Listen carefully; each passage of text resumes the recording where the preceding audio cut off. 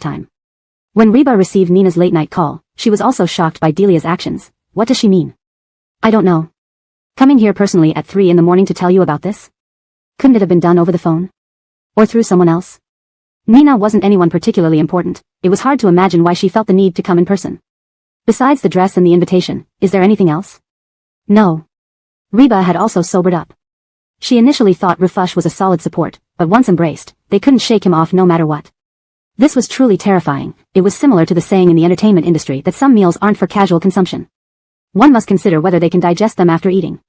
Their current situation felt like a thorn in their throat. What should we do? Nina was very anxious. Clearly, Rufush wanted her to curry favor with Govind, but so far, she hadn't even seen the man. Trying to achieve her goal indirectly seemed impractical too. What should she do? Neither Delia nor Rufush were people to be trifled with. If she mishandled this, would she face a career-killing outcome? Nina didn't dare think about it. Go ahead. Not going means failing the task. We've benefited from Rufush. We can't back down just because the task is too difficult. Capitalists were cold and ruthless. No one wanted to work for free on something that only benefited others. Are you a dog? The next morning, Milagros woke up groggily, her body aching all over, awakened by Govind's kisses.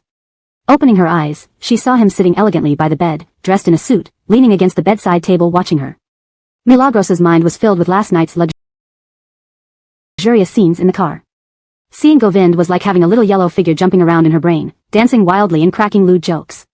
Being obsessed with something meant being captivated by it, and it was entirely true in her case. She was completely mesmerized by Govind's abs. Get up for breakfast. Don't want to. Lenore has come to make breakfast downstairs. You're sure you don't want to eat?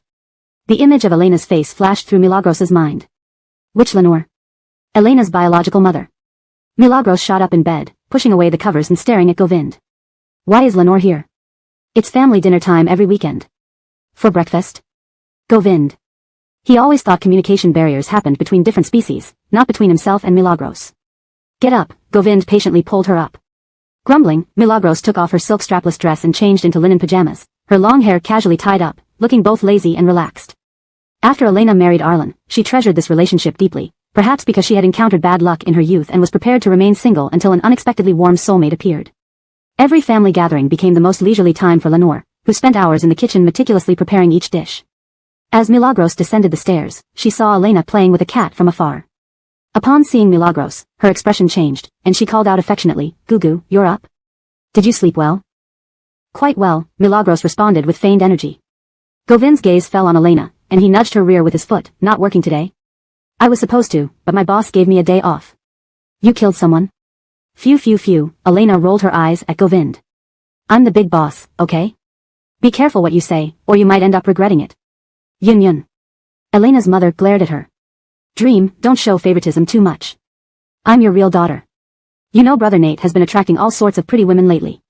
They camp outside my office when they can't find him, annoying our director whenever they see me. Don't exaggerate, your brother isn't that kind of person. Elena's mother frantically signaled her to stop. Who talks poorly about their elder brother in front of his wife? Milagros knows, Elena muttered while holding the cat, then quickly fled to release the cat in the yard before Elena could kick her. No problem. Men tend to attract trouble when they have money, let alone a young and handsome boss with a good physique. That's enough, stop praising if you don't mean it, Govind interrupted Milagros's words.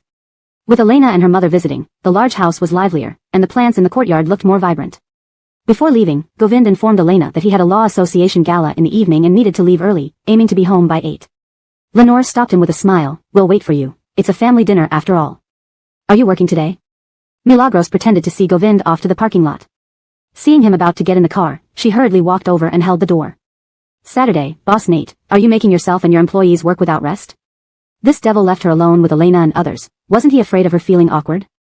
Govind's attitude was unclear, but seeing Milagros's furrowed brows, he sighed lightly and handed her a black card. If you're worried about feeling awkward, take them for a spa or shopping. Milagros was speechless. This guy always used money to solve problems. Simple, brutal, yet effective. Alright, you're sensible. Come here, let husband kiss you. Govind opened his arms to hug Milagros but was dodged. Keep dreaming. At the evening law firm gala, Krista wore a black form-fitting dress and walked in with Govind. As they chatted along the way, Krista wanted to mention Rufush. In the distance, they saw a fiery red figure hand an invitation to the doorman at the entrance of the wine shop. When did such a stunning person appear in the circle? A curvaceous figure paired with a fiery red dress. Wasn't this person a perfect temptress? Govind glanced at his watch as he stepped in. I have to leave by 7:20. The event starts at 7, can you leave at 7:20? Boss Nate.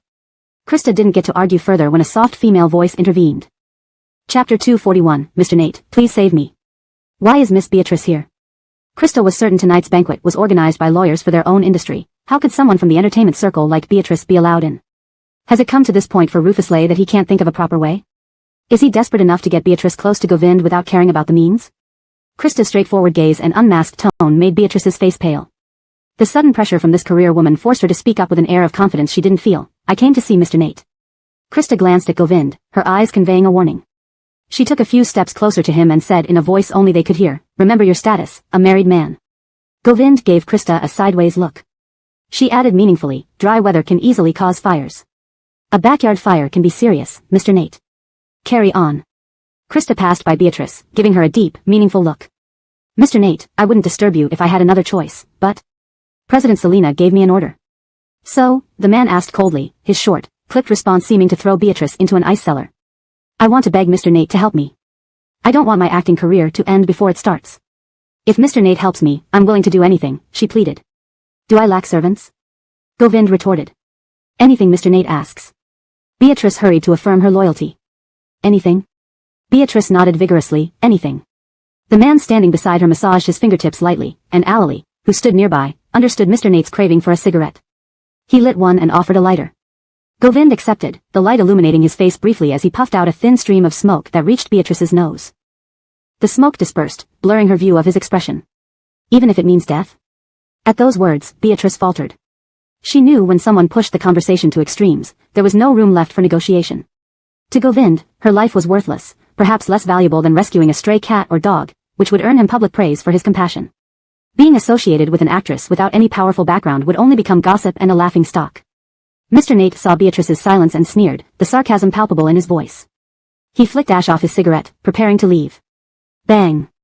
Wearing a fiery red strapless dress and towering heels, Beatrice knelt before Govind, humble as an ant. Mr. Nate, I know actresses are often seen as heartless and actors as immoral. Someone like me isn't worthy to stand before you, not even fit to tie your shoes. But please, help me. I don't want my life to end like this. I have no other options. If you find me troublesome, I promise never to appear before you again. Actors and actresses have no morals? The man pondered over her words, dissecting them. Beatrice didn't understand, but Allely did. He thought of Angie. By calling all actors immoral, Beatrice indirectly insulted Catherine Nate too. Do actors have no morality? When Catherine Nate stood up for a good-for-nothing during school days, creating quite a stir, was that called immoral? When she persuaded her father to donate to Jingang University because of the boss, was that immoral? She was just too quick in changing her feelings. Mr. Nate. Isn't Miss Beatrice considered a cancer within the entertainment industry? What? Flicking more ash away, he said coldly, enjoying the benefits of the entertainment industry while spouting such disdainful words. If you truly understood yourself, you wouldn't kneel here now. You gain advantages and act self-righteous, you do it so smoothly. Beatrice stared dumbfounded at Govind. The dim hotel lighting accentuated the sharp angles of his face. A new star in the business world, how many highborn young ladies yearned for this man? Allely. As he turned, he spoke coldly. Allely stepped forward, looking down at the kneeling and dazed Beatrice. Miss Beatrice, please. One word, sharp and authoritative, full of coercion. Beatrice knew this was her last chance. If this failed, her precarious reliance on Govind's reluctance to kick her out would make things worse for her with Rufus Lay. If he didn't kill her, Delia wouldn't let her off either. Mr. Nate. She grabbed his trouser leg. He stopped mid-step, glancing down at her. Mr. Nate, please save me. His eyebrows furrowed, barely controlling his anger. Allely. 15 minutes, Boss Nate, 5 minutes left. Entering the room with a cold face, Krista moved closer to him, noting his deeper gaze. Images of Angie holding him accountable flashed through his mind. I'll greet them and leave. Who? The chairman? The old chairman has clearly intended to promote you to vice chairman of the Jingang Bar Association this year. Once he steps down, the dinner isn't held every day, only once a year. I suggest you call the elder Lincolnsons and explain the situation. This position of vice chairman may seem important or not. Whoever gets it won't dare touch you. But you need to protect your subordinates, Boss Nate. Krista handed him a glass of wine, speaking earnestly while pushing it towards Govind, who didn't take it, frowning. When have I cared about these things? Krista. Doesn't understand the seriousness? These are things you should handle since you're in charge of the legal sector now, Krista. Krista. Govind wielded immense power and fame nationwide, attracting numerous elites seeking protection. Poor people seek Buddha, rich people seek lawyers. It's the current trend. Navigating the field of fame and profit required both skill and capability. If Montegegmeo dominated alone, it might be a different story. However, although Govind had led Montegegmeo to undertake significant projects and maintained its top ranking in the industry, he still shared opportunities generously with others. Any capable and upright lawyer in Jinggang had received his favors. Chapter 242. Didn't agree? Forget it, we can only delay the time. Use the same method as last time? Nina checked her makeup in the mirror on the passenger seat. Or what? Is there a better way? It's risky. Don't do it. If the rumor about her and Govind spreads again, more people in Jinggang will want to ruin her. Govind is different from Rufusiang. Rufusiang, being over 50, is cautious and would never let a woman ruin his life prospects. Even if he wanted to get rid of her, he would think carefully about the consequences. But Govind is different. With deep background and boundless power, young people like him often act without so many rules or considerations. Reba rarely listens to Nina but also knows that offending Govind isn't wise. Even one of the people in his company could drag her into enough lawsuits. Let's go back and find another way. I'll see if I know anyone connected to President Selena. Thank you, Sister He. Just as Nina left, gossipy news soon pushed her onto the trending list. The leaker didn't dare mention Govind's name but certainly did not hesitate to mention Nina. News of an entertainment star kneeling publicly spread within half an hour. This kind of news is easy to suppress by saying it was for a movie. But they were afraid someone might dig deeper. In the villa at Puyun Mountain, Elena was busy in the kitchen with Greyhamid. Elena sat in the living room playing Govind's gaming device vigorously, the sound of battles filling the house from the TV speakers. Angie was scrolling through her phone. When Elsie's message popped up in the discussion group, she opened it casually. It showed Nina kneeling on the ground pulling at a man's suit pants. Only part of the man's face was visible, but Angie instantly recognized him. Who else could this be but Govind? The posture of this dog of a man wouldn't escape her even if he turned to ashes. Startled, Angie accidentally kicked the coffee table, immediately retracting her foot in pain. Elena, who was immersed in her game, paused and looked at her. What happened? Nothing. Angie rubbed her knee while Elsie's next message came in. Everyone on set is gossiping. Nina's studio denied it as a scene for filming, but what kind of play requires such a scene? Everyone sees but doesn't speak. I wonder where Nina gets all these men from. Bernal, usually harsh and concise, sent a picture, probably high-definition images from somewhere. Seeing the photo, Elsie suddenly stopped talking. Damn. Is this my brother-in-law? My brother-in-law became one of Nina's many flings? Angie was thinking how to deal with Govind when Bernal's message came. It said that tonight there's a lawyers' association dinner. Boss Nate has risen quickly since his debut but hit the peak. Perhaps he encountered someone trying to ruin him. But this person has no real ability and dared not offend Govind directly, so they paid for Nina to trend and leak the photos online. Stupid and foolish. A donkey on the highway, making a fool of oneself. Angie. Bernal succinctly pointed out the core issue. Just as Angie was at a loss whether to laugh or cry, Govind returned. He came in wearing a suit and carrying famous mung bean cakes from Jinggang Bay Street, remembering what she had mentioned the night before. Seeing the mung bean cakes, some of Angie's anger subsided. Eat dinner first or have this? Angie glared at him. Boss Nate, unaware, tugged at his pants preparing to sit beside Angie but was abruptly warned, if you sit, I'll change the sofa tomorrow. Govind. Perplexed, he glanced at his expensive watch and stood looking at Angie. It's 7:58, I'm not late. Angie shot him a look, then opened her phone and handed the photo to him. Mr. Nate understood. So, she thinks he's unclean now? Jichu is back. Wash your hands, it's time to eat. Elena knew Govind was always punctual. Seeing him heading upstairs with his suit, she said, you eat first, I'll shower. You hurry. As Govind just disappeared around the corner, Elena leaned over to peek at Angie's screen. Dream, Elena was interrupted mid-sentence by Angie covering her mouth. What? Elena stopped mid-step and looked back. Angie released Elena's mouth, feigning concern. Yes, Uni, what is it? Realizing Angie didn't want Elena to know, Elena shook her head appeasingly. Elena glanced at her, mumbling, and left the living room. Why didn't you say? Let my mom help you handle him. If he dares to cheat, I'll peel his skin off and preserve it in formaldehyde. Angie, have you thought that maybe your mom isn't really your brother's birth mother? If you stir up trouble, wouldn't that be worse? If Mr. Nate gets caught in the middle, won't it be tough for him? Elena exclaimed, you're too considerate. Do you call this considerate? Isn't this considerate? Elena asked. Angie scratched her head, finally understanding what Govind meant. Talking to someone on a different wavelength is exhausting. Let's not worry our elders over minor squabbles among us. They get worked up over small things. Better not bring it up. Just as Angie was explaining, Govind came downstairs after a shower in summer loungewear, shorts, and short sleeves. His muscular legs flexed as he moved. Angie couldn't help but glance. This man looks completely different in and out of a suit. Greyhamid. Yes, sir. Govind tossed a bag with his suit inside. Throw it away. After dinner, the family chatted for a while. At 10:30, Govind hugged Angie's waist to see Elena and Arlen off. As soon as they left, Angie pushed his hand off her waist and stared at him. Speak. Under the moonlight in summer, despite good mosquito control, some mosquitoes still lingered. Within minutes, Angie began fidgeting. Talk inside. In here. In the foyer, Angie waited for Govind to explain.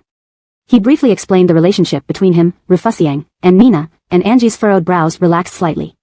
Isn't Boss Nate tired of mountain delicacies and want some wild greens? Not at all. Angie stepped closer, reaching into his short sleeve to pinch his waist. Boss Nate's legs are unclean now. What do you think should be done? Chapter 243, Catherine Nate, good cars don't need spare tires. What should Catherine Nate do? The couple stood in the vestibule while servants in the dining room bustled around clearing dishes. Behind the screen, shadows flickered as a bustling scene unfolded, completely different from the intense passion brewing on this side. Angie reached out and trailed her hand up from Govind's waist to his shoulder blades, her neatly trimmed nails teasingly brushing over his skin. With lips curled in a light mockery, she asked, chop it off. Chopping your legs might affect Catherine Nate's happy life. Mr. Nate emphasized happy life, almost explicitly telling Angie which aspect of life he was referring to. My happy life isn't created by just you, Mr. Nate. Maybe you think too highly of yourself. Not just me. The man caught her palm with a reverse grip and kneaded it. Catherine Nate, good cars don't need spare tires. Mr. Nate, is it a law that good cars don't need spare tires? The man scoffed. Not exactly. Angie's eloquence had always been evident, and her defiant personality had long been recognized. Govind bent down to look at Angie eye to eye, his tone cajoling. So what should Catherine Nate do? Angie freed her wrist, then placed her hand on the man's neck. You'd better take good care of me tonight. I shall obey, Your Majesty. The next day, Beatrice arrived at the set only to notice the odd look she was receiving. Perplexed, she went to her makeup room, but before she could even sit down, the assistant director appeared. He waved away the makeup artist. Director. Beatrice, did you see last night's trending topic? The director said solemnly, looking at her with a mix of understanding and exasperation. Director, please rest assured, I haven't taken on another project. It's just some private matters that ended up on the trending list. It won't affect the progress of this drama. The assistant director expected Beatrice to come up with more excuses like before, but seeing her straightforwardness, he didn't press further. Instead, he reminded her, stars are public figures, everything they do is under scrutiny. In the entertainment industry, a single misstep can lead to ruin. Without strong family backing, one must be cautious. Beatrice knew the director meant well, so she nodded gratefully. Is Angie here yet? Not yet. I heard her scenes are wrapping up, and she's waiting for Director Arlo's part to finish before concluding hers. Beatrice responded with an affirmative hum. Though Angie wasn't present, her popularity remained strong. Everyone in the crew was talking about her snake-catching episode on a variety show, overshadowing even the renowned Hector, making her a rising star, debunking her image as a fragile flower in the entertainment world. Burnell was naturally skilled at marketing, leveraging this incident to secure various endorsements and activities for Angie, bringing her back to her peak fame during her time at Adelard. A perfect life winner, blessed by fate. Burnell did an amazing job. Angie reaped huge benefits. You're right, the fact that Angie has kept the same agent all these years speaks volumes about Burnell's capability. That marketing strategy was top-notch. Reba still falls short in comparison. Casual conversations drifted past Beatrice's makeup room, and the makeup artist worked nervously, casting wary glances at Beatrice's expression, afraid of being blamed. What are you hesitating for? Get going. The makeup artist hurriedly complied. Elsewhere, Omar remained lost in self-pity, unable to shake off the laughter directed at him after Angie's performance. An entertainment show wants to invite both you and Angie. What kind of show? Escape room challenge. Omar glanced at Anwar with a chilly stare. You seem pretty excited. Excited? Brother, you must be mistaken. It's just a regular show, why would I be excited? Besides, if Cameron doesn't want to go, neither will you. Who knows, maybe she finds you too boring. Omar. An entertainment show? No interest. I have no problem with you not joining other shows, but this one with Omar, you must participate. First, it promotes the new drama. Second, there's no male star with better reputation than Hector. Why miss out on such publicity? Don't you want to return to your prime? Angie sat slumped in Burnell's office, mind buzzing. Burnell saw through her lethargy and pulled up a chair across from her. Ready to quit the industry? No way. Then get serious. Look at you now. Don't think you can rely on Govind. Angie, infatuation won't get you anywhere. Stay focused. Angie glanced at Burnell, sighing deeply. Relax, I'm not infatuated. So? Are you participating or not? Omar is too cowardly. He isn't rejecting you, yet you're rejecting him? Burnell chuckled despite herself. Angie pouted but didn't respond. Have dinner together? No, I have plans. Got an endorsement for you, and I'm meeting a top-notch makeup artist tonight. How lucky am I? Meeting you is truly a blessing. My success depends entirely on you. Get lost. Approaching rush hour, Angie adjusted her schedule to return to Puyin Mountain early. Sister, it looks like Hector's car up ahead. Since the last encounter on Puyin Mountain, Angie had become cautious. Stay far. We aren't in a chauffeur-driven car today, so we shouldn't be spotted. Omar is careful and calculating, and his agent is sly. Staying far is smart. Isaiah didn't argue but followed Angie's advice. Though Angie seemed unreliable on the surface, her years in the Hua family had honed her skills, knowing when to act and when to be cautious. Their cars split at an intersection. Anwar commented, property management says the villa atop Puyin Mountain belongs to a powerful figure, but I couldn't find any specific information online. If you could find it, they wouldn't be powerful. Anwar pondered and agreed. Chapter 244, Tired of me? How? Unable to contact or meet Govind, Rufus Wei could only come up with the harebrained idea of sending Beatrice on a roundabout mission. However, after a day passed without any news, he ended up being outmaneuvered. This was truly a clear case of someone using him for their own ends. The secretary glanced at Rufus Wei. It's been investigated. It seems that Mr. Nate's prominence in Jinggang Lawyers Association obstructed some people's promotion paths. Someone took photos and leaked them online. The person responsible has been found. Before Rufus Wei could respond, Delia, dressed in a traditional Chinese qipao, put down her teacup with the sound of her bracelet clinking against the table edge. Which law firm? Kangsheng, said the secretary cautiously. Kangsheng had a bit of history with them. Initially, before Govind joined Jinggang, Kangsheng was the top firm in Jinggang, collaborating several times. They were acquaintances. But as the legal department of Kai Lai Group matured, ties gradually faded. Delia looked at Rufus Wei. Old Selena, what do you think? Forget it, we will find other ways. After this remark, Delia remained silent for a while but didn't follow his lead until Rufus Wei was called away for a meeting. Only then did Delia address the secretary. Do you know why I asked you here? Startled by these words, the secretary thought for a moment and nodded. Being around the boss long enough, she knew exactly how to read minds. Delia was much more ruthless than Rufus Wei, having grown up in a prominent capital family. Every daughter there was battle-hardened since childhood, trained in the art of power plays. Rufus Wei's kindness was no match for Delia. I understand. In the afternoon, just as Govind was preparing to leave work, Elon panted and blocked his path. Mr. Nate, the founder of Kangsheng, is dead. Govind frowned slightly. How did he die? He supposedly died in a car accident, Elon muttered, perplexed. How could anyone die in a car accident during rush hour traffic in Jinggang? Who would believe it wasn't intentional when everyone knew cars barely moved at 5 miles an hour there? And crucially, they just uncovered this person bad-mouthing their boss in the morning, and he was gone by the afternoon. Who was so kind as to take care of it for them? Govind had a vague idea of who was behind this. Was Rufus Wei furious? Interesting. At home, Angie, fresh from a bath, wore loungewear while playing with a cat on the carpet. Greyhammed waited respectfully nearby, greeting Govind as he entered the foyer and taking his coat. Govind waved, signaling them to leave. Cheese, come here. Sitting on the sofa, Govind patted his lap, and the ragdoll cat leapt into his arms. Angie clicked her tongue. Pervert cat. The Kangsheng partner is dead. Who? The one who took the photo last night. Suddenly dead? Not so sudden, Govind replied, stroking the cat as he spoke. Did Rufus Wei do it? Rufus Wei isn't entirely transparent, but wouldn't come up with such underhanded tactics. Before Govind finished, Angie understood. Was it Delia? I've heard my mother mention her. She's the top daughter from a prestigious capital family. Despite living a life of luxury, she's always making decisive moves for Rufus Wei, striking fiercely and decisively. Delia wasn't someone to be trifled with. Over 99% of Rufus Wei's dirty work involved her. Sounds like her. At this point, shouldn't Boss Nate help clear the Kangsheng partner's name? With leverage against Delia for murder, what else can't you get? Catherine Nate, you are clever. Teasing her? Don't tell me Boss Nate wasn't thinking that. She'd guess he'd already set things in motion if he wanted Kai Lai Group. He wouldn't miss an opportunity. Govind smiled. Angie lost interest in chatting, rolled her eyes, and checked her phone, where Kimberly's message sat prominently. Kimberly invited me for drinks. Govind didn't restrict Angie's freedom. He knew she liked to talk tough but wouldn't really go far. This girl was sharp. Have dinner first. That's what I thought. Drinking. It gets better in the dark. As Angie prepared to rise from the carpet, Govind scooped her onto his lap just as she grabbed the coffee table. What are you doing? What do you think?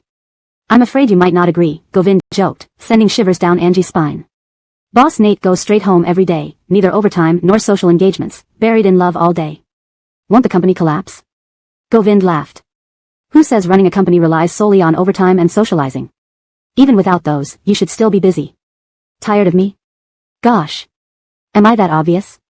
Angie feigned surprise as Govind's hand gently rubbed her side, his smiling face studying hers as if looking into her heart. You can't even bother to pretend. If Boss Nate knows I can't even bother, shouldn't you have self-awareness? Catherine Nate, you want me close enough to fuse with your body, then kick me off Earth when you're done. You're a hypocrite. Angie stayed silent. After a while, Govind leaned in, kissed her lips, and whispered something that made her blush. What are you thinking about? Resting your chin with such a spring in your step. Catching sight of Angie as she entered the bar, Kimberly saw her struggling to suppress a smile. You're late, Director Chu.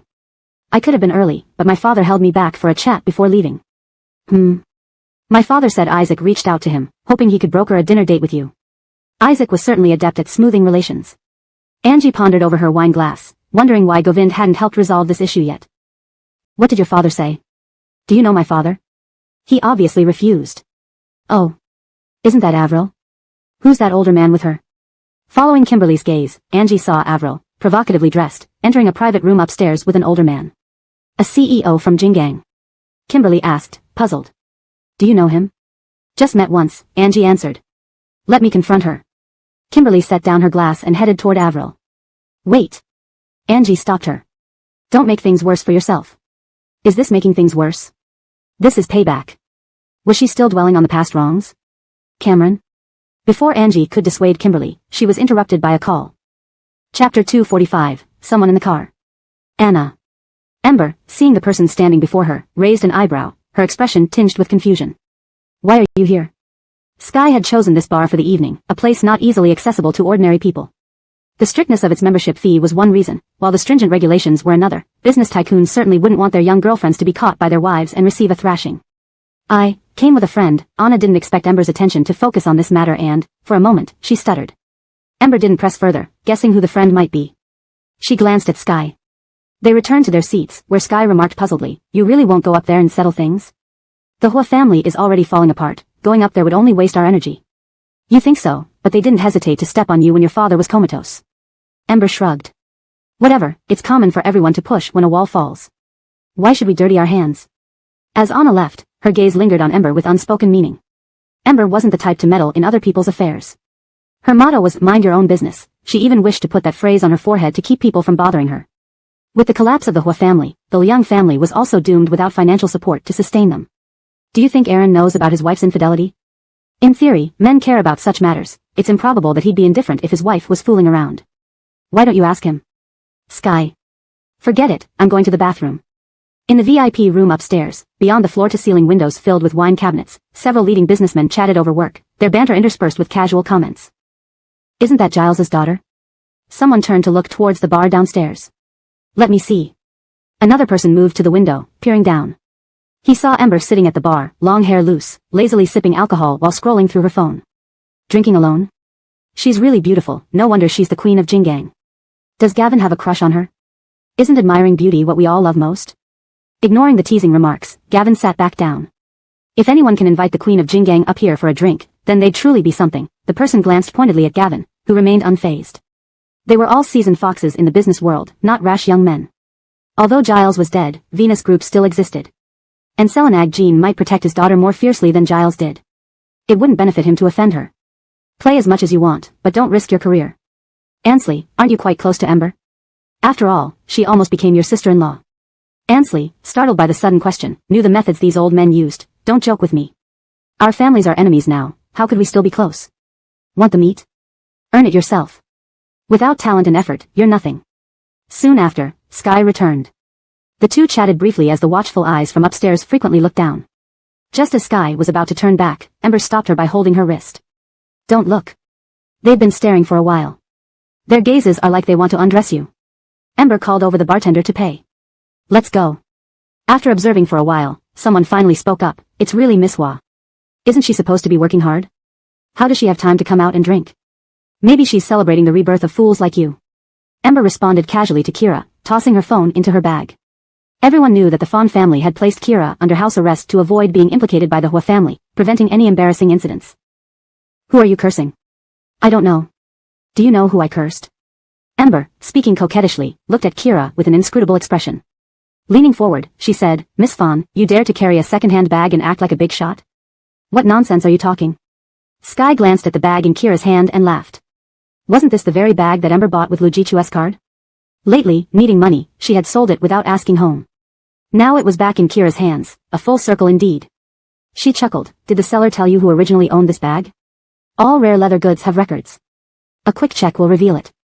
Kira paled but tried to remain composed. She had finally climbed to a higher social circle. She couldn't let Ember ruin her now. Forget it, I'm not in the mood to argue today. If you don't want trouble, behave yourself. Ember waved her hand dismissively, as if giving her a way out. Then, she and Sky prepared to leave. This condescending attitude felt like looking down on ants. Leaving, Sky snickered. Don't pretend to be rich if you can't afford it. You think anyone cares? Arriving at the parking lot, Chinshur was playing games on his phone. Ember tapped his shoulder, signaling it was time to leave. Parking at the entrance, after some twists and turns, they arrived. As Chinshur pulled out his car key to unlock the vehicle, suddenly, headlights flashed, hitting the windshield of a parked Cullinan in the corner. Chinshur shielded Ember. What's wrong? There's someone in the car. Another attempt? Property disputes ready to escalate into murder? Graced her life always be so tumultuous? Hide first. Ember complied, moving behind a pillar, watching as Chinshur walked cautiously towards the car. He shone his flashlight inside. The intruder, realizing he was discovered, opened the door and headed directly for Ember without engaging Chinshur. Damn. Seeing the situation deteriorate, Ember sprinted off. Was she so easy to bully? People kept targeting her. Chinshur chased after the assailant. To survive, Ember kicked off her high heels and ran barefoot across the parking lot. In panic, she discarded her bag and grabbed a fire extinguisher from the corner, spraying wildly. Chinshur rushed in, kicking both men down, delivering a powerful punch to the attacker's head, knocking him unconscious. Chapter 246. Isaiah picked up the shoe from the ground and helped Angie into a Maybach that had rushed into the parking lot. Angie glanced back and vaguely saw someone bundling up an unconscious man and tossing him into the vehicle. Helpers? Mr. Nate's men, Isaiah explained. Mr. Nate seems quite forward-thinking. Did he know I would be chased by people? Isaiah dared not speak.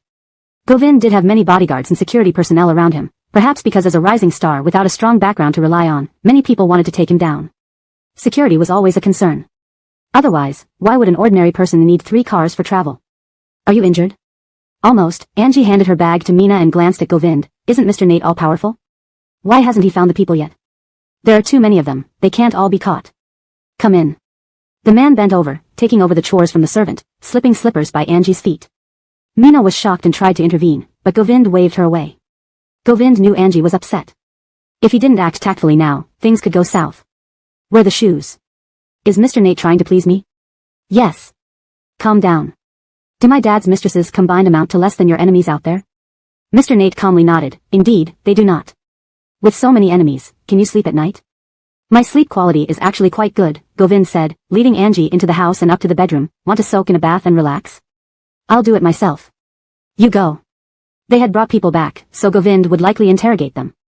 Wasting time with her now wouldn't be appropriate. The man suddenly chuckled, walked closer, cupped Angie's face, and planted a kiss on her forehead. Catherine Nate is really nice. Angie. Teasing her? This bastard. Puyan Mountain, besides the main residence, had 2 annex buildings. The guard staff lived in one building while the servants resided in another, segregated by gender. The guards handled security monitoring for Puyan Mountain. Owly led his men into the courtyard of one of the annex buildings that day. He removed his headgear and doused the tied-up man with cold water to wake him up. The bound man woke in fear, staring at the man in front of him dressed in pajamas, his hair standing on end from sheer terror. Govind held a cigarette between his fingers, inhaling deeply as he offered it to the captive. Will you talk or shall I ask? The man trembled, not daring to speak. Owly looked at Govind, understanding, and took advantage of Govind's turn back to punch the man in the chest, demanding an answer. The man refused to open his mouth. Standing in the courtyard, Govind glanced towards the main house's bedroom, catching a glimpse of movement. Summer mountain breezes weren't scorching, nor were they as cool as autumn's. Make him talk. Understood. After extinguishing his cigarette, Govind headed towards the main house. What does Mr. Nate mean? A guard asked, confused about why Govind left before getting any information. He means we don't need to kill him, Owly replied. Professionals wouldn't break easily, and they needed to apply some tactics. With their experience, it wouldn't take long to get him to talk once they started working on him. They had him now, no need to worry. Angie emerged from the bathroom wrapped in a towel, not having had time to change into nightwear when Govind returned. Interrogation done? Owly is handling it. Lotion? Which jar? The white one, Angie pointed to one of the bottles on her vanity.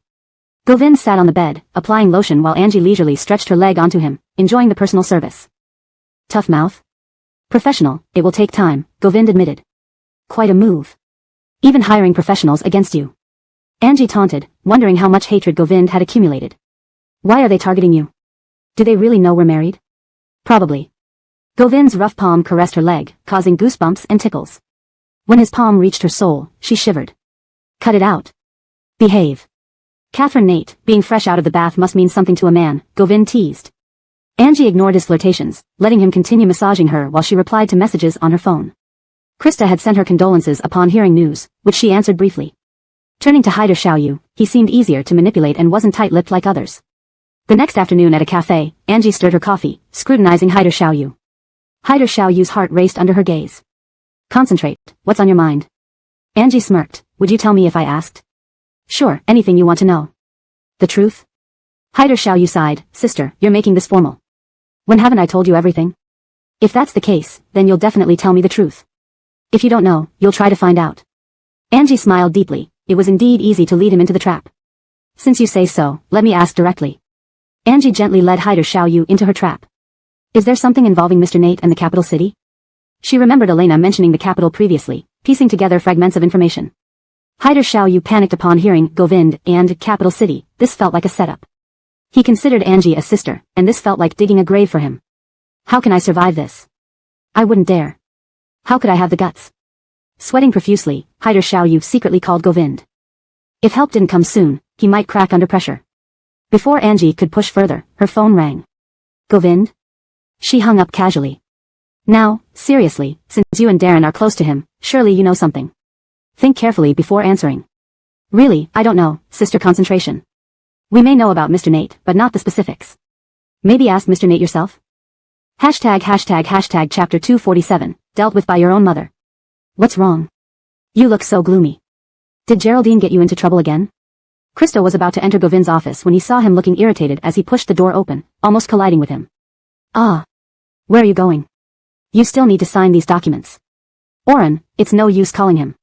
The boss is in for a surprise, Elon said as he exited the office, catching Krista trying to stop Govind. What do you mean, surprise? The Lincolnsons is interrogating Jonathan about Boss Nate, and Jonathan has already called for help. If Boss Nate arrives any later, his cover might be blown. Angie's tenacity knew no bounds. She wouldn't stop until she got what she wanted. If she caught Jonathan, she'd definitely squeeze something out of him. Krista suddenly perked up, her gaze drifting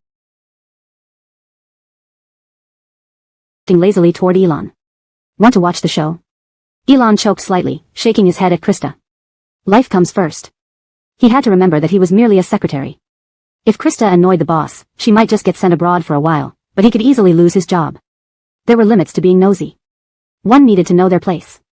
Inside the cafe, Jonathan was drenched in cold sweat under Angie's relentless questioning. His face glistened with perspiration, and he was practically begging her to stop. Cameron, I really don't know anything. If you don't know, then why are you trembling? I'm just feeling upset because I can't assist you. Upset because you can't serve me? Angie raised an eyebrow. She didn't believe him for a second. But I am, sister. Think carefully before you speak. Jonathan raised his hand in an oath. I swear on my life, if I lie, may every wife I ever have die. Angie. Men are truly men, they even hesitate to swear on themselves, only using women. So swearing on your wives means nothing. If you curse yourself, I'll believe you. Jonathan was terrified, beads of sweat dripping from his forehead. How? Angie casually picked up her coffee cup and sipped. Say that if you dare to deceive me, you'll suffer impotence after each encounter. Jonathan. How venomous women can be. How venomous. To curse him like this, wasn't she trying to kill him? Sister, I'm your beloved little brother. Ask anyone in Jingang, who is more loyal to you than me. There isn't another.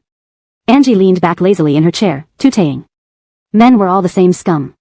Jonathan, the trick you're using, I saw Waverly use it on women even before I graduated. Jonathan. That bastard Waverly. It was thanks to Angie's upbringing around notorious playboys that she was familiar with such tactics. Her own father and half-brother were two of the worst in Jingang, unmatched in their debauchery. Speak up. While I still have patience. About what? A sudden voice from behind startled Angie, turning her head to see Govind standing there, weary from travel. Seeing his savior arrive, Jonathan bolted away immediately. Boss Nate, aren't you keeping a woman in the capital? You rushed here to prevent me from finding out? If I kept a woman outside, would I let you pressure me like this? Govind unbuttoned his suit jacket and sat down, signaling the server for a menu. He initially thought it was a Western restaurant but found it was just a regular cafe. Putting down the menu, he paid with his phone. He stood and looked at Angie. Are you coming with me or shall I drag you? Rolling her eyes, Angie reluctantly got up and followed Govind out of the cafe. In CBD, especially Govind's turf, high-end restaurants and private villas hidden in alleyways were commonplace, exclusive to members. Govind brought her to a traditional Chinese villa, highly secluded. Once inside the private room, a staff member guarded the entrance. The Wangwali furniture exuded luxury and elegance. Freddie used to bring her here frequently, but she usually stayed outside, never joining their inner circle discussions. Today, sitting at the head of the table, arranged by Govind, felt unusual. Mr. Nate knows quite a few good places. If you like, I can bring you here often. Lincolning over the menu, he gestured for her to choose. What would you like to eat? Never been here, you decide, Boss Nate. The servers were as observant as white-collar workers, noting every detail of frequent guests, the company CEO, preferred dining companions, tastes. Clearly, Angie realized Govind had never brought a woman here before. The server left with the menu. Angie watched Govind remove his jacket and drape it over the back of his chair. After he settled, she asked, you rushed over here because you were afraid I'd find something out? Not exactly. Pouring tea for her, his long fingers curled slightly, veins popping on his hands. Angie waited for his next words. Govind continued, I feared you might hear a different version from others. She smiled, twirling the teacup in her hand, pondering his words. Have you heard the story of the crown prince competing for the throne, who was killed by the real prince far off at the border? Are you the real prince? Angie remembered that Govind's mother was from the capital and divorced Arlen shortly after giving birth, moving back to the capital. Could it be? I wouldn't say prince, but I am a threat to some people. They tried to kill me but failed, so now they're targeting you. Do I have that much luck? To be hunted by my own father and pursued by your mother? Govind couldn't help but chuckle. Geraldine has always had incredible luck. So, they want to kill you because you're in their way? Still investigating. The dishes started arriving one by one. Angie fell silent for a moment, then sighed. You better hurry. Otherwise, I'll be in danger. Harm lives on for 1,000 years. Catherine Nate, rest assured. Angie. Unpleasant words, yet surprisingly impactful. Chapter 248, When Did He Ever Only Want a Person? On the weekend, Angie joined Omar in a large-scale reality show, an escape room challenge. The producers were generous, renting half of a film city for the event. There were over 100 NPCs alone. Looking for what? Angie asked while holding a map and listening to the director explain at length. Omar explained beside her, the truth behind the death. Angie, is the director sure he's not a pervert? Looking for this at night? Won't it scare people to death? We are divided into 2 groups, 6 people each. Whichever group finds the truth first wins. Got it? Got it. The regular cast members were all very excited. As expected, Angie was grouped with Omar. She muttered as she walked with the group, is the director really not here just for our popularity boost? Finding me is one thing, but you're an Oscar-winning actor. If I'm not mistaken, this is your debut on a variety show, right? Watch your head, Omar patiently responded to Angie's endless chatter. When they reached a veranda, he even politely reminded her. This simple gesture sent the comments section into a frenzy. Oscar-winning actor Arlo is so handsome. So handsome and gentlemanly. Cold-faced Oscar winner and his chatty little wife, why am I suddenly fangirling? What the heck? How gentlemanly. Did Angie charm him? Ah. Angie jumped at the scream from a regular guest. In the pitch-black alley, lights suddenly flickered on, revealing a row of ghost-like figures in white clothes. This scene was indeed terrifying. If she didn't know this was an escape room, she might have been scared out of her wits. The director said we need to find important clues on these people. Angie, on them? Pat them down? Maybe, the man said shakily. Such heavy taste. Dense. Sister Dense, what do we do? Let me try. I'll go. Omar volunteered, not wanting to see Angie, a woman, do such a task. Before everyone could praise him, Angie stopped him. Forget it, let me handle it. She pulled out a stick from somewhere, walked up to the ghost in the middle, and poked him with the stick. Want an autograph from actor Arlo? I can get you one. The ghost didn't react. Angie poked again, still no reaction. She clicked her tongue, is hitting ghosts illegal? You can't hit NPCs, the director reminded through the earpiece. Angie muttered under her breath, you tell me not to hit, so I won't? Ghost, someone got me to work part-time, but no one told me I'd be hit. Angie waved the stick, clearly eager, and approached the NPC. The thick stick would hurt if it made contact. All right. Just tell me who has it, and I won't hit you. Ghost, 7. Realizing it, Angie headed to the 7th person and started patting him down. The moment her hand touched him, the ghost suddenly rushed forward in a mad frenzy, scaring everyone into screaming. Angie rolled her eyes, protecting the person behind her by grabbing their clothes and slamming them against the wall. She removed his wig and was ready to strip him naked. Here, don't take off my clothes, or you'll be walking around naked. Angie took the booklet from his hands. As soon as she opened it, all the ghosts froze, unable to move. The live comments exploded. No one told this sister that this is a live stream? Who would tear off someone's clothes in public like that? Doesn't she have any shame? Actor Arlo. Wake up, sister. Actor Arlo is right next to you, he's a national idol. The director and staff watched Angie's antics on the monitor. What was supposed to be a 3-hour program might be over in an hour and a half. All she had was a stick. She used threats and bribes, almost stripping the NPCs naked. Fan comments flooded the live stream. Modern internet users loved such unpredictable programs. Inside Wang Jintai, Haider Xiao watched the live stream on his phone. No wonder it's my sister Dents. Her logic circuit is comparable to artificial intelligence.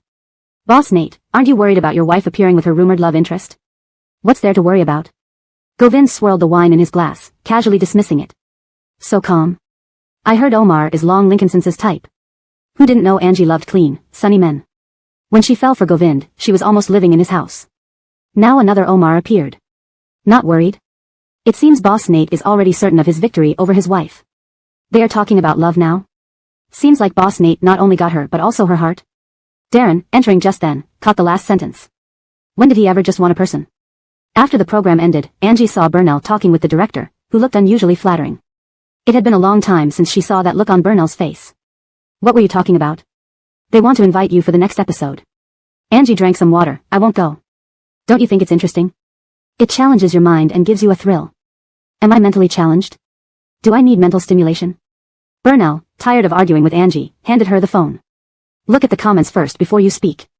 Angie glanced at the comments, sighed, and returned the phone to Burnell. Catherine Nate. Where's Mr. Nate? He's in the annex building. Questioning someone? Angie raised an eyebrow, intrigued. She changed her plan to change shoes and went straight to the annex building. Even before reaching it, she heard screams.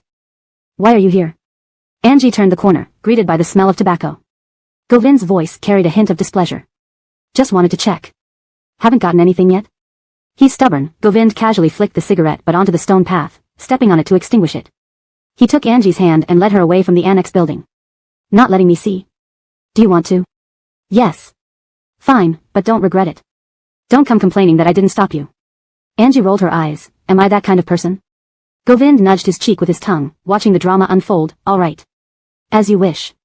Note, for consistency, I've translated names phonetically where possible, e.g., Angie, Omar.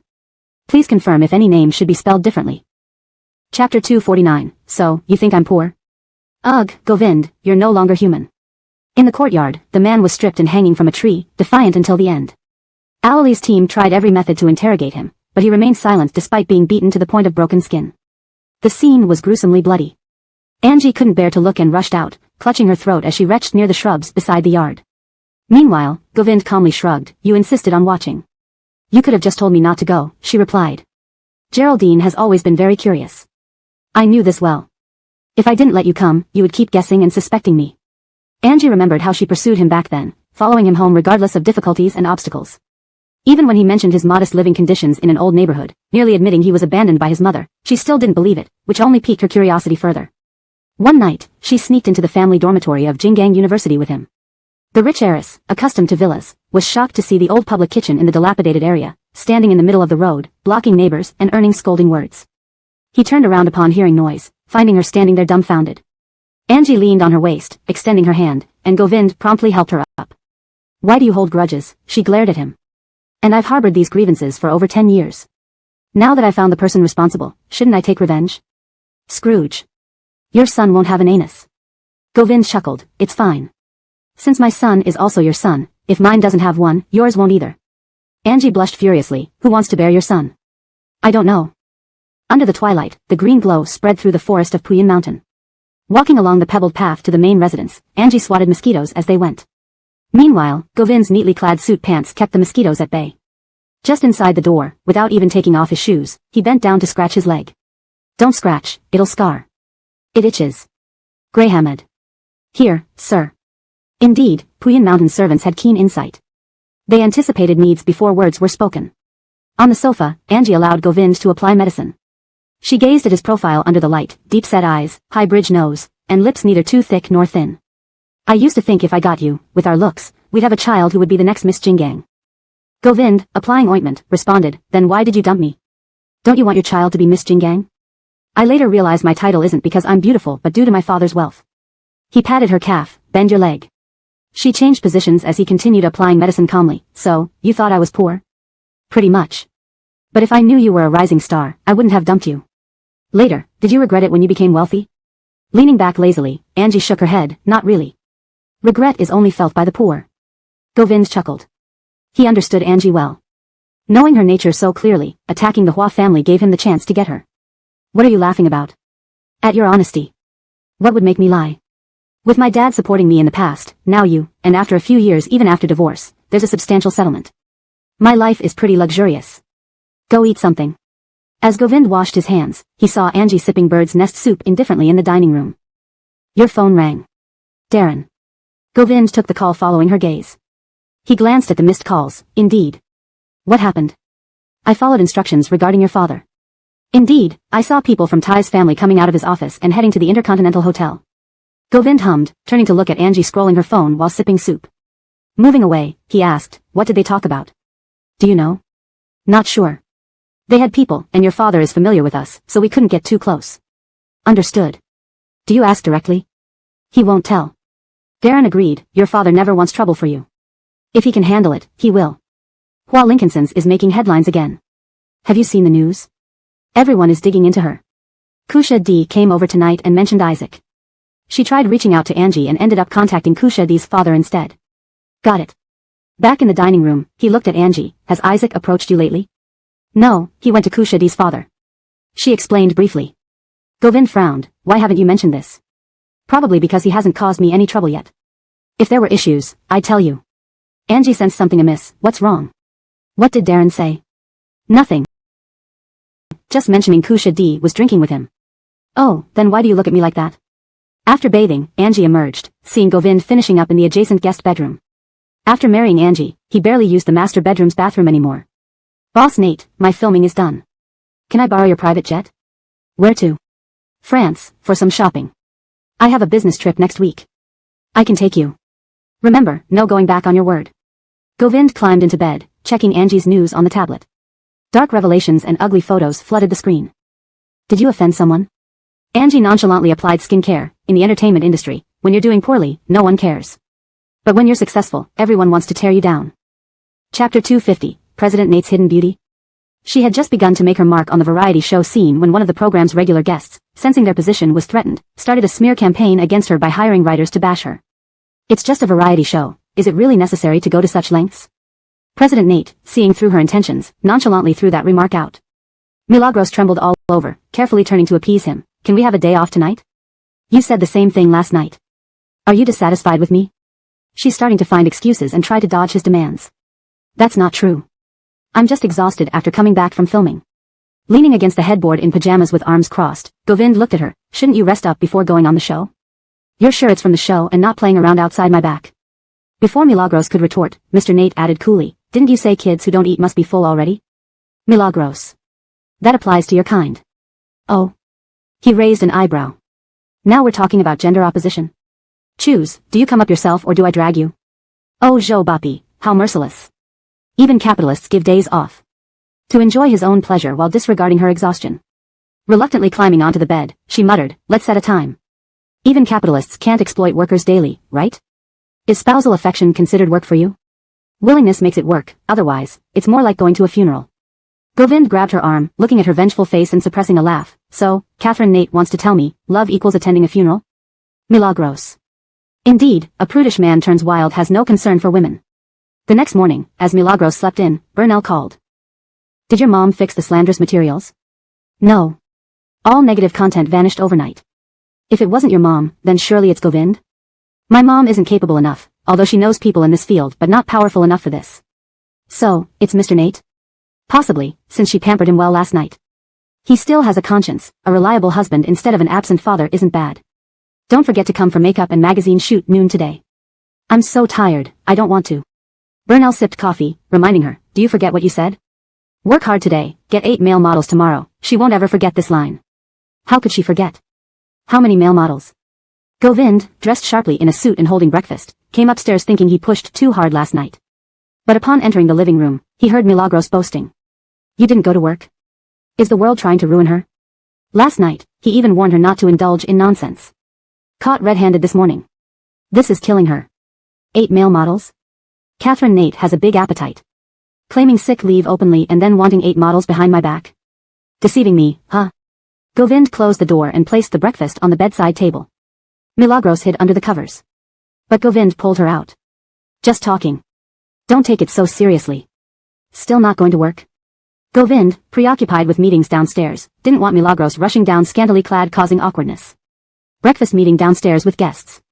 Press the intercom if you need anything, Greyhamid will bring it up. No wonder. She wondered why he wore a suit without leaving. Turns out there was a breakfast meeting at home. When will it end? Won't they know we're married if I go down? Govind's face darkened hearing these words from Milagros. After a long pause, he spat out, do as you please. Why so angry? She murmured as she watched him leave the bedroom. Downstairs in Pyeongchang dining room, executives were seated, enjoying breakfast. Govind, whose business spanned multiple industries, held breakfast meetings generally at hotels, but today at his private residence with high security checks. The mansion exuded the presence of a female owner, making everyone curious. This hidden marriage news of Jingang's new elite would shake Montegegmeo stocks. Krista took a sip of coffee. Mr. Nate doesn't like his privacy discussed. What I'm curious about, you all are. These CEOs exchanged glances. The servants stayed silent. As Govind descended, discussions halted. Noticing the unusual atmosphere, he asked, what's wrong? One executive gathered courage. Mr. Nate, any upcoming good news? Govind, avoiding direct answers, responded, enjoying the breakfast. Evasion confirmed suspicion. They understood implicitly, only curious which lady. Watching everyone speculate, Krista received a call, then whispered to Govind, Elon says someone's here to see you. Chapter 251, Angie jumped from the building. Let him wait. Govind coldly uttered 4 words, while Krista held her phone and replied to Elon via WeChat. A breakfast meeting that stretched until noon directly turned into a lunch meeting. Angie, still groggy, finally woke up, grabbed her phone, and checked the time, 11 o'clock. Mr. Nate, is it over? I need to go out. Not yet. Angie stood in front of the sink brushing her teeth with an electric toothbrush when she typed another message, change location? Let me out. Do I have you tied up? People will see. Catherine Nate can't be seen. Hidden marriage. Damn it, stop pretending. Angie splashed water on her face and roughly wiped it off, almost piercing through her phone screen as she waited for Govind's reply. Finally, after getting dressed and preparing to leave, she couldn't help but call him. But on the other end, it showed no one answered. Pushing her. That damn man just wanted to force her to show up, didn't he? Angie was laughed at the situation. Fine, fine, fine. As the princess of Jinggang, she had never feared anyone in her life. The Pyeongchang villa was spacious, featuring Italian decor that exuded understated luxury. From the first-floor living room, one could see the second-floor hallway clearly. Whether Angie took the elevator or the stairs down, she would be seen. Govind not answering calls or replying to messages was clearly meant to pressure her to come downstairs, wasn't it? She refused. Downstairs, Krista was grinding coffee at the bar counter while other executives were around. Looking up, she saw a purse fly down from the direction of the master bedroom upstairs. Following that, there was a thud as someone jumped down. What was that sound? Krista, Lincolnson's flying in midair? Has Geraldine been playing too many men and started risking her own life now? Jumping off the building? What was that sound? The executives all looked puzzled one after another. Govind's gaze fell on Mina. Take people to check it out. Krista opened her mouth to say something but stopped. Some husbands make it so their wives constantly want divorces. Rich doesn't help when they might not live long enough to enjoy it. Mina led the servants outside and saw his wife limping towards the parking lot while leaning against the wall. Inhaling sharply, terrified, he whispered, "Too. Shoo, don't say anything." Angie, under everyone's stunned gaze, made her way to the parking lot. Sir, Mina, still shocked, approached Govind and whispered something in his ear. All the executives saw Mr. Nate's expression change dramatically as he pushed away his chair and rushed toward the parking lot. His movements nearly knocked the expensive chair over, but luckily Krista caught it in time. As soon as Govind reached the parking lot, Angie had already driven off in a Cullinan. Angie. Angie. Why don't you give her a call? Krista followed and handed her phone to Govind. He received it and only then realized he had been blocked by Angie. This. She even resorted to jumping. Pushing too hard, careful you lose your wife. Or should we disperse? You chase after her? Govind gave her a cold look, which frightened Krista into retracting her neck. Fine. It's none of her business. If the wife leaves, let her leave. It might even be better that way. Some stubborn people just needed to be taught a lesson. Govind would become famous, entering history for actually forcing his wife to jump off a building. If gossip reporters found out, wouldn't this make for a huge feature article? Why is your leg like this? Got bitten by a dog? Everyone in the company was shocked to see Angie limp in holding her leg. Burnell was so alarmed she forgot to scold anyone. It's a long story. I'll rest a bit first. Burnell glanced at Elsie, who quickly fetched the first aid kit. Just inside, they saw Angie pull up her pant leg, revealing a large patch of red abrasions on her knee. Big sister, did you play a little too wild? Already kneeling now? Don't get suggestive. Angie rolled her eyes. With your injuries in that spot, it's hard not to think suggestively. Yesterday you were fine, today your knee is like this. Did you two film some weird science experiments last night? Angie. Don't like hearing that? Then how about this? When studying human origins with Mr. Nate, remember you're a celebrity. A bunch of hungry kids waiting for you to bring in revenue. Don't self-destruct. Sister, here's the first aid kit. Seeing Angie's injured knee, Elsie inhaled sharply. Just do a simple bandage and check again after filming. Once outside, Elsie immediately began gossiping and even created a small chat group with Alalie and Isaiah. Elsie, did something happen I don't know about? Isaiah?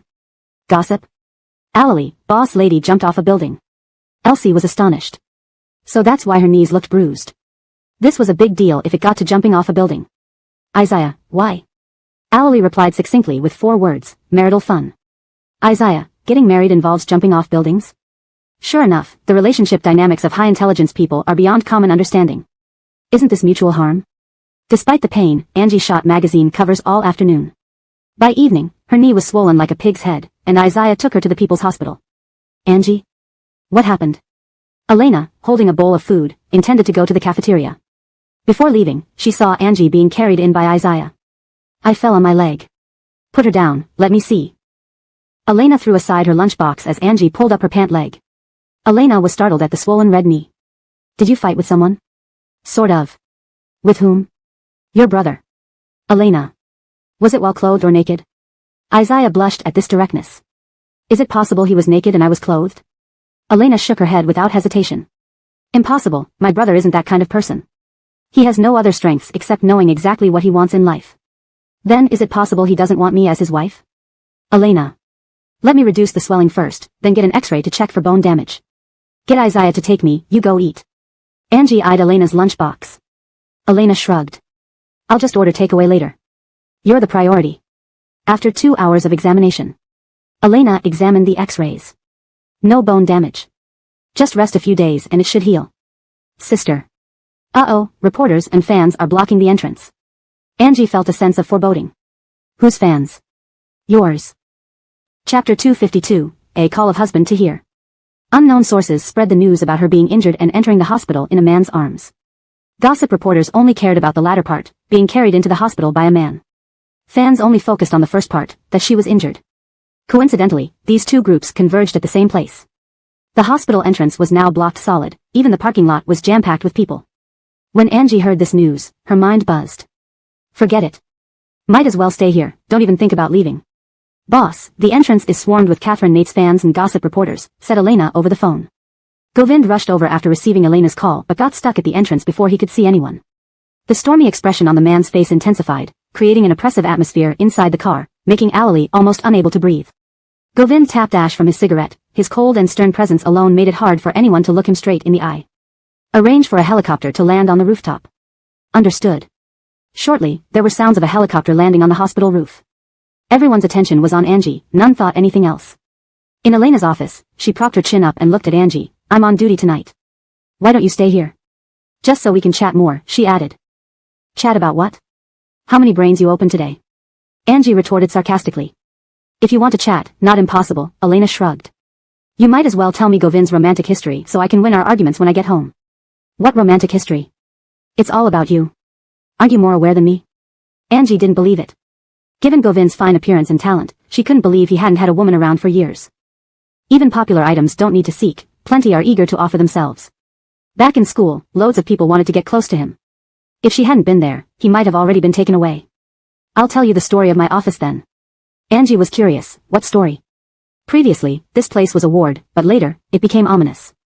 Any patient admitted here inevitably died. Eventually, the department dared not admit patients here anymore, but you know how valuable space is in a hospital. Even the corridors are used as wards. How could they allow a ward to remain empty? So what happened next? Angie felt a sense of foreboding. Well, as you see, it turned into my office and lounge. Elena smiled deeply. Cold sweats dripped down Angie's back. You're not lying, right? Ask any nurse in the corridor if you doubt it, replied Elena. Angie swallowed hard and decided against staying. Aren't you scared? The director said, the chief has a bad temper and can't be afraid of these things. Elena spun a pen while leaning back. Angie shivered, feeling eyes watching her from behind the walls. Bang, the door suddenly swung open, startling Angie. Knock before entering, will you? Without a word, Govind received a scolding. Why would a ghost knock? The dark expression remained on his face. What did you do to act so guilty? Do I need your interference? Angie retorted stubbornly. Elena sensibly stood up and left without getting involved, reminding them before exiting, keep it down. Many just had surgeries here, too sensitive to shocks. Angie.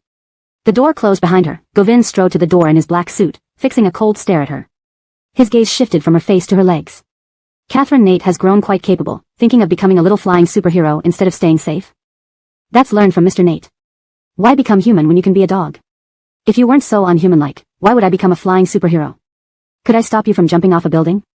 Govind leaned over the bed beside her, trapping her between the single bed and the wall, giving her no escape. Are you implying I want to throw away my life? Haven't you pushed me to a dead end? Don't pretend I don't know your thoughts. Hidden marriage is hidden marriage. If you dare play tricks on me again, I'll snip you at night. Angie pulled on Govind's tie, bringing him closer as she warned through gritted teeth. Govind didn't get mad, slightly pulling the corner of his lips and retrieving his tie. Then you'll have to live as a widow for the rest of your life. Whatever. A person isn't much, but their mouth sure is tough. Govind glanced down at Angie, turned and prepared to leave. Seeing him go, Angie panicked. He's going to leave her alone in this haunted office? Govind, wait. Govind. Govind. Wasn't Catherine Nate bold enough to jump from a building? Afraid of a hospital office? Angie. Angry. I remind you, the celebrity, downstairs is full of your fans and gossip reporters. Want to leave?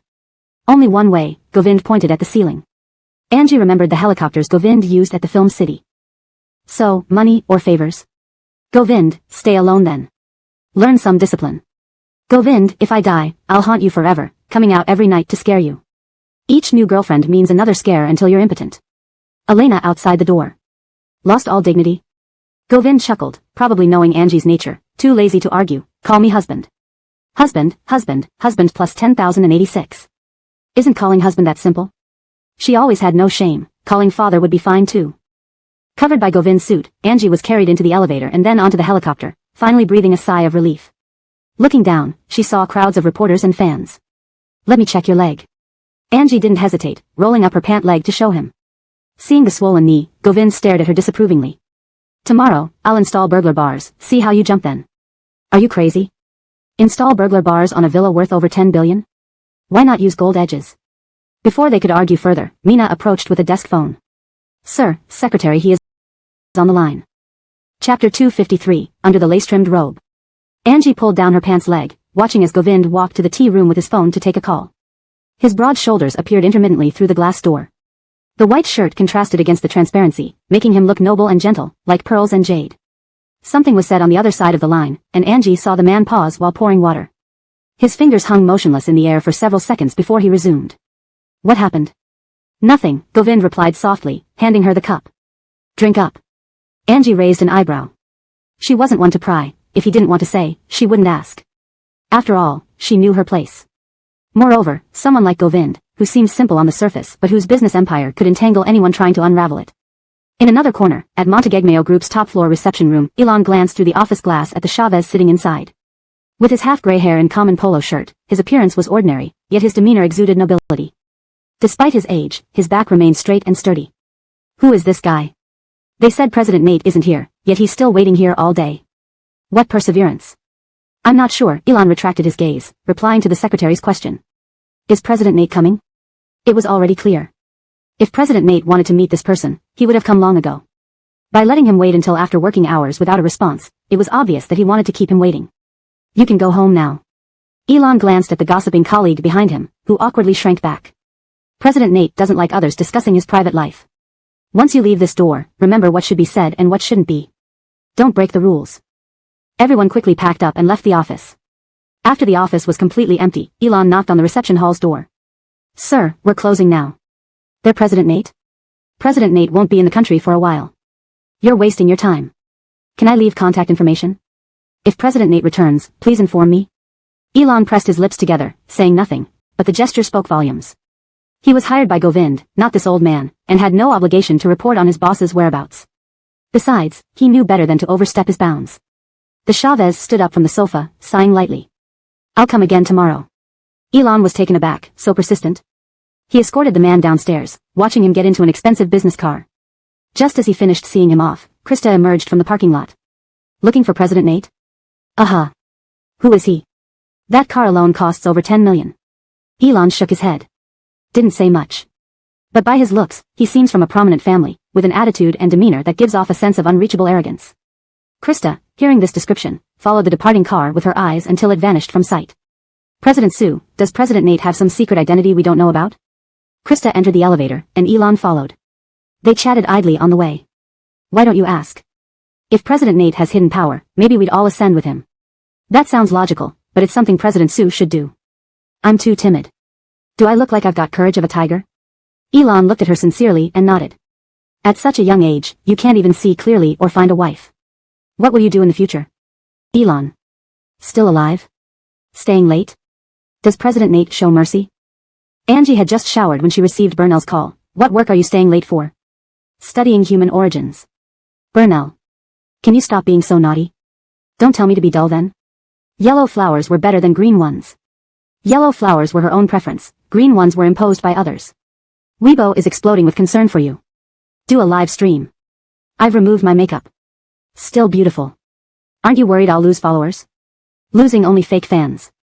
If you don't live stream, fans will surround the company, affecting our productivity.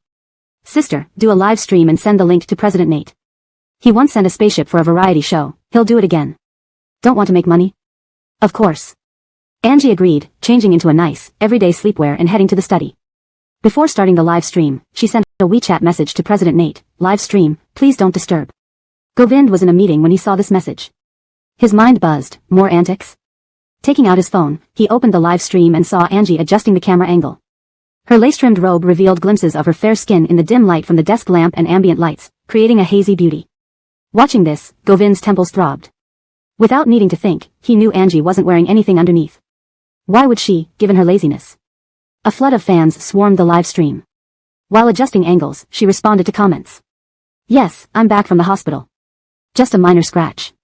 No need to hog medical resources. Fans outside the hospital, please disperse. Don't block the emergency lanes. Fans screamed in the comments section, Sister is beautiful and kind. Govind. President Nate, the proposal is in your email. Completely engrossed in the live stream, Govind had forgotten he was in a meeting. It took several calls to bring him back to reality. He ended the meeting hastily. Meanwhile, Angie was having a lively chat with fans. Marriage? No way. Making money is more important. My dream is to become rich. Another collaboration with Hector? Depends on the script. If there's a good one and Hector doesn't disdain my amateur status, I'd be willing. Govind, originally content to watch quietly, stepped to the doorway upon hearing her comment about marriage versus making money, not entering but standing coldly, looking at her. His eyes bore into her, pressuring. Angie was mid-sentence when she saw Govind, freezing for a moment. Chapter 254, No Bra? As Angie's gaze shifted to the door, someone in the chat already started asking what she was looking at. She replied that she wasn't looking at anything. Do you like men like hectoring? Boss Nate closed the door and walked in, pulling out a chair opposite the desk and sitting down with one leg crossed over the other, arms folded as he seriously watched Angie, waiting for her to speak. Angie went live for less than 10 minutes, chatting a bit before going offline. What does Boss Nate mean? He's watching my wife's live stream. Does it look like you're watching your wife? Anyone who doesn't know would think you're catching someone cheating here. Have you ever seen anyone catch someone cheating in their own study? Govind rose from his armrest, walking around to Angie's side. He leaned down slightly, grabbing her shoulder and gently kneading it. His rough fingertips slowly moved along her shoulder. Not wearing a bra? In my own home, why should I wear a bra? You're right in your home, but need I remind you what you were doing just now? So what? Angie grabbed Govind's fingers and pulled them down, getting him to release her shoulder. Was I stripping or running naked? Boss Nate, the Baker dynasty has been gone for years. How are you still stuck in those times? Angie leaned against the desk, reaching up to hook Govind's neck.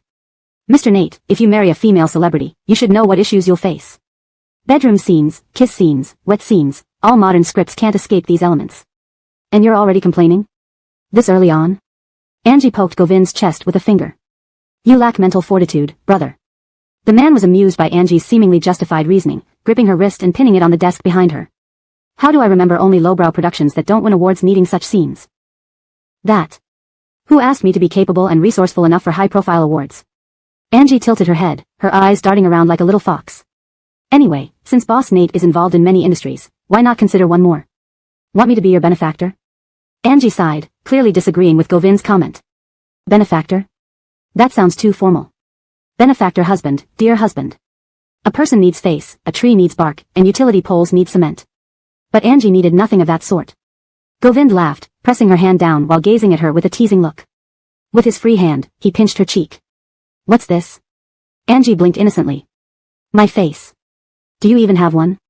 This is it, isn't it? Angie pointed at her cheek.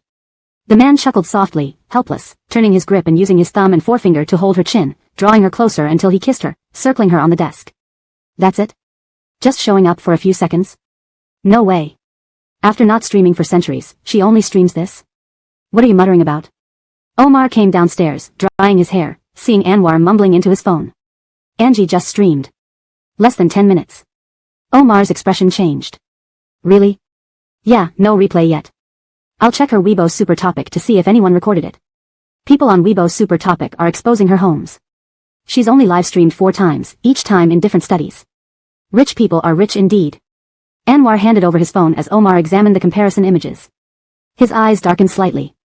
Anwar noticed something off. There's a man. Angie's study was different from Govind's, which had books behind it. Hers displayed her awards and ornaments, all of which could reflect light. From this angle, an enlarged view revealed a man standing at the study door. Anwar checked the photo on a tablet several times. Nian Jia keeps a beauty in a hidden house? No wonder she wouldn't consider you. Is it Isaiah? Height is similar, but the demeanor is different. Right, the guy who took Nian Jia to the hospital today was Isaiah. Her fans dug it up but didn't stir trouble over it. Omar looked at the reflection in the trophy, feeling oddly familiar but unable to place it. Bang, the computer on the desk fell directly to the floor due to their movements. Angie jumped and hugged Govind's arm, who reflexively held her. What was that? Computer dropped. The man patted her back. Angie breathed a heavy sigh, resting on Govind's shoulder, rubbing lazily like a cat. So tired. Carry me to the bedroom. A hedonist like you feels tired? Hedonist? Me? Who usually takes care of you? You. Before Angie could finish, Burnell called again. Was Boss Nate there during your live stream? Angie glanced at Govind standing nearby, touching her nose awkwardly. Briefly. Please go on Weibo or get Boss Nate to suppress this rumor. Deal with your own mess, don't make us work overtime. Since learning about Boss Nate's wealth power, Burnell's opinion of Govind improved drastically. Now, she seemed more patient. Angie hung up and checked Weibo. Astonishingly, netizens had eyes like eagles. She showed Govind the phone, pretending to be obedient. Govind's reaction was much like hers. I'll handle it. Within 10 minutes, the news vanished. Burnell stood at the office door, ready to leave if the news disappeared or stay and work otherwise. Gone. Seeing the gossip vanish, Burnell waved everyone off, reminiscent of the days when Freddie was around. As she prepared to open her car door in the parking lot, a disheveled, barefoot figure emerged from beside her car, covered in blood, causing her to scream in shock. A horrific scream echoed through the parking lot. Hashtag chapter 255, words that never mention responsibility and love. What happened, Leah Jie? The person who had just turned around to leave came back, noticing Burnell standing alone by the car, staring in another direction. Looking from her direction, it was empty. Burnell was startled but only for a moment. After all these years in the entertainment industry, she had accumulated some on-the-spot experience. Moreover, wasn't this the film university student she had recruited 6 months ago? Now, she stood in front of her, bloodied and tattered like a female ghost. It was indeed terrifying. If she remembered correctly, 1 month ago, this girl had joined a production crew for a low-budget web drama. She should be filming now. Nothing, I just realized I forgot something. You can go ahead. The person nodded upon hearing this and left. Burnell watched as the last person drove away before opening the driver's door and throwing everything into the car. She then moved to the side to observe the person squatting on the ground, obviously severely injured and disoriented. Get in the car first. Closing the car door, Burnell opened the console to hand over a wet wipe but paused, dropping it in the passenger seat instead. She turned to look at the trembling figure in the back seat, hugging herself. What happened to you? Shouldn't you be filming on set? Did something happen? Isidore sent me to the director's bed. I refused, so the director hit me. I had no choice but to escape, not knowing who to turn to, so I ran back to the company. If she were new to the industry, she would have called the police immediately. But after witnessing the complexities of the entertainment industry, she dared not act rashly. Burnell was shocked by this revelation, her mind buzzing with disbelief. Bud? He was an agent they had poached from another company and managed several new talents. But he wasn't unreliable. Yes. Are you sure it was him who sent you to the director's bed? I heard him talking about me with the director right after we finished filming. It couldn't have been anyone else. Francine had a pure and innocent appearance, unlike Angie, who could appear both pure and glamorous. Francine looked pitiful and charming when crying, making any man's heart soften. Her frail body wrapped in long hair resembled a wronged, delicate female ghost. Burnell stared at her, silent for a moment, pondering the pros and cons internally. She then started to gently persuade Francine, "Our company has always forbidden such incidents. If Bud did this, we won't let him off, but the question is, what do you plan to do?" Francine froze, looking at Burnell with confusion. In her experience, wouldn't the agency prioritize the bigger players? Bud brought more value to the company than she did. Yet, Burnell was willing to handle Bud for her and asked her how to proceed. Francine remained speechless for a few seconds, unsure whether Burnell was genuine or not, murmuring, "What should I do?" Burnell kept a straight face, giving Francine control. The young newcomers lacked skills and experience. They were like post-00s workplace reformers. There was no need to discuss life philosophies or paint false promises. Respect was enough. Young girls entered the entertainment industry aiming for fame and fortune. Wasn't it easy for her to handle Francine? "I don't want to stay under Isidore anymore." "Anything else?" Francine thought for a moment and shook her head. She didn't want to escalate the situation too much. Being new in the industry, she hadn't accumulated resources yet. If the company stopped supporting her, what would she have left? Burnell was silent for a few seconds, sighed, and handed her the wet wipes from the passenger seat. "Clean your face. I'll take you back." Burnell returned home almost at midnight after settling Francine down. Angie had just crawled out of bed when Govind used a towel to dry her off. She felt comfortable like a cat being combed and was about to drift off to sleep when the sudden ring of her phone startled her. She instinctively answered, knowing only Burnell would call her at this hour. "What happened?" "An incident," Burnell said briefly, driving home after settling Francine. She succinctly narrated the whole event while cursing. Angie took the phone and nudged Govind, signaling him to shower. "Didn't you investigate thoroughly when you hired him?" "I got angry because I didn't suspect this issue during the investigation. If our studio's reputation is ruined by him, isn't that a huge loss? Investigate where he is and resolve this tonight." Angie hung up and took a quick shower in the guest bathroom next door. She put on a black tracksuit and prepared to leave. "Where are you going?" "Our company's agent sent a newcomer to the director's bed. I'm going to check it out." "Go back to sleep." "Govind." The man was silent for a moment. "Small place, big issues." Angie shrugged. "Blame the capitalists who love the entertainment industry. Don't drag me into this." Govind glanced at Angie and entered the closet, changing into shorts and a sleeveless shirt. "I'll go with you." Angie was surprised. Back when she was with Leroy, the coward, he always avoided problems. Now it seemed Govind's problem-solving attitude was 100 times better than a coward's. Life is full of surprises. Some people gain clarity in relationships, while others lose themselves. And Angie belonged to the latter. Govind never mentioned responsibility and love, but his actions spoke otherwise. The modern web drama was being filmed downtown, with the director renting a hotel where most of the sets were built. When Angie and Govind arrived, they saw Burnell leaning against a car in the parking lot, smoking. Her eyes were half closed, and she looked exhausted. A few cigarette butts lay scattered at her feet. She extinguished the thin cigarette upon seeing Angie get out of the car. "Have you been waiting long?" Angie asked. Burnell waved away the smoke. "Just got here." Before she could say more, Govind parked the black Mercedes and got out with large strides. Burnell was taken aback. "Impressive. You can even order around the new elite of Jingang. My status has risen." Govind pressed down his cap, dressed in a black polo shirt, exposing muscular yet lean arms. At first glance, he was even more attractive than in a suit. Angie glanced at Govind's lean forearms through the elevator mirror, her mind wandering. Translation completed. Chapter 256, Govind's Kick. Asked around, the cast and crew had a dinner gathering tonight. Bud drank too much and was sent back to his room by someone, Burnell said while looking at her phone, chatting with Angie. "How do we get in?" "Knock on the door." "What else can we do?" "Aren't you saying he's drunk?" Burnell sneered, a person who is truly wasted would sleep like a dog, not thinking about putting someone on another's bed. "Want to bet?" "I bet he's faking it. Bud says he drank too much, perhaps he's worried Charlene will cause a big fuss and drag him into it. By pretending, even if something happens, he can use being drunk as an excuse to escape the situation." Angie, despite having heard such things frequently in the entertainment circle, felt a fire rising up in her head when this happened within her own company. The elevator kept stopping at the top floor of the hotel. "If I remember correctly, all suites are on the top floor. When did our company become so wealthy that it upgraded from a queen-sized room to a suite for managers?" Burnell shrugged. "I'm curious too." Finding the room by following the numbers on the door plates.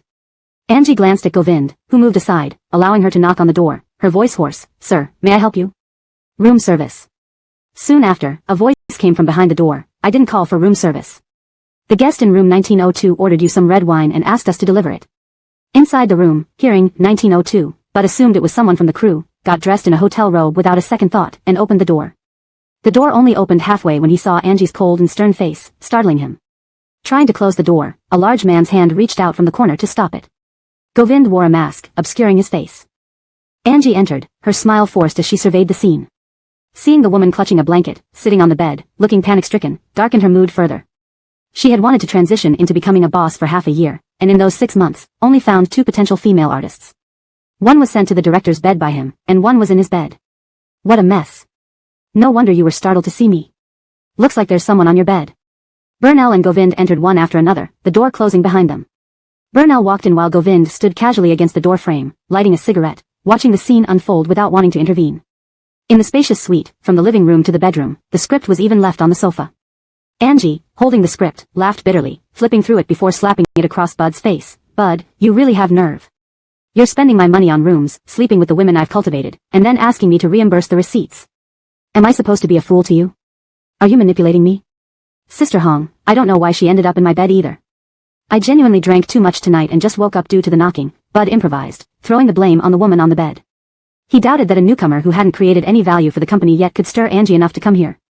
Is that so? What about Charlene? Where is she? Explain. Bud's expression changed, the woman on the bed looked nervously around.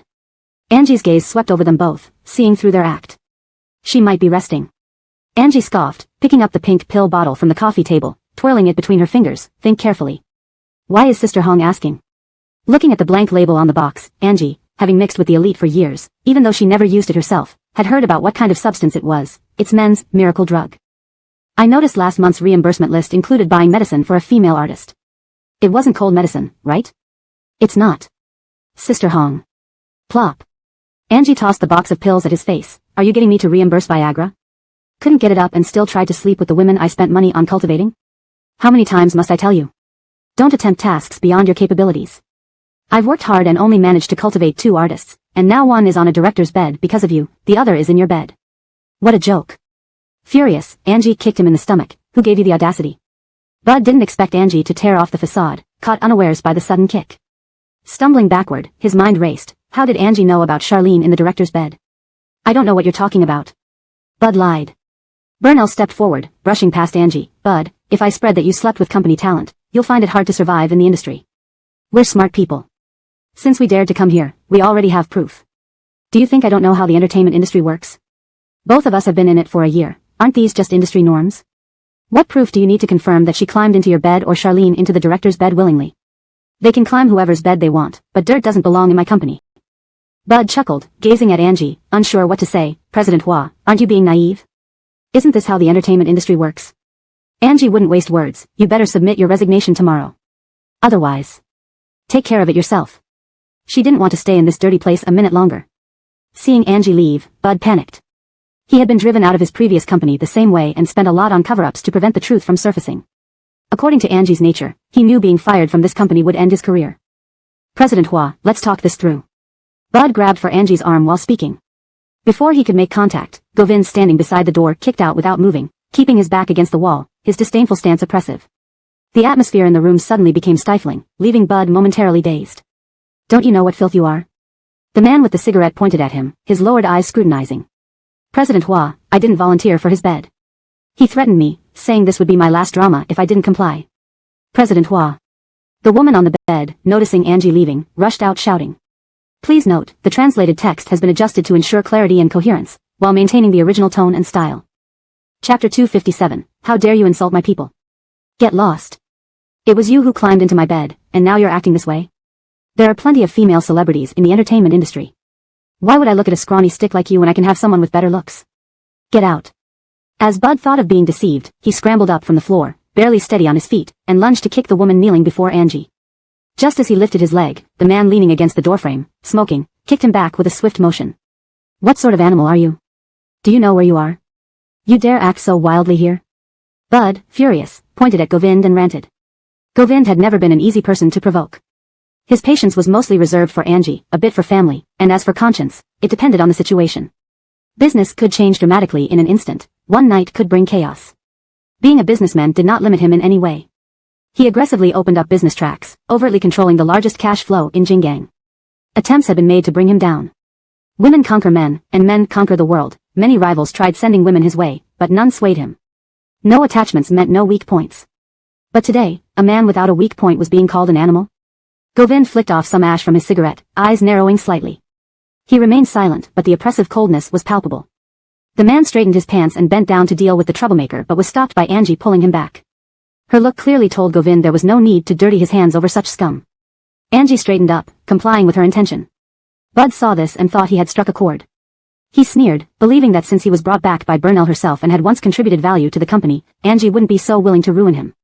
Surely, she couldn't bear it. If she wasn't ruthless enough, he still had a chance. Struggling, he pleaded, President Hua, I promise this will never happen again. Just think about the value I've brought to the company. Pfft. Angie kicked Bud right in the vitals, causing him to spew blood. Animal? Who do you think you are to insult my people? Did you really think I stopped them because I sided with you? I just didn't want them to soil their hands on you, Bud. You've got quite some guts, haven't you? I've given you face, but if you don't want it, don't blame me for tearing it all down. Turning her gaze to the half-naked woman on the floor in a bathrobe, she added, as for you, behave until this show finishes shooting. Yes, President Hua, the woman trembled in fear. Burnell clenched her teeth. She hated how these two were trained by her and yet ended up so spineless. Why aren't you packing your stuff and getting back to your room? The girl quickly dressed and left. Seeing Angie about to leave, Bud struggled. Aren't you afraid I'll expose this and ruin their careers in the entertainment industry? Bud, are you really stupid or just pretending? Do you think the company would keep them after something like this? Expose away, it's up to you. Angie shrugged and stepped into the elevator. As the doors closed, she heard her WeChat ding. Reading it, she said, his former company said he didn't resign. He was fired for sleeping with a female artist. Why didn't they say that before? Burnell sighed, it was Alyssa. Alyssa, the rising new actress with a bright future. Why would anyone risk ruining it over something like this? Keeping Bud's actions quiet and ensuring he had no leverage, they simply fired him. After the awards ceremony, he took advantage of Alyssa while she was drunk. When she woke up, he tried to blackmail her, but Alyssa stood firm and confronted the management. They fired him immediately without hesitation. Angie tapped her nails, no wonder they kept it under wraps. Let's end it here for tonight. Tomorrow morning, have his office cleaned out. Best to give a reason for everyone to despise him, Govind interjected, offering advice, to prevent any future smearing. Seal his reputation tight so no one believes a word he says. Angie nodded in agreement. Nate Boss has good strategies indeed. Later that night, lying in his hotel suite, Bud drank half a bottle of wine and fell into a deep sleep. The next morning, he was woken by noise. Pulling on his robe, he opened the door to see police officers standing outside. Somebody reported prostitution here, one officer said. What nonsense. This floor housed several directors and major agents. If this news got out, how could he continue in the industry? There's no woman in my room. We'll check for ourselves. The police pushed past him into the room. In the bedroom, a disheveled woman lay on the bed, clothes scattered on the floor. An adult could easily tell what had transpired. So, this is what you mean by no woman? Bud panicked. What was happening? After Angie left, he had only had half a drink before falling asleep. How did the woman get there? Who put her there? I don't know why she's in my bed. Funny, you don't know who? Put on some clothes, come with us. But I don't even know her. Why would I lie? Shouldn't you check how she got in? Put on your clothes first, we're not standing here arguing with a naked man. Realizing his robe had come loose, Bud quickly dressed. The scene looked scandalous. Under the police's scrutiny, especially noticing the fresh scratch marks on his back, one officer asked, so, you don't know why she's in your bed, huh? How did those scratches get there? This can be easily verified. For a moment, Bud was speechless. His first thought was a setup. By whom? Angie? She didn't seem the type to stoop so low. Chapter 258, Dealing with Bud. Bud felt the crew's gazes on him as he followed the police downstairs, only to find a crowd of journalists blocking the door, their camera flashes nearly blinding everyone. He instinctively wanted to retreat back into the hotel but was instead pushed towards the car. You have the guts to do it but not to take responsibility? What are you afraid of? We don't have time to waste on you. On the way back to the police station, the scandal broke out. Milagro Studio was quick to distance themselves from Bud, announcing his dismissal and stating that he would never be rehired. This move earned them a huge wave of new fans. To ensure the story stayed in people's minds, Burnell bought traffic to push it onto the trending list, ensuring it made a significant impact. At the police station, officers checked both parties' phones. The call logs angered them to the point of slamming their desks. You don't know why she was in your room? I don't know. Don't you know why you called her? Bud was shocked. Impossible, why would I call her? Look for yourself. Is this your number? When Bud saw the number on the phone, he was utterly stunned. How could this happen by coincidence? After something like that happened last night, Who would have the nerve to mess around with these things? Someone had set him up. It had to be a setup. Due to the incident, the production halted for several days. Milagros sent someone to bring the artists back to the company. Upon arrival, they saw colleagues clearing out Bud's office, throwing his personal items into boxes, and sending all company-related materials to Burnell's office. Charlene stood beside another girl, Tallulah. Are you here? Boss Hua is waiting for you. Go in quickly. Charlene stiffened. Milagros rarely came to the company unless there was something serious, either regarding her or others. Given today's situation, it didn't seem like it was about someone else. Boss Hua. Milagros sat in Burnell's seat, sipping coffee calmly. Close the door. Do you know why I've called you here? Tallulah trembled, remembering last night's events. Milagros wasn't as indifferent as she seemed on the surface. Deep down, she harbored the ruthlessness typical of a mogul. She could easily ruin a newcomer's career with a few maneuvers. The company has already dismissed him. But I can't be sure if Bud has any other dirt on the two of you. If you become famous in the future and he gets jealous, he might leak damaging information. There's nothing, I swear, Charlene hurriedly assured, sensing Milagros's intention to abandon them. Bud tried to do something to me, but it didn't succeed. Sister Leah brought me back and always told us to protect ourselves in the entertainment industry, even when we're forced, we mustn't leave any evidence. I believe Bud has no evidence against me. Charlene's words left Tallulah breathless. Charlene hadn't been harmed, but Tallulah couldn't be sure what Bud had done during the chaos of the night. Milagros turned her calm gaze to Tallulah, waiting for her response. Sister Leah, I know I was wrong. Truly wrong. You were certainly wrong. But what if I promote you and then the truth comes out? Would my reputation suffer because of your mistake? She wasn't foolish enough to pay for others' mistakes. Placing her coffee cup on the desk, she rotated it with her fingertips. We're all adults. Adults should think carefully before acting. Since you could do something like this, you must have thought it through beforehand, right? A naive girl wouldn't dream of entering the entertainment industry before graduation. Tallulah, you understand, but that understanding doesn't work here. The girl standing by the desk paled, her eyes trembling as she looked at Milagros, lips quivering. Speechless, unable to convey the turmoil within her. Please give me one more chance. Milagros glanced at Charlene, motioning for her to leave. When they were alone, Milagros spoke softly, I won't keep a time bomb around. Considering you've been with the company for some time, I won't expose this incident and will give you an out. Be careful. Tallulah remained silent for a moment, hesitating, unable to speak. She knew that Milagros agreeing not to expose her was already saving her life. Once this drama wrapped, her entertainment career might end. Leaving? Burnell entered the office, seeing only Milagros inside. Yes. All settled? Milagros nodded, pushing back her chair and standing up. You get busy. I have a spa appointment with Kimberly. I can't tell who the boss is between us. Milagros gave Burnell a teasing look. You're the boss, I'm just the laid-back one. At the spa, Milagros had been waiting for a while when Kimberly finally arrived. Coming from the factory? Yes. Production has started, so I occasionally need to check on it. Milagros propped her chin up and looked at her. How does it feel? Being a pampered heiress feels better. Milagros chuckled. I'll handle the costumes for your next show. I'm telling you now.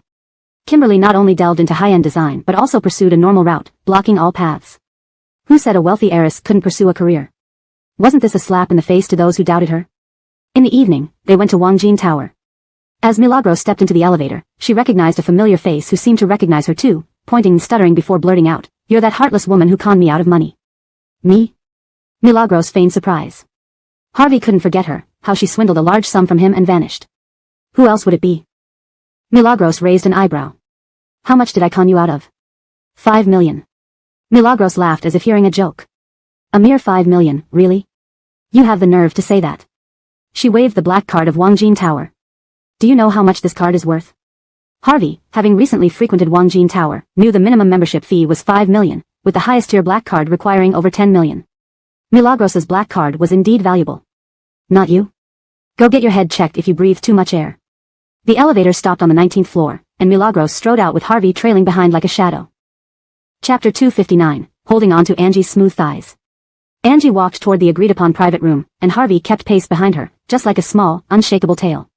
Standing at the door, hand on the doorknob ready to push it open, she turned around impatiently and asked Harvey, Why are you following me? You tricked me out of money. Angie. I don't even want your lousy money. You didn't want it but still tricked me. Angie. Kimberly tried hard not to laugh. She leaned against the door and gazed at Harvey with a rather careless look. Harvey? The same Harvey who is engaged to Mercedes? I've heard that Mercedes has been looking for someone. You could just call her up and get rid of him, right? Angie thought about it and found this reasonable. There were always some troublemakers who could shake up the upper class in Jinggang. Harvey and Mercedes had almost made their feud public, two second-generation heirs planting green grass on each other's heads before marriage. What an interesting couple of love-hate enemies. He liked having more of these people to stir up the high society norms in Jingang. Just as Angie was about to pull out her phone, Harvey quickly grabbed her arm, flattering her sheepishly. I just want to have dinner with my sister, nothing else. But your sister doesn't like eating with you. She prefers puppies with 8-pack abs. Upon hearing 8-pack abs, Harvey's eyes lit up. Without caring where they were, he lifted his shirt to show Angie, pointing to his own abs, 8 packs. Woof woof. Kimberly. Damn. Are today's young men all so versatile now? They can have abs or transform into dogs if needed. This is too much. Angie. What does Sambo want? I want to have dinner with my sister. Are you poor and can't afford food?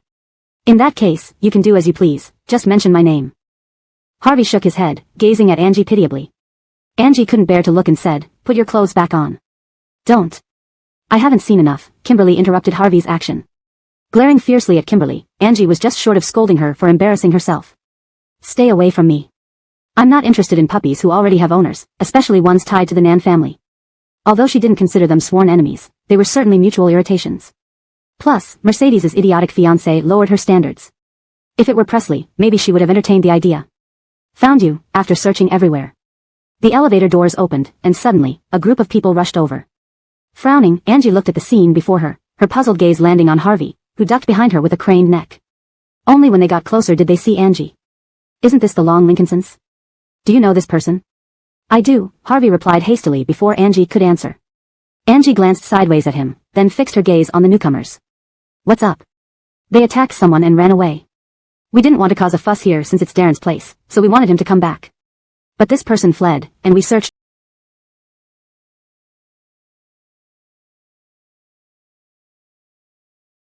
for ages. He hit them because they forced a female college student. She isn't from your circle. If you want to play with women, stick to those within your circle. Why go after a college student who hasn't even left school yet? She was merely brought by classmates and didn't understand your ridiculous rules. Then you said, once inside Wang Jintai, follow its rules. What rules does Wang Jintai have? Shouldn't we ask? Harvey explained the entire situation succinctly, allowing Angie to understand the background. Raising an eyebrow, she looked at the people in front of her. What rules does Wang Jintai have? How do I not know? Do people entering Wang Jintai become your playthings? Graced everyone default to your rules? Call Darren and ask if there are any unknown rules here. The man's face changed. He knew about Angie and her status in Jingang. Even though she didn't mingle in the social circles, her reputation was well established. If she called Darren to inquire, they would be clearly at fault. Initially, they thought the Hua family's disagreement with the Nan family meant Angie wouldn't interfere. But unexpectedly. Isn't Angie most annoyed by the Nan family? And Harvey is engaged to Mercedes. Then Miss Hua, what about the injuries to our people? It was wrong of us to misbehave, but he came straight for us. We can't just let this pass, especially given that they're from the capital circle, different from us. We can't be humiliated on our home turf, right? Angie's expression darkened. Capital was the capital, and Jingang was Jingang. No matter what, Angie wouldn't risk tarnishing relations over Harvey. Simply put, Harvey held no special privileges with her. After all, he was Mercedes's fiancé. After pondering for a moment, Angie nonchalantly moved aside. Harvey. Hell. Was he asking for death? Seeing Angie's lack of interest, the others were elated. Just as they were about to act, Harvey sat down and clung tightly to Angie's smooth thighs. Note that Angie was wearing a tight waist-hugging half-skirt, exposing her long legs. With Harvey's hold, wasn't this rubbing against her inappropriately? Kimberly suddenly wanted Govind, the cunning one, to witness this. To see if Zhou Bapi would lose it. Angie. Harvey, sis, I was being righteous. There are police for justice, Angie coldly responded. Harvey added, if everyone gives a little love, the world will be a beautiful place. You sound so self-righteous. You don't know, that female college student nearly knelt begging them. She clearly said she wasn't part of the circle, that she stumbled in by mistake, yet they humiliated her. Sister Hua, they bully the weak and fear the strong, speaking sweet words in front of you but treating others cruelly when they can. If I hadn't saved her, that girl would have suffered. They were humiliating her while threatening, thinking she has a good family or thinks she's a top celebrity. Once in their hands, no woman can escape. Angie. Nonsense, when did I say anything like that? Upon hearing Harvey's defense, the man's face flushed red. Chapter 260, was his legs going to be broken by Govind? In the heat of the moment, he had blurted out some words which he couldn't even recall. If it was true as Harvey said, that he mentioned the term top female artist in Jingang, and it got to Angie's attention, there was no doubt that they would face dire consequences. Forget about Angie's highly skilled bodyguard, she herself could easily finish them off. This sweet flower in the entertainment industry had once put them all under her thumb. They had plenty of days where they were treated like dirt under her feet. It wasn't just her skills, their own background was nothing compared to hers. If they messed up today, things might not end well for them. You suddenly appear in our circles after being active in the capital scene, what's your intention? Plus, you're from the Nan family. Who doesn't know who your fiancée, Mercedes, is? Don't try to sow discord among us. Harvey rolled his eyes. If you have the guts, then admit it. Have the courage to call that girl back. I don't believe she will join you all in telling lies either. What do you mean mixing in the circles? She's been rubbing shoulders with top-tier people in high society, civilized circles. What circle are you mixing in? An animal pen? Stay away from me and my sister, okay? My elder sister isn't like your bunch of young masters. She's focused on her career and never plays games with you lot. Angie's head was aching from all the noise. She shot a look at Kimberly. Did you make the call? Called. They're on their way. Just as Kimberly finished speaking, the elevator doors opened. Darren stepped out first. Following closely behind was Govind. The moment Angie saw Govind, her mind buzzed in panic. Kimberly's inner thoughts exploded. Was she just wishing for something to happen when it did? Her luck was incredible today. Would Angie get her legs broken or would Harvey lose his hand? Darren, upon seeing Harvey clinging to Angie's leg, was momentarily stunned, instinctively looking towards the person standing behind him. Seeing Govind's gaze landing on Angie's leg through him, Darren knew a show was about to start. He coughed, suppressing his voice. What's going on here? Master Montague. Elder Sister Nan, what's this? I want to ask Master Montague the same thing. I came to have dinner but ended up witnessing this scene. Isn't Master Montague going to compensate me for my mental anguish? This. Darren hesitated before responding, I'm not sure of the details. I can't make a rash judgment without knowing more. Can anyone explain what happened? Looking around, Darren's gaze landed on the group. Seeing Darren arrive, everyone realized there was no point continuing the argument here. Things needed to be handled privately another day. None of them liked to create unnecessary trouble for themselves. No problem, it was a misunderstanding. Since Elder Sister Nan protected us, we'll leave it at that today. The leader glanced back at his people, and everyone dispersed. As soon as the elevator doors closed, someone couldn't help but speak up. Was that Mr. Nate standing nearby just now? Yes. Why did he come? They're friends, so it's normal. Indeed, what if we've offended Mr. Nate today? We'd better cry and repent. The person muttered some complaints. Seeing them leave, Angie shook her leg. Are you still hanging on? If you don't let go, I swear I'll chop off your hands. Harvey quickly loosened his grip on Angie's thigh, smiling awkwardly while staring at her like an idiot. Thank you, Elder Sister Nan, for saving my life. Who's your elder sister? You. I don't have such a foolish younger brother, stop calling nonsense. Elder sister, how cruel. When you wanted my money, you called me brother affectionately. Angie. Kimberly, wow. A show. Darren? The green hat atop a certain person's head grew greener. Angie didn't bother engaging further, pulling out her phone and pausing on Mercedes's number. She looked at Harvey. I'll count to 3. 1. 2. I'm leaving immediately. Immediately, my legs are numb from sitting too long. Harvey hobbled towards the elevator, supporting his injured leg. The elevator door opened. Just as he was about to step in, Govind quietly extended his leg, tripping him. Harvey fell inside with a thud. Before he could get up, the elevator doors closed. Do you realize what kind of petty and vengeful man Mr. Nate is? How would you fare if you upset him? Aren't you happy? Angie glanced sideways at Kimberly, who couldn't hide her delighted expression. Control yourself. Look at Darren, obviously excited more than I am. Following Kimberly's gaze, indeed, both Darren and the others seemed eager to see a confrontation between her and Govind. Has Mr. Nate eaten? Want to eat together? Do you have time to treat me, Geraldine? The man's chilly tone carried a hint of pressure. I do, Angie remained unperturbed. Knowing Govind's ruthless nature, she wasn't one to back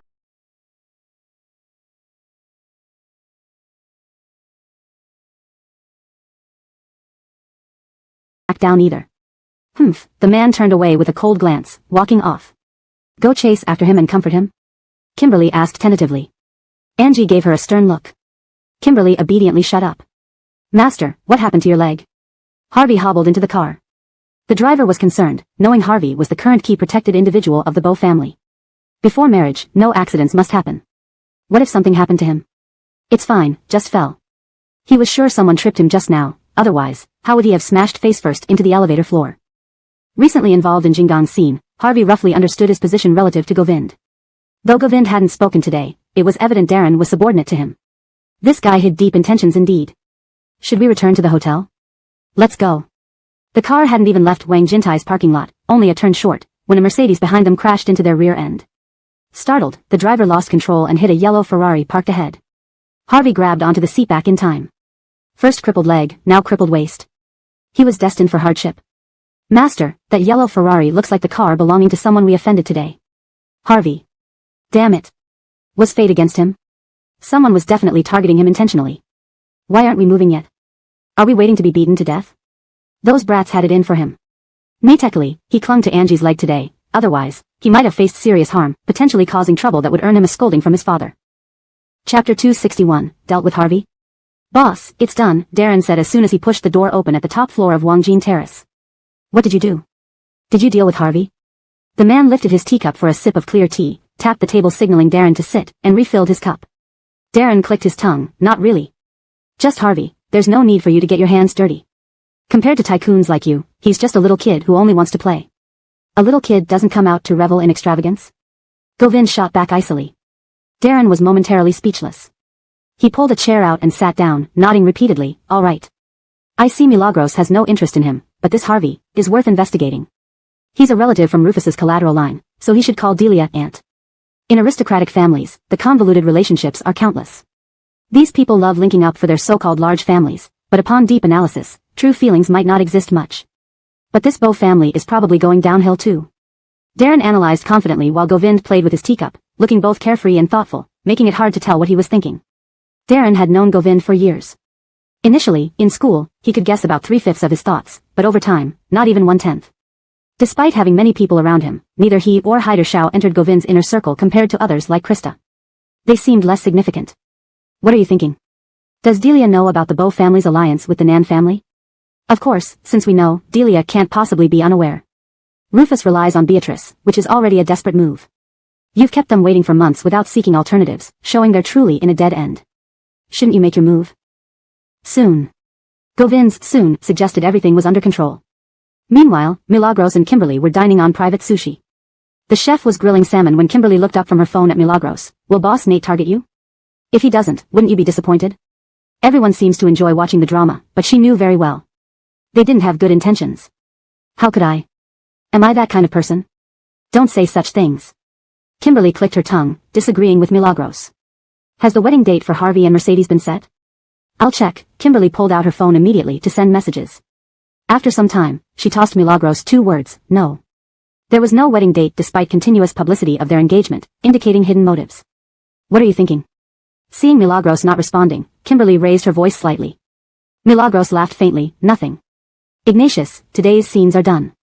Tomorrow we wait for Milagros to shoot the wrap-up, the director informed Omar after the night scene wrapped up. This show faced many challenges, and if not for changing the leading male roles twice, it would have wrapped earlier. Also, due to Milagros' popularity from behind-the-scenes clips, more scenes were added for her, or else she wouldn't have stayed till now. All right. Astor looked at Ignatius approvingly. With him and Milagros, it was hard for the drama not to be popular. Good, rest well tonight. We'll have a dinner after tomorrow's wrap-up. Omar nodded. The director favors Omar so much, treating him like his own son, a talent beside Beatrice muttered. Beatrice remained indifferent. If you were an emperor-level actor, everyone would treat you like their son too. The assistant pursed her lips, daring not speak. She felt Beatrice had changed somehow lately but couldn't pinpoint what. When Reba came in, she saw Beatrice sitting deep in thought, seemingly troubled. Go outside. Has President Selena contacted you recently? No. Reba patted her shoulder. Delia is investigating our finances. Beatrice startled, creating trouble for us? Reba nodded, sort of. Beatrice felt helpless, being pushed by Rufus and company. I don't understand. If capitalists have issues, shouldn't they resolve it among themselves? They know I lack the capability, why keep pushing me? To drive me into a corner? Lower your voice. There are many people around. To wear the crown, one must bear its weight. Getting benefits means knowing some are not free. Which capitalist boss doesn't have intricate plans? Who makes losing trades? Since Rufus gave Beatrice benefits, he expects equal returns. And what he wanted all along, Beatrice couldn't provide. After being scolded, Beatrice sat silently, covering her head in frustration, unsure how to react. Seeing her like this, Reba sighed, let's go back to the hotel. Just then, they saw someone standing outside the hotel. Upon seeing Beatrice, he approached politely, Miss Beatrice, my lady asked me to give you a message. Beatrice tensed, wary, what message? The man spoke calmly. My lady says the Selena family never does unprofitable business. Beatrice felt these words piercing through her, leaving her unable to respond. Profitable business? This was Delia's stark warning. She will pay the price if she didn't meet demands. Before Beatrice could react, he vanished. Panic-stricken, Beatrice rushed into the room, inhaling deeply. On Pyeongchon Avenue, 3 black Maybachs cruised steadily. Govind leaned back in the seat, resting his eyes. Streetlights flickered on his face. Sir, word came that the job is done. Isaiah says Catherine Nate and Miss Chu have finished dining and are returning. Alley noticed his low spirits and stayed silent until they reached Pyeongchon Villa. As the man prepared to step out with his suit draped over his arm, he paused, turning under the moonlight. Have Elon copy the guest room surveillance for the past 2 days and send it to me. Understood. Chapter 262, Greerdering my own wife. Govind was a man who practiced self-restraint and decorum, embodying the ultimate allure. Alley had followed him for years and knew all about the various women around him, their dining habits, drinks of choice, and even which women were invited to his table. He understood everything in meticulous detail. Adhering to the principle that one should perfect oneself when poor and help the world when prosperous, Govind was unfailingly courteous to others as long as they did not cross his red line. But this did not mean he lacked means or tactics. Behind his self-restraint often lay an extreme character. When Govind received the video from the reception room, a fleeting image crossed his mind. Back in high school, he had met this man. Despite the passage of over a decade leaving its mark on his face, it could not erase the fact that they had indeed met before. Holding a tablet in one hand and loosening his tie with the other, Govind casually tossed the tie onto the living room sofa. Graham had noticed her master's foul mood, brought him a cup of warm water, and dispersed the people in the room. 3 months later, the room filled with the scent of cigarette smoke.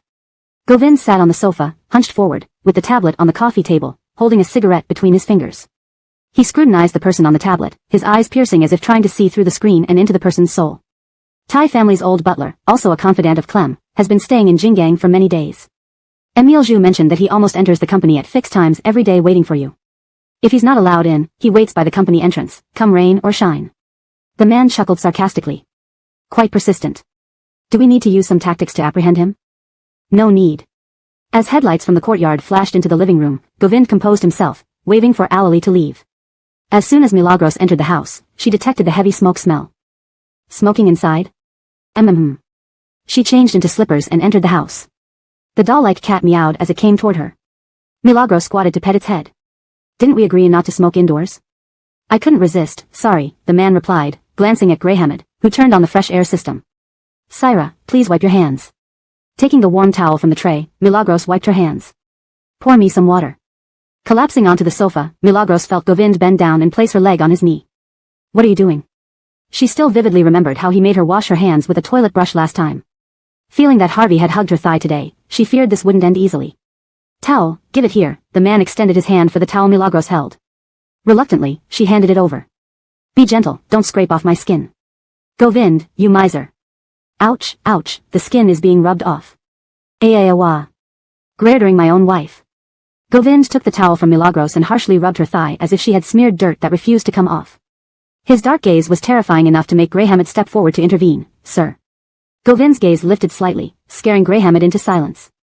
Milagros's cries filled the living room as she tried to hold back Govind's hand. Divorce, divorce. I can't live like this another day. Plop, Govind threw the towel onto the coffee table, grabbing Milagros's chin to pull her closer, his tone ominous.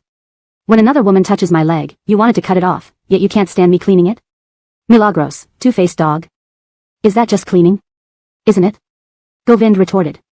Furious, Milagros's eyes welled up as she glared at Govind's chest, shoving him away and limping toward the door, clutching the bag on the sofa. With a grim expression, Govind warned in a low voice, Milagros, if you dare to leave this house today, I guarantee you will never leave again. Milagros froze. Suddenly recalling Krista's evaluation of Govind, some people have black hearts but carry responsibility. As long as he loves you, you can get what you want with a little flattery. Just like a donkey, the more you defy him, the angrier he gets. Deciding it was futile to fight with Govind now, Milagros angrily let go of her bag and sat on the floor, hugging the cat that clung to her legs, wailing dramatically. How sad, ever since my father died, no man in this world would love me. Why am I so unlucky? Men are wolves in sheep's clothing. They seem decent but are actually beasts who bully women. I'm so foolish and naive, blind to reality. Men look good on the outside but are devils inside. Govind. His face turned livid from Milagros's accusations. Milagros, get up. I won't get up. Do you think I have no dignity?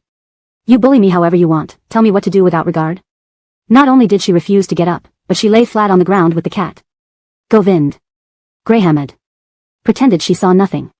As long as Milagros acted crazily enough, there was nothing that couldn't be solved. Better to infuriate him than to ruin herself. Govind laughed despite his anger. Playing stubborn? Get up, Milagros. Milagros obstinately refused, clinging to the cat on the plush carpet of Pyanshan. Every day, the servants cleaned it, making it incredibly comfortable. No wonder the silly cat enjoyed rolling on it so much. Meow. Govind bent down, grabbed the cat by the neck, and tossed it onto the sofa. Then he pulled Milagros up by her arm, carrying her upstairs. On the stairs, she kept fussing, making Govind's head spin. Reaching the landing on the second floor, he stopped and set her on the railing. Facing Govind, with a drop several meters below her, Milagros instantly quieted down. At that moment, Govind felt the world finally quiet too. Still making noise? Milagros shook her head.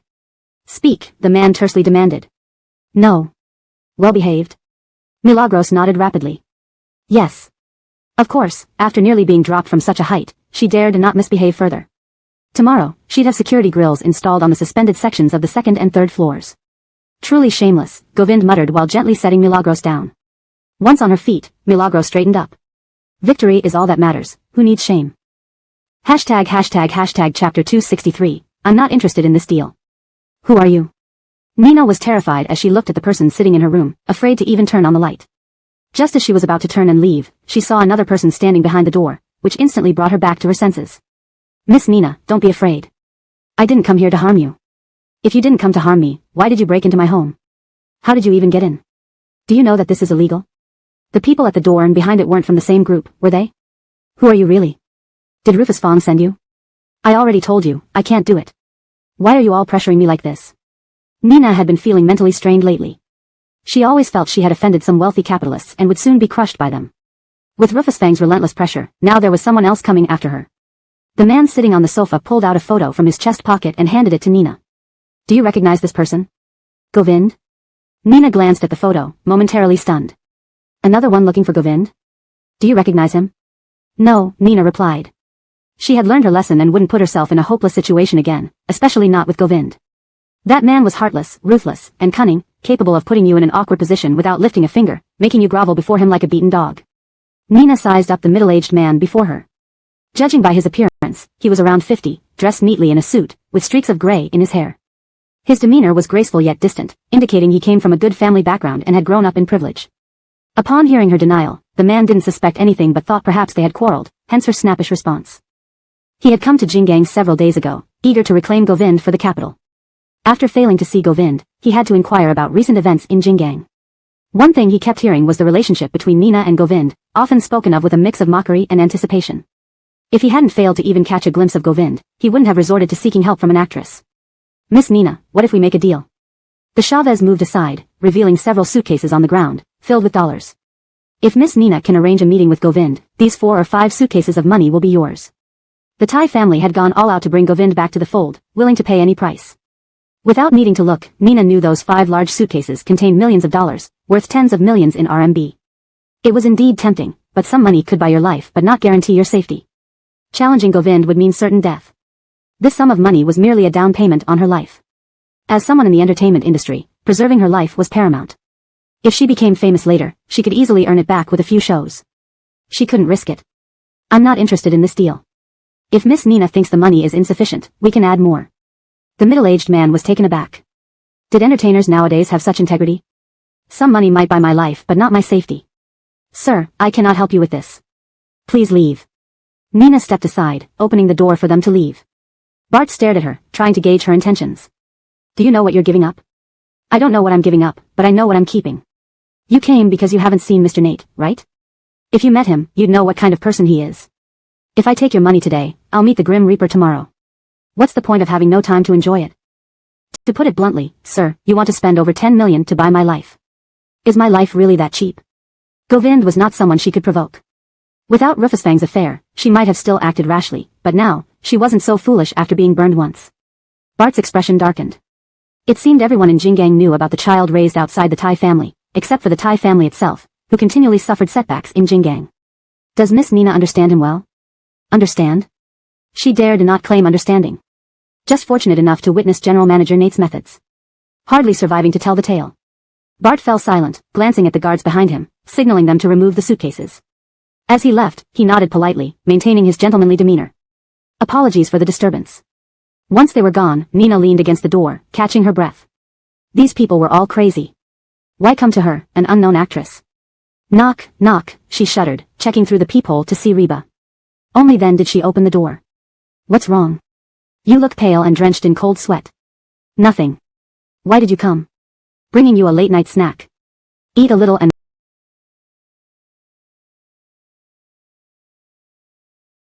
rest early. Don't think too much. Nina nodded silently.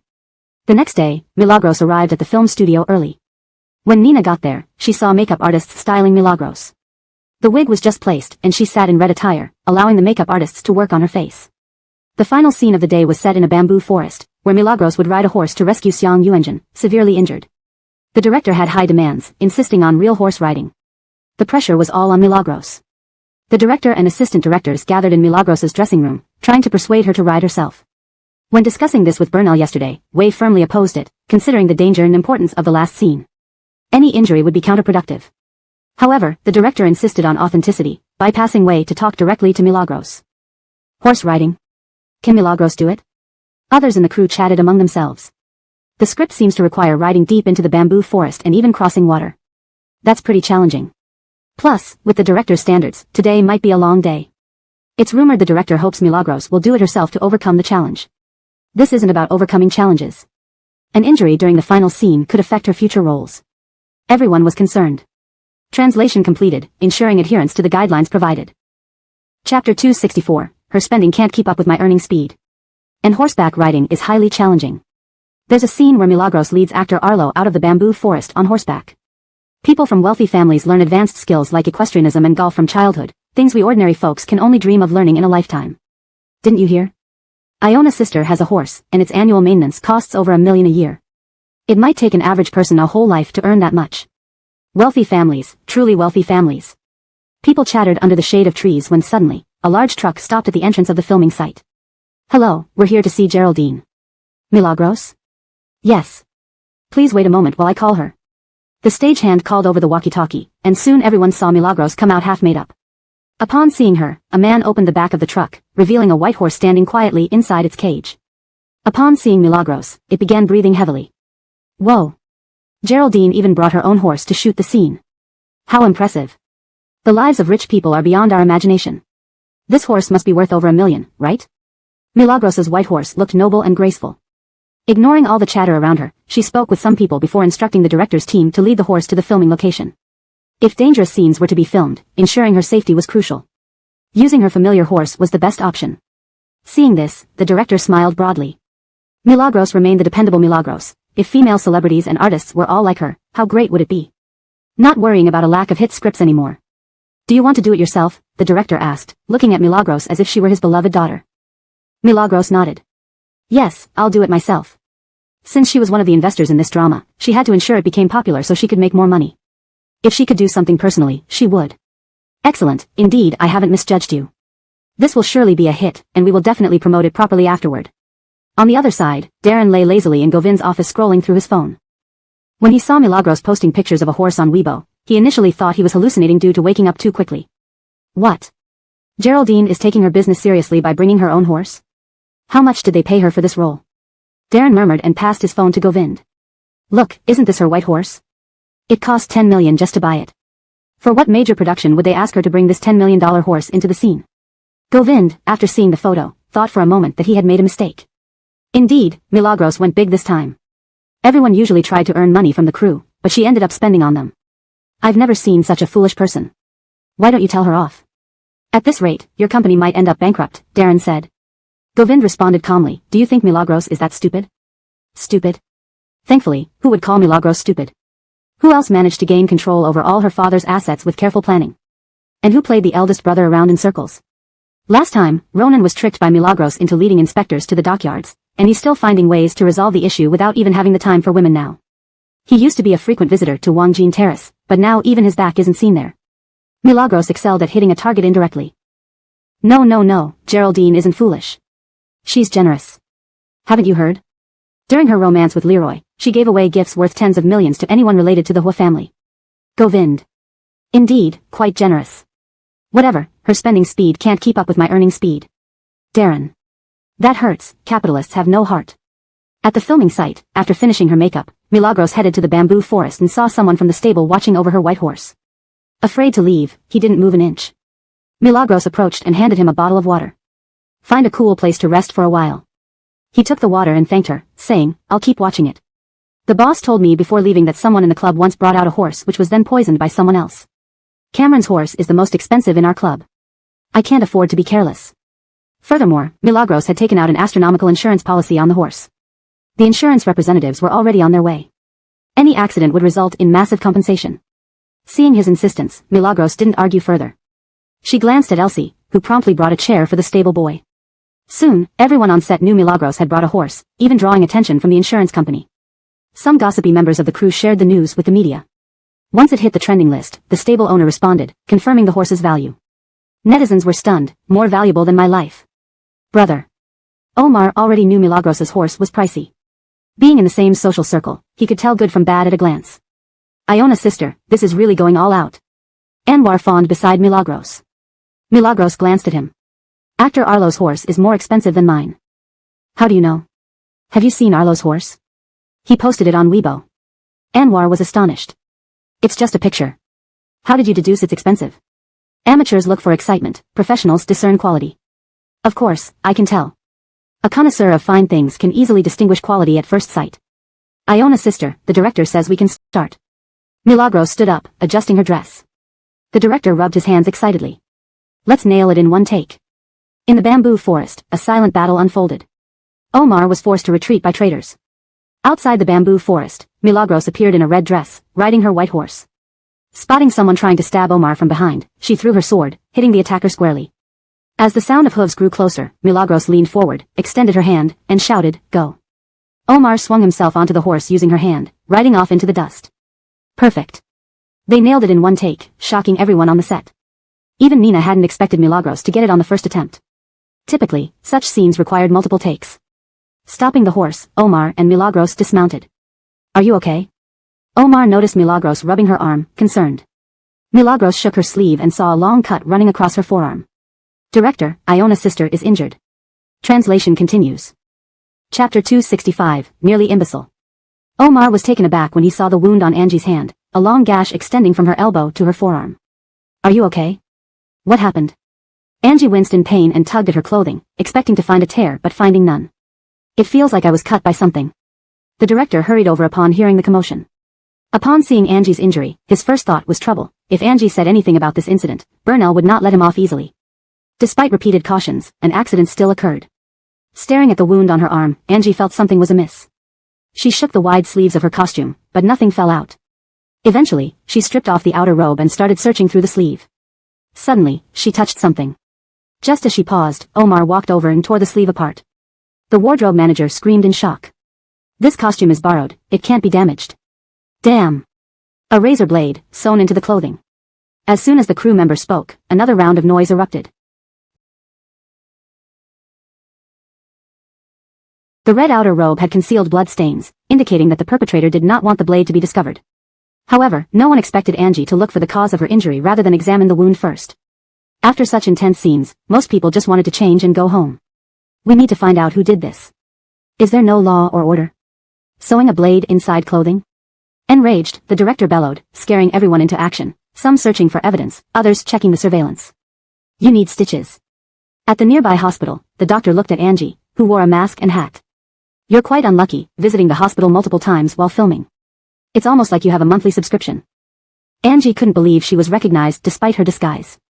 She joked, I keep running into you. Maybe my luck isn't so bad after all? Yes, your luck is good, the doctor chuckled. I'll get my dermatology colleague to give you beauty stitches. As the doctor left, only Omar remained in the emergency room. Leaning against the door with arms crossed, he watched her in silence before finally asking, Have you offended many people? A few, Angie mumbled. Noticed, Omar nodded. Angie pointed to her bag. Pass me my water bottle, Carlos. Do you have half of the entertainment industry against you? Fame brings trouble. Those who are better off aren't as rich as me, those who are worse off aren't as beautiful. Rich and beautiful, naturally enviable, right? Listening to Angie's ramblings, Omar wasn't sure whether to call her unlucky or resilient. People who are rich and beautiful in showbiz aren't rare, but offending half the industry is uncommon. That's true, lottery winnings are plenty, but few hit the jackpot. Realizing he couldn't win an argument with her, Omar chose to remain silent. Angie's nonchalant demeanor was irritating. Who do you think did this? If I knew, I'd have beaten them up before coming here. Why resort to underhanded tactics when you could compete openly? If she found out, the culprit wouldn't survive unscathed. Soon, the doctor returned with assistance. After getting stitched, Angie climbed into the limousine with her injured hand. Sister, Lawyer Nate's calling. Isaiah handed her the phone. On the other end, Govind's steady voice asked, not coming back? Your wife almost got killed. What happened? The man's tone tightened, recalling some figures from the capital.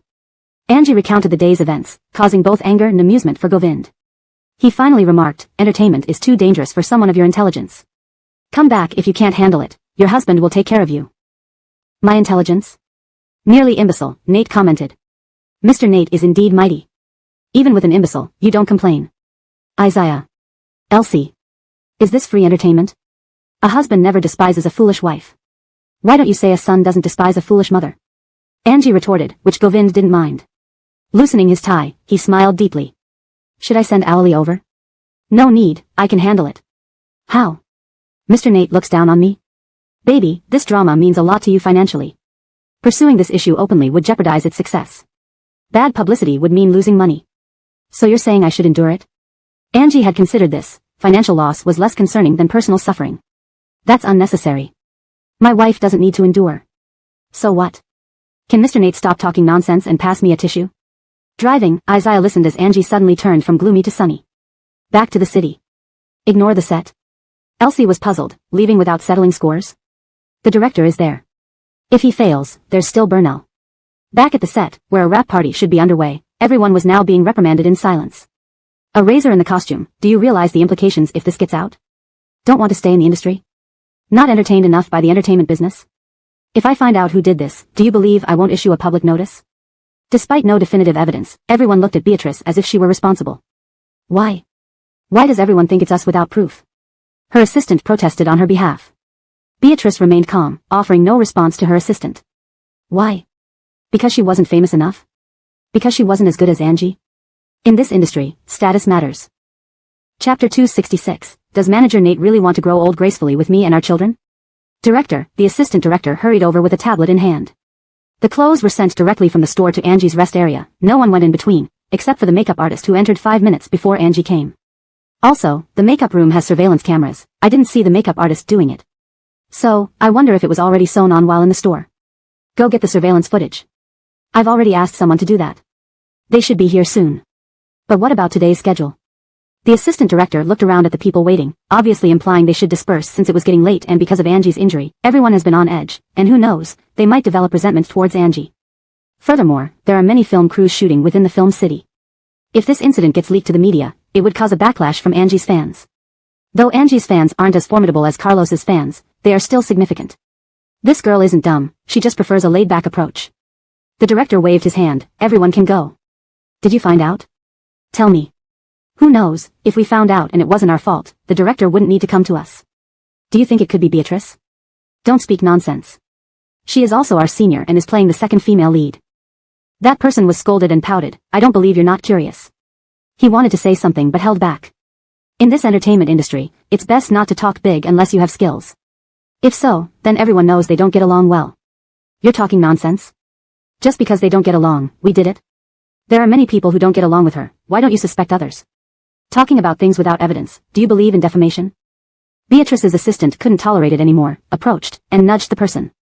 She could endure the director's words. After all, he is the director and they couldn't do anything about it. But what was this person? He didn't even have as high a status as Beatrice, yet he stood high up, showing off. Who does he think he is? It's as if those more powerful than them bully them, and those less powerful do too. How could they become such people? The person didn't expect Beatrice to be behind them. Looking back, he bravely said, since many people are talking, why don't you push them away? At least others know to be cautious. You openly announced it. Do you have evidence? Show it if you do, otherwise, shut your mouth. There are so many people talking you don't chase after them, instead, you come after me, only because my status is lower? You don't think I know you are bullying newcomers here? That person hollered nonsensically, looking defiantly around, trying to find someone of higher status than Beatrice to save him. Suddenly, he saw Angie. Angie, originally about to head back to the city, remembered something she brought today and asked Isaiah to turn back to the set. Seeing the drama at the entrance, Angie, adhering to the principle of watching a show, prepared to enjoy it. But unexpectedly, she was noticed by one of the main actors. Iona Jia, come judge for us. This girl, whom Angie knew, was reportedly the child of a crew member, studying acting, and fresh out of college. With some connections, she got into filming, relying on her position within the set to act unruly. Now she's pulling Angie into this? She doesn't think Angie will stand on her side just because she wants to stick up for her, right? What am I judging? Angie raised an eyebrow, pretending not to understand. The girl explained the situation. Beatrice glanced at Angie, expecting her to speak for the girl, but she only smirked, right? Correct.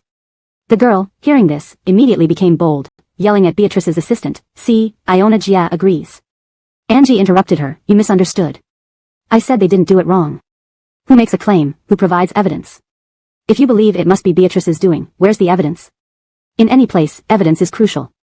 Without it, words mean nothing, and no one would believe you. But I was fighting for justice for you. Angie laughed, shrugged, I don't need anyone fighting for justice. What I need is facts. If your behavior is caught by the media, it'll be seen as incitement against me, which won't benefit me. Angie glanced at Beatrice, it's none of my business, I haven't the time or inclination to incite anyone. Beatrice remained silent but understood Angie wouldn't stoop to such levels. The drama at the entrance thus ended awkwardly. Angie stepped into the dressing room to retrieve her belongings. That person tried to leave but was grabbed by Beatrice's assistant, you hold on. You want to defame someone and walk away? Apologize. An impatient apology was thrown out. If you're so nonchalant, I'll post the video online and let netizens decide. You even recorded it. Vile. Let me see. Returning to Puyin Mountain, entering the master bedroom, Angie saw Govind finishing up his bedtime routine, reading an Italian book. You know Italian. Let me see your hand. Angie extended her arm. Govind gently pulled up her sleeve to inspect. Your hands tell a story. Yes, not easy, maybe I'll buy them insurance one day. Angie retracted her hand, flipping the book on the bed. What's this about? Govind cast a glance. A story about a couple falling in love after marriage and growing old together gracefully. Does it mention having kids too? Happiness and completeness? Yeah. Is it a contract marriage? For 2 years? Govind stifled a laugh, responding affirmatively. Angie. Keep going. She wasn't stupid, clearly recognizing this was a psychology research book. Govind was making up a romantic novel scenario. Suddenly, a thought struck her. Her hand slid down the man's waist. Does manager Nate really want to grow old gracefully with me and our children? Is it that obvious? Govind squeezed her uninjured hand. Her long fingers traced circles in his palm, drawing him closer. Daydreaming when you're awake? Come closer. What for? Though curious, Angie complied. Just as she leaned in, she was kissed. Translation provided maintains the original tone and style while ensuring natural English fluency and consistency with prior content. Paragraph structure and line breaks are preserved as in the original text. Chapter 267, Infidelity and Asset Transfer. Did they find out who did it? At the bathroom door, Govind stood with his arms crossed, leaning nonchalantly against the doorframe. He watched as Angie effortlessly wrapped her injured arm in plastic wrap, clearly having gained some experience by now. This is the director's business. Angie glanced at Govind indifferently, but before she could continue, he walked over and tore off the plastic wrap from her arm. You have some sense. This man was not entirely worthless. What if the director intentionally covers up for them? Angie squeezed out makeup remover to cleanse her face, unless he's foolish. One who can't tell right from wrong shouldn't be in the entertainment industry. But Angie thought of something and turned to look at Govind. I recently heard a gossip in the crew that someone saw a middle-aged man with bodyguards coming out of Beatrice's room a few nights ago. The bodyguard was pulling 4 or 5 30-inch suitcases. Could they be Rufussel's people? Which day? Govind remained composed, showing no outward emotion despite suspecting something. His calm tone left Angie unsure of his feelings. The day before yesterday? Govind nodded. I'll have someone check. Do you need my help? He glanced towards the shower direction. After some consideration, Angie thought Govind wasn't the meticulous type and might end up scalding or freezing her to death if he tried to help. No, just send Graham it up. This kind of rough job wouldn't dare trouble Chairman Nate. Even Catherine Nate is so official when trying to evade me. You really show no affection. Love isn't an official document, Mr. Nate. Don't set your standards too high. Too lazy to argue with Angie, Govind pressed the intercom to call Graham it upstairs and then went into the study. He contacted Alali to retrieve the surveillance footage from Beatrice's hotel. Govind had never lacked capable people around him. He was generous to others and retained many skilled individuals for his service. In about 3 to 5 minutes, the surveillance footage arrived. Govind frowned slightly as he watched the people on the screen. Alali looked shocked. These are Thai family members? Yes. Why did they go see Beatrice? Could they also think you have a relationship with her and try to save their situation indirectly? Isn't that foolish? Sending women to mediate indirectly should involve finding the right person. Beatrice? Not a real wife nor a beauty. What's the point?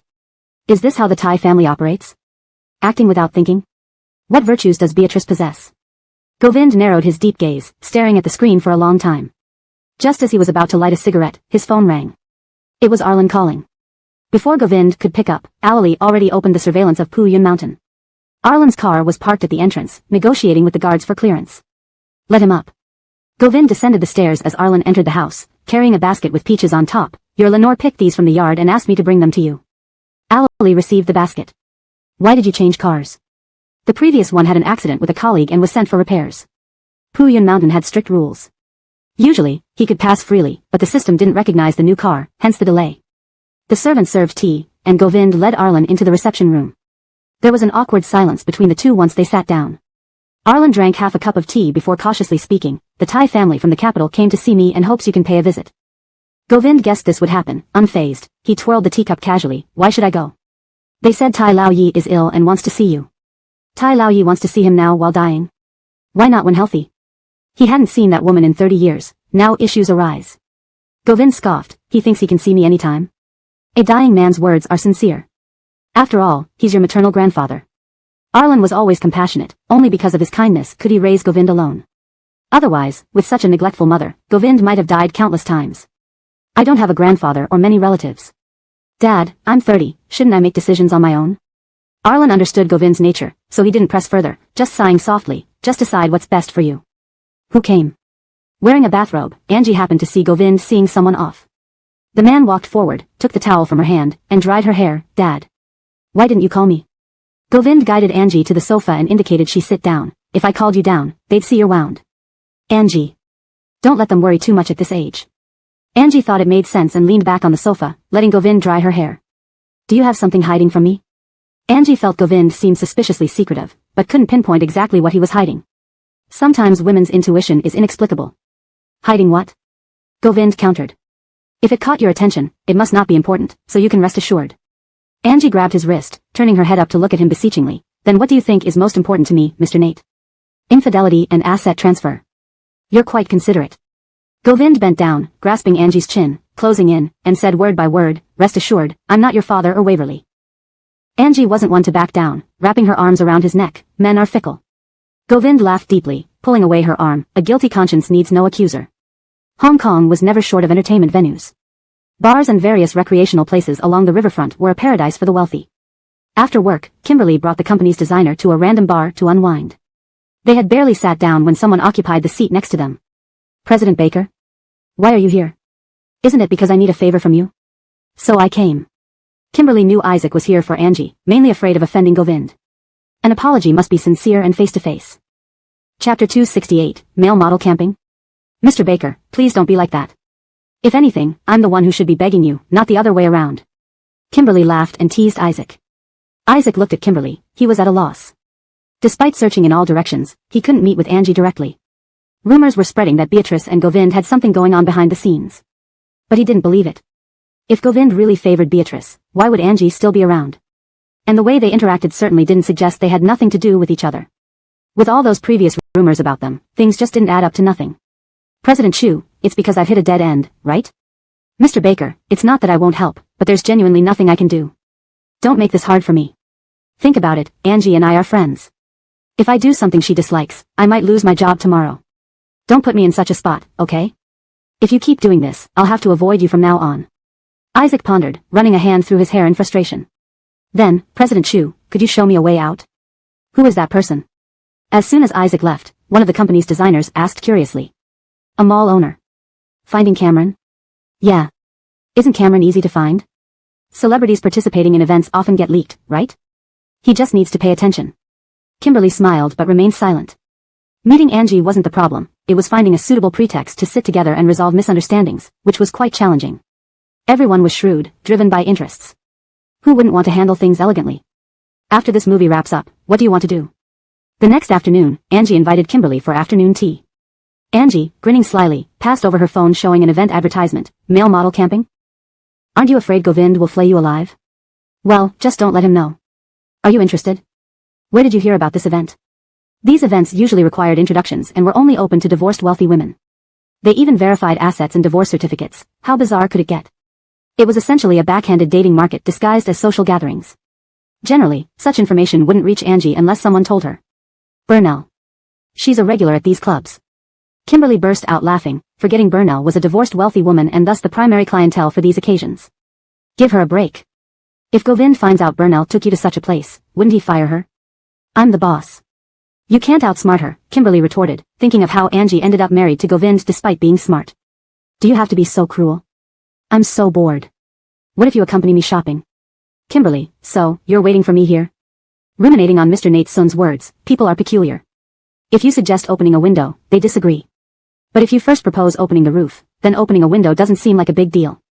She scratched her head and reluctantly agreed. Just as she raised her cup to sip coffee, she saw Mercedes enter the cafe in a princess dress and slip into a booth nearby. She nudged Angie under the table. Following her gaze, Angie spotted Mercedes too. Has Harvey contacted you since last time? No. Guess who Mercedes came to meet today? Angie glanced at her, puzzled. How would I know? Guess? Nope. Kimberly felt unamused and whistled. If she were meeting a friend, she'd be well-dressed and composed. This hurried, angry demeanor suggests she's here to catch someone cheating. Ah. Sure enough, as Kimberly finished, a cry erupted from the booth. Are you crazy? What are you doing? Mercedes emerged halfway, glaring furiously. You should be asking me. Do you know this man has a fiancé? He has a fiancé? You said you were single. The woman shrieked, turning angrily to Harvey. She grabbed the coffee and splashed it on his forehead. How despicable. With a fiancé, you're still chasing after girls? May your little pecker rot. Kimberly, well, she matches you. This girl cursed with such vigor, it was just like Angie. How exhilarating. Angie rolled her eyes and continued watching. Inside the booth, they could vaguely see Harvey calmly wiping his face. Satisfied? Mercedes, aren't you ashamed? Since it's an arranged marriage, we both get what we need. You play your games, I play mine. We'll marry when the time comes, everyone will be happy. Why do this? Wasting time trying to reform a rogue? You're not made of gold either. Mercedes flushed with anger. What do you mean? Didn't you understand? Neither your looks, education, nor. Harvey pointed to his head, intelligence warrant me to change. Why not spend that energy on improving yourself rather than men? Have you read the saying online? A woman's sorrow starts when she becomes obsessed with men. Harvey threw the napkin on the table, standing up to look at Mercedes with undisguised disdain. He despised her, the Nan family wasn't what it used to be.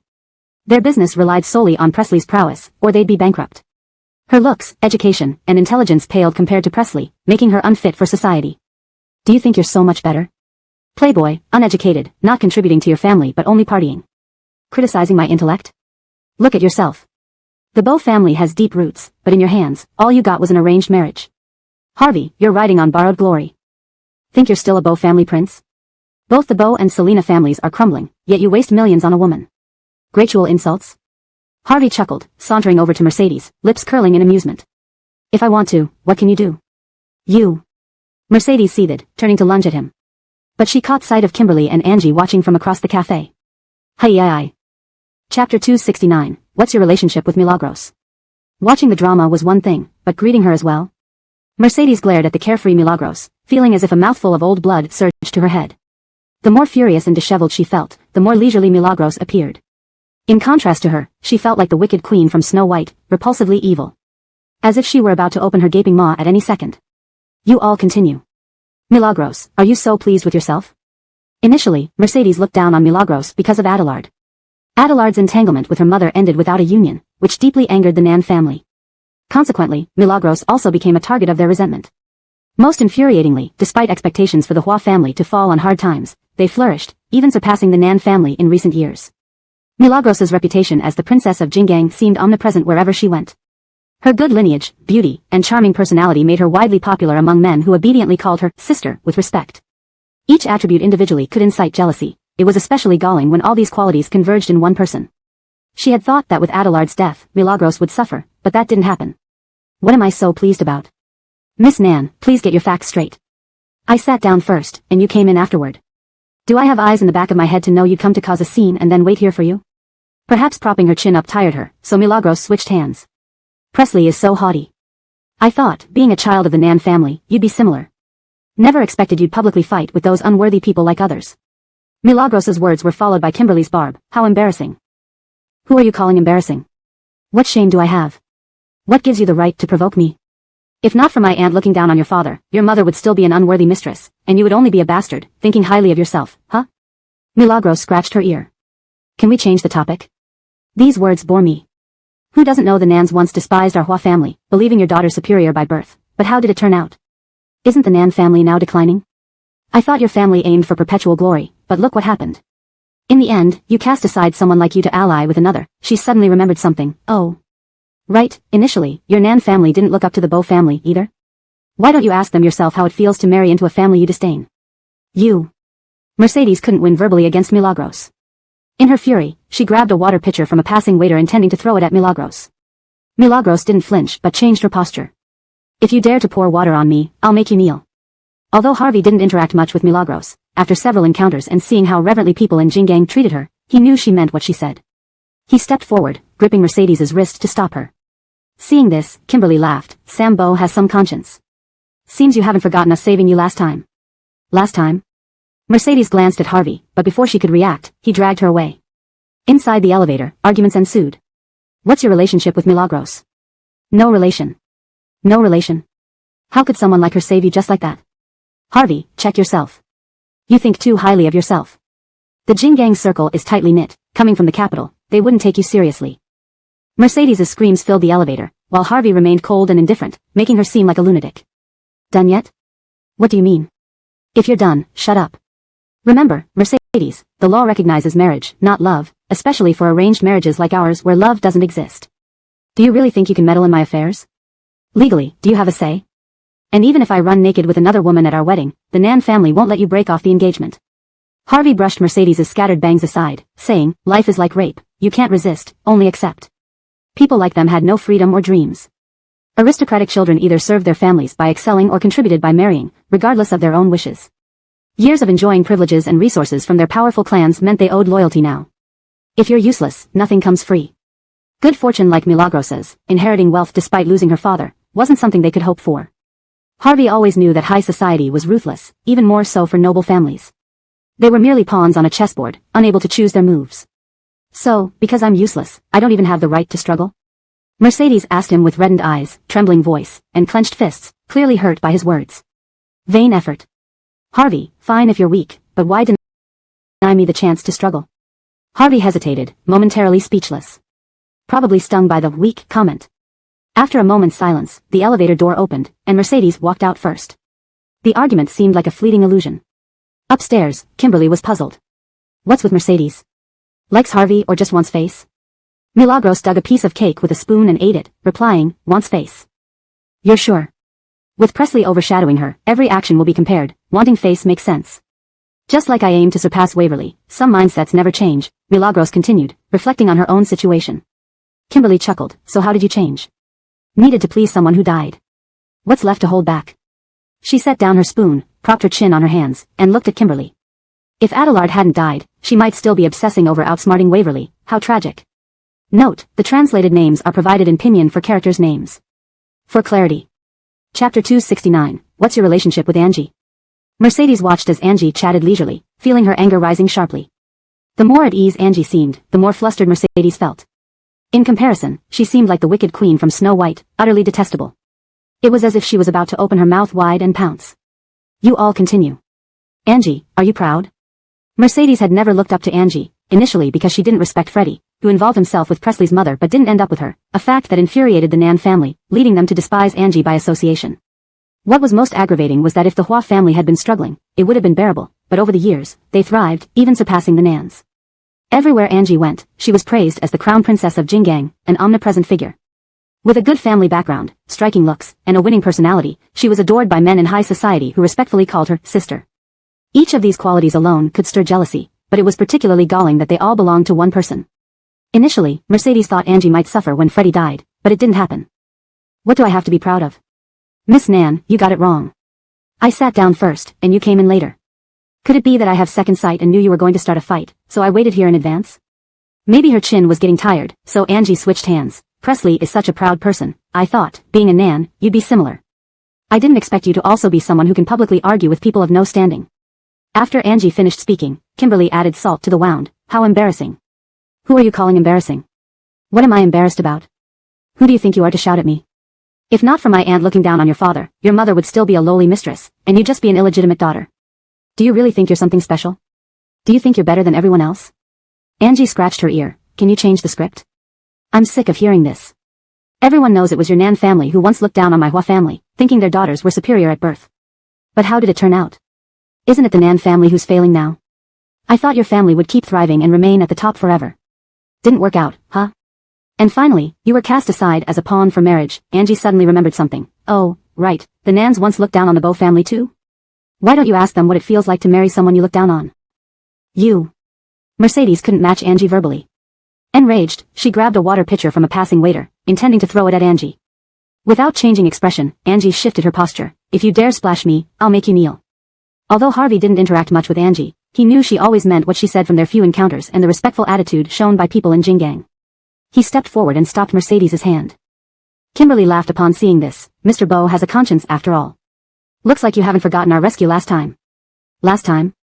Mercedes glanced at Harvey, but before she could react, he pulled her away. In the elevator, arguments broke out. What's your relationship with Angie? No relation. No relation. Someone like her wouldn't save you without reason. Harvey, take a hard look at yourself. You think you're somebody? Jingang circles are very united. As someone from the capital, they don't even care about you. Mercedes' shouts filled the elevator, sounding almost insane compared to Harvey's cold demeanor. Done yet? What do you mean? If you're done, shut up. Mercedes, remember, the law only recognizes marriage, not love. Especially for our kind of loveless arranged marriages, you're meddling too early. Does the law approve? If you keep provoking me, believe me, I can make things worse for you. We are both expendable to our families, mere pawns used for arranged marriages. Even if I elope with another woman on our wedding day, the Nan family won't allow you to break the engagement. Harvey brushed Mercedes' messy bangs to the side. Life is like rape. You can't resist, you can only endure. People like them have no freedom or dreams. Wealthy heirs either excel and pave the way for their families or contribute as needed, regardless of willingness or preference. They enjoy decades of luxury, resources, and education provided by their families, and now it's their turn to give back. If you're useless, there's no free meal. Events like Angie losing her father to death are not destined for them. Harvey has always known that wealthy families lack compassion, and prestigious families even more so. They are merely pieces on a chessboard, unable to control their moves. So, because I'm useless, I don't even have the right to struggle? Mercedes asked, her eyes red and voice trembling, fists clenched tight. Clearly, she was deeply affected by Harvey's words. Feudal. Harvey, if you can't fight, why deny me the chance? Harvey was taken aback, momentarily speechless, perhaps stung by the word feudal. He remained silent until the elevator doors opened, then Mercedes stormed out first, as if the argument had never happened. Upstairs, Kimberly puzzled. What does Mercedes mean? Does she like Harvey? Or is she simply concerned about reputation? Angie ate a piece of cake with a small spoon and said, reputation. Are you sure? Presley overshadows her in everything. Wanting to preserve face isn't wrong. Just like I want to surpass Waverly. Some people never change that mindset. Kimberly smiled at this explanation. How did you change yours? The person I needed to please is dead. Why should I have any reservations?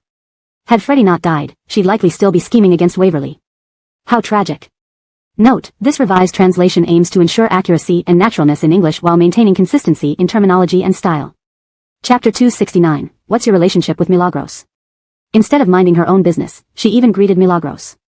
Mercedes watched Milagros, who was so relaxed and composed, and felt the anger rise to her head instantly. The more agitated Mercedes became, the more leisurely Milagros appeared. In comparison, Mercedes felt like the evil queen in Snow White, thoroughly detestable, ready to open her blood-stained mouth at any moment. You all continue. Milagros, are you feeling very pleased? Initially, Mercedes disdained Milagros because she looked down on Freddie. Freddie got involved with Presley's biological mother but did not end up with her, which made the Nan family hate him, and by extension, Milagros as well. What infuriated Mercedes the most was that despite all this, the Hua family prospered over the years and even surpassed the Nan family. Milagros' reputation as the Long Princess of Jingang was everywhere. Milagros had a great family background, good looks, and a charming personality that endeared her to everyone in her circle. Any one of these qualities could make someone envious, let alone all concentrated in one person. Mercedes originally thought that Freddie's death would teach Milagros a lesson, but it didn't happen. What am I pleased about? Miss Nan, get your facts straight. I sat down first, and you came in after. Could I possibly have known you were going to start an argument and waited here for you? Perhaps tired from resting her chin on her hand, Milagros switched hands. Presley is such a proud person. I thought being from the same Nan family, you'd be the same. Who would have thought you'd publicly argue with someone who can't even be named decently? After Milagros finished speaking, Kimberly added, how embarrassing. Who are you saying is embarrassing? What am I embarrassed about? What gives you the right to talk back to me? If it wasn't for my aunt looking down on your father, your mother would still be an insignificant mistress, and you just an illegitimate child. Do you think you're anything special? Milagros scratched her ear. Can we change the script? I'm tired of hearing this. Who doesn't know that the Nan family initially looked down on our family? You thought your daughter was superior by birth, but what happened? Isn't the Nan family still declining? I thought your family would forever be at the top, but it didn't happen, did it? Finally, they abandoned you, a mere pawn, to marry into another family, Milagros continued, suddenly remembering something. Oh. Right. The Nan family also initially looked down on the Bo family, didn't they? Why don't you go ask them how it feels to marry into a family you look down upon? You. In terms of verbal sparring, Mercedes couldn't match Milagros. Enraged, she grabbed the water pot from a passing waiter, intending to pour it over Milagros. Without changing expression, Milagros changed her posture. If you dare pour it on me, I'll make sure you end up in worse shape. Harvey, though not close to Milagros, knew from their few interactions and the Jingang people's respectful attitude towards her that she always meant what she said. He stepped forward and grabbed Mercedes's wrist, stopping her action. Seeing this, Kimberly laughed. Sam Bo has some decency. It seems you haven't forgotten us saving you last time. Last time? Mercedes turned and glanced at Harvey but was pulled away before she could react. Inside the elevator, the argument continued. What's your relationship with Milagros? No relation. No relation. How could someone like her save you if there's no relation? Harvey, take a good look at yourself. Do you think you're anyone special? The Jingang circle is tightly knit. You come from the capital, they won't take you seriously. Mercedes's shouting filled the elevator. Compared to Harvey's coldness, she seemed like a madwoman. Have you said enough? What do you mean? If you've said enough, then shut up. Mercedes, remember, the law only recognizes marriage, not love, especially in our kind of arranged marriage. Do you think you have the right to care about me too early? Is it legally recognized? By constantly provoking me, don't you believe I can embarrass you further? We are both pawns sacrificed by our families, deemed useless for arranged marriages. Even if I had been seen naked with another woman at our wedding, the Nan family would never allow you to break off the engagement. Harvey, moving Mercedes's messy bangs aside, continued, life is like rape. You can't resist it, you can only accept it. People like them have no freedom or ideals. Children of wealthy families either have strong abilities to pave the way for the family or, like them, contribute to the family regardless of their will or preferences. Enjoying decades of wealth and resources provided by their families, now it's time to pay the price. Every grain of rice comes with a price if you're useless. Something like Milagros losing her father wouldn't happen to them. Harvey always knew that powerful families were ruthless, and aristocratic families even more so. They were merely chess pieces, moving as commanded without control over their fate. So, because I'm useless, I don't even have the right to struggle? Mercedes asked him with red eyes, her voice trembling and fists clenched. Clearly stung by Harvey's words. Feudal. Harvey, you might be spineless, but aren't you allowing me to struggle? Harvey hesitated, momentarily speechless. He fell silent as the elevator door opened, and Mercedes left first, as if the argument had never happened. Upstairs, Kimberly wondered aloud, what does Mercedes mean? Does she like Harvey, or is it purely about pride? Milagros put a piece of cake into her mouth and replied, pride. Are you sure? With Presley above her, every action Mercedes takes will be compared to hers. Having pride isn't wrong. Just like I wanted to surpass Waverly, some people never change that mindset. Kimberly smiled at this explanation. So, how did you change? The person I needed to please is dead. What else should I be wary of? She put down her spoon and rested her chin on her hands, gazing at Kimberly. If Freddie hadn't died, she would probably still be obsessed with outsmarting Waverly. How miserable. Harvey knew well that powerful families showed no mercy. And in this game, they were just pieces on a chessboard, moving where ordered, unable to choose their path. Chapter 269, What's your relationship with Angie? Not only did she watch the show, but she also greeted Angie. Mercedes watched Angie's relaxed and carefree demeanor, and instantly felt an urge to vomit blood.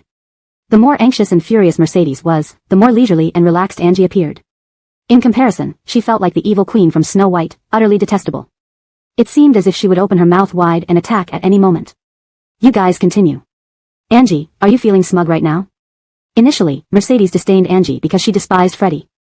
Freddie had gotten involved with her mother but didn't end up with her, which caused hatred within the Nan family. This hate extended to Angie. Most infuriatingly, if the Hua family hadn't been doing well, it would have been one thing, but over these years, they had thrived, even surpassing the Nan family. Everywhere she went, she heard of Angie, the renowned princess of Jingang. With a good family background, attractive appearance, and an outgoing personality, she mingled effortlessly in social circles. Men addressed her respectfully, calling her sister, which was incredibly polite. Any single one of these attributes would be enough to make people jealous, but it was infuriating that all of them were concentrated in one person. Originally, Mercedes thought Angie would suffer after Freddie's death, but that didn't happen. What do I have to be smug about?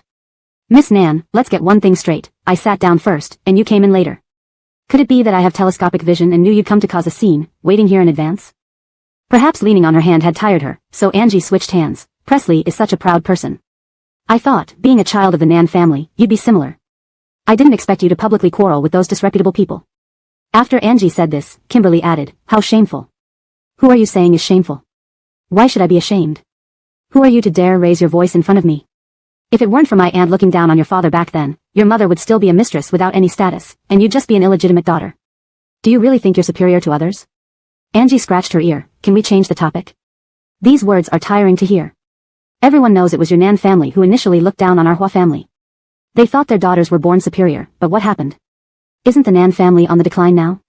I thought your family would thrive endlessly and reach the pinnacle. But it turned out, it didn't happen.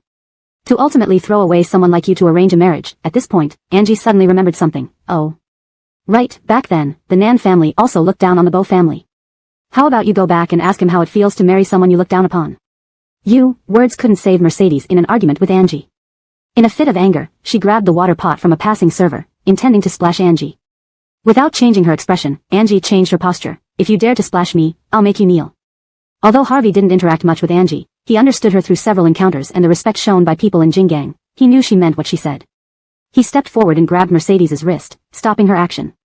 Seeing this, Kimberly laughed. Mr. Bo has some conscience. Looks like you haven't forgotten we saved you last time. Last time? Mercedes glanced at Harvey but was quickly pulled away by him before she could react. Inside the elevator, arguments erupted.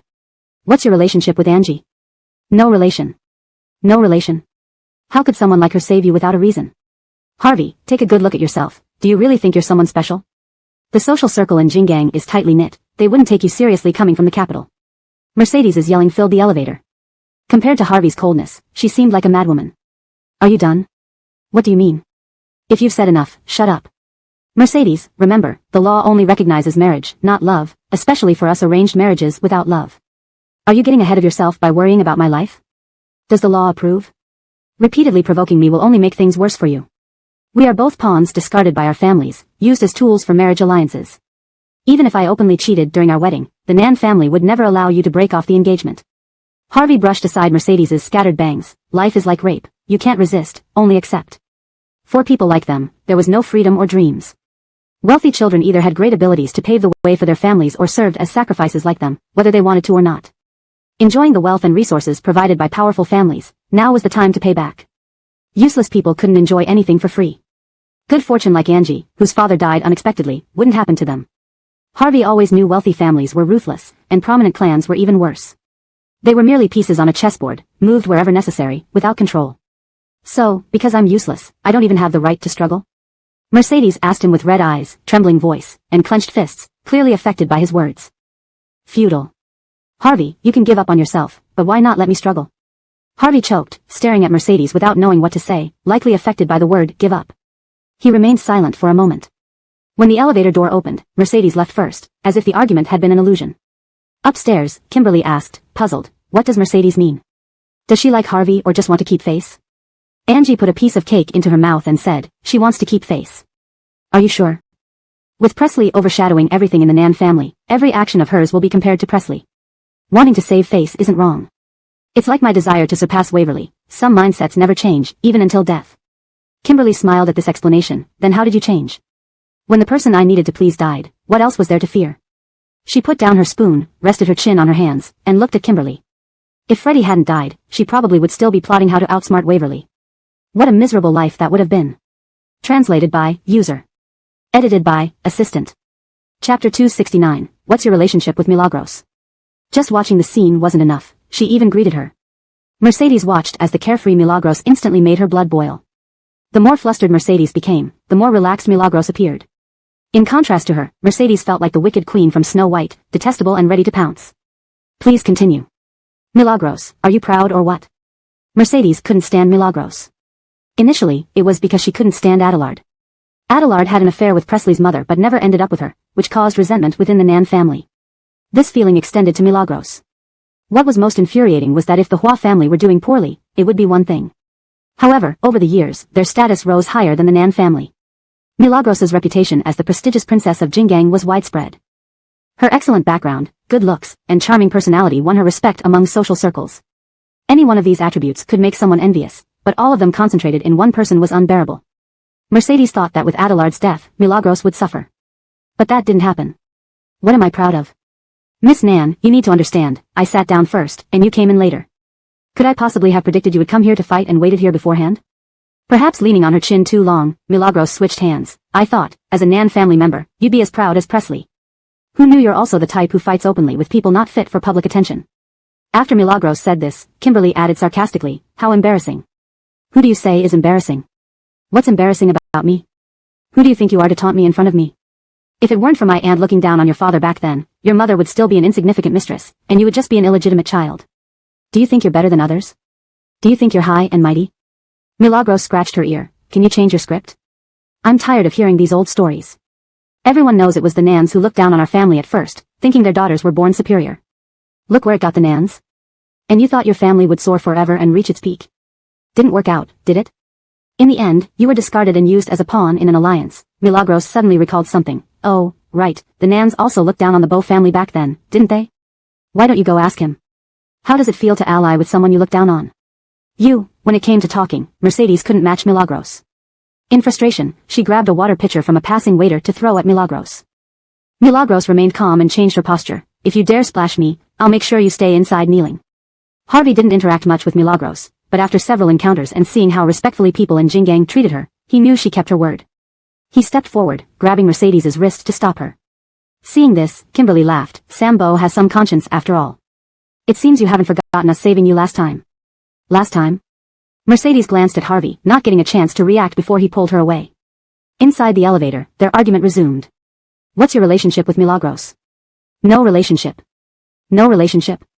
Someone like her wouldn't save you without reason. Harvey, look at yourself in the mirror. Do you really think you're special?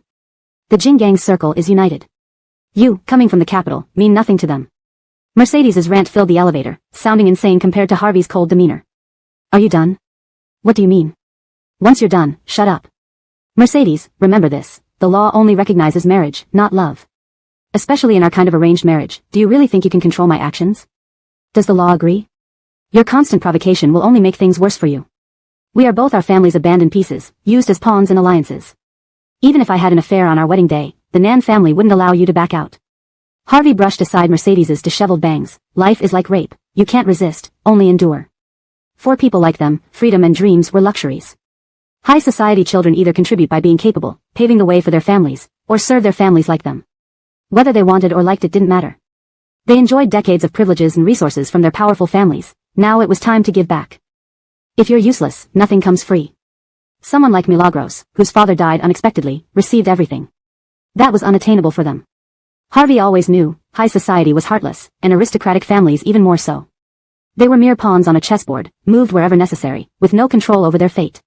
So, because I'm useless, I have no right to struggle? Mercedes's eyes welled up, her voice trembling, fists clenched. It was clear she was affected by Harvey's words. Feudal. Harvey, if you're weak, it's one thing, but won't you let me struggle? Harvey choked, staring at Mercedes, momentarily speechless, probably stung by the word weak. He fell silent as the elevator door opened. Mercedes stepped out first. Their earlier quarrel seemed like an illusion. Upstairs, Kimberly asked, confused, what does Mercedes mean? Does she like Harvey or is she just trying to save face? Milagros took a spoonful of cake and replied, save face. Are you sure? With Presley overshadowing her in the Nan family, everything she does is compared. Saving face makes sense. Just like I want to surpass Waverly, some people never change this mindset. Kimberly laughed, how did you change yours? With the person I needed to impress dead, what else do I have to worry about? She put down her spoon, resting her chin on her hands, gazing at Kimberly. If it weren't for Adelard's death, she'd likely still be plotting ways to outsmart Waverly. Such a miserable existence. Chapter 269, What's your relationship with Angie? Nan Xianxian watched as Angie leisurely ate her dessert, and instantly felt a surge of anger. The more infuriated she became, the more composed Angie seemed. Compared to her, Nan Xianxian felt like the wicked queen in Snow White, thoroughly detestable. As if ready to unleash her wrath at any moment. Please continue. Angie, aren't you proud? Nan Xianxian had never liked Angie. Initially, it was because of her disdain for Freddie, how he messed around with Presley's biological mother but didn't end up marrying her. This made the Nan family hate him, and by extension, Angie too. Worst of all, even though the Hua family could have suffered after Freddie's death, they only thrived more over the years. In fact, they surpassed the Nan family. Angie's reputation as the Long Princess of Jingang echoed everywhere. Her family background was good, her looks were striking, and her personality was charming. The men in high society respectfully called her sister, which only added to her appeal. Any one of these attributes would be enviable, but what made people even angrier was that they all belonged to one person. Initially, Nan Qianqian thought Angie would suffer when Freddie died, but it didn't happen. What am I proud of? Miss Nan, let's get one thing straight, I sat down first, and you came in afterward. Could it be that I have X-ray vision and knew you were coming here to make a scene, so I waited here ahead of time? Perhaps tired of resting her chin on her hand, Angie switched arms. Presley is such a proud person, so I thought as a member of the Nan family, you'd be the same.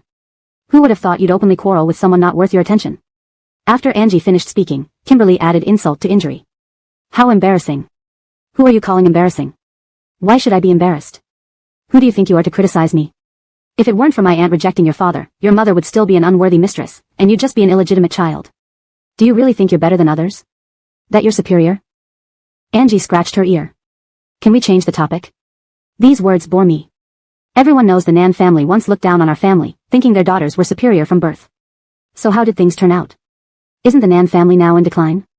I thought your family would thrive forever, reach new heights. But no. You failed. And you, being cast aside like this to marry into another family. Angie paused, seemingly remembering something. Oh, right, wasn't it also beneath the Nan family to marry into the Bo family back then?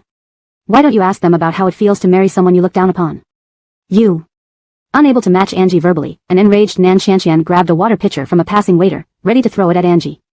Unmoved, Angie shifted her posture. If you dare throw water at me, I'll make sure you pay for it. Harvey might not have spent much time with Angie, but from past interactions and the respectful attitude of people in Jingang toward her, he knew she always meant what she said.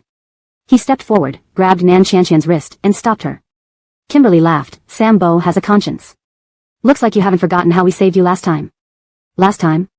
Before Nan Qianqian could react, Harvey pulled her away. Inside the elevator, arguments erupted. What's your relationship with Angie? No relationship. No relationship? How could someone like her rescue you without a reason? Harvey, take a look at yourself. Who do you think you are? The circles in Jingang are tight-knit, they wouldn't give you a second glance, especially since you're from the capital. Nan Qianqian's rant filled the elevator, while Harvey remained coldly indifferent. She sounded like a madwoman. Done ranting? What do you mean? If you're done, then shut up. Nan Qianqian, remember, law only recognizes marriage, not love, especially in our case where there's no love involved in this arranged marriage. Don't try to meddle in my life so easily. Do you think the law will approve? You keep bothering me like this, and I can make things worse for you. We are both pawns abandoned by our families, used as bargaining chips in arranged marriages. Even if I ran naked with another woman on our wedding day, the Nan family would never allow you to break off the engagement. Harvey brushed Nan Qianqian's disheveled bangs aside. Life is like rape, you can't resist, only accept. People like them had no freedom or ideals. As heirs of influential families, they either contributed to the family's prosperity or, like them, sacrificed for the family.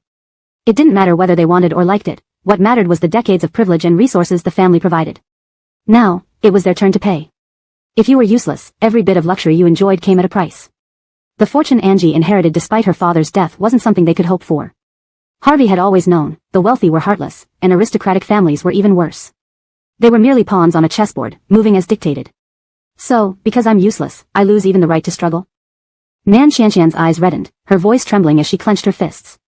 She clearly felt deeply wounded by Harvey's words. Feudal.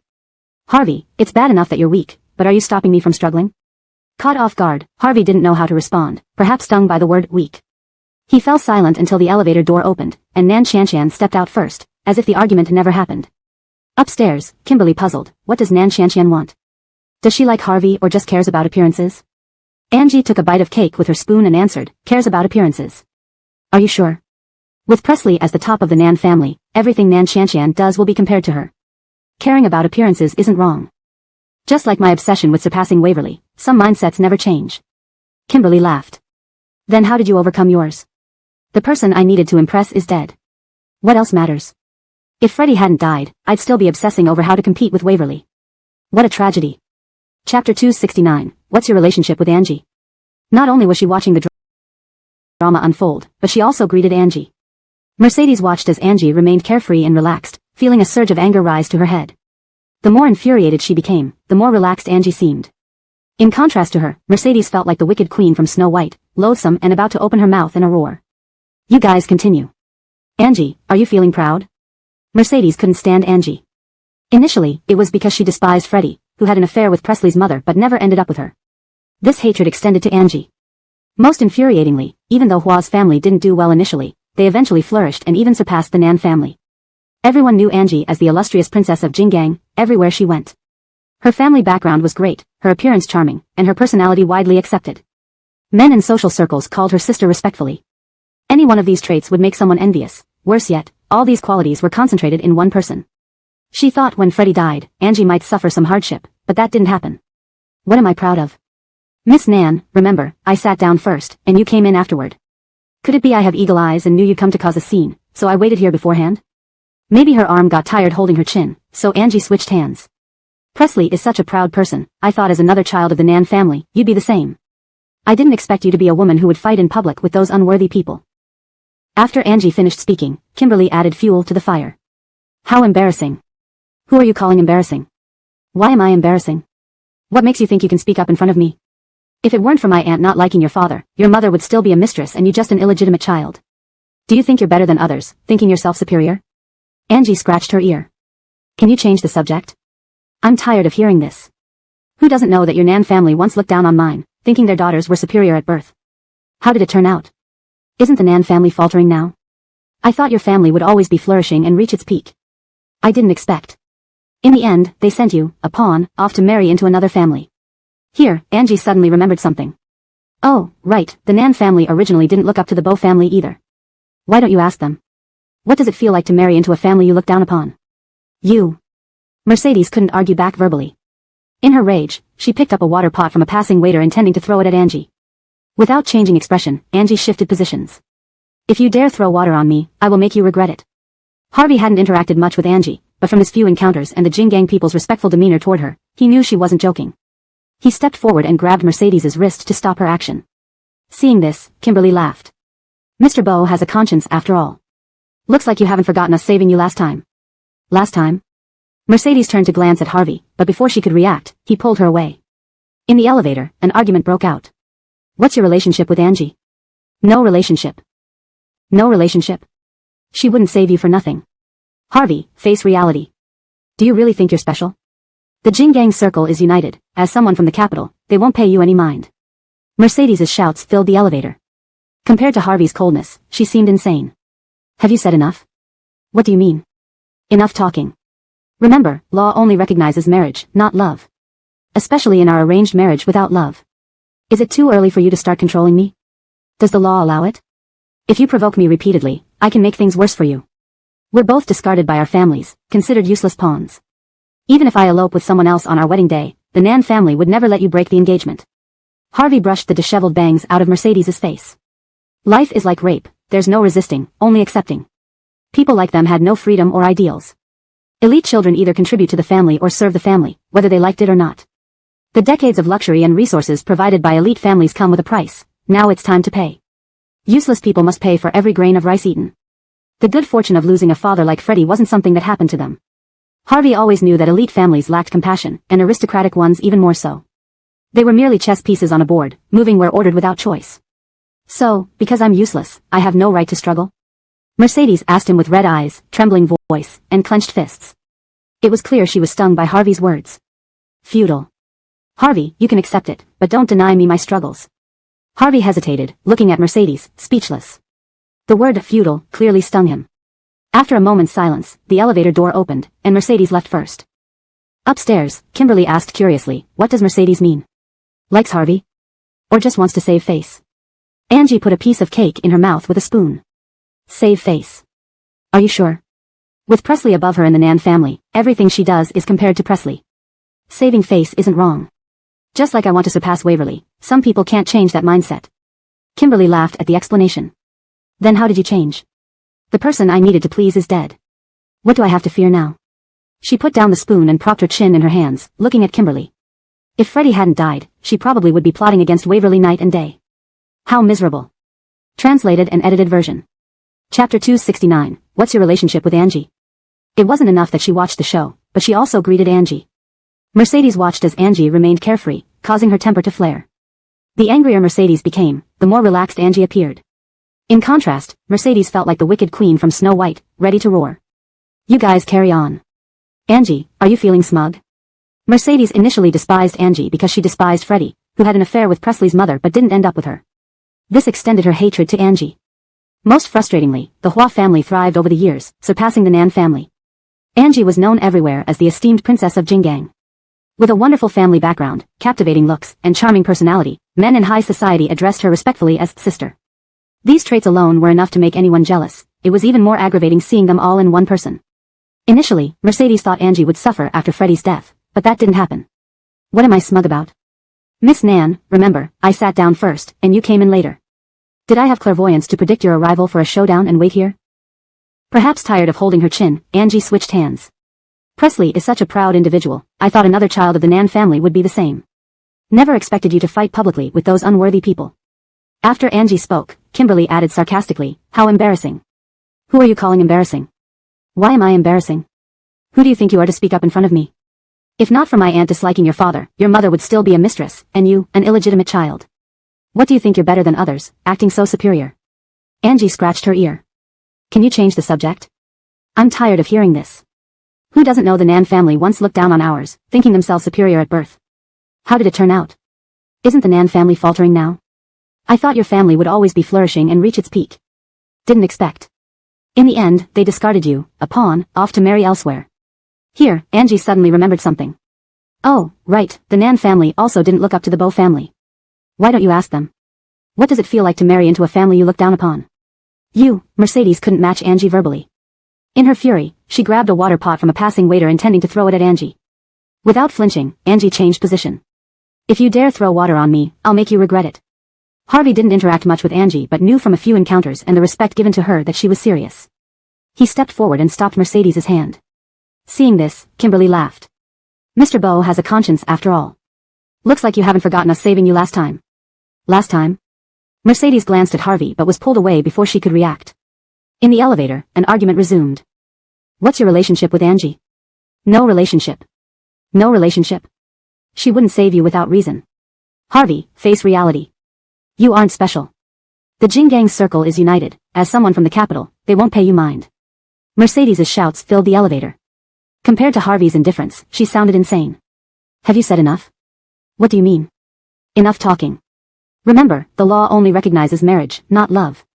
Especially in our arranged marriage without love. Too early for you to start controlling me. Does the law allow it? If you keep provoking me, I can embarrass you further. We're both cast-offs of our families, deemed useless. Even if I elope on our wedding day, the Nan family wouldn't let you break the engagement. Harvey brushed the disheveled hair from Mercedes' face.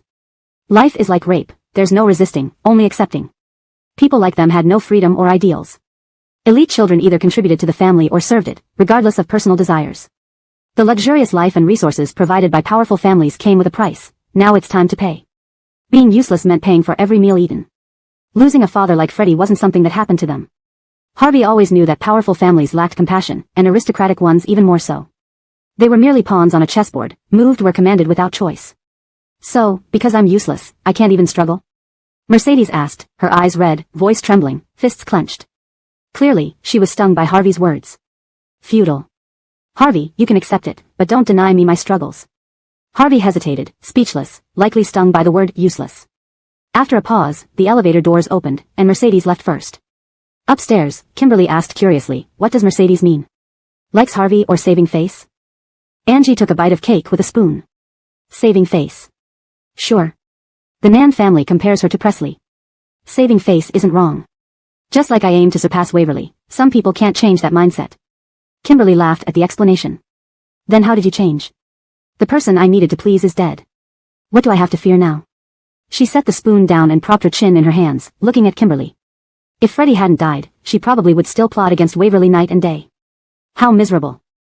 Chapter 270, even the turtles in the wishing pool wouldn't dare make wishes like this. Director Sue, someone is looking for you. Who is it? They say it's a high-ranking leader who brought a patient over and specifically asked for your consultation.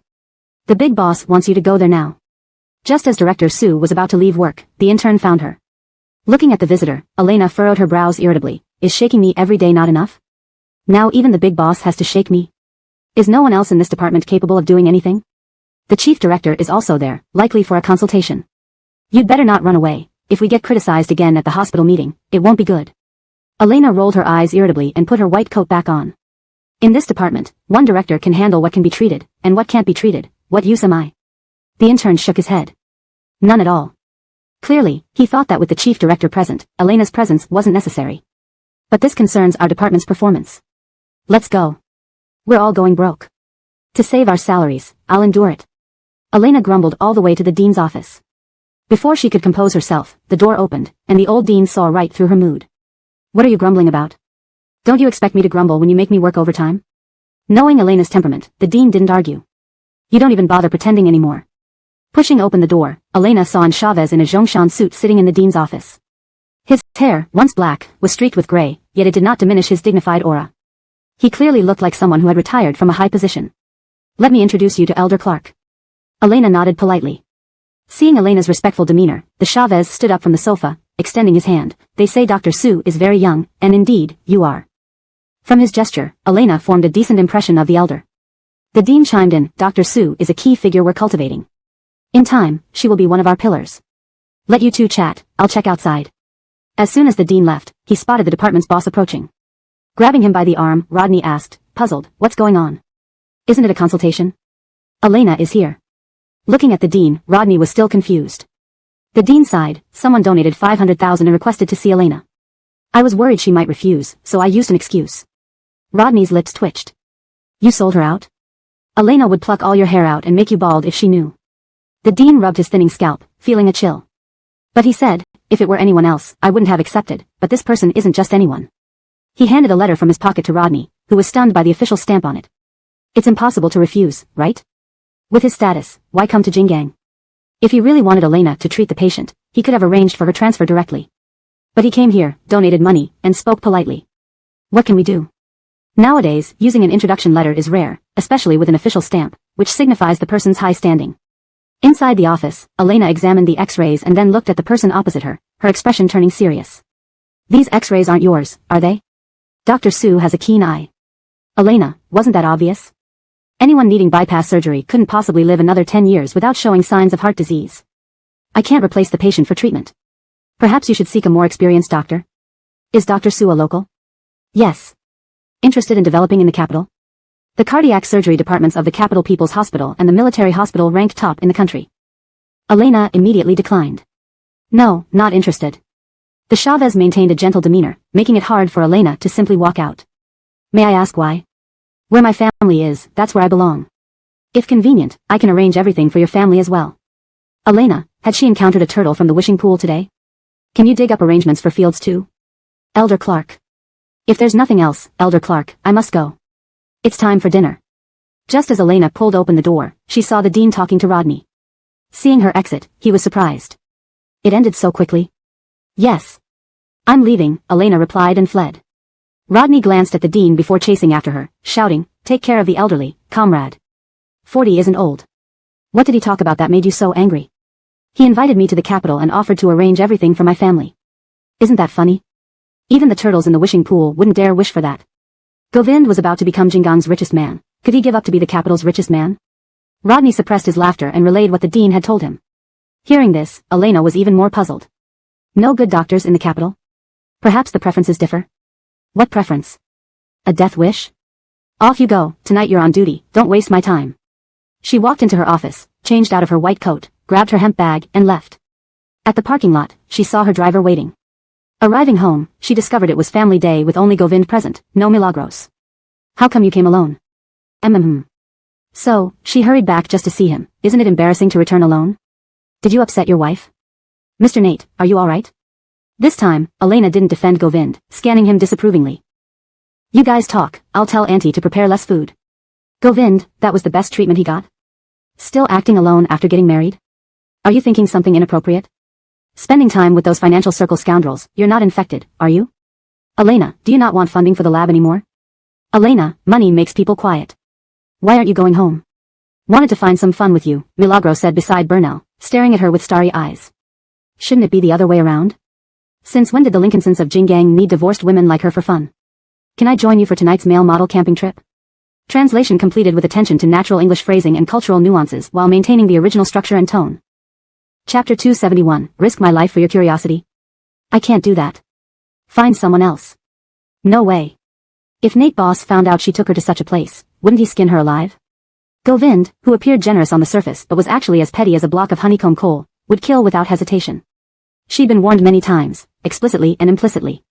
If she still didn't know better, it would mean curtains for her. She might even lose her job as an agent. To ensure she could still afford meals in the future, she wouldn't dare do such things. Angie pulled at her sleeve, pouting, please, take me somewhere I can gain some worldly experience. Look how pitiful I am. Living this long without seeing much of the world. All I rely on is you people to help me broaden my horizons. If you don't take me, I'll be lost. Bernal freed her sleeve from Angie's grasp and bluntly said, this isn't about being lost, you're planning to stray.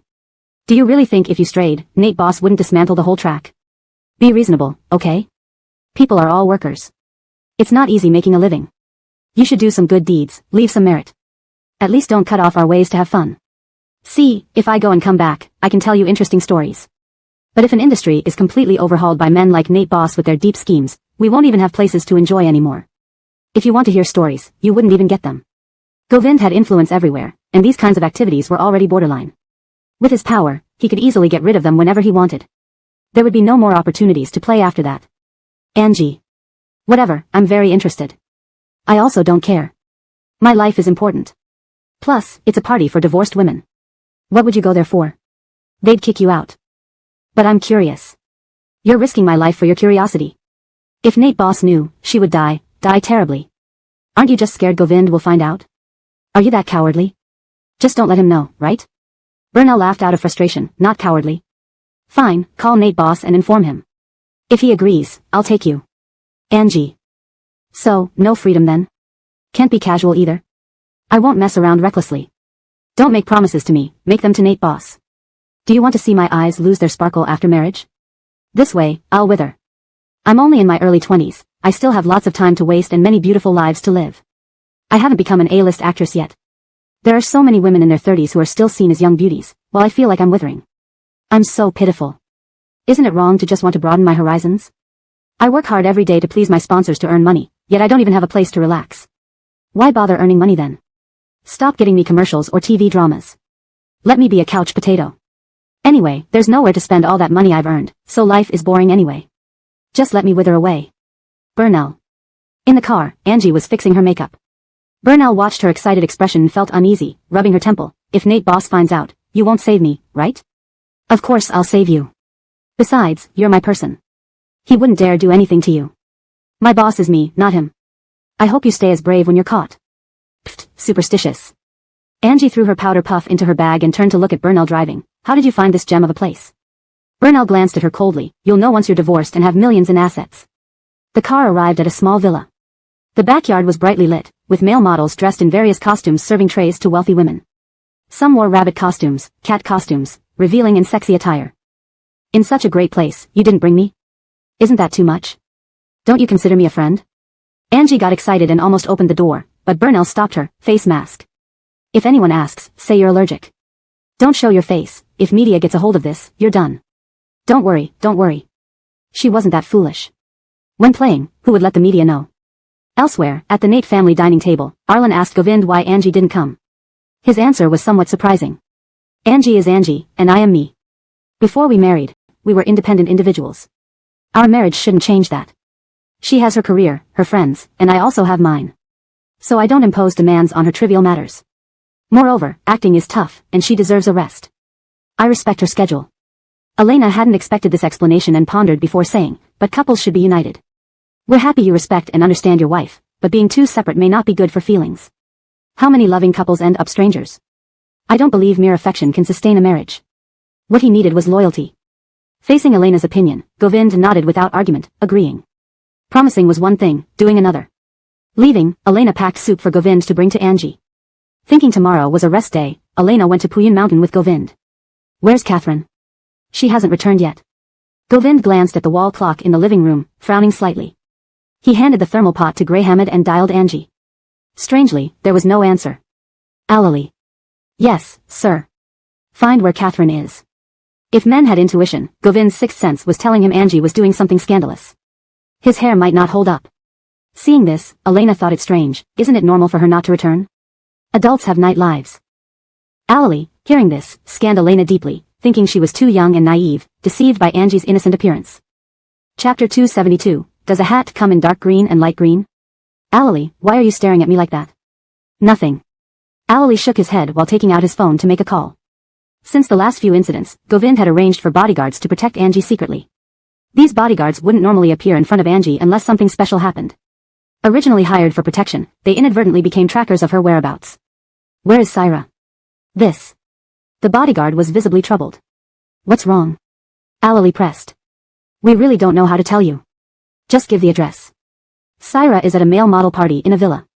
If Mr. Nate comes, he might be so enraged it could make him spit blood. The scene is quite chaotic. Allali reached up to cover his chest. Fiend beast?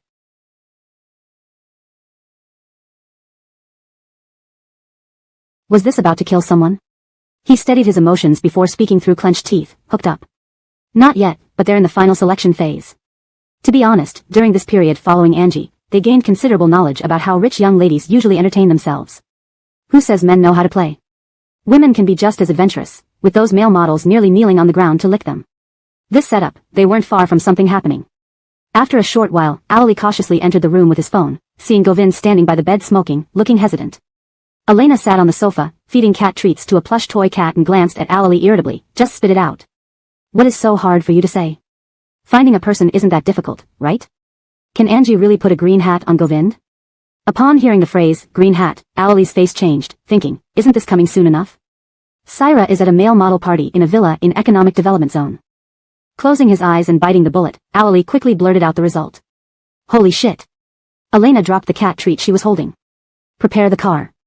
Take me too, I want to see. Elena ran behind Govind's long legs, almost forgetting to wear her shoes.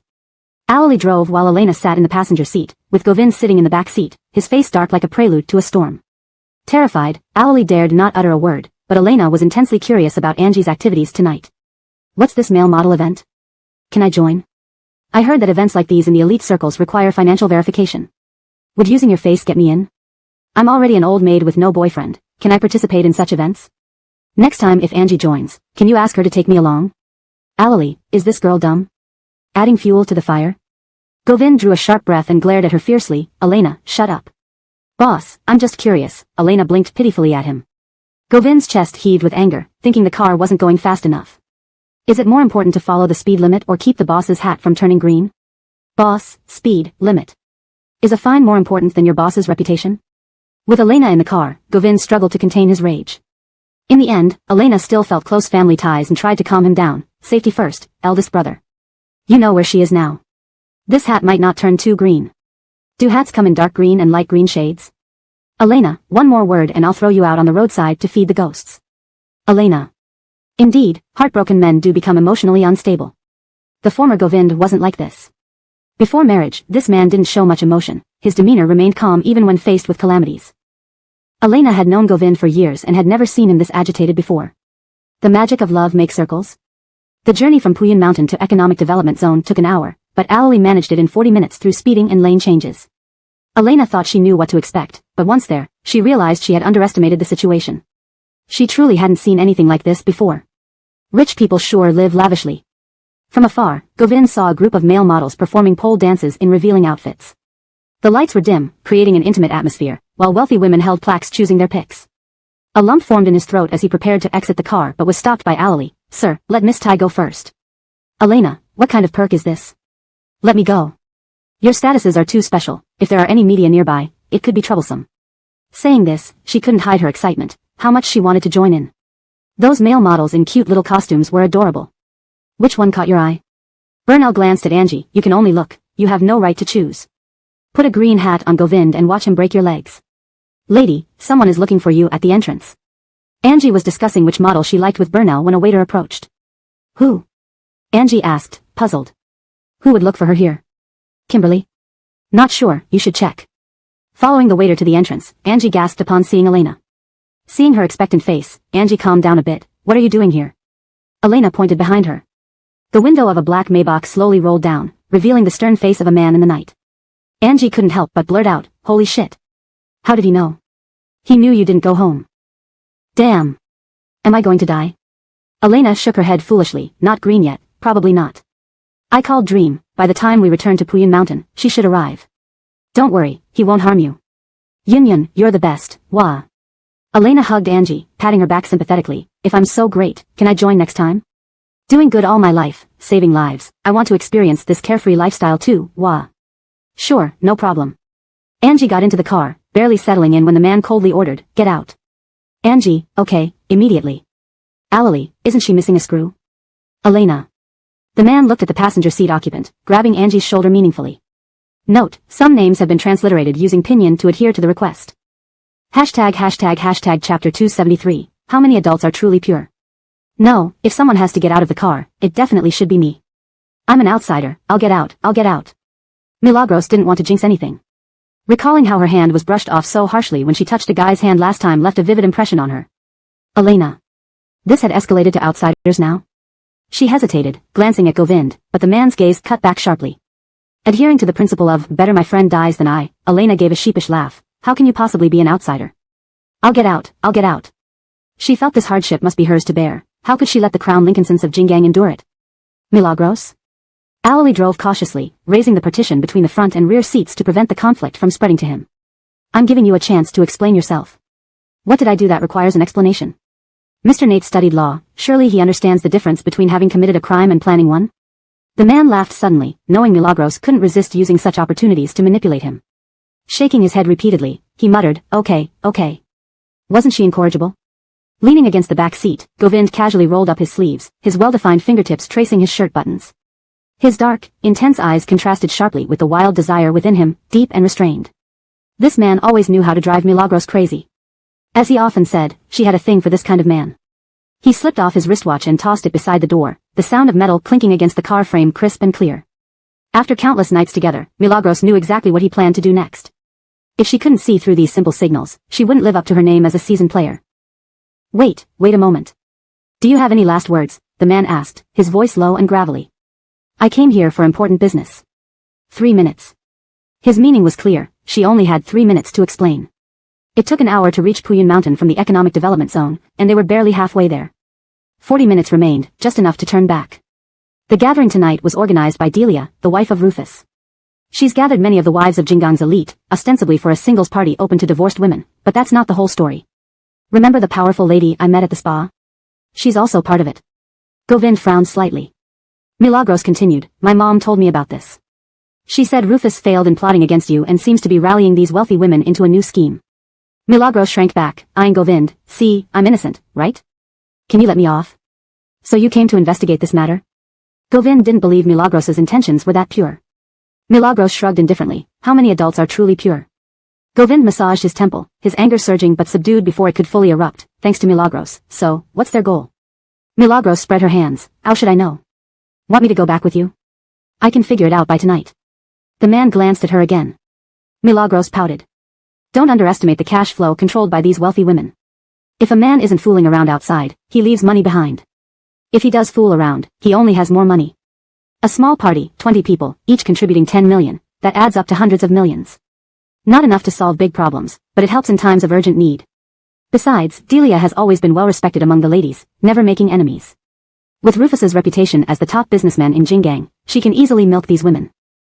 Mr. Nate wanted to take over Rufus's company slowly, like simmering a stew, but didn't expect them to find an escape route. Did they slip right out of your grasp? Milagros leaned against the car door, running her fingers through her hair casually. She felt thirsty after talking so much, searching for a bottle of water on the door but finding nothing.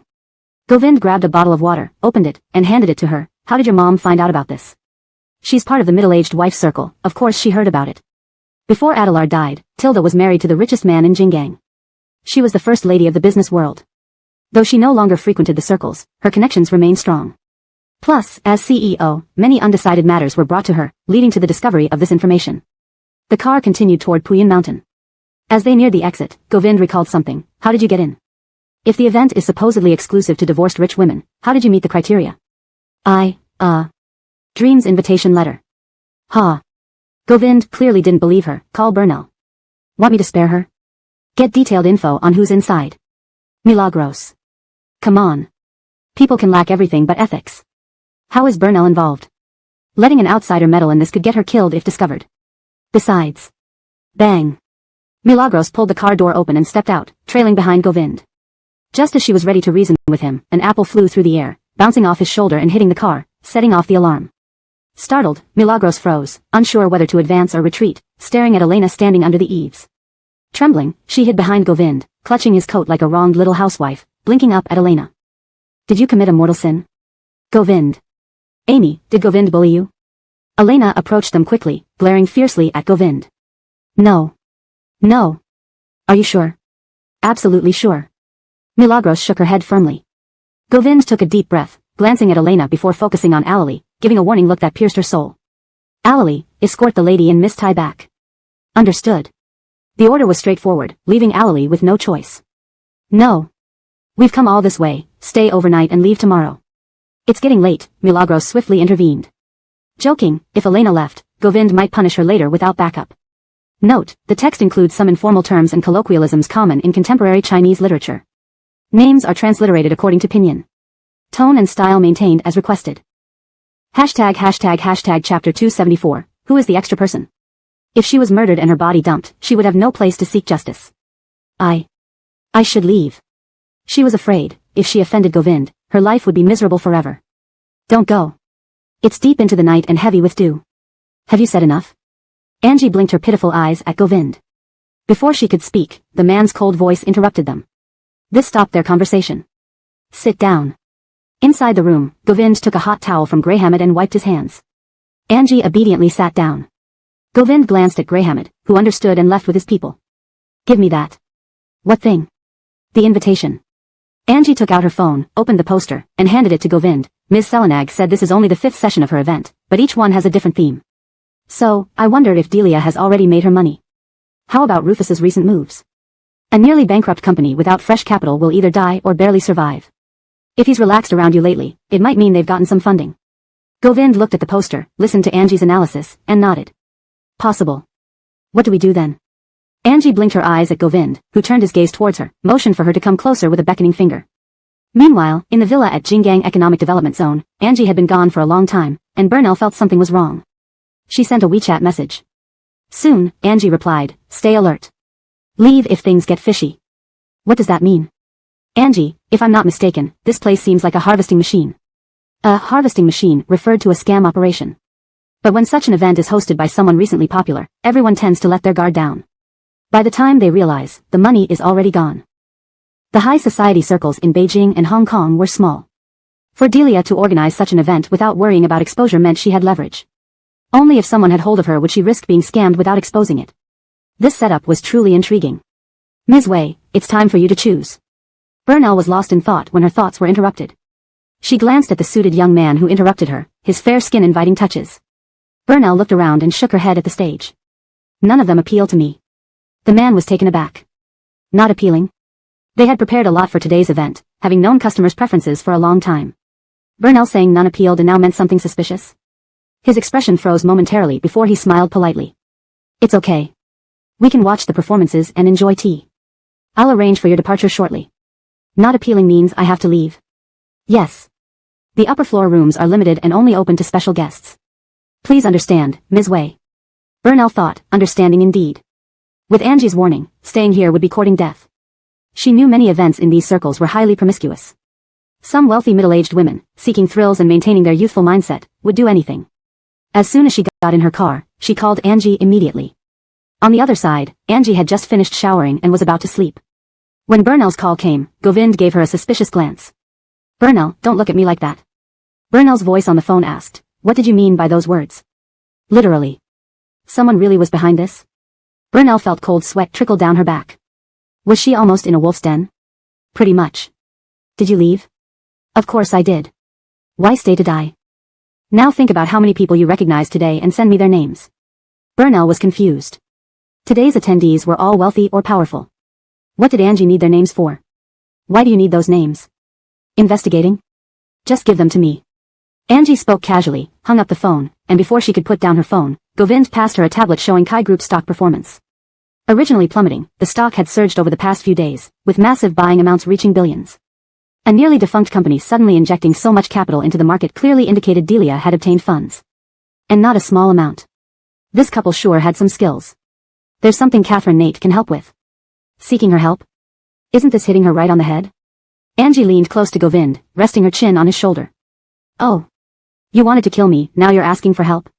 She teasingly stroked his chiseled jawline, acting mischievously. Whatever you demand. Anything? Angie grabbed his collar and stared at Govind. Yes, anything. Govind's long fingers lightly traced her waist, a gesture that calmed and teased simultaneously. I want Japan to belong to China. Govind. Go wish upon a star. Not long after the event ended, the staff at the villa were wrapping up. Someone delivered tonight's attendance list to the top floor, where a glass room housed a steaming teapot emitting wisps of smoke. A suited attendant handed over the sign-in sheet. Boss Bo, here's tonight's list. Prepared for 20, but 21 attended. 21? Delia frowned. Who's the extra person? A friend brought by Burnell. Surname Selenag. Selenag? Yes. Show me tonight's surveillance. Her events were meticulously planned to avoid any errors. An outsider slipping in would be catastrophic. Shortly, the footage arrived. She studied the entrance sequence on the tablet, finding the person somewhat familiar yet unable to recall. Where's Burnell? She left because no one appealed to her, following protocol. Delia felt an ominous sense and hoped her intuition was wrong. Ensure nothing goes wrong upstairs. Chapter 275, Angie's symptoms are the same as them. Sir, the people who were stationed at the villa in the economic development area reported that everyone had gradually left early this morning before dawn. First were those wealthy madams, then the young entrepreneurs, and finally the staff. Delia was the last one to leave. So those wealthy madams spent the night there? Yes. Alley thought, thankfully Sir brought Syra back, otherwise, a huge green hat would have been on his head, impossible to take off. When adults don't return home at night, everyone knows what might happen. A man and a woman living under the same roof without something happening? Hardly anyone would believe it. A middle-aged woman meeting a young entrepreneur in his 20s, wouldn't that perfectly fit their expectations? Isn't that exactly what rich women like? Alley still felt cold sweats when he thought about it.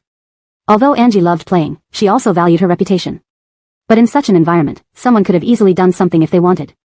How were the rooms allocated? It said that last night, those wealthy madams chose to sleep with the people they liked, and I think Delia stayed up all night guarding the villa to prevent anything from happening. Continue monitoring. In the living room downstairs, the man was dressed in a bathrobe, holding a glass of plain water standing by the large window. His gray morning robe draped over his shoulders, and the warm morning sunlight shone on him, giving a false sense of enlightenment. Govind, even in casual clothes with no adornment, exuded a chilly aloofness. His appearance was just decoration, his inner presence and demeanor defined him. As a young boy, he once thought living a simple life as a lawyer would be enough. But after growing up, he realized such dreams were a luxury for him. Born into such a background, being ordinary was out of the question. Ordinary meant being abandoned, just like when he was born. His proud mother abandoned him right after he was born because she thought Arlen didn't deserve her. Don't deserve, such arrogant words. From then on, only he could choose others. What does the capital matter? The mornings at Puyun Mountain were bustling. Servants were busy cleaning the yard, working tirelessly.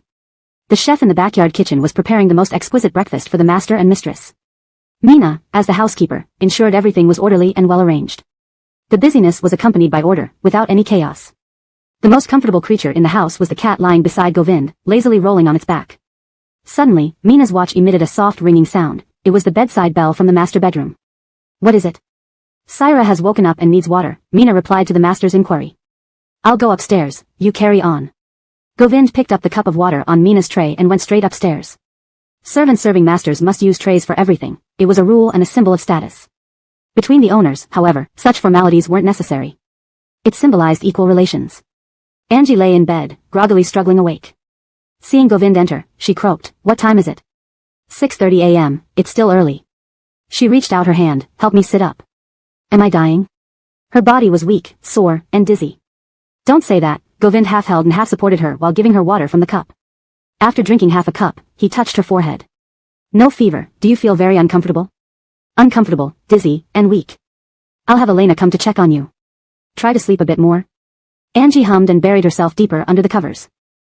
About half an hour later, Elena came into Puyun Mountain in slippers and messy hair, grumbling all the way. When things need doing, you rush me. When they don't, you send me away. Did you think about today when you threw me out last night? What happened to Angie? Dizzy, uncomfortable, but no fever. Elena asked for a coffee and went upstairs. She saw Angie wrapped in blankets sweating profusely, then used a stethoscope to check her heart through the lace-trimmed pajamas. After a few seconds, Elena's face turned grim. Govind sensed something was wrong. What's going on? Just tell me, the man urged, his voice trembling slightly. Boss, it seems something bad happened. Elena hesitated, unsure how to say it. Govind glanced at Meena and gestured for her to leave. Once alone, Elena continued, a while ago in the ER, we received many patients suddenly showing symptoms like rapid heartbeat, extreme weakness, but with no obvious signs.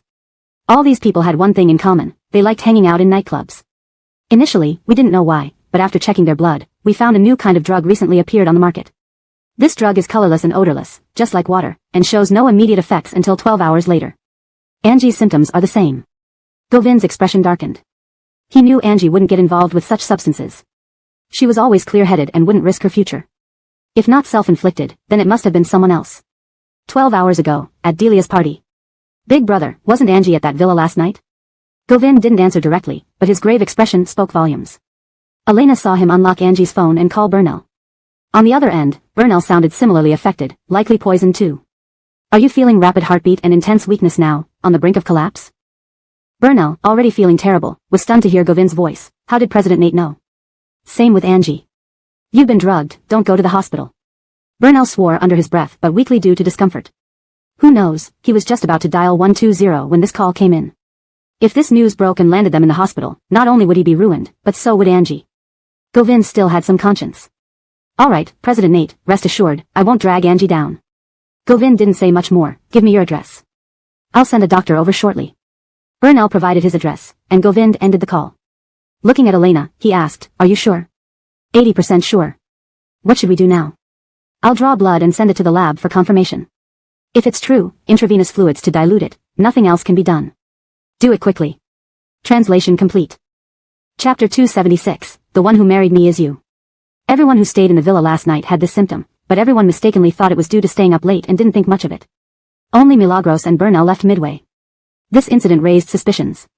In the first-floor lounge of Puyun Mountain, the male host looked gloomy, exuding a chilling aura that made people feel like a storm was brewing. Breakfast on the dining table was served and then cleared away again. Graham knew something had happened to the female host and did not dare to approach or advise, only waiting cautiously. Sir, Sam Montague has arrived. Let him in. What's going on? You dragged me out of bed early this morning.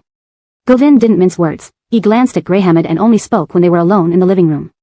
Hasn't there been a new prohibited item on the market recently that's odorless and colorless? It takes effect 12 hours after ingestion, causing an accelerated heartbeat, general weakness, and symptoms resembling sudden death. Darren was surprised. How do you know about that?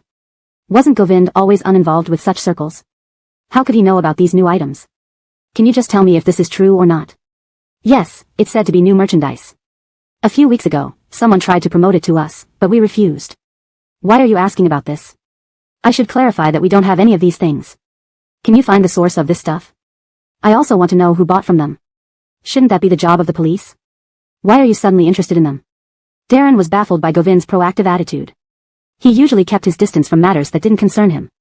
What had changed today? That's not right. Someone has targeted Milagros.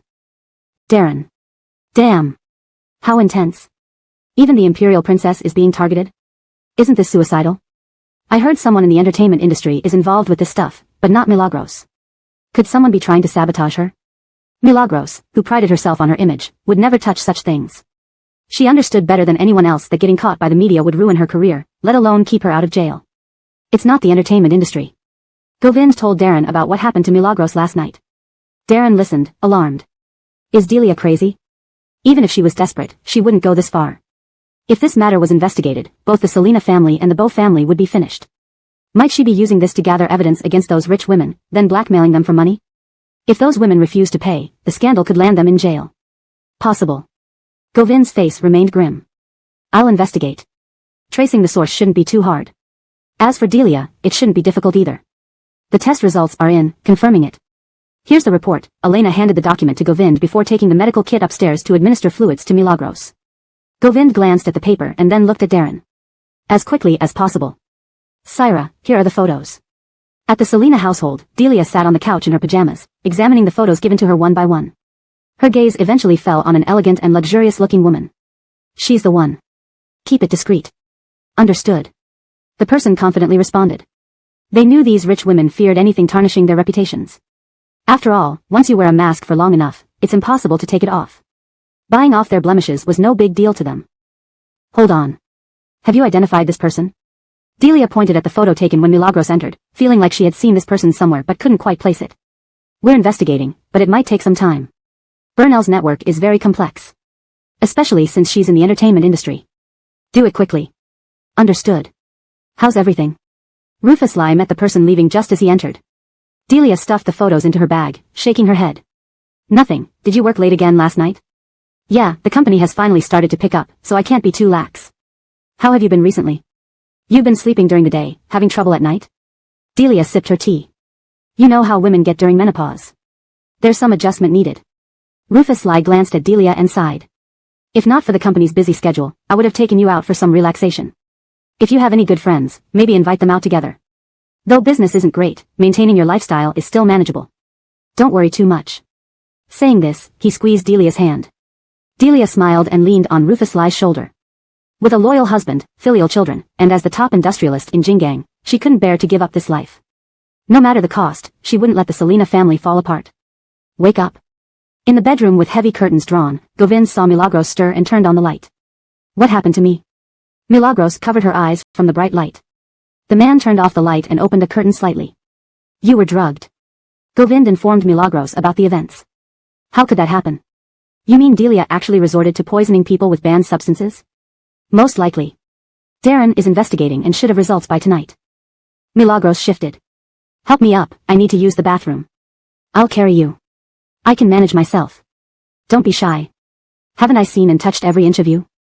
Milagros. Are you trying to kill me? Were you an orphan?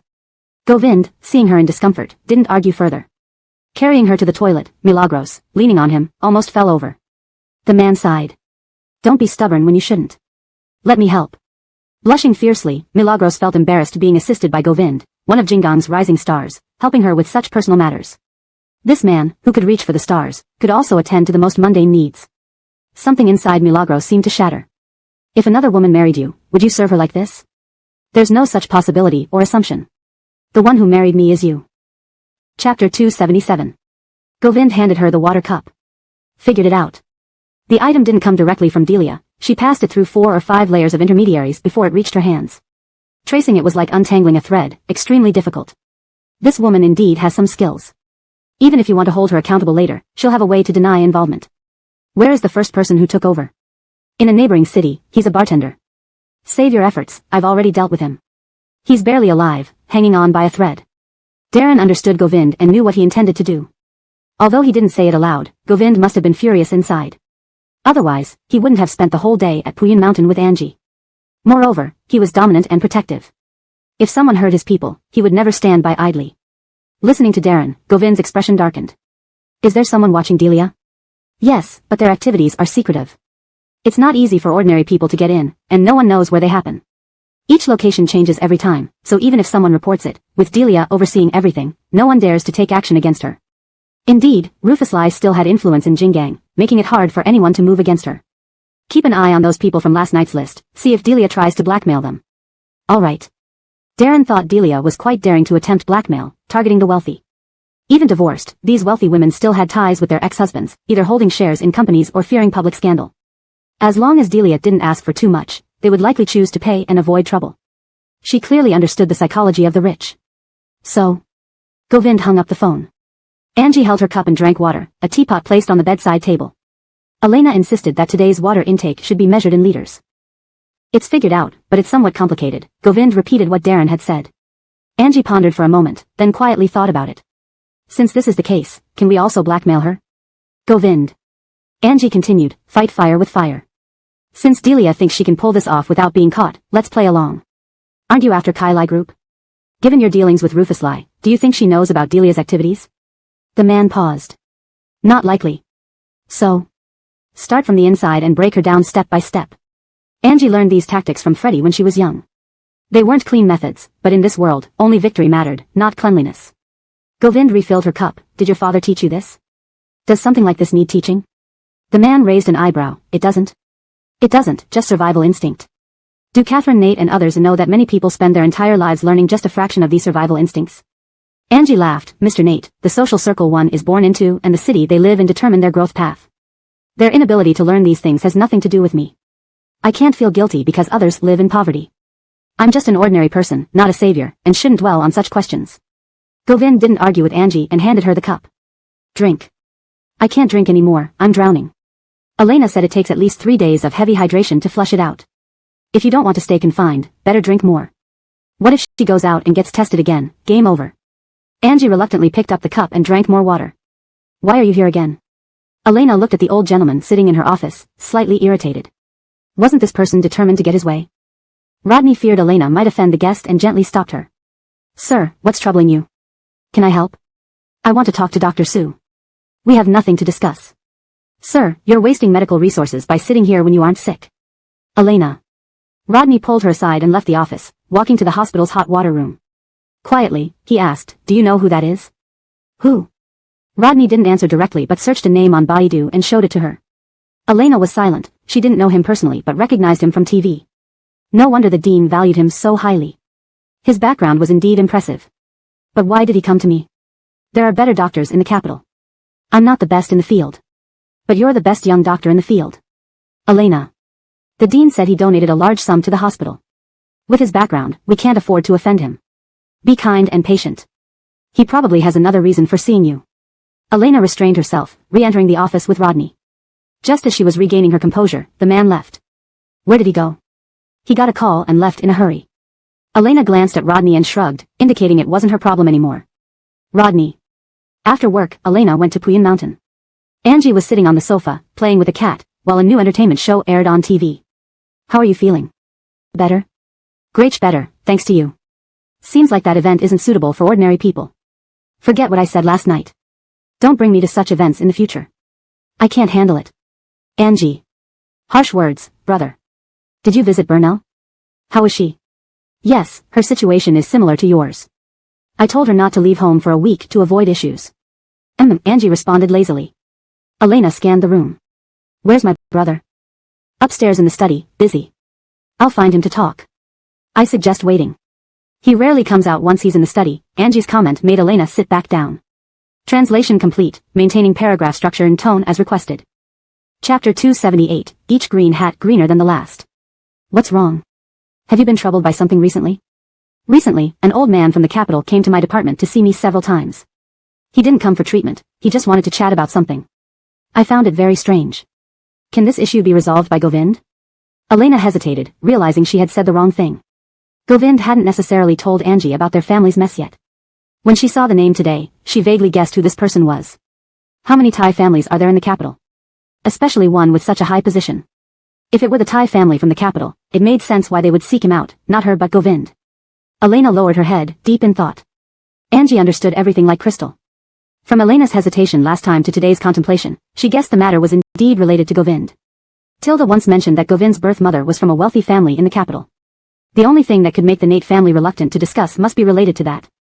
For however long Elena was thinking, Angie remained silent, fully respecting the personal matters and reasons behind them. Everyone has their secrets, so why should she pry? She would listen if Elena spoke and pretend not to know if she didn't. Life is too complicated when one overthinks things. Shortly after, Govind came downstairs, seeing Elena sitting on the couch, looking worried, and absent-mindedly petting the cat. What's wrong? There's something I want to talk about. Elena stood up from the sofa upon hearing Govind's voice. Govind glanced at Angie, who nodded understandingly. You two talk. Come upstairs. Following Govind, Elena recounted what had happened over the past few days. He came to find you? He's visited several times, behaving strangely. Every time, he says he wants to chat. The last time, he even asked if our family was interested in moving to the capital. Govind lit a cigarette and took a light puff. What else did he say? Nothing much. On his second visit, before we could even talk, he got a phone call and rushed off. Dad mentioned someone from the Thai family approached him recently, suggesting you move to the capital. Is it the same person? Yes. Do you want to go? Elena asked cautiously, her eyes pleading. If you're tired of us and want to find your wealthy birth mother, we'd support you. After all, it's your life, and we're outsiders. Don't worry, we won't be heartbroken or miserable or have trouble eating or sleeping, or toss and turn every night.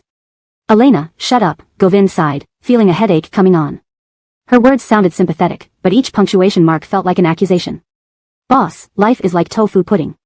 Whether it's the $100 version in a 5-star hotel or the $2 roadside stall version, It's all equally crumbly. Don't look at them as better off. They probably waited until you became successful before approaching you. Isn't it suspicious? And if you go to the capital, who knows how many young studs Angie might end up with? Aren't you worried about the green hats on your head? Elena. The man tried to control his anger, his voice low. Elena was taken aback by the stern tone and hesitated to speak. She pouted, I just can't bear to part with you. Though not a real brother, years of living together had created a bond. Don't worry, I won't go. Next time he visits, just tell him plainly. President Selena, someone sent a file addressed to you. What kind of file? The secretary shook his head, I'm not sure. As the workday was winding down, Rufushi received the envelope, opened it, and found multiple photos and a typed letter. President Selena, Catherine Selena has been hosting unsavory gatherings and blackmailing others using prohibited substances. Haven't you wondered where the large sums of money entering Kaijia Group lately come from? Rufushi shuddered upon seeing the photos. How could this happen? Delia was doing such things behind his back. If this were discovered, years of effort would be destroyed. Home. He curtly said 2 words. The secretary promptly called the driver to prepare the car. When Rufushi arrived home, Delia had just finished bathing. He entered the room, closed the door, and threw the contents of the envelope in front of her. Where did all this money come from? Delia wasn't fazed. Who gave you these pictures? An anonymous sender. A flash of panic crossed Delia's eyes. Do you know who it is? Rufushi suppressed his emotions. So, it's true? Yes. Why did you do this? To save the company. You shouldn't resort to illegal activities. Old Selena, we've never been clean. We've just cleaned up our image over the years. Which capitalist doesn't have some dirty secrets? Why are you so tense? Delia pulled out a lighter from the drawer, ignited the photos, and threw the burning images into the shower stall, watching them burn away. Rufushi stood at the door, observing her composed act. Rage simmered within him. The past is the past. Now, we're almost safe. Even if we fail, let's fail honorably. Do you understand what this means if you're caught? Is there any honor left after failure? Delia countered. I won't let this slip. Trust me. He saw the calculating, ruthless lady from the capital again. Seeing her unyielding attitude, Rufushi slammed the door in frustration and left. Delia called someone, instructing them to lay low for now, to avoid drawing attention. But we've already sent out some photos. Hold off temporarily, wait for my signal. Okay. President Selena, there's a gathering at the mall where President Nate will also attend. Should we go? Go, Rufushi replied without hesitation, placing his hopes on Govind. Instead of risking more with Delia, he decided to swallow his pride and ask for help. Hashtag chapter 279. In times of crisis, spouses die together. Finished chatting? Govind asked as he descended the stairs. Just then, Angie had finished watching a variety show. Yeah. Govind drank half a cup of water and noticed that Angie's expression was indifferent. He felt a bit puzzled. You're not curious? Curious. Then why don't you ask? What's there to ask? You'll tell me when it's time, Mr. Nate. I support your right to have secrets, everyone has their own shadows and light. There's no need for you to share something embarrassing just to gain my trust. Whether you do or don't, I believe in you. I'll protect your secrets and your insecurities. Angie trusted Govind's character, a trust deeply rooted since childhood. Back in school, even when she played pranks like stuffing a snake into his backpack one moment and got bullied by delinquents outside school the next, he still helped her without any grudge. Her love for him was real, but so was her decision to break up with him. The main reason she left him was because she discovered his purity, a kind of purity she could not afford. Despite the advantages her wealthy family provided, Freddie's numerous scandals left her feeling somewhat inferior in matters of the heart. Being Freddie's daughter, she once believed she was inherently flawed before establishing her own values. A person like Govind, who grew up under Arlen's upright guidance, wasn't someone she should taint. Why? Listening closely, Govind's voice trembled unexpectedly. He didn't expect Angie to say those words. Because I trust you. Where does this trust come from? From your upbringing and environment. Don't you worry that nurture might override nature, and I'm no longer the same person you knew in your youth? Angie smiled, surprised at Govind's relentless questioning. She had been sitting cross-legged on the sofa, now she kneeled, seductively beckoning Govind closer with a finger. He obediently moved closer, and she instinctively reached out to tug at his tie, only to realize he was wearing loungewear today. Instead, she gently hooked her arm around his neck. She cast a sultry glance and leaned in to peck his lips softly. It doesn't matter, Mr. Nate. Couples are like birds in the same forest. When disaster strikes, we die, together. Whether you've changed or not doesn't affect my willingness to believe in you genuinely. Govind, you can't change me unless I choose to change for you. Govind gazed at her, his eyes deep and filled with desire. The atmosphere in the living room became tense. His steadiness was intoxicating. Angie. Govind spoke with a strained voice, his jawline tight, back stiff. Angie tilted her head slightly. Govind held the back of her head and pulled her close, and they began kissing passionately on the sofa. What Angie didn't know was that Govind loved her straightforward yet carefree personality, honest and candid. Raised in wealth, girls like her exuded a sense of world-weariness that captivated him. Her sincerity made him want to embrace her soul deep. 2 years? Forget it. In her lifetime, even in death, she would belong only in the Nate family's ancestral tomb. Angie, you can't escape. Damn. Bang. Note, the text contains elements that might be considered adult content, which I've translated carefully while maintaining the original tone and style. Chapter 280, almost can't keep up the act, can you? Is this something she should be seeing? These two are so openly in the living room, not even avoiding suspicion. No sense of crisis at all? When Elena came downstairs and saw this scene, she couldn't help but exclaim, "What the hell," which burst out. Greyhamid was usually used to such sights, but Elena's outburst startled her so much that she dropped the tray in her hands. Angie subconsciously pushed Govind away and awkwardly wiped her face. "Get out."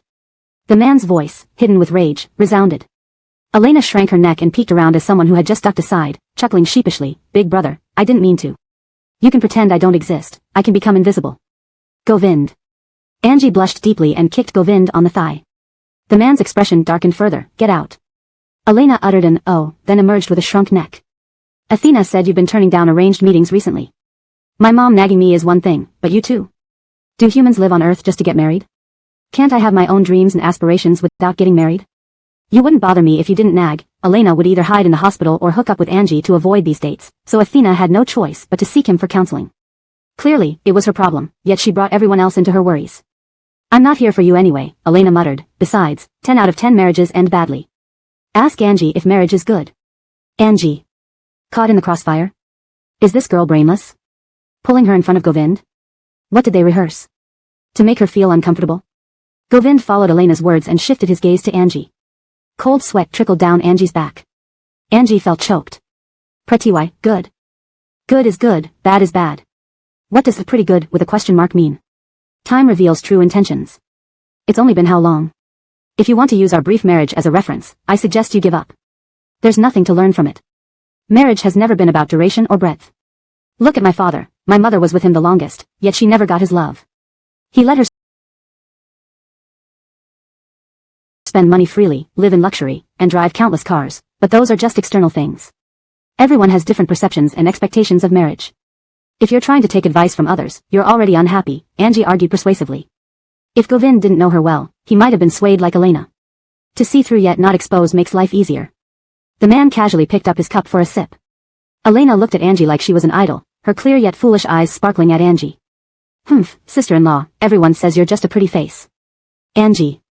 "You didn't have to tell me. Silly child. But to me, you're 100 times, 1,000 times better than those who call you that.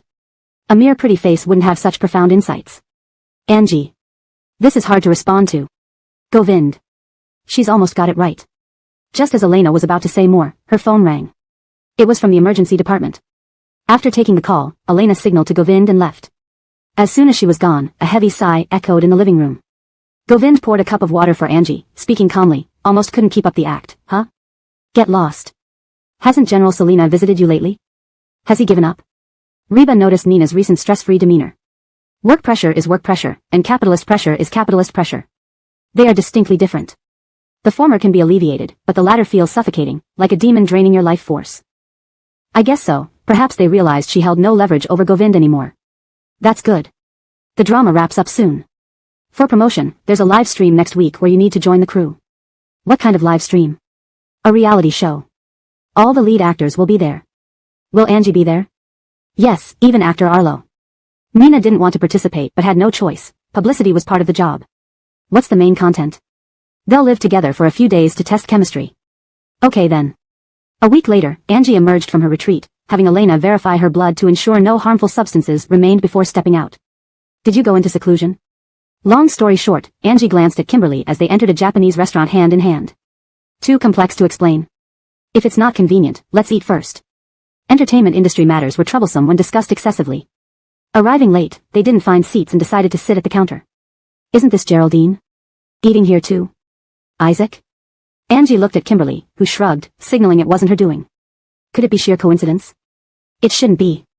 Isaac had always struggled to meet Angie but happened to encounter her today. Could it be destiny? Such good luck. Seeing Angie, Isaac thought, after searching everywhere for her without success, he found her here effortlessly. Maybe it's time to socialize more with younger people to increase the odds. Geraldine, no private room? Why don't we dine together? Angie felt the situation awkward.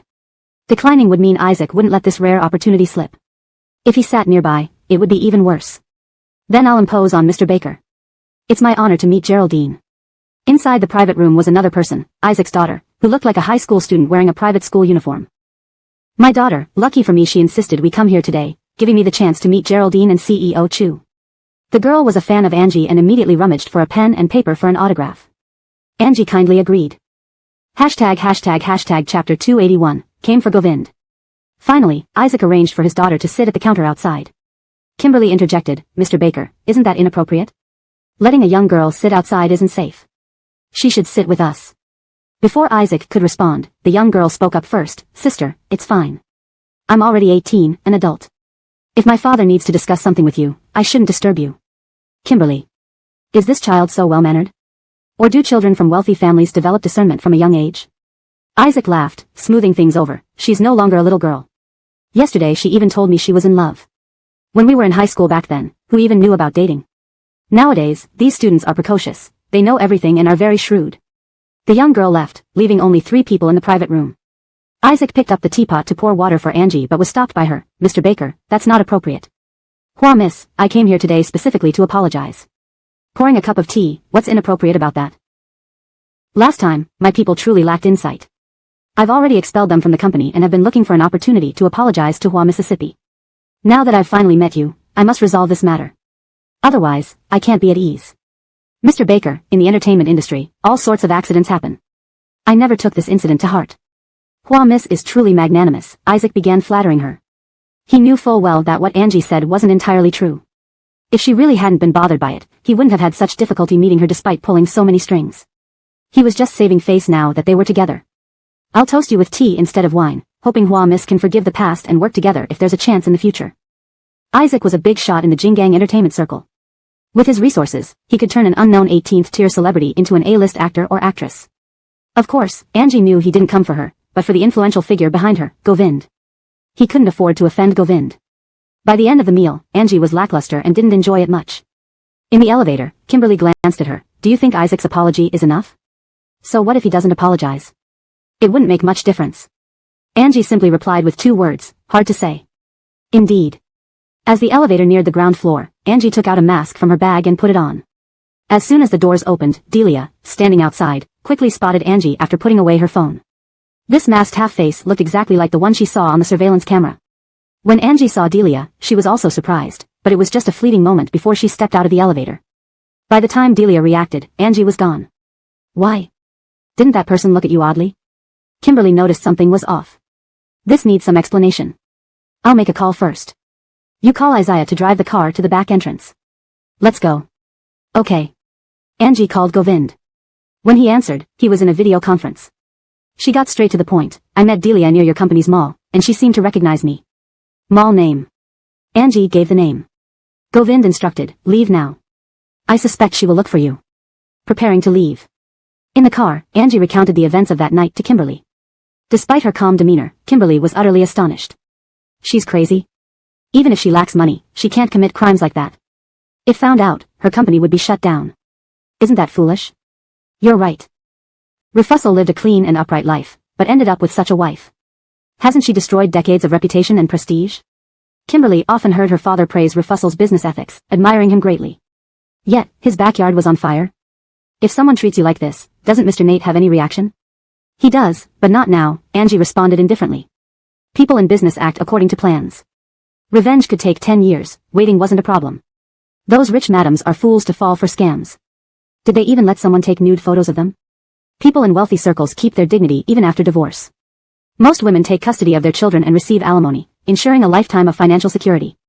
A few $100,000 per month, no one would willingly give that up. If Delia discovered you, will she investigate you? So what if she does? What can she do to me? It's just that dealing with her right now might not be wise, and besides. Angie was interrupted by a screeching brake as Isaiah failed to notice an incoming vehicle while turning a corner, nearly colliding with another car. Both passengers in the back almost hit their heads on the front seat. What happened? Isaiah was about to get out when he saw a middle-aged man in a suit calmly stepping out of the other car. He seemed unperturbed by the accident, giving the impression that he'd been waiting for this moment. I'll check, don't get out. Angie glanced through the crack and also witnessed the scene. Who is this composed gentleman? Do you know him? No. 2 cars, both Bentleys, and Jing license plates. Upon hearing Jing plates, Angie leaned forward a bit. Today, she was driving the second Rolls-Royce from Govind's garage, which wasn't too expensive, but the license plate was unique. 00009 on a Rolls-Royce. It was a symbol of status in Jing gang, unparalleled and highly representative. That man seems completely unfazed after a collision. Could he be targeting us? Targeting us is unlikely. Targeting the owner of this car is more plausible. Targeting Govind? How many enemies does he have? Half the world has grudges against him. Someone dared to try and harm him in broad daylight? Please note, I translated the chapter provided, maintaining its tone, style, paragraph structure, and logical coherence. The names were preserved using pinyin. Chapter 282, Hoping for the Other's Death. Sir. What should we do about this? Isaiah glanced at the car's front, noticing the significant damage. He then looked at the other party, ready to ask for a solution. As he lifted his head, he saw the other person examining inside the car, seemingly trying to identify its occupants. Isaiah thought it was fortunate he had left himself an out by removing the keys when getting out of the car. Seeing the other's scrutiny, he reached up and locked the car without hesitation. This action caused Bart to retract his gaze, looking at Isaiah and saying, "Indeed, it was our mistake. If it's convenient for you, let's exchange contact information. How would you like to resolve this?" "We'll cooperate. Directly report it to the insurance, no need to exchange contacts." Boss Nate had warned them long ago to be especially cautious around anyone they encountered recently, not to let their guard down. This person did not seem like someone who caused a simple fender bender, everything seemed well planned. Car crash, inspection, exchanging contacts. Isn't that a series of actions meant to lure someone in? What are they talking about? Why did Isaiah lock the car? Kimberly tried to stretch her neck to see through the windshield but was held back by Angie pressing down on her shoulder. What's wrong? Aren't you afraid if this person has a grudge against Govind and mistakenly thinks you're Govind's partner?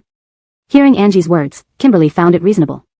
She not only pulled back but squatted behind the passenger seat, hiding her entire body. My dad said Govind climbed to such a high position in such a short time, surely paying a heavy price. His sacrifices could be financial, while others may have sacrificed their lives. This man has so much blood on his hands. If someone comes seeking revenge and I get caught in it, where will I go to appeal? Angie's lips twitched. Were people these days really so easy to persuade? One Kimberly, one Elena. She nodded seriously. You know better now. Aren't you afraid?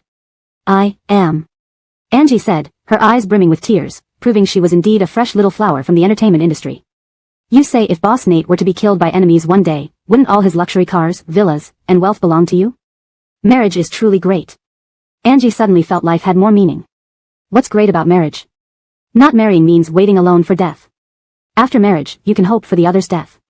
Like now, I'm thinking if Govind dies, all his wealth will be mine. Kimberly. I think I understand why some women like older men.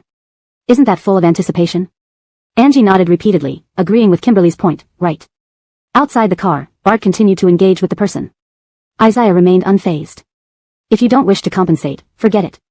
A car we can still afford to repair. Just move your vehicle out of the way. Bart came specifically for Govind after extensive investigation, learning that Govind owned a Rolls-Royce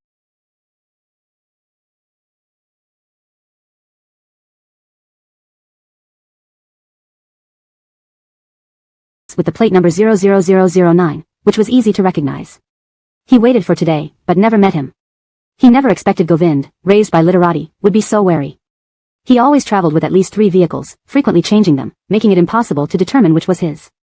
Occasionally, someone spotted him driving to a golf club, capturing images of this very Rolls-Royce 00009. We'd feel guilty. That's unnecessary, Isaiah replied. Do you also work as a driver? Can you make decisions? Won't you be scolded after returning? That's not your concern. Sir, please move your car. Boss, Ali hurried to Govind's office upon receiving the news. Seeing Krista inside, he hesitated before speaking. Govind waved his hand, indicating it was fine to speak freely. Syra drove the 00009 today and got into a collision. The car that hit them was a Beijing-registered Bentley. Govind's expression turned cold, withdrawing his hand from the mouse. How are they? Seems everyone is fine, except Isaiah is being detained. What do you mean, seems? Either there's something wrong or not.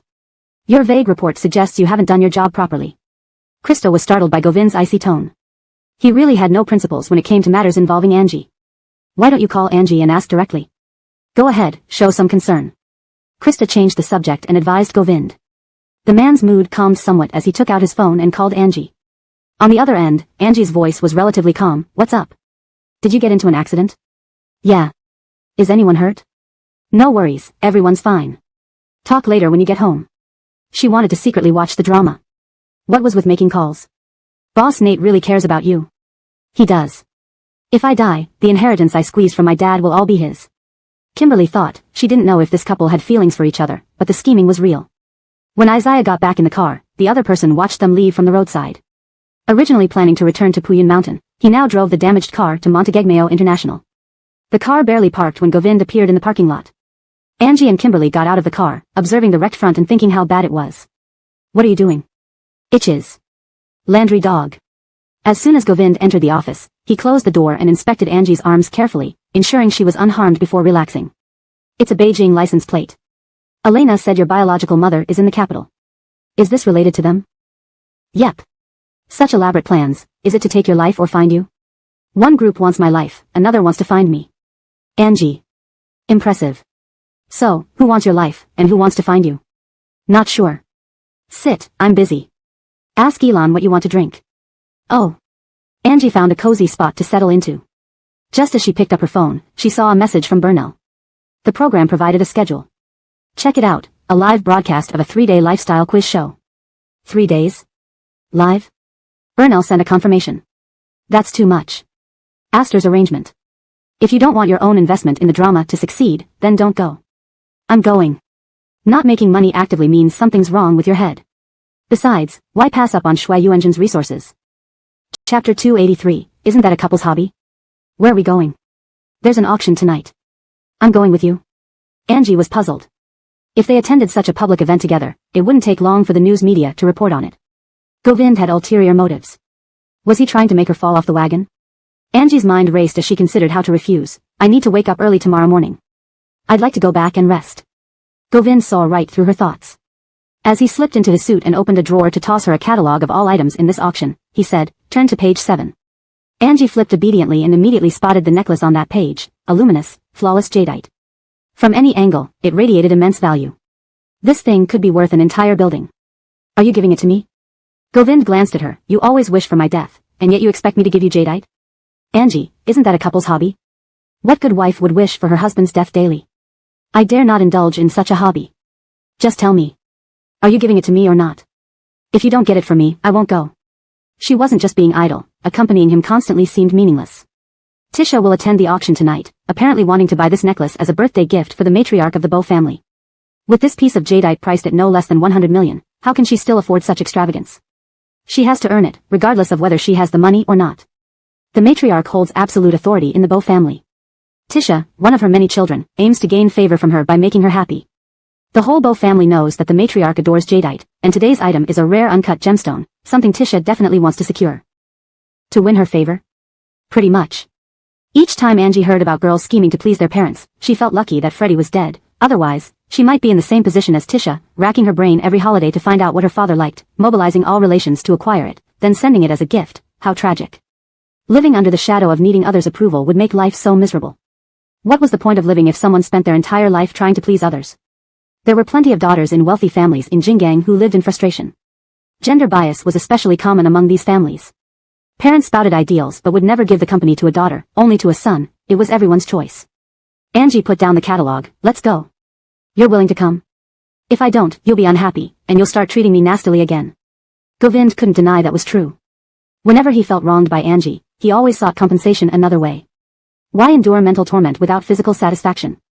The auction venue was in a traditional Chinese garden with high privacy.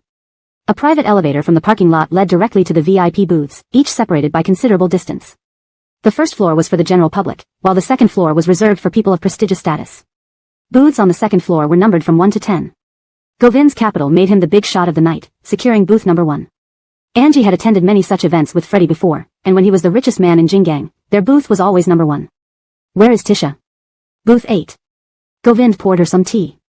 Angie took it, sipping intermittently. Has Rafussel found out? Why hasn't there been any commotion? At his age, even if there's a conflict, he wouldn't create a scene outside. He'd handle it privately. Just because they seem to have a perfect relationship on the surface doesn't mean everything is fine. Govind understood Rafusal, a top industrialist in Jingang renowned as a model husband. They never argued, faced no scandals, their careers and marriage mutually enhanced each other. Who would jeopardize such harmony? Govind pulled down the curtain. Inside, a screen showed real-time footage from downstairs. Angie propped her chin, watching the introduction of the auction items until the 7th item. She straightened up slightly, waiting to see Govind's performance. Do you plan to compete with Tisha? She will definitely want this jadeite. My presence is merely to drive up the price. Since last time, Tisha hasn't made any moves. Owlie watched the list closely, but there have been no threats or large transactions, which means she isn't short of money. But what if she bids too high for the jadeite? Angie gave Govind a thumbs up. Boss Nate is still Boss Nate. Forcing her to make a move is indeed clever. Last time, Govind had the chance to act but couldn't due to Angie's involvement. This time, things might be different. Now, we present a unique piece of uncut jadeite acquired from a European collector. It's completely flawless and crystal clear, making it a rare gem. Starting bid, 20 million. As soon as the host finished speaking, Angie looked at Govind, who started bidding via the screen. Beep beep beep. Booth 1 bids 50 million. 60 million. 80 million. Govind bid again, 100 million. Booth 8 bids 110 million. At 100 million, most bidders backed off. Only Govind persisted, 150 million. Ma'am, this price is beyond our budget, someone reminded Tisha. After a moment's thought, she knew the value far exceeded the cost. The matriarch loved jadeite. Making her happy at her birthday banquet would be worth much more than 150 million. Tisha raised her paddle, 160 million. Angie watched Govind, amazed at the battle of riches. Should we bid again? Chapter 284, a couple outfit with Hector. Who's in booth number 1? Delia sensed something was off and had her secretary go ask. The secretary returned after asking. Syra, it's President Nate. Which President Nate? Lawyer Nate. Delia.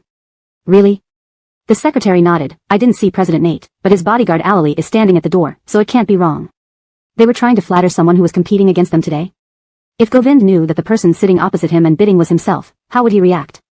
She had already offended him once. If this happened a second time, the Selena family's investment would really be nothing. Delia's face turned pale. For a moment, she even thought if Govind bid again, she would give this jadeite to him. That way, she could have a good reputation for magnanimity, making future meetings easier. Unexpectedly, Govind stopped. She bought the jadeite necklace for 160 million yuan. For a moment, Delia felt like all her savings were drained. The price of the necklace far exceeded her initial expectations.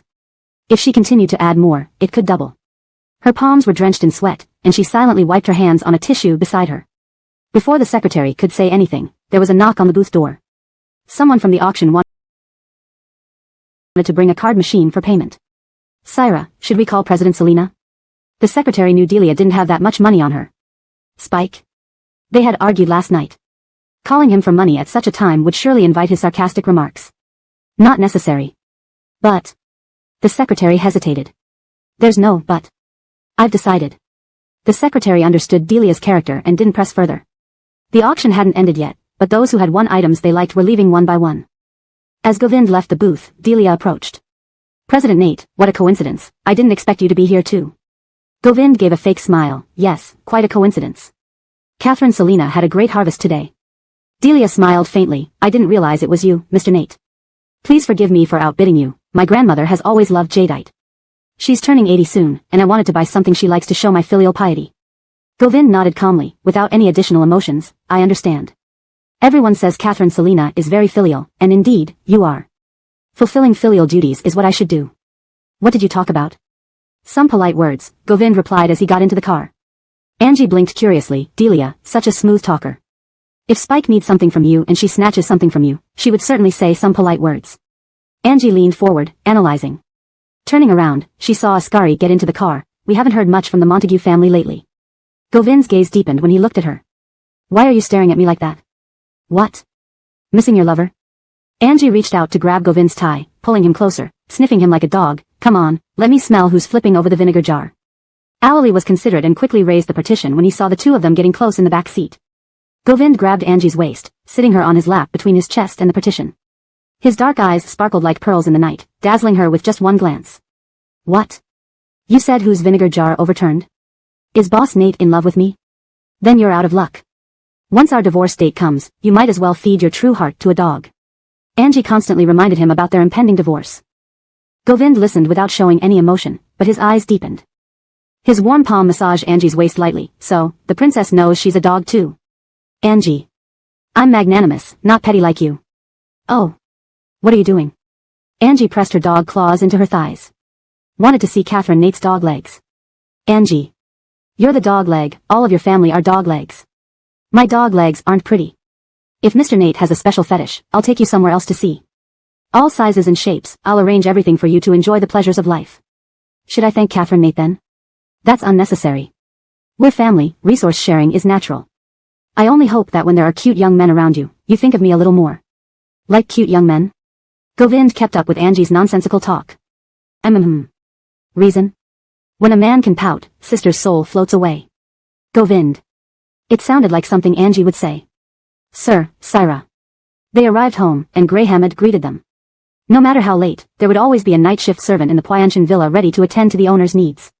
Before 9 o'clock, Greyhammed was responsible. After 9, it was the night shift servant.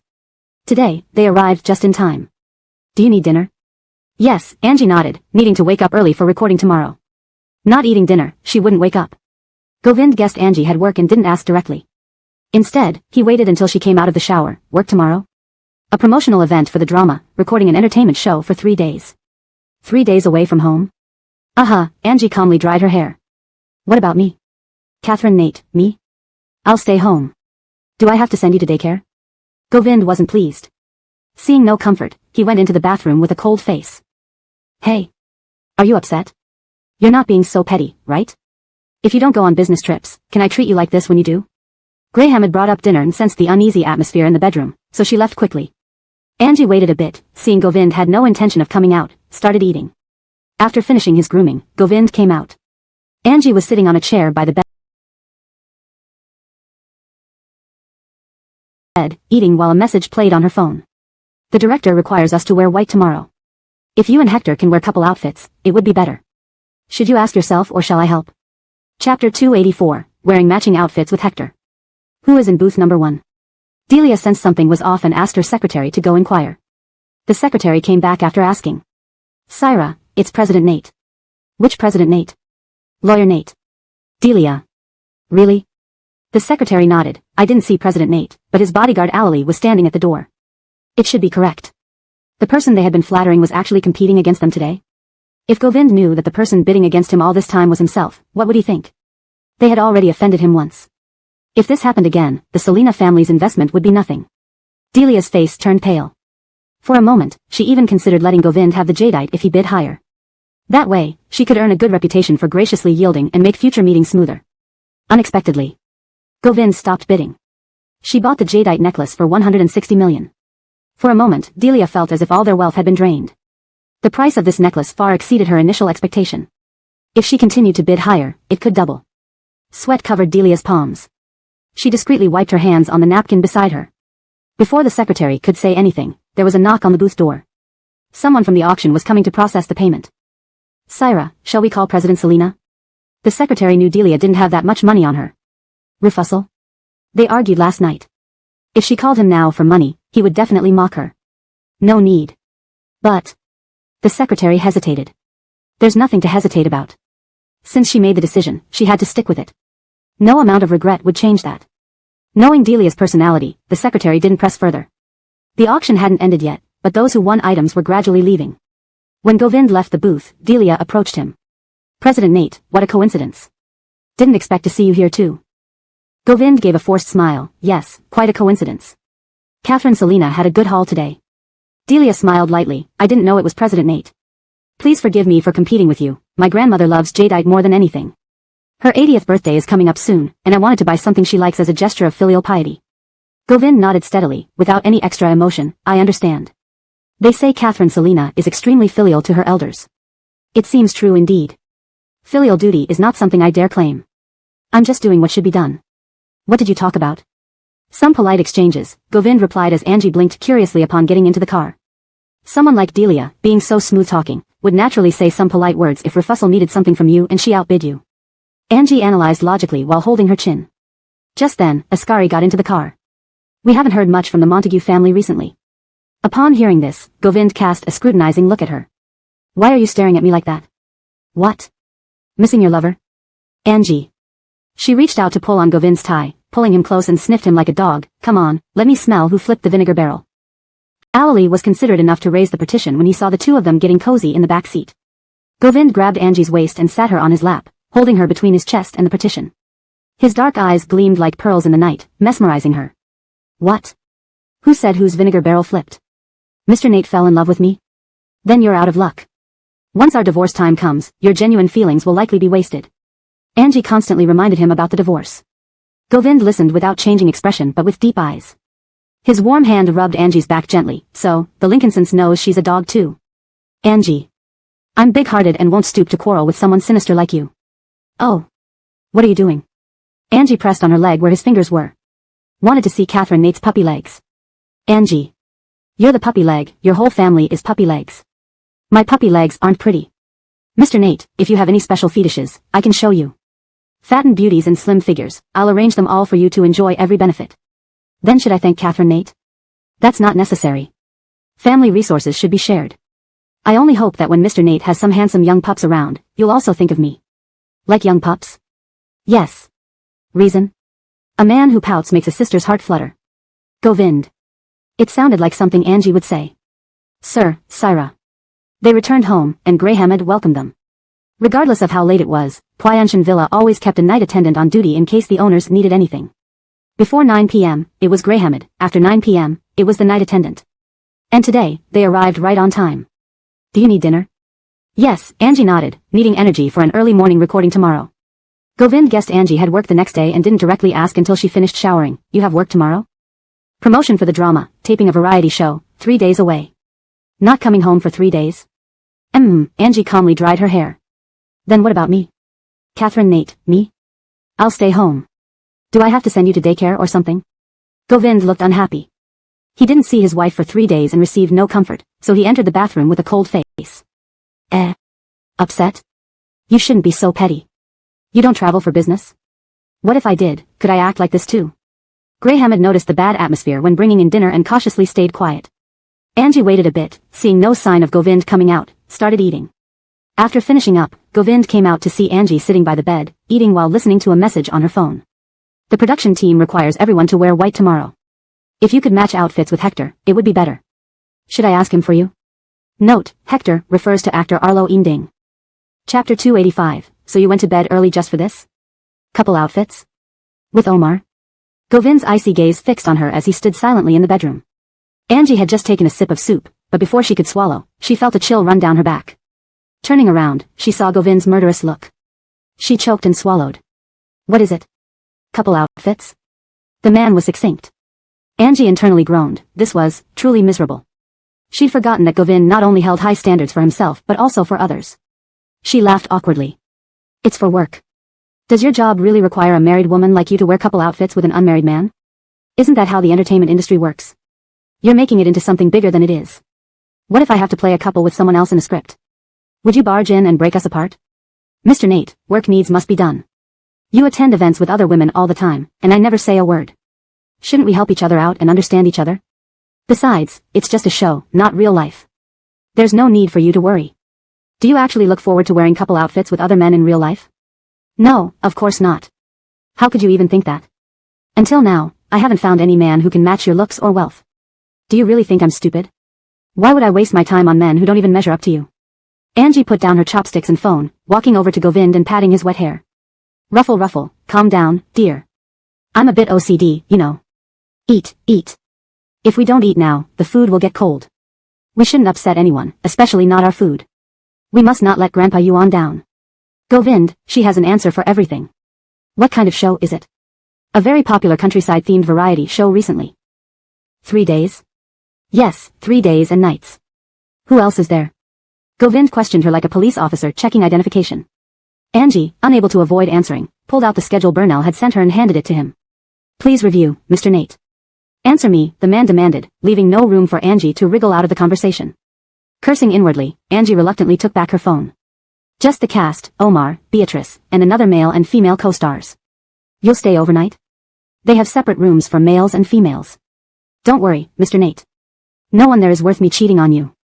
No one. Angie emphasized again. Strong women fear persistent men, and encountering such a Govind left her helpless. All she could do was honestly answer his questions. Persistent men weren't scary, What was scary was that this man had money, power, and means. You're not allowed to wear couple outfits. Fine, whatever you say. Can we eat in peace now? There was nothing more to discuss. They were both about to snap. After Angie finished eating and returned to her vanity to do skincare, she saw Govind pulling back the covers and getting into bed. When had Mr. Nate ever gone to sleep before 11? This man could still read professional books after going to bed at 11. Today was definitely unprecedented. Are you not busy? There will be plenty of time for business later. The man calmly picked up an Italian book from the bedside table, flipping through it as he waited for Angie. This scene made Angie feel uneasy. She felt like this man was plotting something sneaky. Dragging herself into bed, Angie had just slipped under the covers when Govind turned off the light. What are you doing? Do what should be done. Govind, are you crazy? So you went to bed early just for this? Or what? My wife is going to wear couple outfits with an unmarried man. Isn't it fair for me to claim some interest? I already said I won't wear them. Say you won't wear them, and you won't? If the production team asks you to wear them, will you really refuse? Angie, stop fooling me. You don't. Govind. That doesn't work. Why do you look so drained? When Burnell met Angie early in the morning, she noticed her looking lifeless, lying limply in the seat. Burnell put down her bag, turned on the overhead light in the car, and was about to hand Angie a warm bottle of milk when she saw the marks beneath her sports outfit. Her eyes lit up. You really chose this day to cause trouble while participating in a show. Where's the concealer? You're a female celebrity, big sister. You're a female celebrity. If you go like this, people will dig up your junior high school boyfriend within an hour. Burnell was livid. A capable career woman ruined by marriage. While complaining, Burnell applied concealer to cover up the hickey. Ask Mr. Nate to find less conspicuous places next time. I beg you. The filming location for the variety show was in the north, avoiding the scorching southern summer. The temperature was perfect, especially in autumn when northern evenings became chilly. When Angie arrived at the production site in the afternoon, everyone else was mostly there. After a brief meeting where the director laid out the rules, the live broadcast started that night. First, they drew lots to choose teammates. As expected, Angie and Omar ended up in the same group, clearly arranged by the production team to hype their ongoing drama. Perhaps due to their popularity after the last show, they had sparked quite a buzz. The show is about rural life. Over the next 3 days, the crew provides accommodation, but you need to solve your own food problems by cooking and cleaning yourselves. Understand? Angie, not really. She couldn't cook at all. This was going to invite criticism. She could already imagine legions of online detractors attacking her. Burnell hadn't mentioned anything about cooking beforehand. Had she known, she would have learned a few recipes. Can you cook? Angie whispered to Omar. Yes. You can't?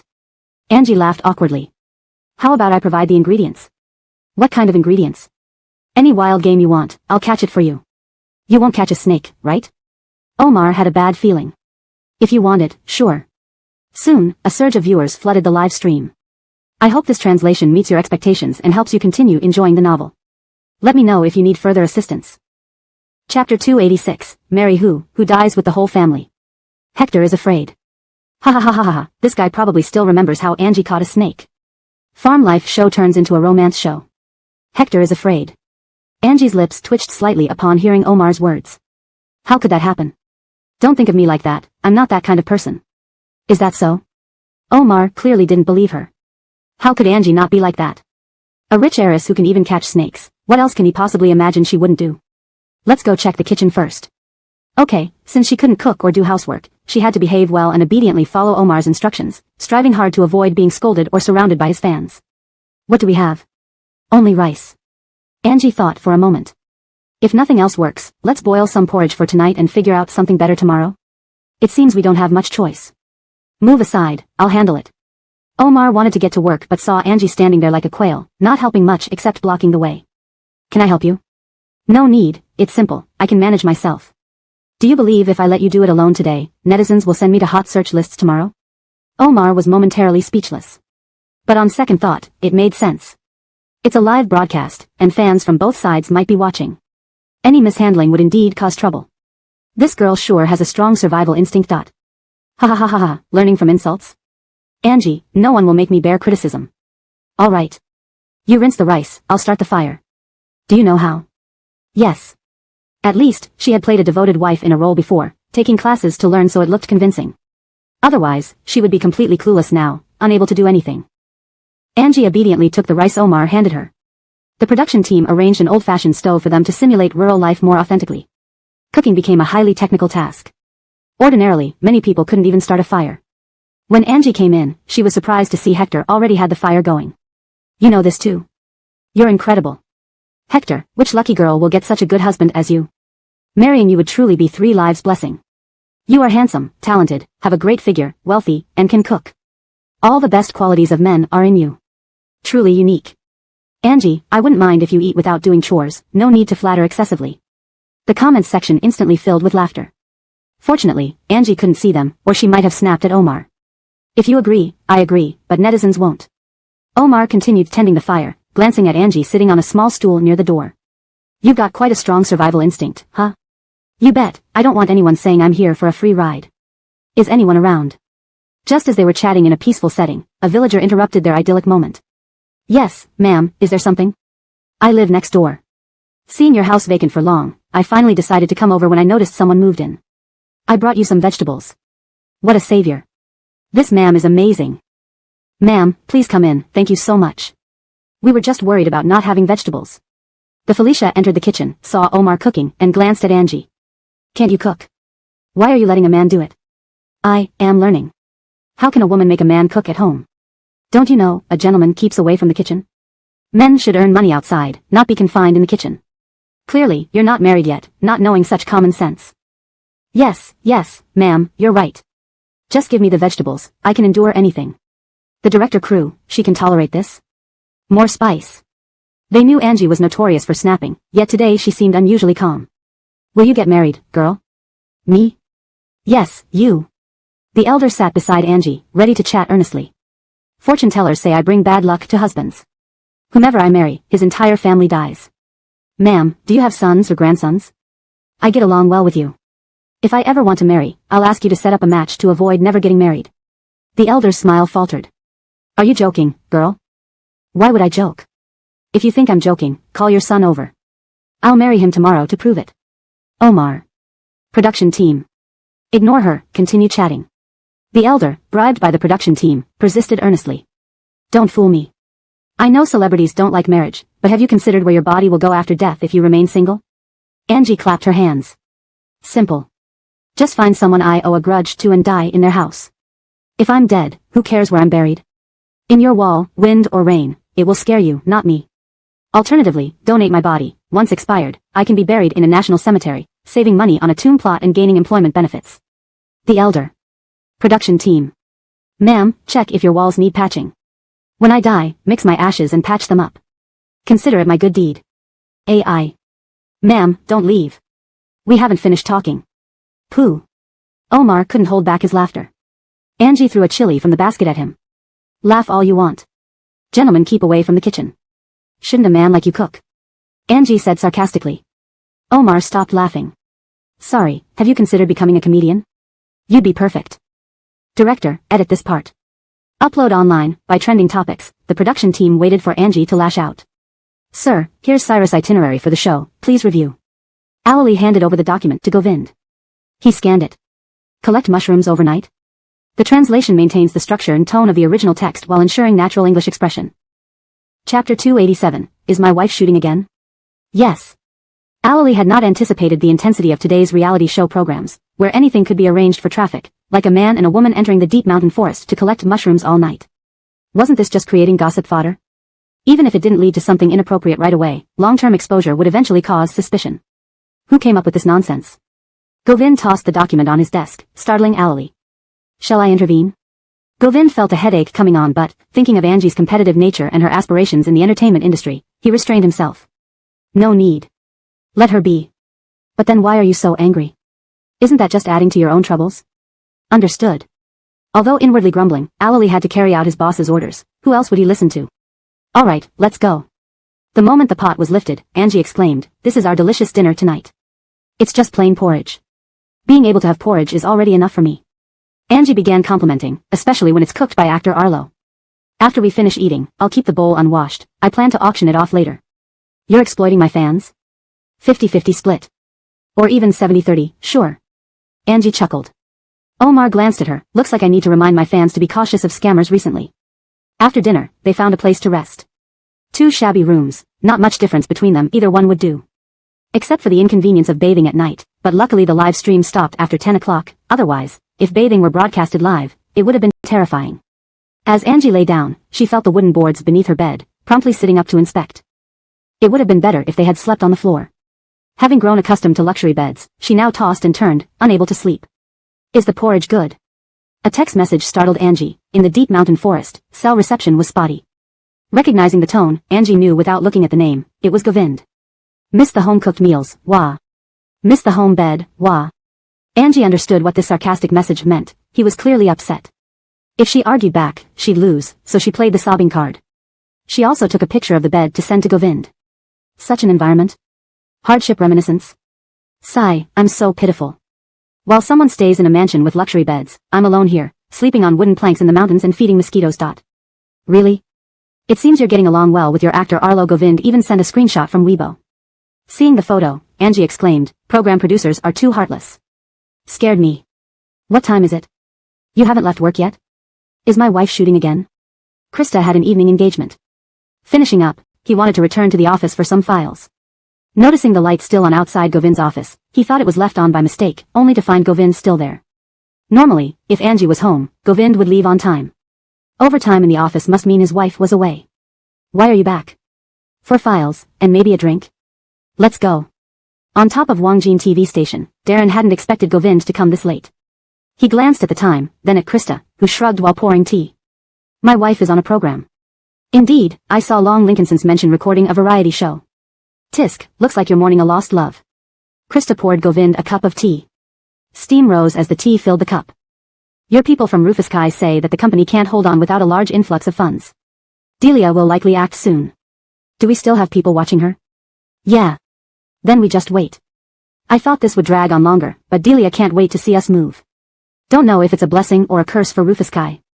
Govind didn't directly respond but turned his gaze to Darren.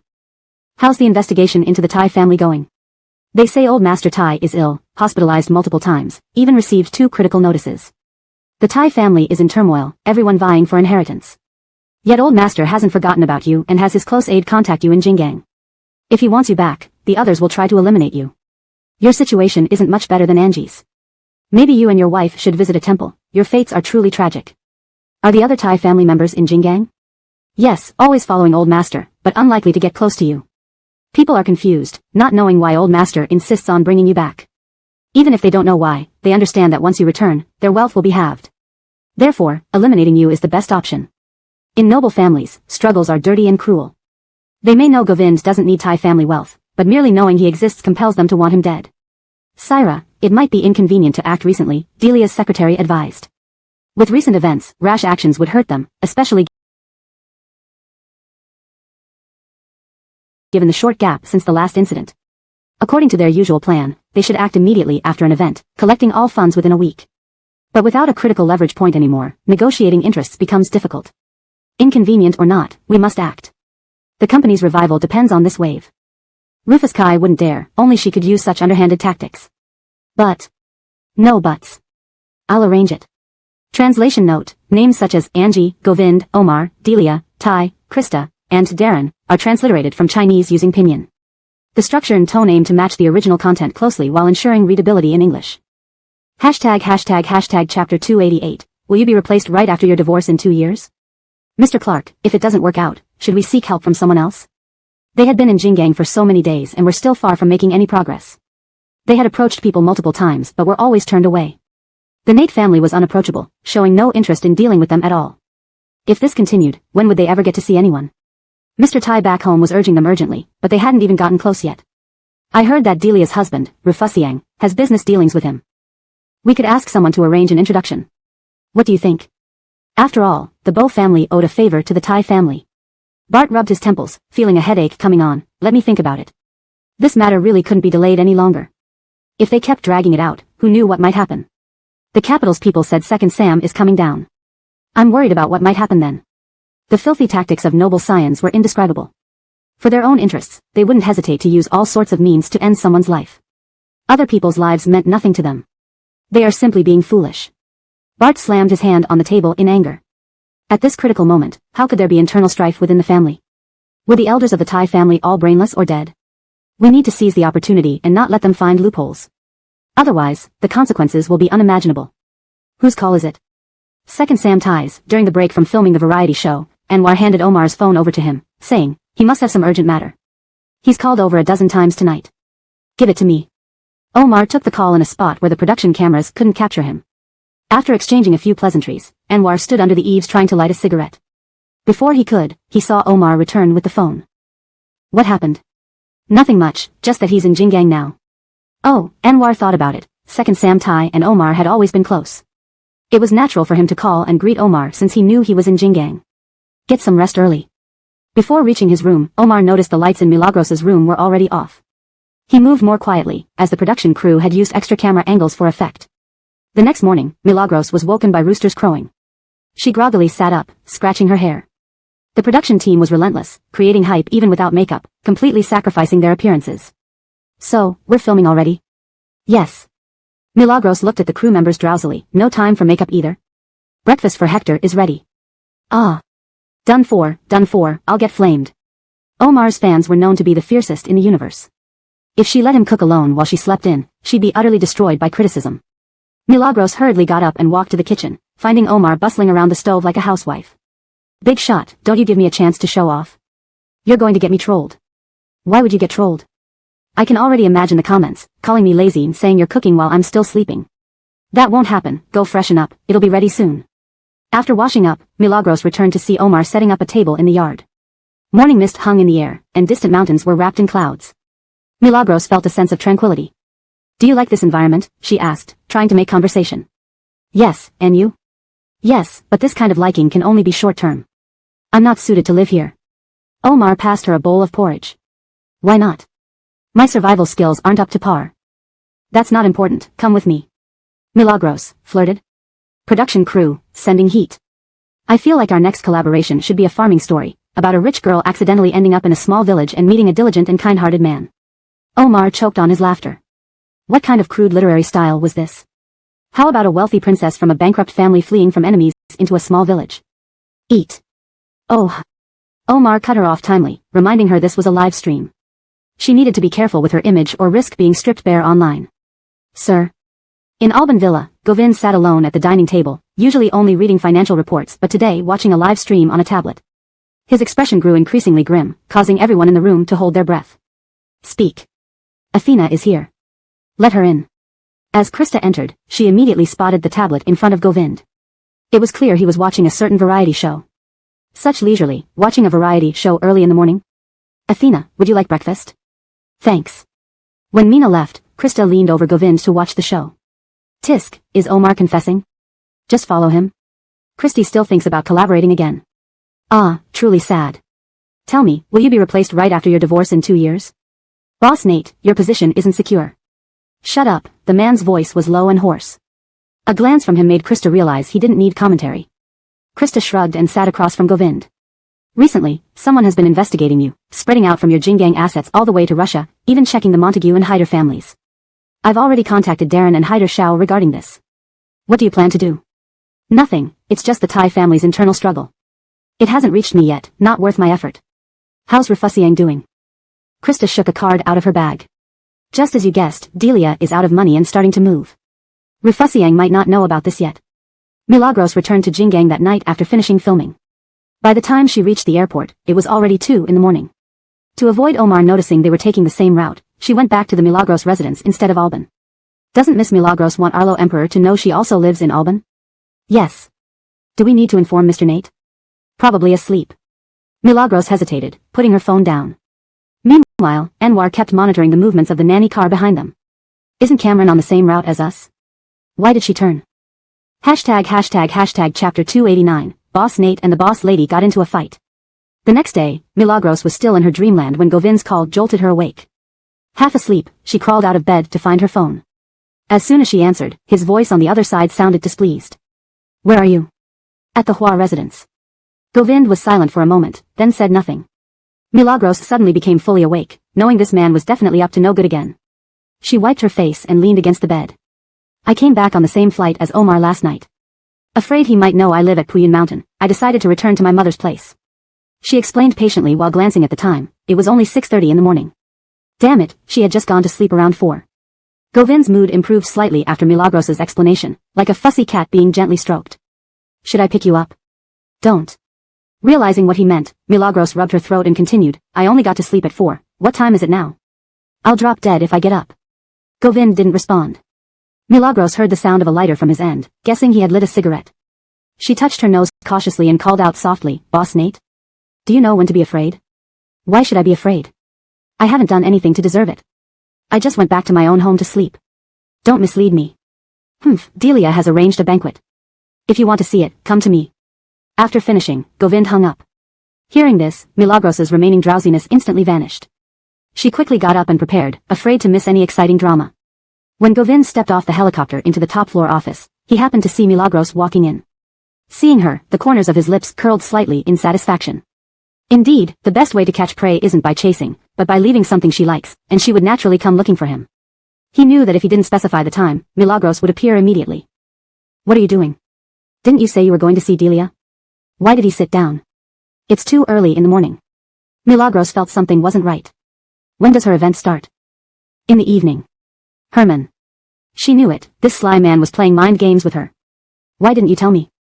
Govind pressed an intercom button to order tea. You didn't ask. Milagros. Bullying your wife like this, don't you have a conscience? Aren't you afraid I'll leave you? You said it yourself. My conscience has been eaten by a dog. Milagros was so angry she shook, pointing her index finger at him. Consider yourself lucky. Ah.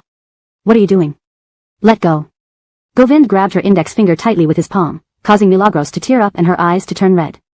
He held her hand with one hand and slowly rose from his chair, looking at her with a gaze like a senior lecturing a disobedient junior. Milagros, pointing fingers is impolite. Do not do it again. It was a command, not a suggestion. Milagros suddenly realized that Govind was like a wild rose by the roadside. At first glance, beautiful and alluring, you want to take it home, but once planted in soil, it starts showing its thorns, which weren't visible when you picked it. To put it bluntly, this was exposing one's true nature. Men are good at disguising themselves. Govind knew what Milagros liked and disguised himself accordingly, seducing and deceiving her, taking possession of her step by step.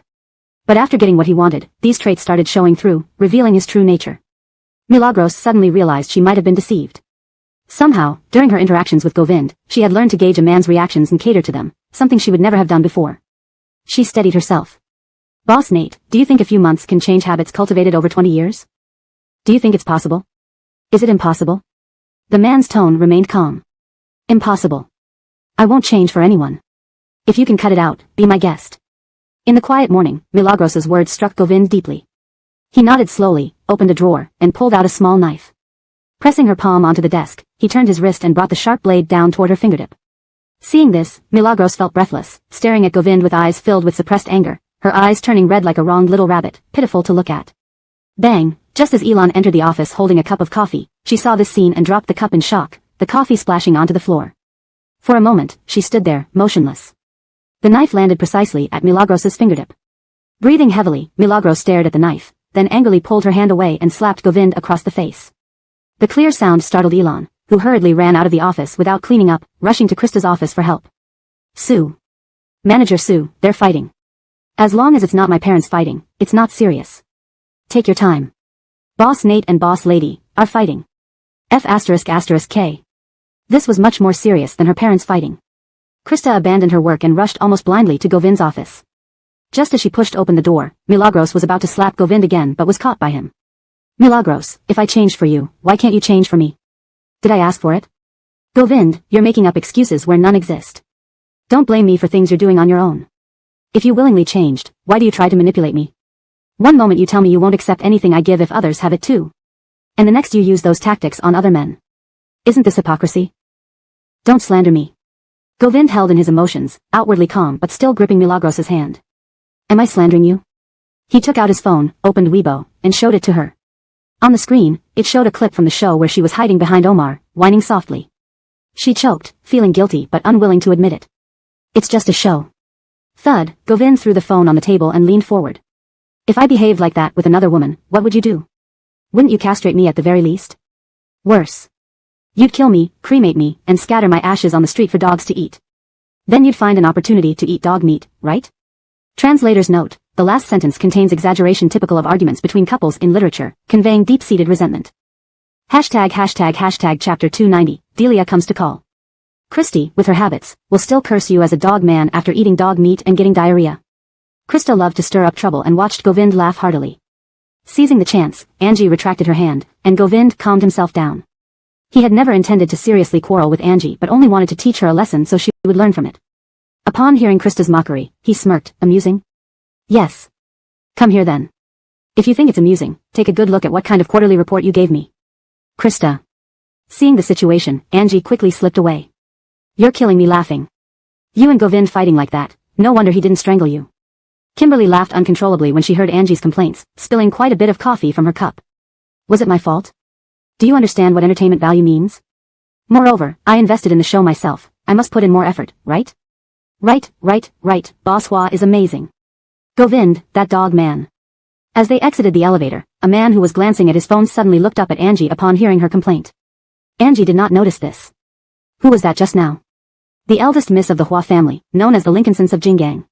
What's up? Do you know her? That man did not directly respond but asked another question, what's her relationship with Govind? The Hua family's inheritance case was handled by Govind. They may know each other. Although Geraldine is spoiled, she isn't unreasonable. Her outgoing personality has made her popular among aristocratic sons. Due to her character and good luck with men, most young ladies in the circle don't particularly like her. By the way, that's Miss Chu next to her. Do you approve of her? The man shrugged indifferently, you'll understand if you meet her sometime. But in the past 2 years, she's rarely been seen around social circles, focusing on her career. In which field?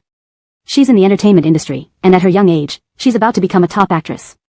Lemuel smiled faintly, his deep gaze lowered. Upon closer inspection, there was a peculiar resemblance between him and Govind. What's wrong? Nothing, just asking, he replied, watching Angie get into a car from Jinggang, noting the license plate before sending it off. Syra, everything is arranged. Just as Delia was descending the stairs in a light green cheapao, her secretary handed over some documents. Delia flipped through them casually, is the location discreet? Rest assured. Have you found out about the girl I asked you to investigate? Yes, but, it might be complicated, the secretary hesitated, she's the daughter of Freddie. Who? Delia was surprised. The secretary repeated, Freddie and Tilda's daughter. She was likely present at the scene that night but left for some reason. Who did she come with? Whaley, her agent. Delia had a foreboding feeling, sensing something went wrong somewhere, though she couldn't pinpoint where exactly. Find out where she is. I'll meet her. That day, Angie and Kimberly had dinner with Tilda. Coincidentally, as soon as they entered the private room and sat down, the door was pushed open. At first, Angie thought it was Tilda, keeping her eyes fixed on the menu. It wasn't until she heard Geraldine that she glanced sideways. Angie slightly raised her eyebrows, pretending not to recognize the person. Since she had seldom confronted Delia directly, pretending to be strangers was her best option under these circumstances. Who are you? I am Spike's wife, Delia. I heard you were here and came specifically to meet Geraldine. Putting down her menu, Angie said, if I remember correctly, I don't know Catherine Selina. Is that so? Delia smiled thinly, standing tall and looking down on her. I assumed Geraldine knew me since you attended my party. Party? Last Saturday, at the villa in the economic development zone. Delia scrutinized her face, searching for any trace of discomfort. However, Angie remained composed, having honed her skills from living in the high society and working in the entertainment industry. She picked up a new teacup, poured tea into it, and pushed it toward Delia, signaling for her to sit down. This silent gesture put Delia on guard. She realized she underestimated Angie, who wasn't as naive as she initially thought. I attended the party with friends, genuinely unaware you were behind it, Angie explained, swirling her teacup with her fingers, revealing a jade bracelet on her wrist. Delia recognized this bracelet well. Freddie had bought it at an auction years ago for a hefty price. If Geraldine doesn't know, I naturally believe you. But did you feel unwell after leaving the party? Like? Vomiting, diarrhea, fever. No, Angie shook her head. Delia didn't believe her and pressed on, are you sure? Everyone who drank water at the party had those symptoms, and based on the security footage, Angie had indeed drunk water. There was no way she hadn't shown symptoms. So why lie to me? Angie met her gaze squarely, her honest eyes unwavering. This person was either telling the truth or had strong nerves. Delia didn't believe Angie was the former. Daughter of Freddie, how could she lack scheming? I apologize for the intrusion, Delia spoke slowly, standing up and nodding at Angie before leaving. Just like that. Seeing Delia leave, Kimberly began to speak but was silenced by Angie, who motioned her to watch the door.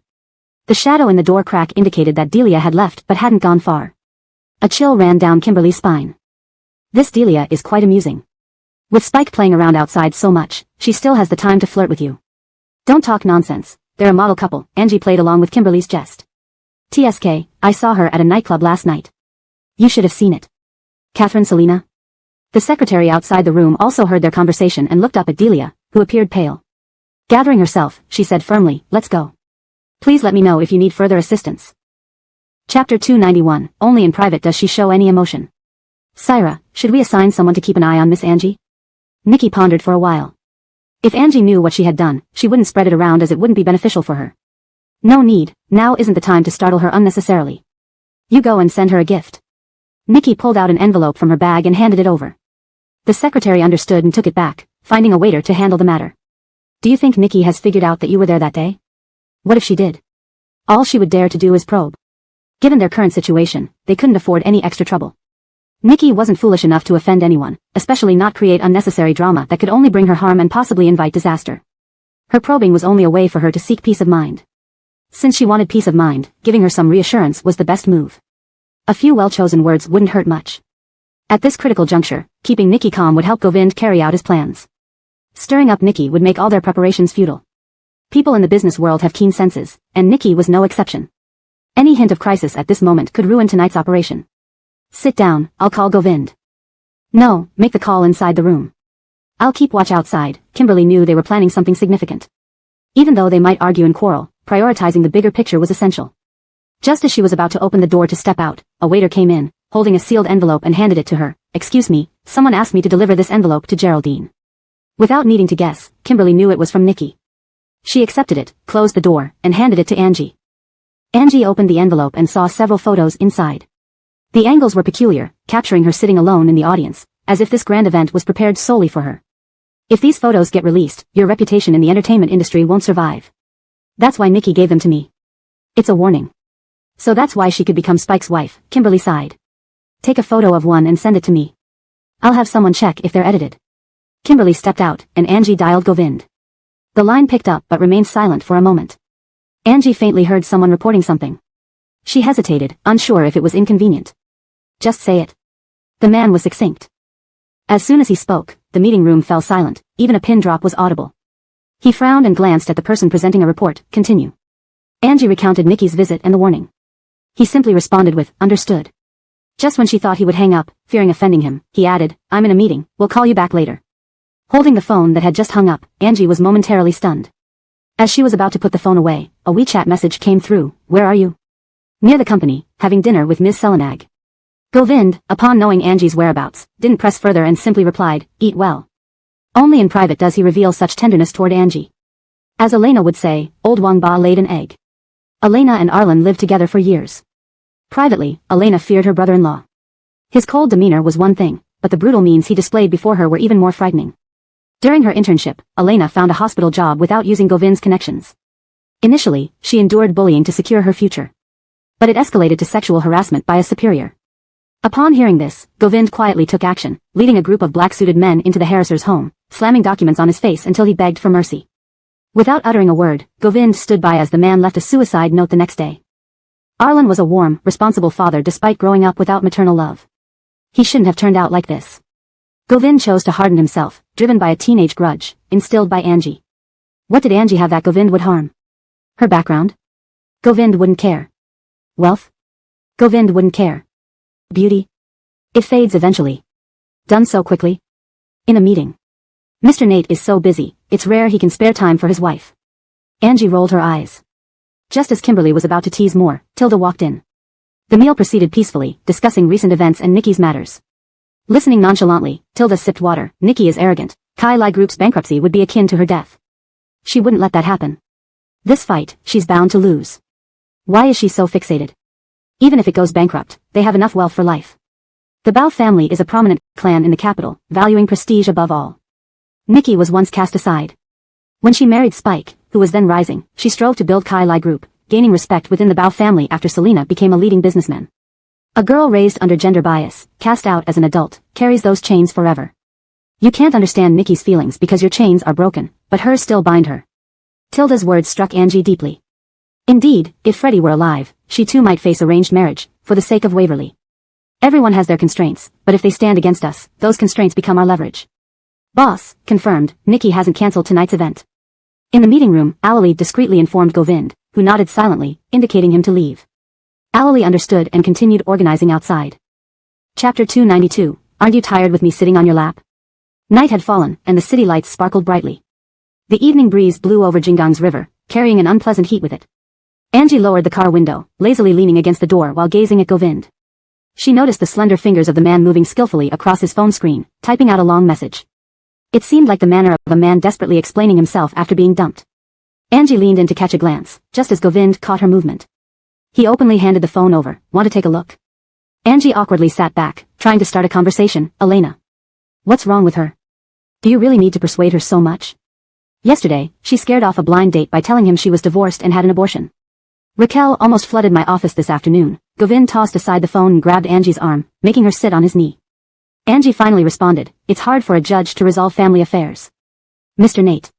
With you in my life, I already have headaches. Now add Elena and Raquel, resolving issues? Forget it. If I could sort all three of you out, I'd thank heaven and earth. These words. I'm very obedient, okay? Angie retorted. Govind glanced at her, idly rolling her fingertips between his own. Really? Not really. Angie challenged. Do you know how many smear posts Montegegmeo International's PR department deals with every day about you? Catherine Nate hasn't noticed that no one is smearing you online recently? You did this? Angie exclaimed in surprise. She thought Tilda was handling it. When Freddie was around, everything was strictly controlled. After his death, without anyone managing her, all the haters had come out of the woodwork, revealing everything they had within a few months. Well, who did you think? I thought it was Dream. Govind smiled silently. Tilda had been too busy dealing with the old staff left behind by Freddie and had no time to manage Angie. For Tilda, the value of the company far outweighed Angie's value in the entertainment industry. At worst, if she couldn't make it in the entertainment world, she could still return to inherit the family business. The man's fingers continued their gentle caress on her palm, and Angie observed him closing his eyes, seemingly resting. She tried to pull her hand back but was held even tighter. Aren't you tired with me sitting on your lap? Just a few ounces of flesh, not tiring yet. Angie. If tonight doesn't work out, what will we do? It won't fail. How can you be so sure? Govind opened his eyes and gave her a glance. Who am I? In all of Jinggang, there wasn't anything Govind desired that he couldn't achieve. Rufus Lay would eventually fall into his hands, and Delia's actions were only accelerating this process. A woman living under constraints her entire life wouldn't allow herself to lose. Delia's fate was decided from birth. Born into an aristocratic family, where males were favored over females, if she could contribute to the family, she was treated higher. Otherwise, she was expendable. By grasping Delia's psychology, Govind held the key to everything. Rufus Lay and Kai Lay Group were merely proofs of his capability to the family. Filing for bankruptcy and selling the company might allow them a peaceful retirement, but Delia wouldn't permit it. Selling the company equaled losing, and if she lost, decades of effort would dissolve into nothingness. The old lady despised her until death. On the top floor of the shopping mall, an all-women banquet unfolded in the open-air solarium. Rich matrons dressed in expensive attire, adorned with valuable jewelry, engaged in lively conversations. Men with trays hovered around, trying to hook up with these wealthy women. Be careful, they have people downstairs watching. The venue was on the 27th floor, and likely, the elevator ride was monitored. As expected. Call Apollo and check his location. Understood. Alali stepped out with his phone, dialing Apollo. Soon, a knock sounded on the car window, Apollo's face appearing. Rich people don't have off hours, huh? Check the time. Do promotions require performance now? The performance you sent me invites trouble. One mistake could cost me half my life. Do well and get promoted. Try harder. Govind rolled up the window as Apollo grumbled outside. Apollo and his team headed upstairs. Just as they reached the elevator, they were stopped. They inspected the place suspiciously. Apollo wondered, we can't go up. No reports of alarms here. Routine checks in public places. Unnecessary today. Apollo chuckled, brother, it's not a matter of necessity, it's our turn. Call the manager down. Apollo didn't want to waste time arguing with the security guard. The building was managed orderly, and usually, everyone knew each other. But this time, things felt different. Upstairs, a secretary approached Delia, whispering, police are downstairs.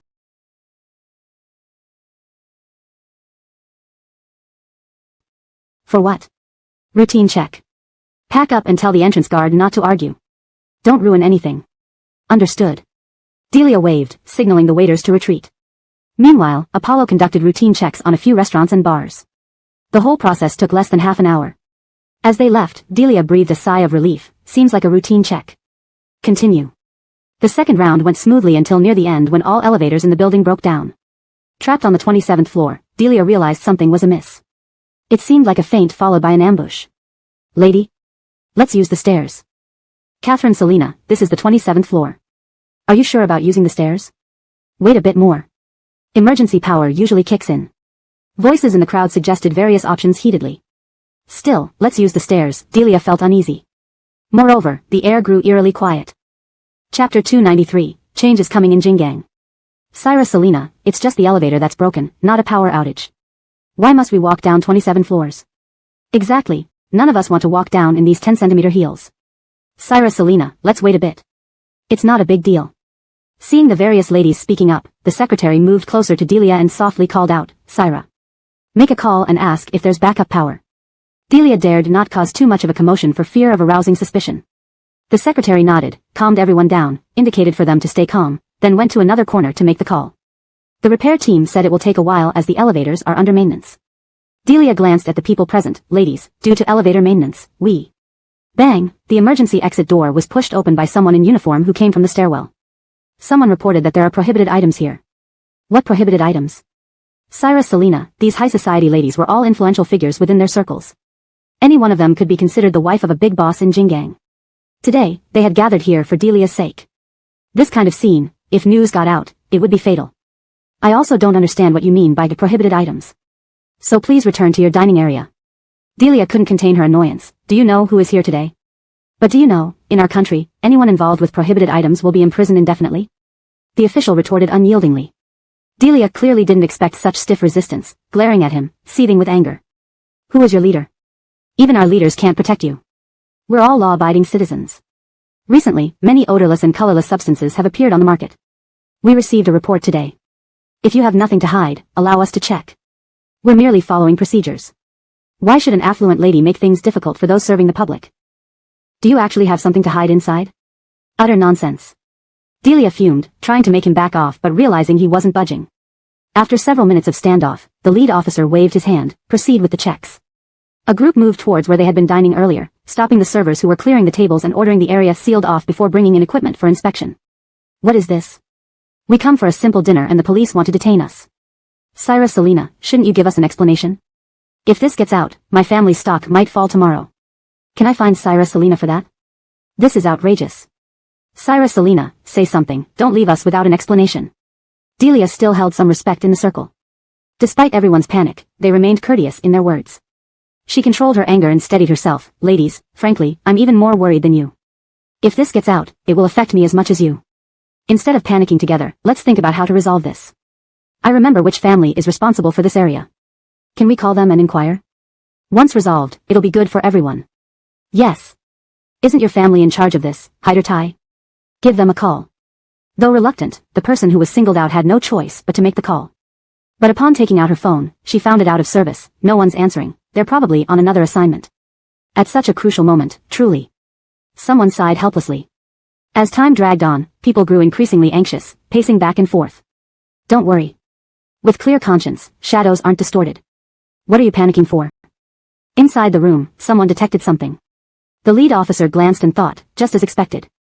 Let everyone outside come in for blood tests. I'm afraid they won't cooperate. These people are not easy to offend. Can't afford to offend them, yet you risk losing your job if this becomes a scandal. Do you understand? Got it. The man scratched his head awkwardly and walked towards the elevator area. Ladies, please cooperate by providing blood samples. Immediately, chatter erupted. Why blood tests? Checking isn't enough? Yeah, who gave you the authority? You better understand the consequences of misuse of power. The person explaining was flustered by the barrage of comments, slamming his hand on the wall. We detected prohibited substances on your drinking cups. Need I be more explicit? Understand clearly? A new odorless, colorless substance has recently surfaced. Drinking it feels like plain water but remains in your blood for a week. Consider carefully, either cooperate now or face the investigation later. Today, you can claim ignorance. Tomorrow, if found, you'll know what it means. Everyone turned pale. If caught later, it could likely imply, X drugs. Instantly, the hallway fell silent. Come in, queue up, one by one. Delia and her secretary both turned deathly pale. If everyone entered to give blood samples except them, the implications would be obvious. Syra Selena, you too. Everyone must be checked. A detection upstairs, now checking blood. The media is on its way. Ali opened the driver's side door and informed Govind of the situation. He opened his half-closed eyes slowly. Where's Apollo? He's keeping watch. Govind nodded, glanced at Angie sleeping against the car door, adjusted the suit jacket covering her. Home. Let the storm rage overnight. By tomorrow morning, change will come to Jingang. Chapter 294, Angie glances sideways and looks up at him. I want to eat you. Night fell. The Puyun Mountain Villa was quiet. Owlie parked the car in the courtyard and turned back to look at the back seat. The lady of the house showed no signs of waking. Owlie was about to speak when Mr. Nate stopped him. The man got out of the car, circled around, and carried her out still fully dressed, as if she were an infant, cradling her in one arm with her resting on his shoulder. First. Shoo, they had just entered the house when the night duty servant came forward to greet them. Just as he was about to call for help, he was interrupted by the master's finger placed over his lips. Come upstairs. The servant followed them up to the second-floor master bedroom, removing the suit from her body as instructed by the master, then pulled back the covers. For a moment, it seemed as if he saw a deeply loving husband gazing at his wife's face, reminiscent of an unrequited love scene from a romance novel. Go down. The short, gentle 3 words shattered the servant's fantasy, who then rose and headed downstairs. Before closing the door, he couldn't help but glance back, almost catching a glimpse of an intensely devoted shadow amidst the opulent mansion. Late summer, the night breeze of Puyun Mountain was cool, while the temperature inside the house remained constant. Angie found a comfortable position and curled up next to Govind like a cat. The man reached out and adjusted the brightness of the light. Govind sat at the edge of the bed, gazing at her intently, his gaze filled with restrained affection that landed softly on Angie's face. They say good things don't last forever, and colorful clouds disperse easily, but Angie is different. She's like a wild rose blooming in the desert, resilient enough to survive under any circumstances. She was never fragile crystal glass. How many people were deceived by her innocent beauty in youth? How many willingly became her admirers? Who? Angie suddenly shuddered awake, sharply pulling her hand away from Govind's grasp. Did you have a nightmare? Yeah. What did you dream about? Someone was trying to chop off my hands, said Angie, carefully hiding her hands under the blanket as she spoke. Govind found her statement somewhat exasperating, and his eyes softened into a faintly displeased gaze. Me? Yeah. The corners of the man's mouth twitched slightly. He patted her bottom gently. Get up and eat something. Don't want to. Then get up and wash your face, take off your makeup. Don't want to. If you wake up tomorrow morning without washing your face or taking off your makeup, don't complain to me. Your face will be ruined, and you won't be able to work in the entertainment industry anymore. With a swoosh, the person lying on the bed abruptly threw off the blanket and sat up, looking at Govind with a dazed and puzzled expression. Mr. Nate rubbed his temples. Indeed, working in the entertainment industry is a big deal. Angie squinted her eyes and found her way to the bathroom, feeling much more awake after splashing water on her face. How did things go with Delia? It's done. Congratulations, Boss Nate, your business territory has expanded again. To both of us, all jewelry for Syra Nate will be taken care of. Govind handed her 2 face towels. Angie took them and wiped her face. I don't lack jewelry, give me a break instead. What kind of break? I want to go out and wander. Sure. Boss Nate, you're being so generous. Is one day enough? Angie. She quickly finished her shower, not bothering to dry her hair thoroughly when the night duty servant knocked on the door, instructing her to come downstairs. In the dining room, Govind stood in front of the western kitchen wearing a white shirt, frying codfish. The sizzling sound of the flat pan could be heard. Angie walked over and sniffed. If you ever go bankrupt and can't survive, I'll invest in you and open a restaurant for you. That's a good idea, but I don't think you'll be able to pull it off. The man gently pulled Angie close and wrapped her palm around the spatula. The moment their bodies touched, Angie felt a tremor run through her. A tingling sensation spread across her back, as if thousands of ants were climbing over her skin. She couldn't deny that she was particularly susceptible to Govind's moves. Boss Nate, I don't want to eat codfish anymore. What do you want to eat? Asked the man casually. Angie glanced sideways and looked up at him, her tone soft. I want to eat you. This translation maintains the original style and tone while ensuring natural and fluent English, adhering to the specified guidelines and structure. Chapter 295, You Grace, tell me if you're going to sell out. Have you finished the investigation yet? Yeah, we've been locked up here for so long. When can we be released? Do you realize how much impact this is having on us? Now, I can tell you that if you were released now, it would have a much bigger impact on you. You wouldn't want people to say you had anything to do with banned substances, right? There's a huge difference between getting involved voluntarily and involuntarily. If you want to go, think carefully about it. Upon hearing these words, the wealthy madams immediately fell silent, staring at each other, completely lost. After some deliberation, their eyes landed on Delia. Catherine Selina, you need to say something about this. Otherwise, who will dare to attend your future parties if we are held here for no reason? Exactly. Had we known, we wouldn't have come. What bad luck. Delia's expression was terrible as she watched everyone echo each other. Her emotions had reached their breaking point. Ladies, don't panic. No one wants this situation to happen. Since it has happened, we should cooperate fully with the investigation. There's no other way. Look, Our Lady is still waiting here patiently for the results of the investigation. Aren't we all on the same page here? No one wishes ill upon anyone else. We are also helpless. This might be the deliberate act of someone with an agenda. The secretary deftly cleared himself of any blame, giving off the impression that they too were victims of someone else's plot. The wealthy madams remained silent, pressing their lips together. Arguments and disputes in high society were nothing new. Who among them did not have enemies? All women living in the upper echelons of society were well versed in manipulation.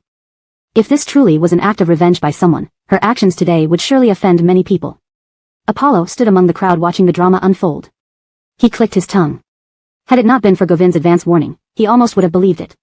Beside him, someone tugged at the leader's sleeve. The latter glanced at the message on his phone.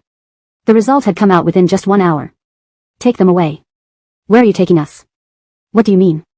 Someone panicked. Being taken indefinitely meant being taken to the station. If the media found out, they would have no future. Don't you want to know who the perpetrator is? Do you want the perpetrator to go unpunished? You are lucky today. Not knowing means it was forced upon you, which carries no responsibility. But if we don't find the person and it happens again, you won't be considered innocent next time. Delia's face turned pale. She was frantically thinking of who could save the situation when a sudden idea struck her, and she grabbed the secretary's arm. Give me the phone. The secretary handed over the phone. Delia tried to call but got a "not in service area" message. Not in service area? They had received several calls all saying not in service area. Was it really down or was someone interfering? Apollo, seeing her put the phone down, thought to himself that Govind was truly masterful. His moves left no room for flaws. Cha-cha. In the master bedroom of Alban, Angie lay sprawled out on the bed, looking thoroughly sated and relaxed. Govind stood beside the bed with a towel, looking at the limp form. Mr. Nate, if you ever go bankrupt and have to sell yourself, you must tell me first. I'll definitely take care of you. Govind paused mid-wipe. Angie, if we can't carry on the conversation, don't force it. Why do you always wish for my bankruptcy or early death? Can't you be more positive? Maybe because I've spent too much time with you. Shower? Don't want to, maybe tomorrow morning. Without insisting, Govind went to the bathroom for a quick rinse. A clean freak couldn't sleep without showering. Angie was falling asleep, just about ready to dream, when a message came through on Govind's phone. Mr. Nate, you're like a fortune teller. Everyone's inside. What are you looking at? Just as Angie was about to put down the phone, Govind asked, making her realize his phone had no password. You don't have a password on your phone? Why should I? There's nothing scandalous on it. Meaning, he wasn't afraid of inspections, but Angie thought differently. What if it falls? Govind was speechless. It's a personal phone. Losing it only means losing some contact numbers. No big deal. What did Apollo say? She handed the phone to him. He glanced at it, decided not to reply, lifted the blanket on the other side, and switched off the light. Asleep? Not sleepy. Want more? Angie shrank back at his words, sleepy, but hungry. Bear with it. When I said you could eat, you were busy causing trouble. It's the middle of the night. Hungry. Govind, if you starve me, you'll lose your wife. I wasn't hungry until you exploited me. Capitalists can't even give people food? Mr. Nate, starving me to death will make you famous as the first capitalist in Jingang to starve his wife. Alright, shut up, go to sleep. You're not hungry. Govind was irritated and pulled her into his arms, one hand around her waist and the other covering her mouth. The next morning, Angie woke up unusually early. Govind, seated at the dining table eating breakfast, was surprised when he saw her. Was it raining cats and dogs? How often did Angie actually get up to eat breakfast during her rest days? Why so surprised? What made you get up this early? Either food or, Govind. Angie pulled out a chair and sat down, calling Greyhamid to serve her breakfast. After going hungry all night, she looked like a famished ghost in the morning. What's on the schedule for today? There's a brand event at Jingang Tower tonight. Sponsoring product? Yes. Are we eating together? Angie thought the tower wasn't far from their place. Govind took a sip of soy milk and replied calmly, I have a dinner meeting. With Rufus Kai? Translated from Chinese to English using the provided guidelines, maintaining character names in pinyin and ensuring the original tone and style are preserved. The paragraph structure and line breaks are kept consistent with the original text. Hashtag chapter 296, unmoved by flattery. How come your face is swollen? As soon as Angie entered the company, she was teased by Burnell. She touched her face, feeling helpless. I drank too much water last night. Go and reduce the swelling first, have a cup of black coffee and apply ice. If that doesn't work, get a facial care treatment. There's an event tonight featuring sportswear, and if you don't take good care of yourself, you'll look bloated and fat. Angie nodded and said she understood. Upon reaching the treatment room, she saw someone inside. The staff explained, we used to have 2 treatment beds, but one broke recently and Leah hasn't had time to replace it yet. Should I ask the new intern to leave so you can go first? No need, let them go first. The other person seemed hesitant, but... No, but... I can go elsewhere. They're new and can't afford to lose opportunities. Why should I compete with them when I have choices? After saying this, Angie turned and went to Burnell's office. Want to get a treatment together outside? At the company's? There are new interns there. Burnell paused, knowing that Angie didn't like to vie for things. You go ahead, I need to handle some business here. For the evening event, even before Angie arrived on site, she received updates from her colleagues, saying that the venue was packed to the brim and the mall security was struggling to control the crowd. Burnell also instructed Isaiah to pay close attention to Angie's safety. When did I become this popular? You weren't this popular before. Thanks to Mr. Sierri, who helped boost your popularity through several fan pairings. They edited my participation in a variety show into a love story online. Angie rubbed her head. This was something Govind couldn't know, or else she'd be in trouble. Don't touch, you'll ruin your makeup, Burnell snapped. Angie obediently dropped her hand. Go on. Surrounded by staff, Angie pushed through the crowd and made her way onto the stage. As soon as she stood there, waves of shouts of "wife" erupted from the audience. Angie smiled politely and waved at them. Why are you looking at her? She's just a celebrity, not even top tier in the industry. Is she worth all this fuss? Lemuel leaned against the railing, holding a cup of coffee, and chuckled softly. You wouldn't understand. Are you getting interested in the entertainment world now? Someone nearby teased. Lemuel thought about it. Entertainment? Entertainment circles were beneath his interest. He pursued things far beyond what could be easily obtained. If something beautiful came too easily, would it still be considered beautiful? In the end, chasing fame and wealth ultimately led to the pursuit of power. Looking at Lemuel, the person beside him noticed the spark in his dark eyes and felt puzzled. This second son of the Thai family was far more complex than he appeared. Playing innocent while harboring ulterior motives, he could very well outmaneuver everyone. This kind of deceit required avoidance. I'll use the restroom. Be careful. After the event ended, Angie prepared to leave and use the restroom. The men's and women's restrooms shared an entrance but were separated inside, left for men and right for women. After washing her hands, Angie shook her palms dry and looked up. Suddenly, a man with a clear and delicate appearance bumped into her, spilling an Americano onto her. Sorry, I didn't mean to. Are you okay? Angie glanced at the coffee stain on her clothes. Technically, she was wearing light green sportswear today, which wasn't too obvious. She looked at the man, whose apology sounded insincere. Is that so? Angie asked coldly. It's the first time I've seen someone carry coffee into the bathroom. The man laughed awkwardly. First time here, I didn't know the layout of the mall. I couldn't find a trash can. Is that so? Did you not see the trash can right by the door? Angie glanced at the trash can by the door and another one by the smoking room next door. He claimed he couldn't find a trash can, but it was a weak excuse. Your excuses are getting old. Move aside. I'm not like you think. How much does the shirt cost? I'll compensate you. Sure. 1 billion. The man was taken aback. You sure it's worth $1 billion? It isn't worth $1 billion by itself, but now that I've worn it, it is. Besides, since you offered to pay, shouldn't the price be set by me? Haggling shows you aren't serious either. Lemuel was astonished by Angie's unrivaled attitude. No wonder she was called the Lincolnsons of Jingang. She had the capital. But... Isaiah. Angie, tired of arguing, called for Isaiah to intervene and stop the man while she walked away. Who is he? Don't know. But seeing how he intentionally spilled coffee on me, he doesn't seem to be a good guy. Burnell glanced at the coffee stain on her clothes, his expression intense. Your mom called me recently. She told you not to get involved in Govind's affairs. Angie paused mid-step and turned to Burnell. What does she know? You should ask what everyone knows, and what you don't. At the police station, it was chaotic. Reporters crowded outside, waiting for detainees to be released. Everyone leaving dared not use the main entrance. When Rufus Kai arrived, he was stopped and made to wait outside while Delia and her secretary were interrogated separately. In total, 17 guests were affected in the front hall. Only Catherine Selina and the secretary remained unaffected. Can we interpret this as you being behind the incident? I was busy hosting guests and didn't have time to drink water. How does that make us the orchestrators? What proof do you have? Not drinking. They showed her a video on their phone of Delia raising a glass and toasting, contradicting her statement. Delia paled. Didn't they say no surveillance videos could be accessed? How did the police get them? Was there an outsider present? Mr. Selina is waiting outside. Think carefully about how you want to explain this to us. We're not in a hurry, but with the media already swarming around since last night, every minute you stay increases your risk. Hearing that Rufus Kai was outside, Delia tensed. He definitely knew she was the mastermind behind this. If Mr. Selina, Mr. Nate is outside and wishes to speak with you. Seeing Alali, Rufus Kai was surprised. Govind actually wanted to meet him? Where?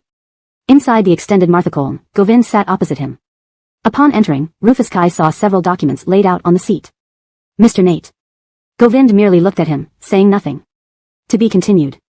Chapter 297, A Love-Addled Mind is Beyond Cure. There are a few documents on the table that require Mr. Selena's review. Elon sat to one side, opening the file and handing it over to Rufus Fong, who didn't take it. He glanced down at the contents of the document and was stunned. What does Mr. Nate mean by this? Exactly what Mr. Selena sees. Equity transfer? Is Mr. Nate joking with me? When did Kai Lai Group ever give any hint of transferring equity within the industry? Govind, an enemy when needed and a friend when convenient. His distinctions were incredibly clear. Friends when interests aligned, enemies when they diverged. His business tactics were not something ordinary people could compare to. How could someone skilled in manipulating high society and cutting off others' lifelines be a kind person? In earlier years, to establish his foothold in Jinggang, how many enterprises did he? Note means overturn or subvert. I kept it untranslated as the context is unclear whether to use overturn or subvert. If you can provide more context or specify which word fits better, I'd be happy to revise it. Edit for clarity. How could someone skilled in manipulating high society and cutting off others' lifelines be a kind person? In earlier years, to establish his foothold in Jinggang, how many enterprises did he overturn? Or, how could someone skilled in manipulating high society and cutting off others' lifelines be a kind person? In earlier years, to establish his foothold in Jinggang, how many enterprises did he subvert? He never imagined this would now happen to him. Govind lit a cigarette, and amidst the swirling smoke, he reached out to place the ashtray in front of him, flicking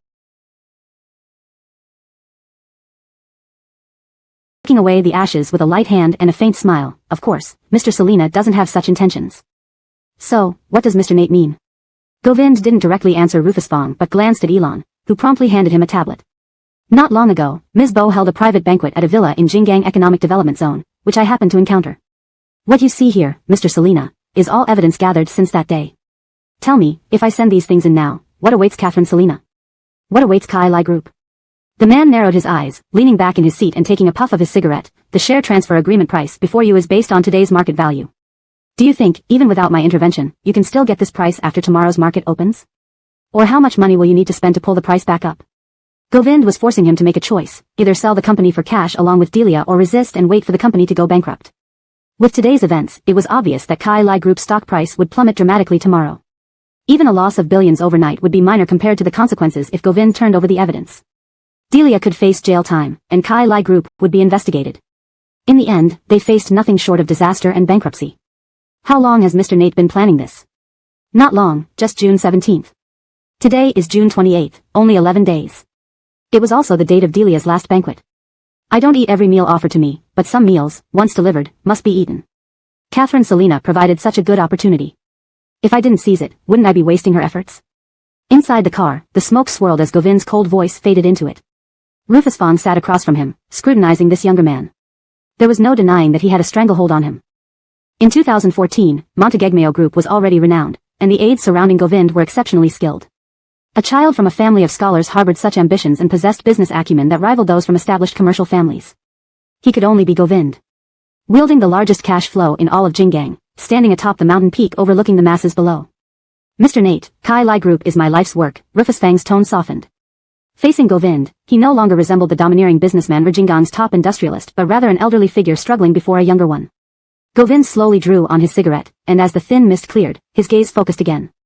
He remained silent, almost like a painting of extinction. Speaking as if a ruler of destiny, he said, Mr. Selena, birds return home, flowers wilt, when your fate runs out, struggle is futile. Implicitly, there was no need for Kai Lai Group to continue at this point. Business dynamics change rapidly, and the nation's development pushes full steam ahead. For a company solely focused on manufacturing, its decline was inevitable. Elon looked at Govind and, seeing he wasn't about to speak, urged Rufus Fong, Mr. Selena, surely you don't want thousands of employees to lose their jobs because the company goes bankrupt. Employment conditions have been poor. If that happens, many won't be able to survive in this city. With Kai Lai Group acquired by Mr. Nate, at least the livelihoods of 10,000 people can be secured. If this continues, the next step is unemployment. Moreover, Mr. Nate's offer exceeds market prices by several billion. Tomorrow, that price might not exist anymore. Mr. Nate isn't fond of bullying the weak. Otherwise, Mr. Selena wouldn't even have this chance. They could have waited until tomorrow, but they hadn't, showing a vestige of morality deep within Govind. Once that morality fades, he'd be going against piles of cash. I need time to consider. Govind lowered his eyes and glanced at his watch. Elon understood, of course, but we can't guarantee the same price after your consideration. Why push me to this extent? Mr. Selena, this is normal business strategy. If we were trying to crush you, We wouldn't be talking today, but rather waiting until the investigation team stands at your company's door tomorrow. You. Rufus Fong was choked by Elon's retort. Finishing his cigarette, Govind pressed the butt into the ashtray. Mr. Selina can leave the car now, but if you return, it won't be at this price. Inside the air-conditioned extended Marthacolm, summer's heat had lessened. It was even slightly cool after the rain. Long gone were the scorching dog days of summer, autumn had already arrived. Yet even on such a day, Rufus Fong broke into sweat repeatedly sitting across from Govind. I have conditions. Mr. Nate must ensure my wife comes out of this unscathed. If calculated based on tomorrow's market price, I can agree. Mr. Selina, I'm a capitalist, not a philanthropist. To take the money and save a person? One must choose between the two. Elon was startled. He had indeed guessed Govind's approach accurately. Sir, where to? The company. Ali turned the car towards the company while Elon organized documents in the back seat. Halfway through, at the turn towards Puyin Mountain, a flash of Angie's face crossed Govind's mind. Forget it, let's head back to Puyin Mountain. Elon paused in organizing the files, raising his gaze in surprise at Govind. Indeed, just as CEO Su said, a love-addled mind is beyond cure. With so many people waiting at the company, he headed straight to the haven of romance. Chapter 298, Contacting Milagros through Omar. Put some clothes on. Govind had just entered the house when Milagros, wearing a strapless nightgown, walked downstairs. Before they could exchange greetings, Govind's stern voice interrupted. Behind the door, Elon and Ali stood with a stack of documents, hesitant to enter. Only after seeing Govind go upstairs did he instruct Greyhamid to bring the files to the reception room. Weren't you supposed to not come back tonight? Milagros put on a loose short-sleeve shirt over her nightgown. Seeing Govind standing by the door with a grim expression, she muttered, You should have told me you were bringing people back. How's Rufuscai's matter? Milagros asked 3 consecutive questions without receiving a response.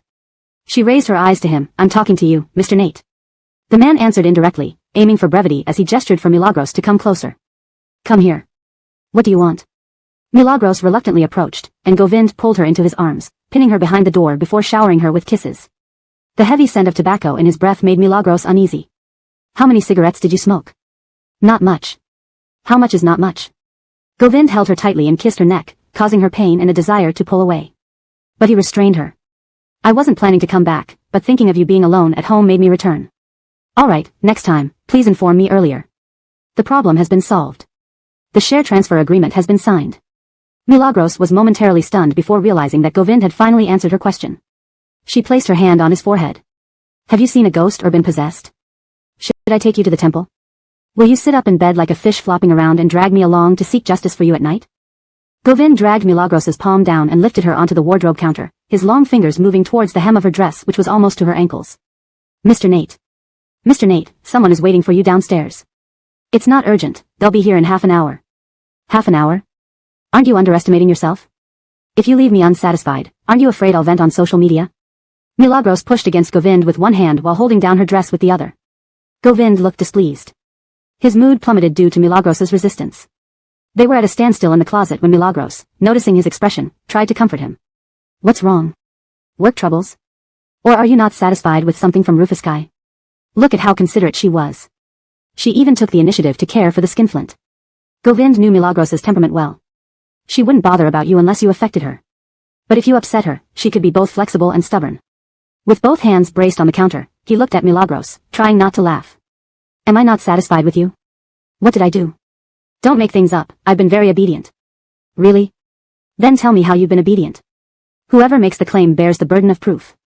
Mr. Nate, tell me first where I've failed you.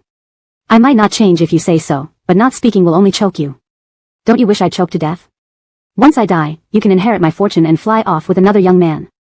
As he spoke, Govind removed his tie and suit jacket, tossing them on the counter. Milagros grew increasingly nervous. Was this really happening? Mr. Nate, friendly reminder, you have 16 minutes left. Is that not enough? Have you seriously considered it? Despite her fear, she still mustered the courage to remind him. His deep voice commanded, get down. Milagros. Do you want to? I'm getting down, I'm getting down. Tonight, senior management from Montegegmeo will come over. Ask Greyhamid for anything you need. Okay. Mr. Nate implied she shouldn't wander downstairs. These are the documents. I'm still curious, why did you dig into their affairs? Lemuel browsed through Milagros's files, smiling. You'll know later. Is Mickey still in Jingang? Yes, living in the Thai family's ancestral home in Jingang, arranged by the old master. Lemuel flicked the ash from his cigarette. Interesting. I can only stay in hotels when I return to Jingang, but a servant can live in the ancestral home. Isn't the old man biased? His companion didn't reply, considering the respect owed to Evander in the capital. Is Omar free? Since we're both in the entertainment industry, I should schedule a meeting with him. Mentioning Omar, he recently co-starred with Milagros in a drama. They've gained popularity as a couple. If you want to approach Milagros, going through Omar would be ideal. What did you say? In the car, Delia was shocked upon hearing Rufusky's words. Who did you sell the company to? Govind. Why? On what grounds? Did you not consult me before making such decisions? Is everything in this family decided by you alone? Do you still consider me part of the family? Faced with Delia's accusations, Rufusky remained calm, glancing sideways at her. Are you done? If it weren't for your actions, we wouldn't be caught. Govind presented evidence of your previous misdeeds, forcing me to choose between you and the company. Do you think I chose wrongly? Delia fell silent, looking at Rufusky, her mouth opening and closing, unable to form a sentence. How dare he? Why not? If there's a chance right in front of you, why not seize it? If you don't want others to catch you, you shouldn't have acted in the first place. Wasn't I doing all this for the company's sake? Rufusky sighed, not wanting to argue further. They were both in their 50s, having lived through ups and downs together. If they made a scene over this, it would be too much of a loss. Arguing won't help. Selling the company is our best choice. Holding on will only drain us financially.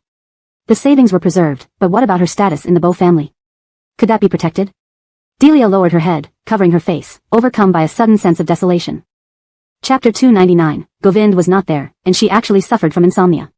She had been the daughter of the Bow family for 50 years. Over these 5 decades, she lived on tenterhooks due to being a girl, cast aside beyond the capital's reach because of her gender. If Rufusel hadn't succeeded in business over the years or achieved something in the financial circle, the Bow family would have long forgotten their existence. A person who has been oppressed for too long may try to stand up again, but with trembling knees. This is what happened to Delia.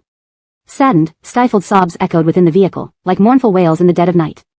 Rufusel sat beside her, his fury having subsided slightly.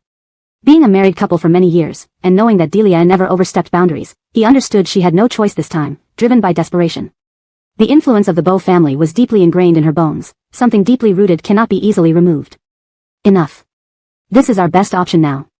This isn't the best option at all. Do you know how hard I've tried? How much effort I put into standing out and gaining respect? Yet it ended up like this, everything just a bubble? You've spent your whole life living in the shadow of the Bow family, a mistake. The Bow family may be formidable, but so are you. Why do you continually belittle yourself to please them? Is making them look up to you going to grant you eternal life? You wouldn't understand. Delia shook her head, tears streaming down her face. The once refined lady now only exuded despair. I just wanted to prove myself. Is that wrong? Since my birth, I've walked on thin ice in the Bow family. As a child, I was suppressed, as an adult, abandoned. Now nearing retirement age, I finally felt ready to face them with pride, but it's all become an illusion. All my efforts, wasted just to save face. Rufusel couldn't comprehend Delia's stubbornness. How could someone seek others' favor while remaining so lowly? He didn't understand. As if reading his thoughts, Delia sneered coldly, of course you wouldn't understand. You grew up in a happy home, the only child without anyone vying for attention. Everyone doted on you. But for me, the Bow family had many children and was one of the elite in the capital. If I wanted to live splendidly, brilliantly, if I wanted to live as a respected human being, I had to compete and fight with them. Do you know how difficult it was for me to please them every day and night? You're not wrong. Neither is raising you to be like this. However, using old maps can't help you find new worlds. If you want to live a fulfilling life, you must break free from the Bow family. Otherwise, you'll forever be their puppet, summoned and dismissed at will. Delia trembled at his words, her eyes widening in shock. Her heart couldn't settle. When they need you, you're their good daughter. When they don't, you're nothing. Isn't this incident a perfect example? If the Bow family had supported us, would we have begged Govind for help? Rufusel was furious but refrained from openly criticizing their marriage. The next morning, the servants at Puyun Mountain were busily working. Greyhammed stood in the backyard instructing them on their duties, ensuring guests and the owners were well cared for. As dawn broke, the sprinkler system activated, watering the grass beautifully and peacefully. Lady Manager, Greyhammed's voice was interrupted. Following the servant's gaze, she saw the mistress sitting on a chair on the bedroom balcony in a dressing gown, eyes closed, looking tired from a poor night's sleep. Greyhammed turned and swiftly brought a tray of warm water upstairs, her steps quick yet steady, demonstrating her professional demeanor. Syra, good morning. Milagros squinted her eyes, good morning. Syra, did you sleep poorly last night? Milagros rubbed her forehead wearily. Honestly, last night Govind wasn't there, and she had suffered from insomnia, haunted by nightmares half the night, keeping her awake. Why else would she be up early enjoying the fresh morning air on the balcony? Water, Milagros took the cup without answering Greyhammed's question and drank half of it. Where's Mr. Nate? He's still in a meeting. Still in a meeting? Working all night? So diligent? Does the capitalist work so hard just to find better ways to exploit them? Milagros, not wanting to chat, waved Greyhammed away. She changed positions, basking in the sunlight before moving to the wicker lounge to catch some sleep. All night, she dreamed strange dreams, each one starring Govind. It was terrifying. An elder once said, daytime thoughts manifest in nighttime dreams. Was it possible she was falling in love with him?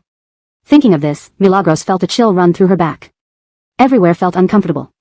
Lying on the lounge, she tossed and turned, frowning deeply, not at all ready for sleep but wrestling with her own thoughts.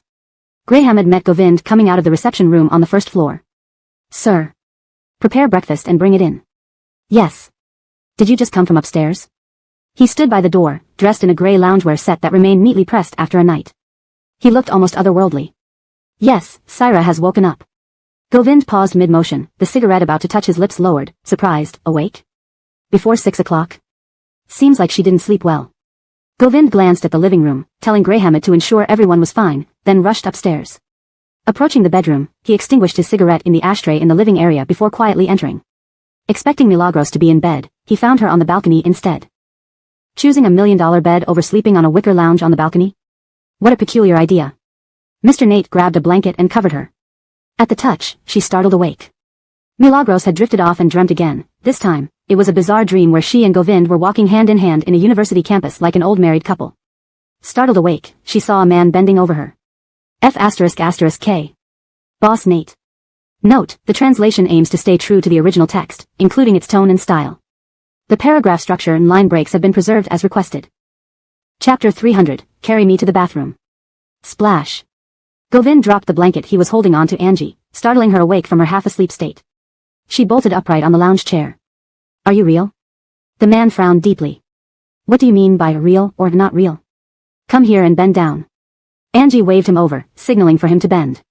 Although puzzled, Govind complied and leaned forward. As soon as he bent down, Angie's hands shot out. Angie. Do you want to murder your own husband in the morning? Painful? I could pull your ears to see. Angie slumped back into the lounge chair, gazing at Govind absent-mindedly. You scared me to death. What did you do? I dreamt that you died, a very miserable death. Govind chuckled despite his irritation, asking unexpectedly, really? But you didn't seem like someone who just lost their life in your dreams.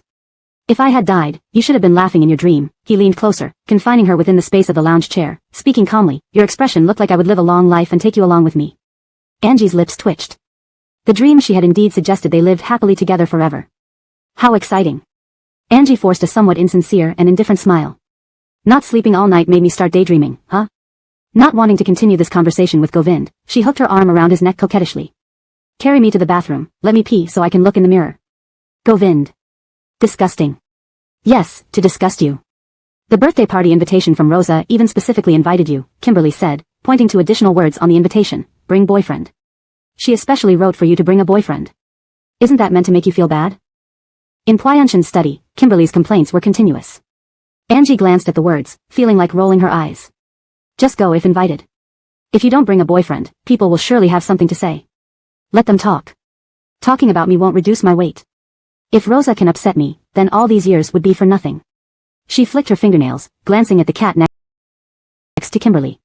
Kimberly took a sip of coffee, not realizing its quality at first but exclaiming on the second sip, where did these coffee beans come from? What? High-quality beans.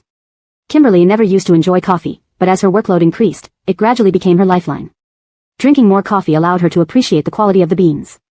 Angie shook her head. Purchased by the servants, I'm not sure where from. Uniform purchasing? Do you think I believe that? Everyone knows Govind is extremely meticulous about his personal life. Who wouldn't compliment the understated luxury and taste here in Pyeongchan? I'll ask later. Are you going to Rosa's party? If you go, I'll go. If not, I won't.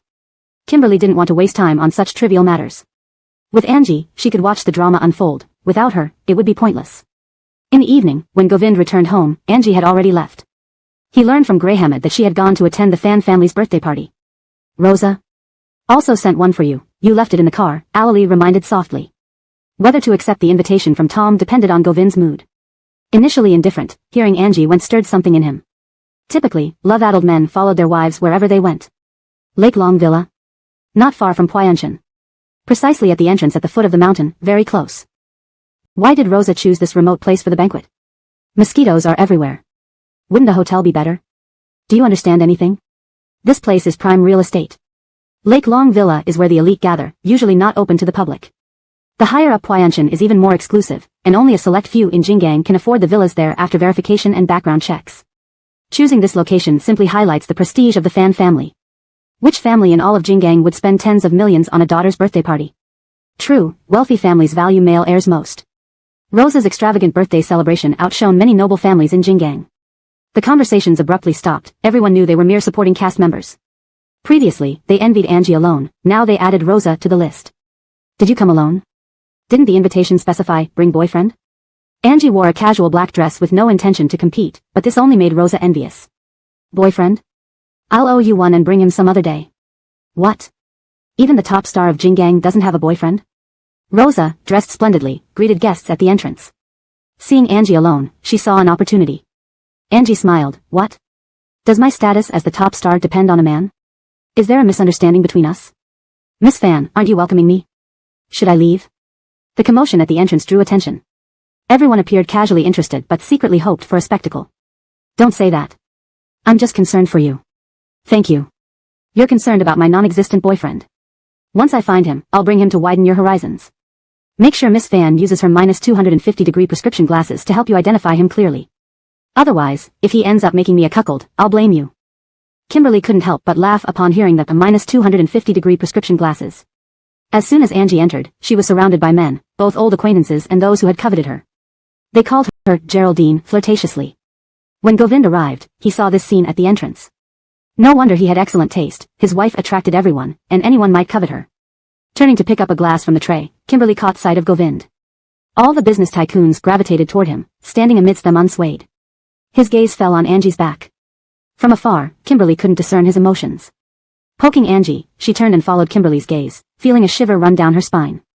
Isn't it like in those heart-wrenching novels where the heroine, after having her kidney cut out and losing all hope in life, flirts provocatively and gets caught red-handed by the hero? Chapter 300, Carry Me to the Bathroom. Splash. Govind threw the blanket he was holding on to Angie, scaring her awake from her semi-dream state. She bolted upright from the lounge chair. Are you real? The man furrowed his brow. What do you mean, real or not? Come here and bend down. Angie beckoned him to bend down. Although puzzled, Govind complied, leaning forward slightly. Just as he bent down, Angie's hand shot out. Angie. Do you want to murder your husband in the morning? It hurts. Let me pull your ears and see. Angie slumped back into the lounge chair, staring at Govind blankly. You scared me to death. What did you do? I dreamt that you died, very miserably. Govind laughed despite being irritated and asked abruptly, really? But your expression just now didn't seem like I was dead. If I were dead, you should be laughing in your dream. The man leaned over and encircled her in the lounge chair, speaking unhurriedly. Your expression made it look like I would live a long life and take you with me. The corners of Angie's mouth twitched. Her dream could indeed be interpreted that way. They had lived happily ever after and lived a long life together. So intense. Angie forced an insincere and perfunctory smile. Have I been dreaming all night? Not wanting to continue this conversation with Govind, she wrapped her arms around his neck and said coyly, carry me to the bathroom. Let me pee so you can look in the mirror. Govind. Disgusting. Exactly, disgusting you.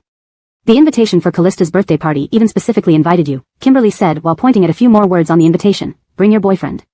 Writing it down like this, isn't it meant to embarrass you? In Albin's study, Kimberly's complaints kept coming. Angie looked at the words, almost rolling her eyes. Just go if invited. If you don't bring a boyfriend, people will definitely talk. Let them talk. Will I lose any weight if they criticize me? If someone as insignificant as Callista can make me uncomfortable, then haven't I wasted all these years? She flicked her fingernails and glanced at the cat nestled beside Kimberly. Kimberly picked up her coffee cup and took a sip, then paused before exclaiming on the second sip, where did you get these coffee beans? What? Top-notch quality. Kimberly usually didn't enjoy coffee, but with increasing workloads over the years, coffee became her life-sustaining elixir. Gradually, she developed a refined taste for it and became picky about the beans. Angie shook her head. They're bought by the staff, I don't know the specifics. Bought by the staff? Do you think I believe that? Everyone knows how meticulous Govind is about his personal life. Who wouldn't praise the low-key luxury and taste here in Albin? I'll help you ask later.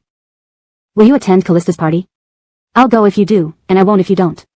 Kimberly didn't want to waste time on such matters. With Angie accompanying her, she could watch the drama unfold. Without Angie, it would be boring. In the evening, when Govind returned home, Angie had already left. He learned from Greyhammed that she had gone to Callista's birthday party. Callista. An invitation was sent to you too. You left it in the car, Awali reminded softly. Whether to accept the invitation from Tom depended on Govind's mood. Govind hadn't planned to attend, but hearing that Angie went changed his mind. Sure enough, love-struck men follow wherever their wives go. Dragon Lake Villa? It's not far from Alban. To be precise, it's at the entrance at the foot of the mountain, very close. Why did Callista choose such a remote location for her party? It's infested with mosquitoes. Wouldn't a hotel have been better? You don't understand. This place is prime real estate.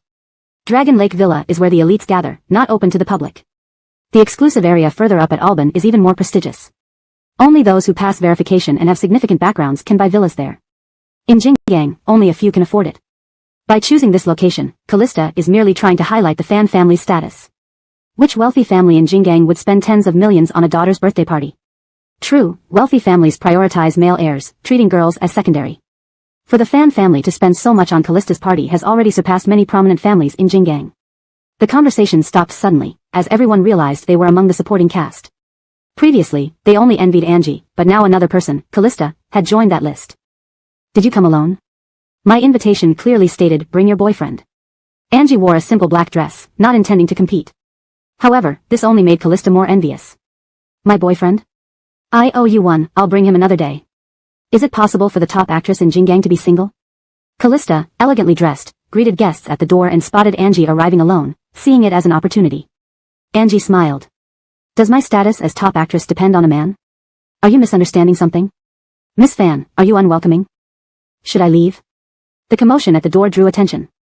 People pretended to be indifferent but were watching closely. Not at all, I'm just concerned for you. Thank you for caring about my non-existent boyfriend. When I find him, I'll bring him for your scrutiny. Make sure you use your 250-degree nearsighted eyes to check properly, lest you misidentify and end up with green eyes. If you do, I'll blame you. Kimberly couldn't help but laugh at the mention of 250-degree nearsighted eyes. As soon as Angie entered, she was surrounded by men, old acquaintances and those who had harbored desires for her. They called her Geraldine, in a charming manner.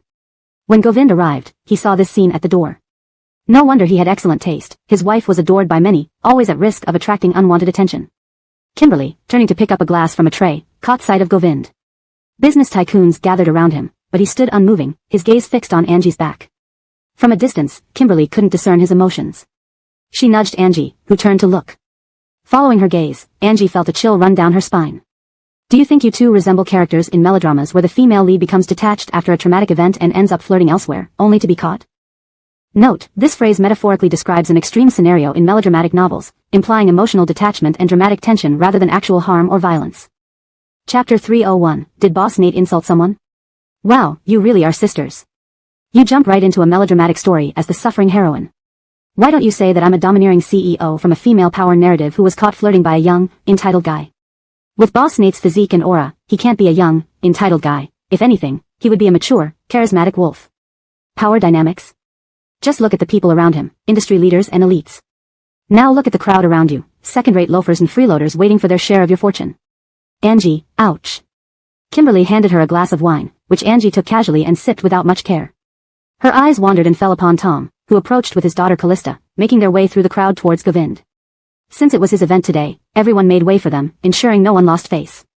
Instantly, pride swelled in Tom as he spoke smoothly and politely. Mr. Nate, your presence at my daughter's birthday truly honors us. Yeenie, why don't you have a toast with Mr. Nate? Callista, hearing her father, pretended to raise her glass, while Govind formally lifted his, took a sip, and looked at her. Such pretentiousness, Kimberly remarked, shifting her gaze back to Angie when someone approached them. Hey, let's play some pool. The entertainment hall was connected to the banquet hall, designed left and right, adhering to traditional Chinese respect for the left side. The layout here was men on the left, representing careers, while women occupied the right. Angie followed, passing several high society women who commented sarcastically, she's so put on, doesn't even know what brand of plastic bag she's carrying. Surrounded by men everywhere she goes, doesn't her family teach her better? Who released this old radish spirit? So bitter, Kimberly retorted, causing them to back off. Come on, let's play. Standing here greeting for Callista. After insulting them, she still dragged them along to play, quite irritating indeed. Her opponent couldn't retaliate. In the game room, Kimberly gathered people around the pool table. How do we play?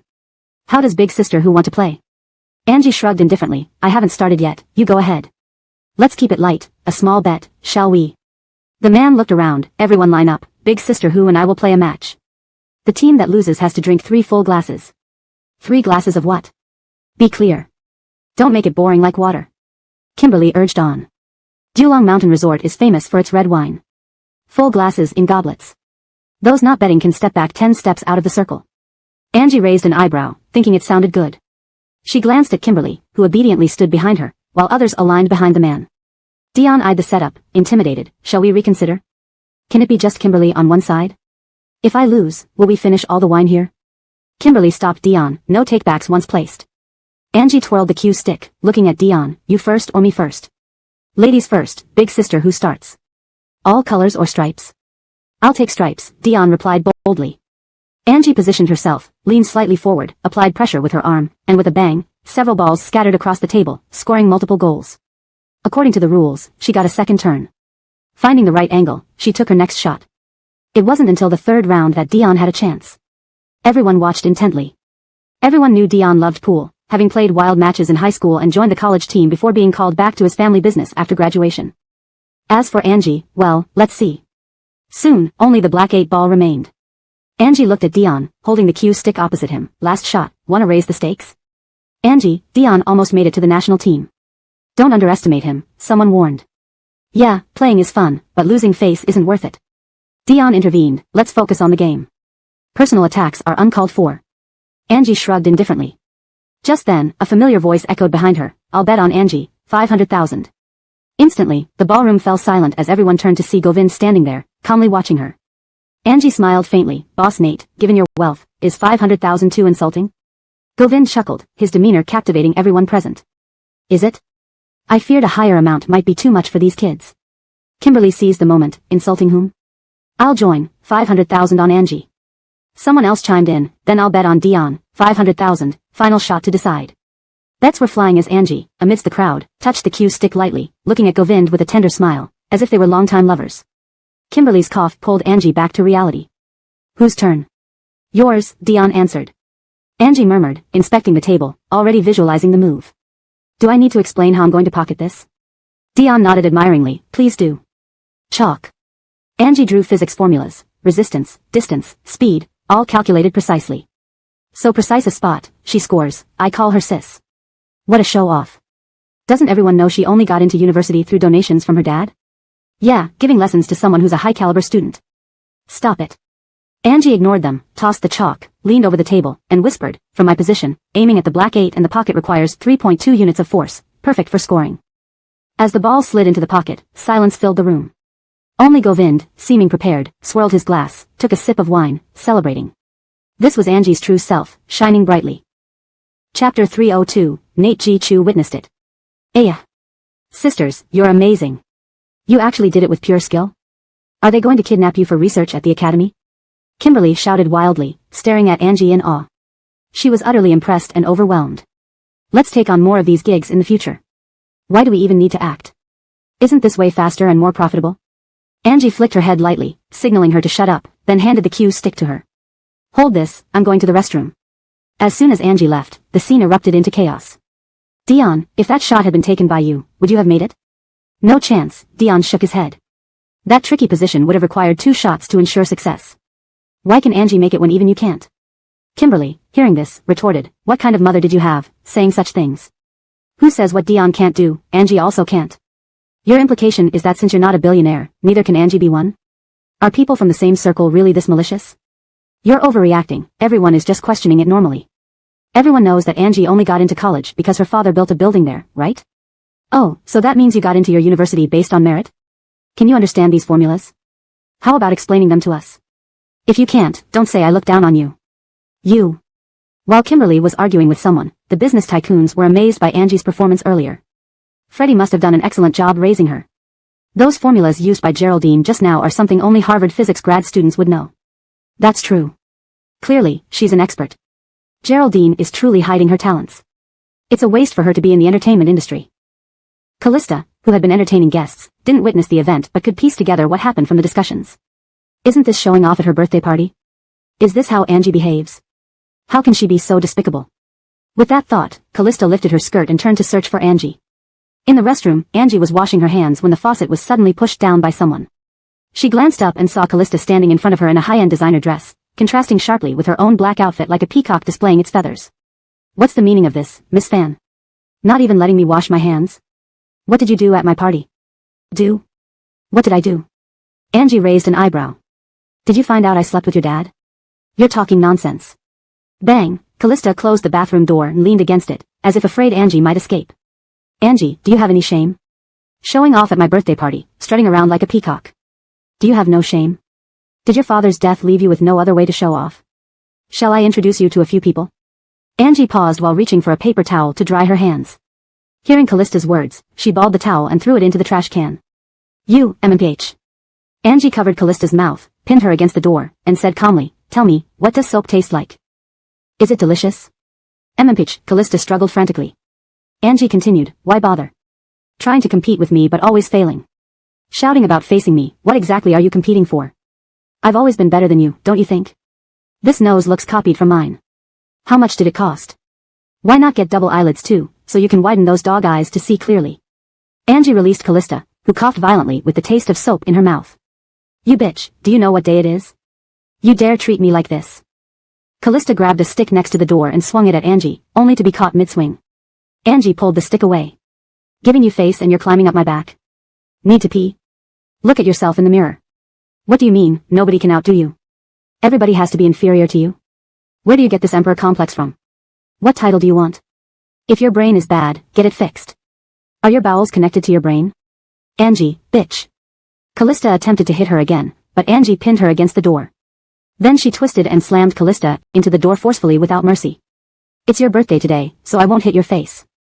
But there are plenty of ways to hurt you without leaving marks. Angie, if you keep this up, I'll call the police. This is illegal. Angie. Angie. Seeing Callista was sufficiently taught a lesson, Angie stopped, washed her hands, and let go. Callista quickly ran out. Just outside, she saw Nate G. Chu leaning casually against the wall, smoking with an ash falling into the trash can. Seeing him felt like seeing a savior, and ideas of revenge against Angie flooded her mind. Nate. Bang! Callista's shout of "Boss Nate" was cut short as Angie pulled her back. Where did you go? So long in the restroom, struggling with a bowel movement? Angie chuckled. Something like that. Kimberly. Angie, ENI, says you assaulted her. Will you give me an explanation? Among the crowd, Tom appeared with Callista, looking sternly at Angie. Angie raised an eyebrow.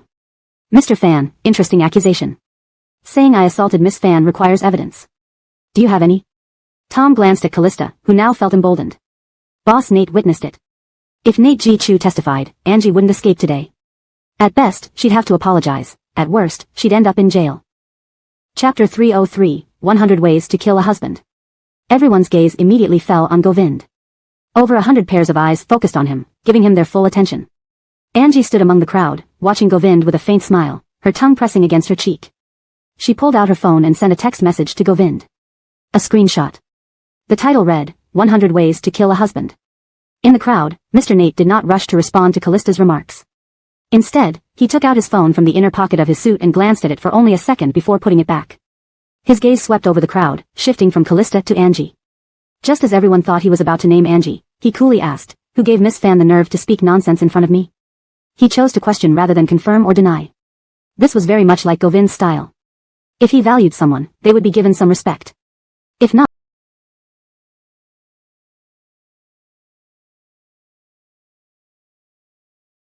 they amounted to nothing. Callista meant nothing in this place. Wanting Govind to show leniency? It was wishful thinking. Seeing the right moment, Angie scoffed. As everyone knows, Miss Fan and I haven't gotten along for years. She always tries to overshadow me in every setting.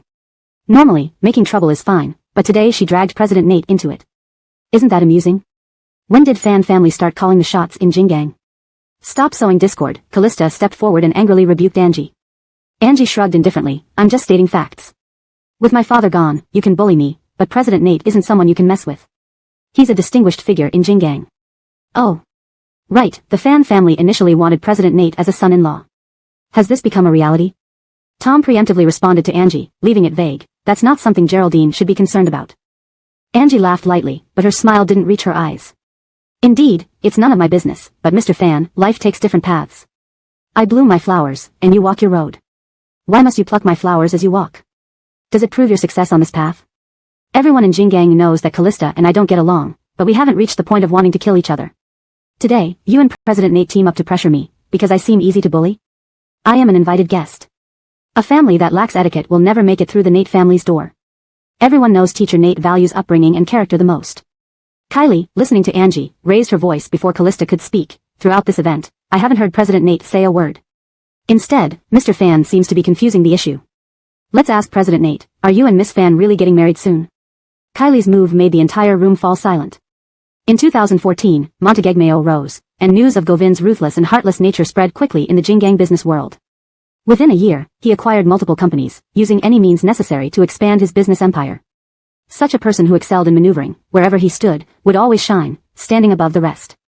Wherever he went, people looked up to him, hoping to gain favor and share in his success. Many CEOs bowed respectfully to this new business elite, trying to earn a piece of his pie. Yet here he was, being questioned by a young woman in her 20s. When Kylie asked her question, you could hear a pin drop. Angie's lips curled slightly into a faint smile as she watched Govind, waiting for his response. She knew the answer, but she needed him to say it. Govind lit a cigarette and, standing among the crowd, exhaled a wisp of smoke. His presence was like a ruler amidst commoners, unreachable and untouchable. He tapped the ash off his cigarette and replied succinctly, no. Angie's smile bloomed. Before anyone could react, she walked up to Callista and slapped her across the face. Before, she refrained from slapping her to save face. Now, there was no need.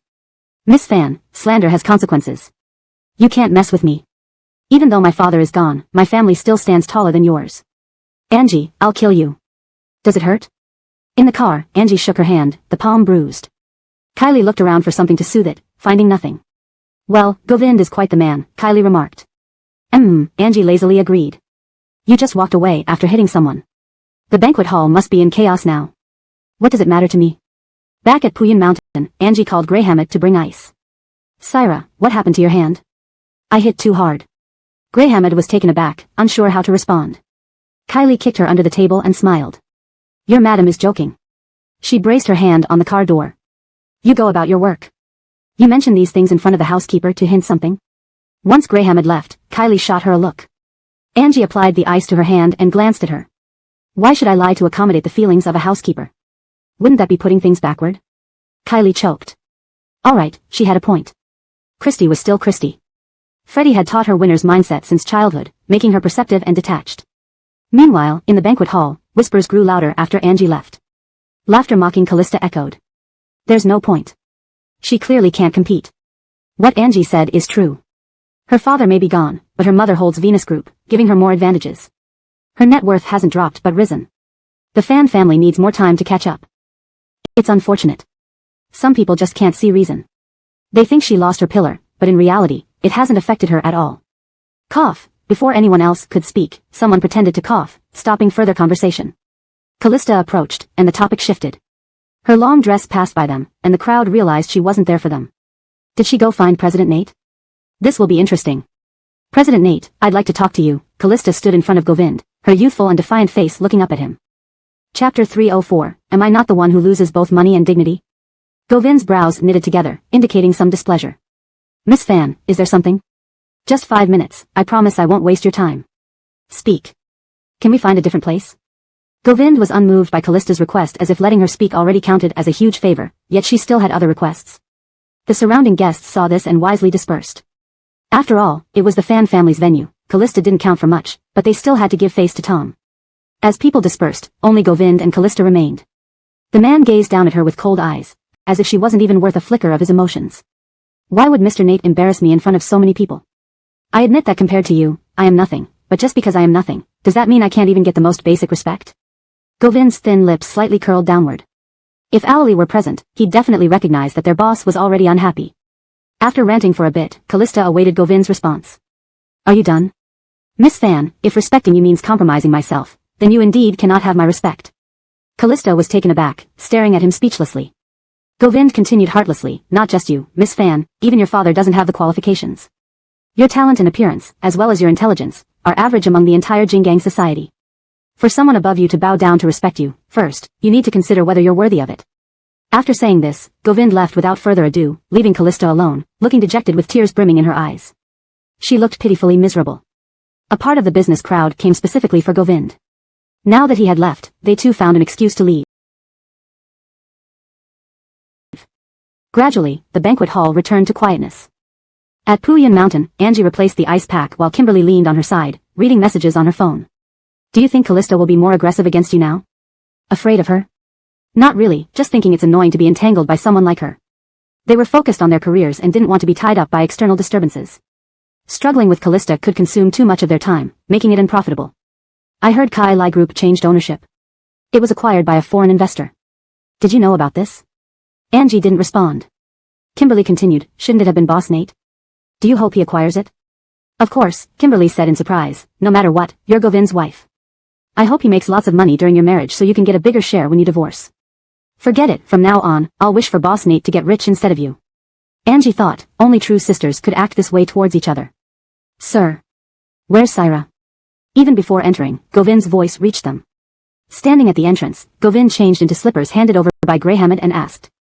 Just 2 steps into the living room, he saw Angie sitting cross-legged on the sofa, holding an ice pack. Kimberly quickly excused herself, giving Govind a thumbs up as she left. Boss Nate, you're amazing. You're brave enough. Govind glanced at her, knowing Kimberly was a close friend of Angie, so he ignored her playful comments. What happened to your hand? It swelled from hitting someone. An eye for an eye only hurts yourself more. Foolish. He walked over to the sofa, took the ice pack from her hand, and gently massaged it. Graham had heard their conversation and realized that Catherine Nate indeed did hit someone. Isn't it because no one hit for you? If we weren't hiding our marriage, today wouldn't have been your turn to take action. Angie tried to pull her hand back. Blaming me? Govind stopped her movement. Blaming me? I've watched out for you, faked documents, confronted others for you, and now you blame me? You should look up Doi's grave online and buy the plot beside hers for me, so I can be her neighbor. Angie rolled her eyes. Govind added, I see clearly that you always find something to complain about. How dare I, considering Boss Nate is going to be the son-in-law of the Fan family. Angie's chilly words made Govind laugh. He leaned in closer and sniffed, who spilled vinegar? Get lost. Angie pushed him away, but he held onto her wrist. Looking deeply into her eyes, his tone was teasingly different from his earlier aloof demeanor. So? Hit the nail on the head? Feeling embarrassed? Geraldine isn't usually open and honest. Like is like, dislike is dislike. Why all the hesitance with me? Divorce is inevitable, talking about love seems rather irrational, right? Govind was in a good mood today, perhaps because Angie had turned jealous. He enclosed her in the sofa, almost lecherously scrutinizing her. What's there to fear about pursuing joy step by step? Live for the moment, shouldn't that be the motto of the princess? Step by step, Govind dug a hole and led Angie deeper. His words practically said directly that she should embrace feelings now and worry about the future later. Realizing something, Angie hooked her arm around Govind's neck. Does Boss Nate earnestly advise me because you want to drag me down too? Won't it be because you feel something in this marriage and want to pull me along? Why not? Certainly, but spending the next 2 years happily and the rest of life repairing things, wouldn't that be costly? Govind kept smiling, his handsome face coupled with an enticing smile, looking every bit like he was tempting her. As Lincolnson said, I'll lose both emotionally and financially. Isn't that exactly what happens when one loses both dignity and wealth? Angie raised an eyebrow, mocking him. Boss Nate, aren't you falling in love with me? Chapter 305, Unmarried and Child-Free for Peace. In love. A nonchalant inquiry paired with a serious response. No matter how it was looked at, Angie seemed to have lost this round. In the world of emotions, whoever takes things seriously first loses. But in parallel, another phrase rings true with sincerity. Govind was the sincere one. Compared to Angie's evasiveness, he straightforwardly expressed his feelings. Love is love, no beating around the bush. Is it shameful to like someone? Govind probed further. Angie didn't reply, so Govind continued, or do you think it's shameful to love someone? I'm afraid of future complications, she said, just like her father, who left behind numerous problems. What kind of complications?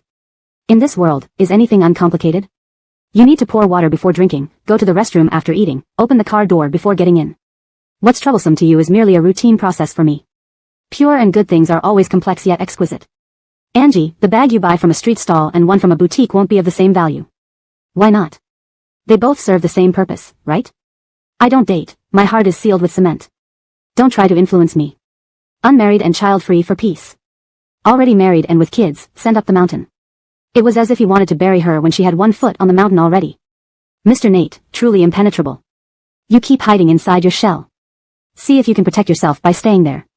Govind got agitated, suddenly stood up, and strode upstairs. Angie watched his back and, unwilling to concede, shouted, let's chat, why are you mad now? Can't handle losing? Greyhammed, never seen anyone chase after a person to scold them. The next morning, Angie was still sleeping. When Elise called, noticing the prolonged lack of answer, she knew Angie hadn't woken up yet.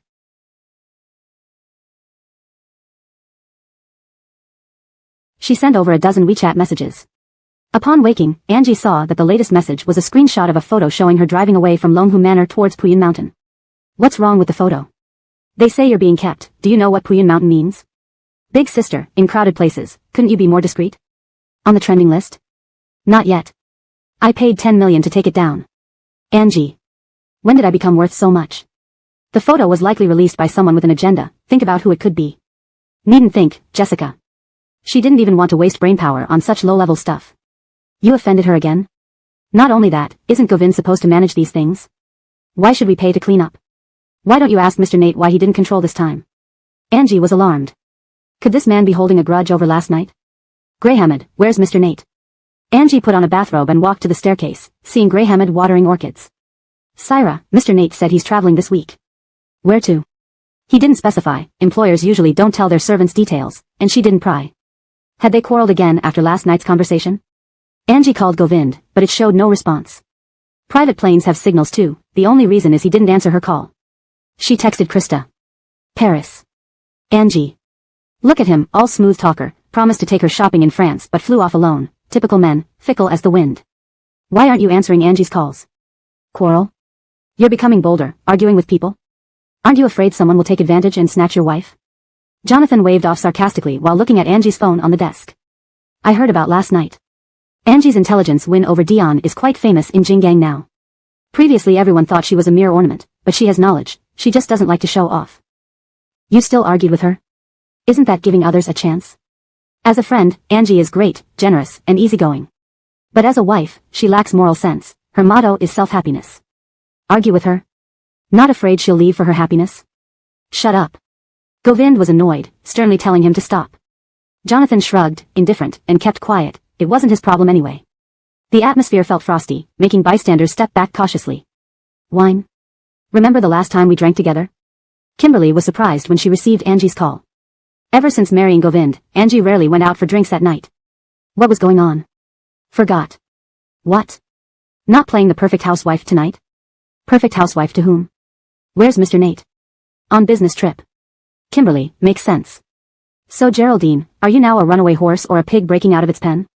Babe, I'm a fairy making a comeback, less talk, get here. Jinggang wasn't short of fun places, but Angie picked Wangjin Terrace today. Too bold. Bold? Angie retorted, unfazed.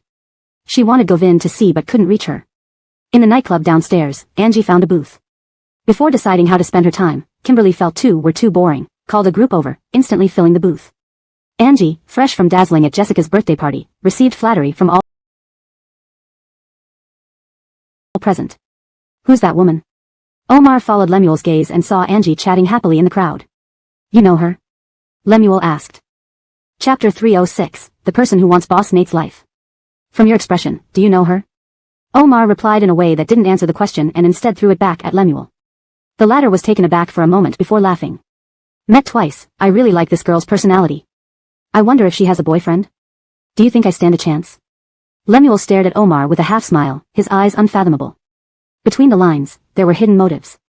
Omar, fully immersed in the entertainment industry, had a personality somewhat similar to Angie. He paid no attention to struggles among the rich and powerful families, but not being concerned didn't mean he knew nothing. The Thai family was in a mess recently. The old patriarch wasn't in good health yet refused to relinquish power.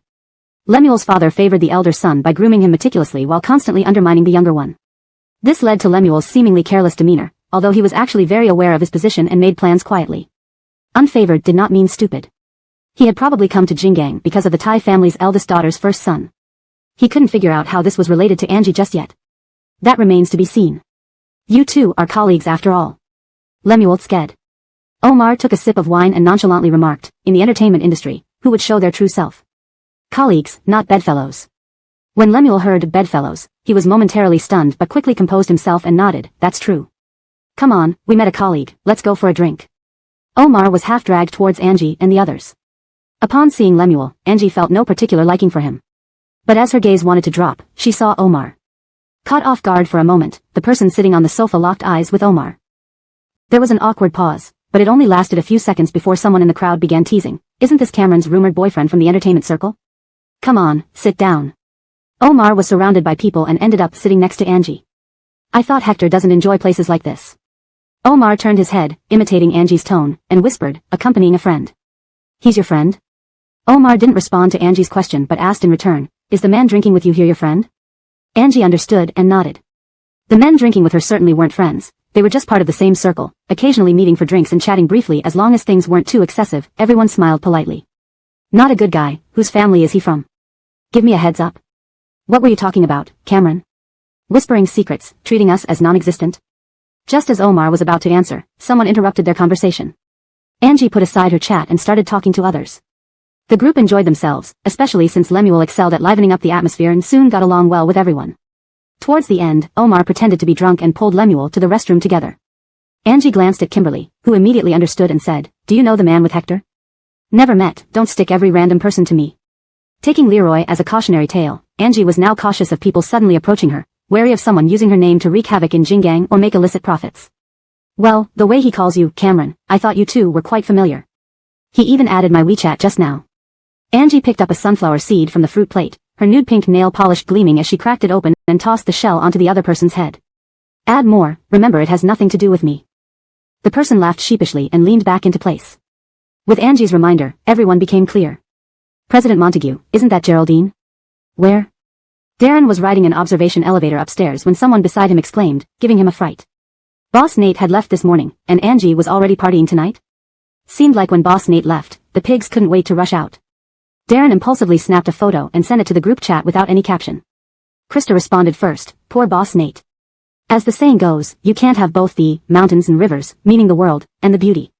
Hyder Shao sent a shoo emoji, signaling them to be quiet, as it was a sensitive topic. Darren, originally headed to the rooftop, now stayed where he could observe everything, leisurely watching Angie. Before long, Omar and Lemuel returned. Omar was someone he recognized, but Lemuel. "Who's that person next to Omar? Have you seen him before?" "Never met him. He doesn't seem like someone from the Jingang circle." "Go check." Aiden took out his phone and snapped a relatively clear photo, sending it to a group to ask if anyone knew who this person was. Soon enough, someone started enlightening them. "I sent this person the second son of the capital's Thai family. He used to mix in the capital's circles. How did he end up in Jingang now? The Thai family in the capital is quite influential, but as everyone knows, this second son isn't favored. His father only cultivates the elder son, paying no heed to him, letting him live or die. He's just another pampered second generation, playing around with deep thoughts. President Montague." Aiden handed the phone to Darren. Darren looked at it, his brows gradually knitting together. The second son of the capital's Thai family? Wouldn't that make him Govind's cousin? Recently, several people from the capital had tried to meet him but didn't succeed. Why did this second son come out to join the commotion now? This situation became interesting. Send someone to keep an eye on him. Aiden was slightly stunned. Is he an opponent? Yeah, the one who wants Boss Nate's life. I understand. Why is Angie mixed up with someone from the Thai family? Darren murmured to himself, somewhat confused. Did Govind not tell her about the twists and turns? Upon further thought, it made sense. With someone as proud as Govind, he wouldn't want to expose his wounds to Angie. Proud men all like to maintain a tall and valiant image in front of the ones they loved. Ultimately, Govind was just a commoner. I'll go find out. Downstairs, Omar came back and seemed a bit restless, lying drunk and swaying on the sofa. Kimberly saw the situation wasn't right. Shall we call it a night? We can meet up another day. After Angie's reminder, everyone understood what was happening and nodded in agreement. Sure. Lemuel watched everyone chime in, seeing through the pretense without saying anything. Chapter 307, Govind brought Elena's mother. Aiden came downstairs, and once the crowd dispersed, he casually caught a young gentleman to ask, were those just now Geraldine's friends? Not really. If they were friends, Cameron wouldn't have reminded us to be on guard against them. Afraid they might be like another Leroy, someone who could be dangerous in an instant. Why do you ask? Aiden gave a faint laugh. In our line of work, we must familiarize ourselves with every guest here. We need to pay attention in advance to avoid confusion. Geraldine is our top VIP, so we dare not neglect anyone she brings along. That person also knew Aiden. Not many managers at Wangjingtai could handle business up front. Aiden was one of them. Besides being sweet-talking and generous, everyone was familiar with him. He sighed, not necessary, Cameron has briefed us, saying she isn't acquainted with him. Aiden exchanged pleasantries with him for a few moments before turning away, returning upstairs to inform Darren. She still has her wits about her. Geraldine has always been smart. Is General Manager Montague worried she might be cheated? Darren was stumped by this question, waving his hand without directly answering, signaling him to get back to work. That Lemuel, do you know him? No. Angie was seated in the car, fastening her seatbelt while replying. Why do I feel he's very familiar with you? Every word seemed directed at you. Could he be interested in you? Do you think it's a good thing that someone like him is interested in me? He doesn't look like an ordinary man. Even if he acts innocent on the outside, he's actually a wolf in sheep's clothing. With triangular eyes and thin lips, he's clearly one of those who are adept at scheming. Kimberly paused slightly as she started the car, glancing sideways at Angie, somewhat surprised. When did you start fortune-telling? Can you judge someone's character from their looks? Don't you think such appearances are trending among K-pop groups these days? Angie brushed her hair. After meeting too many people, you can tell. Don't get involved with him. I'm not interested in this kind of man. Kimberly shrugged and started driving towards the barbecue stand. They hadn't driven far when Kimberly felt something amiss. There was a car following closely behind. Something wrong? There seems to be a car following us. Angie turned around upon hearing Kimberly's words and indeed saw a black Mercedes-Benz not too far behind. Is it chasing after Govind again? We didn't drive Nate Boss's car today. Not sure. Stop and see. Kimberly pulled over, figuring no one would be bold enough to make a move in such a busy area. As soon as they stopped, Angie hadn't even finished speculating when the other party got out of the car and walked toward them. Seeing this, Kimberly felt a chill down her spine and had an urge to run. But she managed to hold herself back from pressing the gas pedal. She lowered the window slightly, eyeing the person warily. What is it? Miss Chu, please rest assured. Mr. Nate sent us to protect Catherine. We're not bad guys. Kimberly breathed a sigh of relief upon hearing this. Thank goodness. Do you still want to go for barbecues? Let's go. Angie was reassured as well. You have to admit, even though Govind isn't in the country, he's quite thorough. A man like this, even without affection, living with him for life might not be too bad. At least he has a sense of responsibility. Angie couldn't respond to what Govind said. She wanted to try tonight, seeing if she'd still suffer insomnia without him. She needed to see how much power this person held over her. Syra, the lady has arrived. Who? When Angie received Grahamit's call, she wasn't sure who this lady was. Teacher Sue. Elena? Why did she come? It's so late, why did she show up?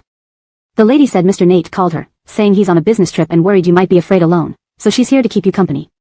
Angie. Company? This is clearly to watch over her. Govind, you truly are something. Take me back. Back? Not going for barbecues anymore? Govind brought Elena's mother here. Kimberly, to watch over you. What do you think? Kimberly was speechless.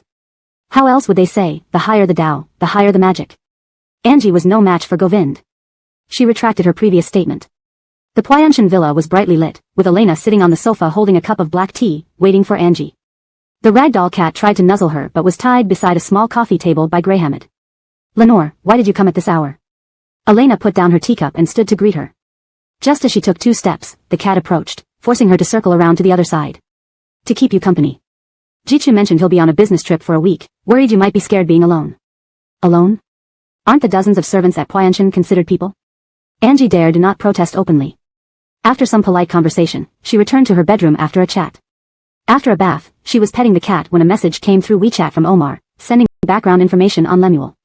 Angie glanced at it and called back via WeChat, can you talk? Yes. His voice was clear, unlike someone who was drunk.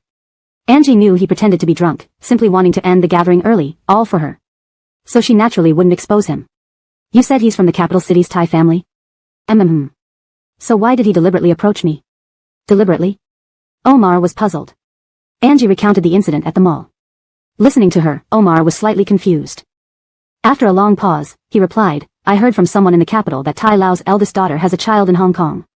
With recent unrest in the Tai family, Lau wants to find this person. Lemuel might be here for that reason. Angie was stunned. The first thought that popped into her head was Govind. No wonder Lemuel kept approaching her. It wasn't for her but for Govind. What did this person know? Was it gossip about her and Govind or did he know they were married? Angie? Nothing, thank you for telling me this. What is it? Angie interrupted Omar mid-sentence. Thinking better of it, he retracted what he was about to say. Nothing, see you in a few days. Wait, Angie quickly spoke as he was about to hang up. Yes? Omar's tone remained gentle. Where is Tai's eldest daughter now? She's currently married to a highly influential figure in the capital, someone often seen in the news. ####Chapter 308, A Love Rival is Coming. When the patriarch of the Tai family came to find Govind, it was likely not for anything good, otherwise, he wouldn't have repeatedly declined invitations. Angie hung up the phone and stood by the bed, thinking for a moment. Concern etched across her features, she reflected that power struggles within wealthy families were not unusual, but involving influential clans made things much more complicated. Why did we tell Angie about the Tai family's affairs? Anwar was puzzled. After all, compared to the TYS, Angie was not a close friend to them. Omar chose Angie over Lemuel. To outsiders, Lemuel's value clearly surpassed Angie's. Omar picked up his cup, took a sip of water, and cleared his mind from the alcohol haze. Who do you think has better character, Lemuel or Angie? Anwar remained silent, the answer obvious, Angie. Lemuel appeared to be a discarded pawn of the Thai family on the surface, but in reality, he was quite adept at looking out for himself. Compared to Angie, he wasn't as straightforward. Find out who the son of Thai family's eldest daughter is, he said, wanting to know exactly who this person was, someone even the prestigious Thai family didn't look upon favorably. Is he still alive? If Lemuel doesn't take action, won't others in the Thai family ensure he doesn't live long? Anwar mused that it would be impossible to let such a person return home given the obvious intentions to reclaim the family assets. Anwar suddenly thought of something and turned to look at Omar with surprise. Could Lemuel have found Iona's sister through her connection to someone in the Thai family? Since he can't find her directly, he's trying another route? Omar glanced at Anwar. Not so stupid. Oh no, we're going to have love rivals. In a private tea house in Jingang, Rufus was sitting opposite a middle-aged man, recalling their few encounters. Mr. Selina. Bart nodded. I apologize, but I want to see Ms. Delia. She isn't available, so I'm here on her behalf. Delia was in poor health, and Rufus had practically cut off any contact between her and the outside world. He thought only people from Jingang would be seeking her, never expecting someone from the prestigious Thai family in the capital. Normally, this should have been handled by the Bo family, then passed down to Delia. Bart was slightly surprised. Is Miss Bo unwell? I'm sorry, it's not convenient to discuss. Mr. Bart, if you have something to say, please go ahead. We will help if we can. Then I'll speak frankly. Bart refilled Rufus's teacup. I want to meet Mr. Nate, CEO of Montegegmeo Group, and I hope you can facilitate an introduction. Snap. Rufus slammed his teacup on the table with a loud thud. You wish to meet? Rufus asked dubiously. The other continued, Mr. Nate of Montegegmeo Group. Sorry, I can't assist with that. But aren't you and Mr. Nate friends in the business world? There are only partners of interest in business, no real friends, Mr. Bart. Now is not the right time for me to introduce you to Mr. Nate. Even if I were to arrange it now, it would bring you only harm and no benefit. The message was clear, he couldn't help. Bart half believed him, hesitating, but seeing Rufus's expression, he doubted Rufus was lying. After pondering, he concluded, if so, regarding our meeting today. Don't worry, Mr. Bart, we haven't met today. Thank you. As Rufus left the tea house, he saw a familiar figure around the corner. A celebrity in revealing attire emerged from another room, laughter and chatter following her into the hallway. Beatrice turned and saw Rufus standing at the stairwell entrance. It had been a long time since she last saw him. The oppressive feeling he and Delia once brought into her life seemed to have faded away, especially after her recent comfortable days. She steadied herself and spoke nervously, Mr. Selina. Rufus observed her, hearing the voices from the room behind her. People like her in the entertainment circle often lived chaotic lives. He looked back at her and left without saying a word. Even talking to her felt like an insult. What happened? Reba heard the noise at the door and opened it to see Beatrice leaning against the wall, pale-faced and breathing heavily. Nothing, just saw Rufus. Reba was alarmed. You met him? They knew those events, they thought Rufus had let it go since he hadn't approached them recently. But meeting him today, it could be either fortune or misfortune. Yes. What did he say? Nothing. Even without speaking, Rufus had affected her this way. If he had said something, Beatrice couldn't imagine how she would feel. Don't scare yourself. These big shots are too busy to care about us. Try to think positively. Beatrice nodded, calming herself. I need to use the bathroom. Reba watched her leave before returning to the room. Just as the door closed, two figures descended from the second floor. Bart looked towards the bathroom, his gaze heavy. Do outsiders not say that Mr. Selina and Catherine Selina have a great relationship? Who is this girl? Bart heard the question beside him and paused, remaining silent. Beatrice. Wasn't she the one they were looking for? Seems she was caught between Govind and Rufus. Miss Beatrice, our master requests your presence. Beatrice, just leaving the bathroom, was stopped. Your master? Miss Beatrice will understand when she arrives. Seeing the well-dressed man, Beatrice dared not refuse, knowing that offending a Jingang tycoon could only harm her. Her first thought was Rufus. But that idea dissipated upon seeing who it was. Did you need me for something? We'd like to ask Miss Beatrice some questions. Beatrice laughed sarcastically. Why should I answer you? Despite not being from a prominent family, Bart grew up in one, serving the powerful Thai family for years. He'd seen everything. An actress, indeed, daring to defy them? Had class distinctions disappeared? I can't force you to answer, but consider the consequences if you don't. Can you bear them? The tension mounted as each move and countermove revealed hidden motives and complex alliances. Chapter 309, Was I annoying you? No, I was loving you. To my knowledge, Beatrice isn't a top-tier celebrity in the entertainment industry, nor does she have the backing of any prominent family. Since when do the upper echelons of society have to inquire about things from actors like you and be at your beck and call? Has your family's background been reduced, or has the status of actors been elevated? If this woman had any connection with Govind, Bart would give her some face no matter what, even being polite to her. But since this woman before him had no relation to Govind, why should he be courteous? Did she deserve his politeness? Beatrice's face turned deathly pale from Bart's words.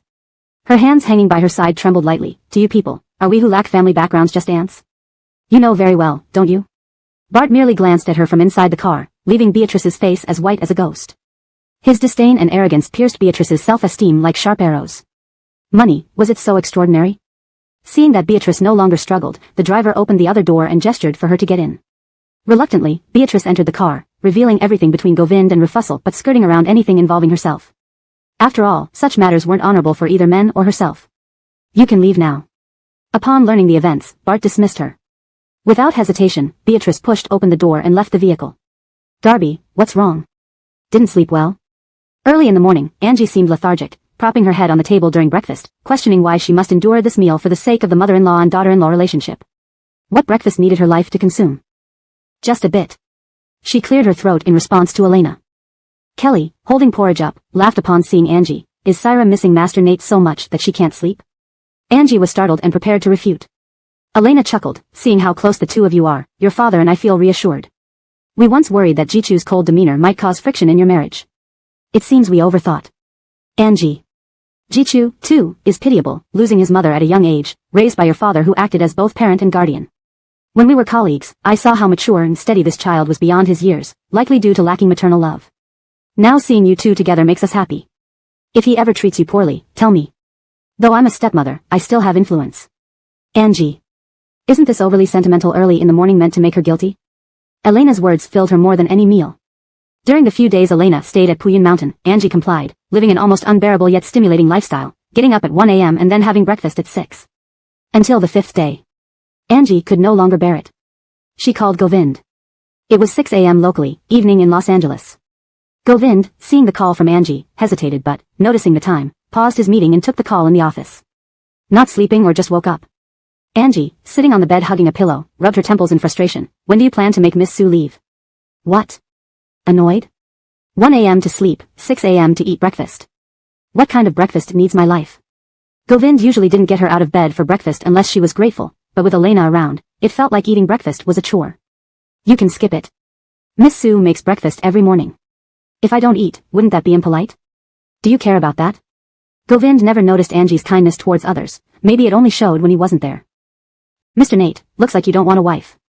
On the other end, the man lit a cigarette, lazily saying, I've been gone 5 days, no calls, no messages, and drinking with another man while I'm away. Clearly, my wife doesn't need me. Angie, suddenly wide awake, countered smartly, since you're not handling it, and I haven't warned you, going out to drink or eat means nothing important. Furthermore, staying in track shows you trust one won't go astray, right? You really know how to get under my skin. Govind flicked the cigarette ash. After all, a day as husband and wife creates a bond that lasts 100 days. After 100 years, we'd be crossing the same boat, after 1,000 years, sharing the same bed. Our connection spans millennia. Even after 1,000 years, you've annoyed me countless times. Was I annoying you? No, I was loving you. Have you seen me annoy anyone else? Seeing Elon standing at the door urging him, Govind said tersely, get up, eat, then go back to sleep. In a meeting. Those 3 words stopped her mid-sentence. She cursed silently. Reluctantly, she got up for breakfast. What's wrong? Isn't Govind on a business trip?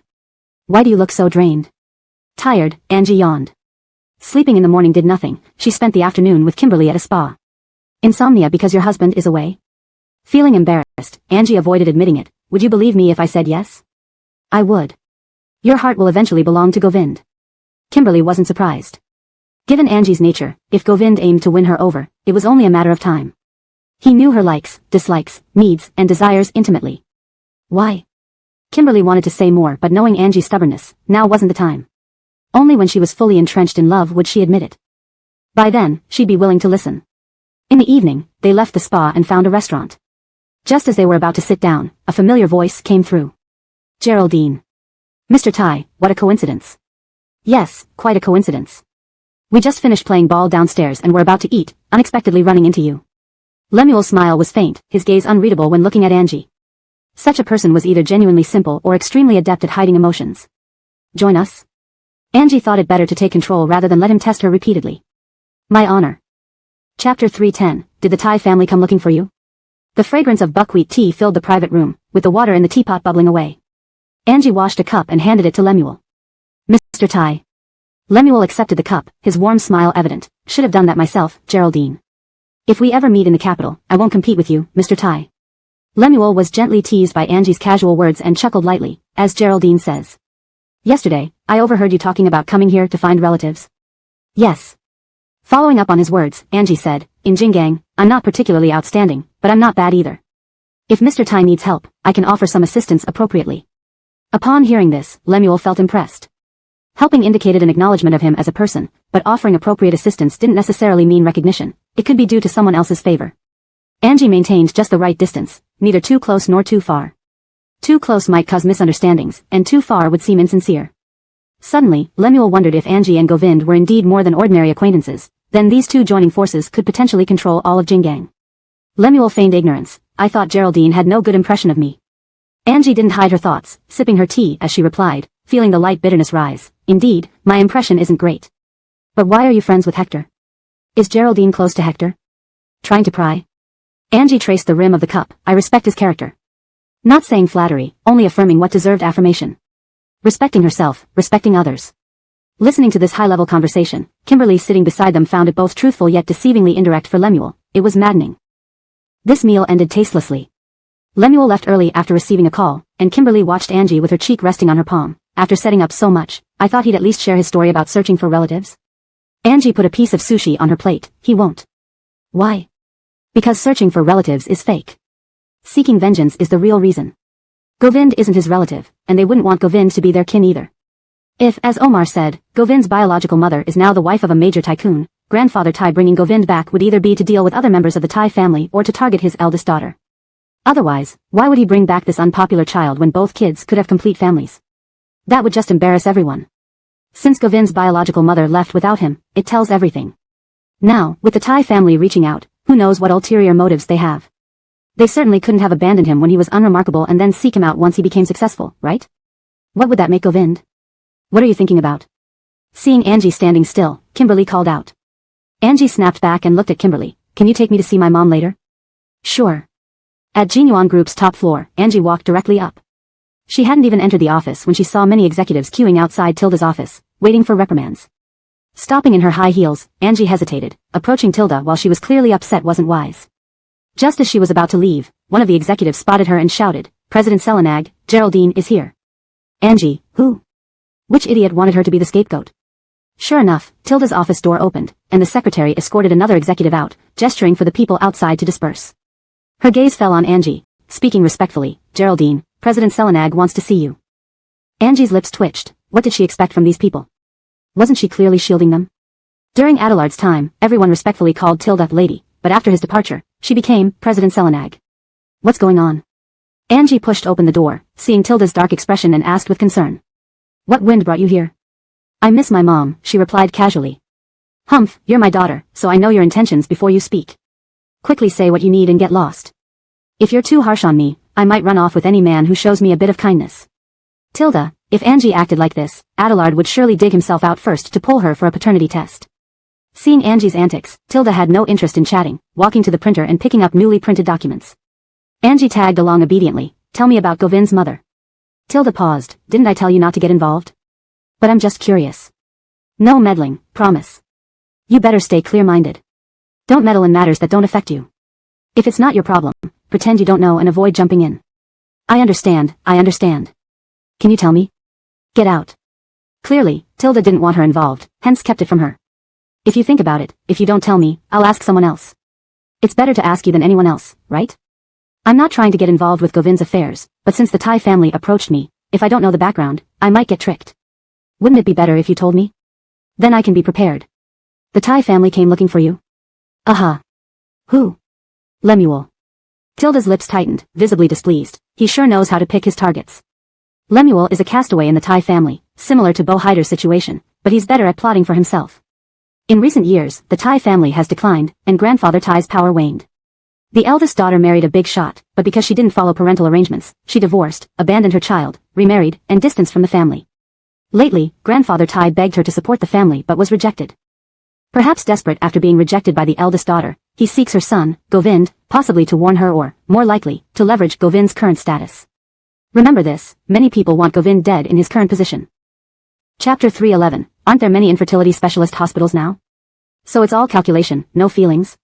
Tilda glanced at Angie. Do you have any feelings for Waverly? Angie awkwardly rubbed his nose. You're busy, I'll leave first. As night fell, Angie returned to Puyin Mountain just as the rush hour began. In Los Angeles, Govind's originally scheduled trip was set to end tomorrow but concluded a day early. Arrangements were made at the airport, and he prepared to fly back to Jinggang that night. According to this schedule, he would arrive in Jinggang the next day. Boss, here are the documents. Elon sat in the passenger seat and passed over a document.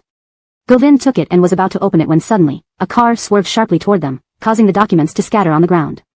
Immediately, the three cars following Govind abruptly changed lanes to block the incoming vehicle, trapping it behind them. Alali, driving, was about to breathe a sigh of relief when another heavy truck rushed out from a street corner. Gunshots hit the bulletproof glass with a dull thud. Thankfully, the car had bulletproof windows, otherwise, they might not have survived today. Boss. Duck down, cover your head. Elon had never seen such a scene before and trembled with fear. Alali held the steering wheel with one hand and shoved Elon under the dashboard with the other. Boss, they were well prepared. Shake them off and call Jonathan to bring reinforcements. Govind, who rose to fame young and had experience abroad, wouldn't be in his current position without having weathered significant events. Remaining calm in crises was fundamental to him. Fortunately, his high vigilance allowed them to successfully shake off their pursuers.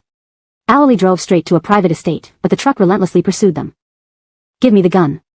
Alali opened a hidden compartment in the center console and handed over a gun. Govind, having just taken it, opened the door, crouched low, and shot at the tires of the pursuing vehicle. After the tires burst, the truck crashed into the nearby woods.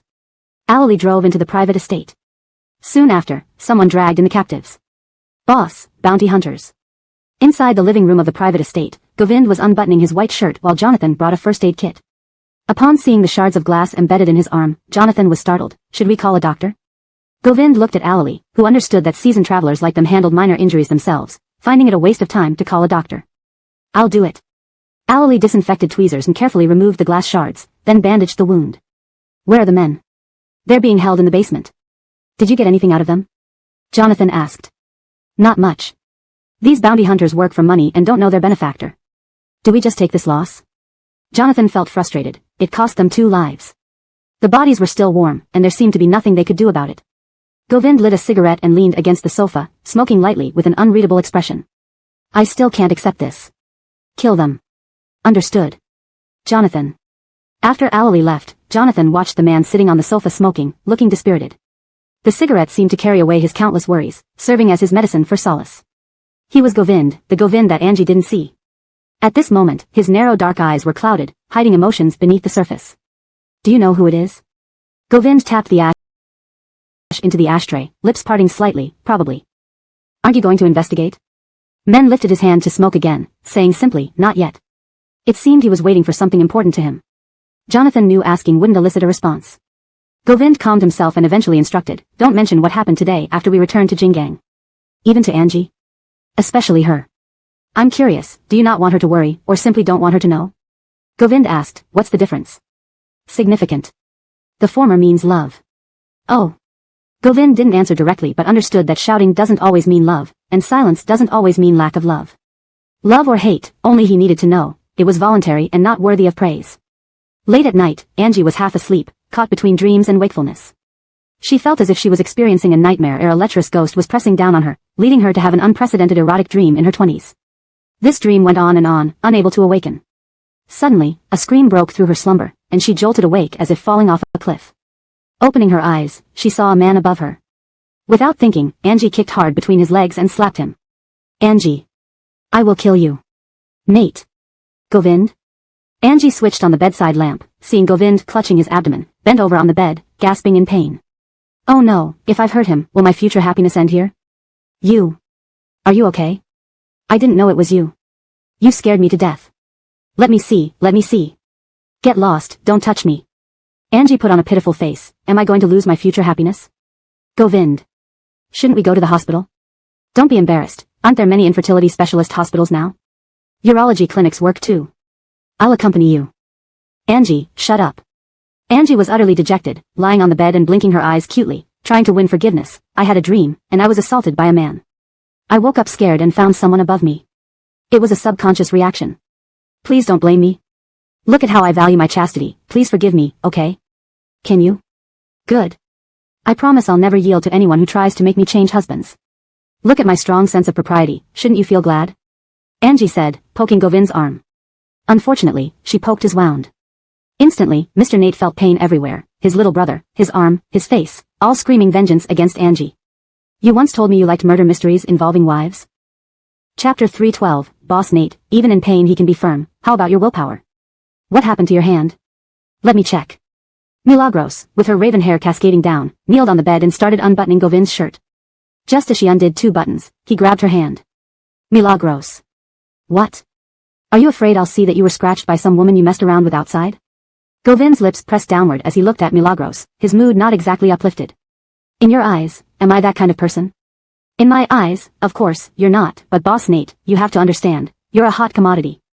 Do you know what being a hot commodity means? An eligible bachelor, regardless of whether you're single or married, there are always women trying to get close for personal gain.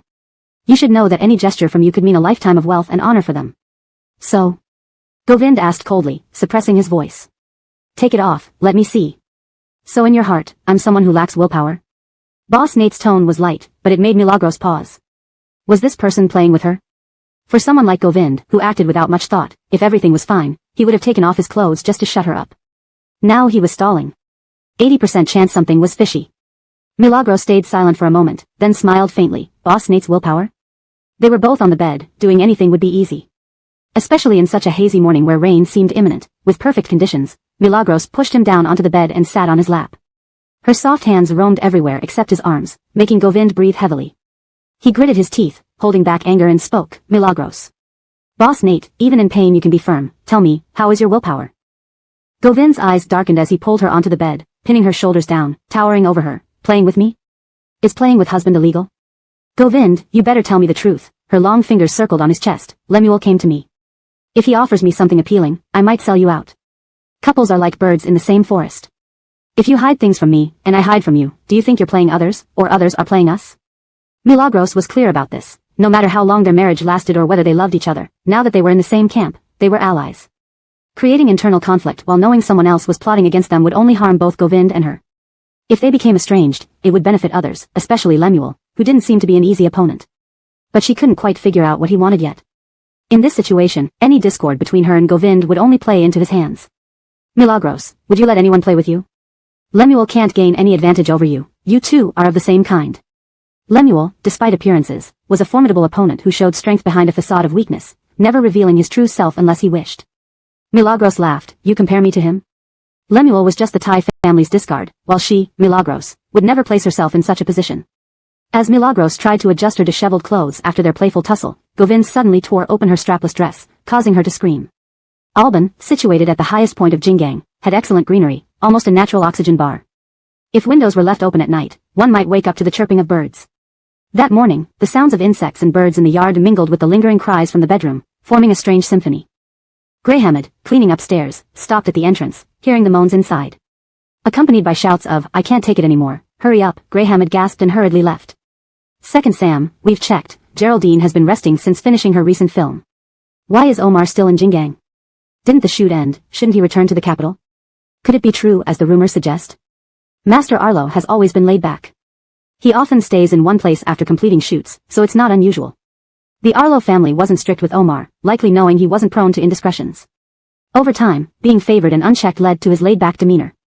Lemuel, dressed in a bathrobe, sat by the hotel window, sipping wine and gazing at the cityscape, exuding a sense of lazy indifference, yet far from being truly aloof. That tallest building opposite is Montegegmeo International? Yes, we are on its backside. Tell me about Govind, Lemuel muttered, wondering why he had never faced the Thai family's torment growing up and was now desired by the elder patriarch. His companion glanced at him, unsure how to respond. Have our people infiltrated him yet? The companion shook his head, frowning. No, Govind is very cautious, trusting only those who've been through thick and thin with him. Anyone else, even if inside, won't reach his inner circle. I don't believe he's entirely invincible. Milagros lay sprawled on the bed as Govind cleaned her, noticing the bandage on his arm was now stained red. Were you attacked by the TYS? Most likely. You're not planning to retaliate? Do you think I should? Milagros propped herself up, watching him enter the bathroom. Do you think it's unnecessary? Isn't it more satisfying to watch them feud and tear each other apart? There's a certain pride in seeing them destroy themselves without my intervention. The cruelest men. Govind knew Milagros's sharp tongue wouldn't say anything nice. Get up. What for? My bed can't leave me. Suit yourself, want a gift? Get up, don't want one? Stay in bed. I'm up. Missing out on benefits isn't smart. Chapter 313, I'm quite profound, as you've just seen. So many. Which one is mine? Yours is on the sofa. What about these on the floor? Those are for family members. To show that he treats everyone equally, Boss Nate had prepared gifts for all. Angie didn't even have time to put on her shoes. Barefoot, she walked to the sofa, picked up a familiar orange bag, opened it, and her eyes lit up when she saw what was inside. Rare leather. Wow, Boss Nate, you're really generous. Happy now? Happy, totally. Superficial. Angie hummed in response, nonsense. I'm quite profound, as you've just seen, aren't I? Angie, a girl like you has no sense of shame at all. I wouldn't be marrying you if I did, right? Govind couldn't be bothered with this kind of discussion and glanced at the things on the floor.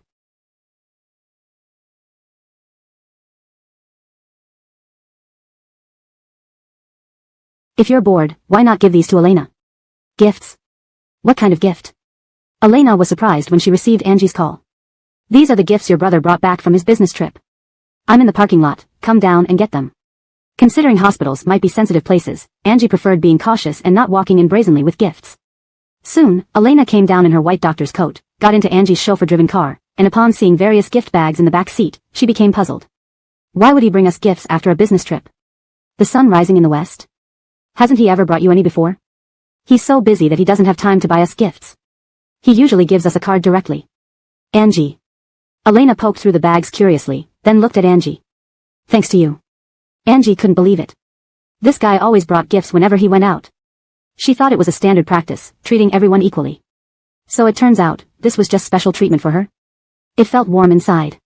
What was happening? Do you still need to work this afternoon? Want to have lunch together? Nope, I worked a night shift last night and an extra surgery this morning. My shift ended.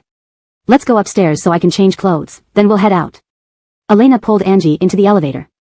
As they approached the floor where the office was located, they noticed a crowd gathered around a bed, with security, directors, and even the hospital director present. Someone was even calling the police. What's going on? Elena was curious, having never seen such a scene in the ward before. Looks like someone wants to jump off the building. Pish posh, don't jinx it. Let me see. Elena squeezed through the crowd and finally reached the inner circle, only to see a young man in his early 20s sitting on a windowsill, intending to jump. And it was her patient. Seeing this, Elena's mouth twitched slightly. It was eerie how accurately Angie had predicted this. Why do you want to jump? Weren't you improving? Dr. Sue, I can't afford the treatment anymore. The boy's face was full of despair, seated on the windowsill, utterly despondent. Elena felt a lump in her throat. That was the hardest thing to hear as a doctor.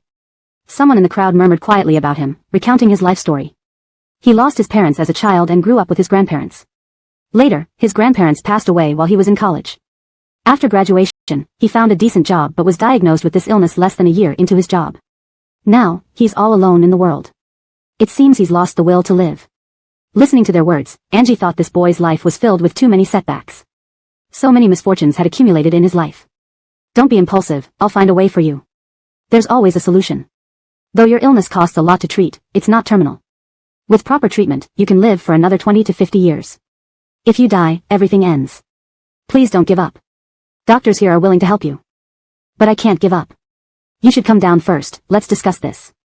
As Elena spoke, her gaze frantically searched the crowd. Spotting Angie, she grabbed her arm and pulled her towards the boy. Angie.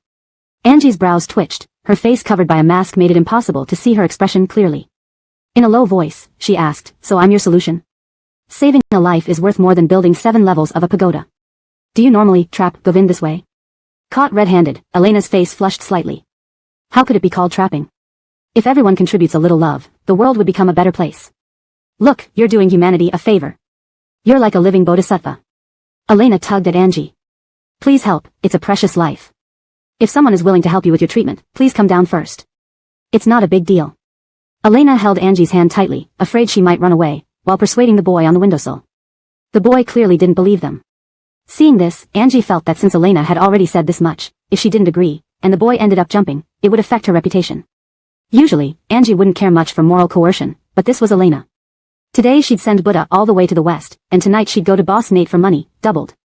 Oh really? Reluctantly, Angie removed her hat and mask, looking at the boy on the windowsill. Do you know who I am? Before the boy could respond, there was a buzz in the crowd. Then Angie added, I've discussed with Dr. Sue, your treatment costs $70 million. Tomorrow, I'll have my assistant pay it for you. Your medical expenses for hospitalization and surgery will be covered. Rest assured and focus on your treatment. A wonderful life is just beginning, you owe it to your family who raised you.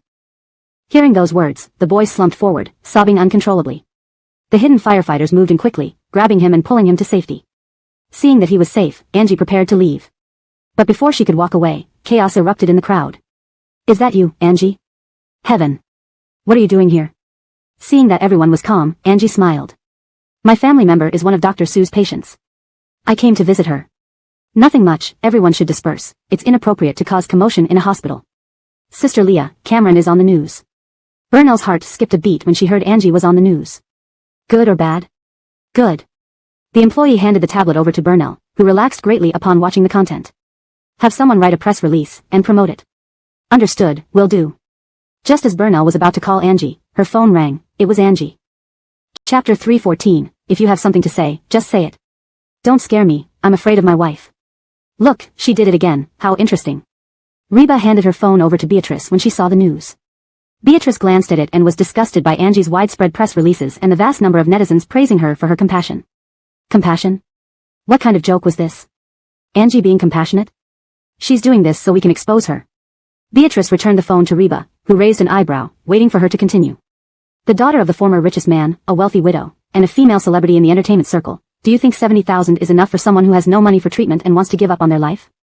$70,000 only covers the cost of surgery and hospitalization.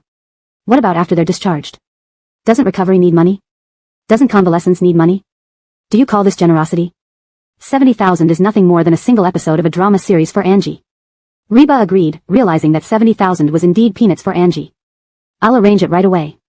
As soon as Reba's online army went into action, Burnell received the message. Seeing the flood of negative information made him laugh ironically. How amusing. You talk about people now, when I pity you, you accuse me of interfering unnecessarily. Isn't that interesting? As for this smear campaign, I know exactly who is behind it without even looking. Don't take it seriously, Angie remarked with a tut, glancing at Burnell. It's up to you now. What are you going to do? They had just left the hospital and paid the money, and they hadn't been sitting down for long. They hadn't even exchanged a few words yet.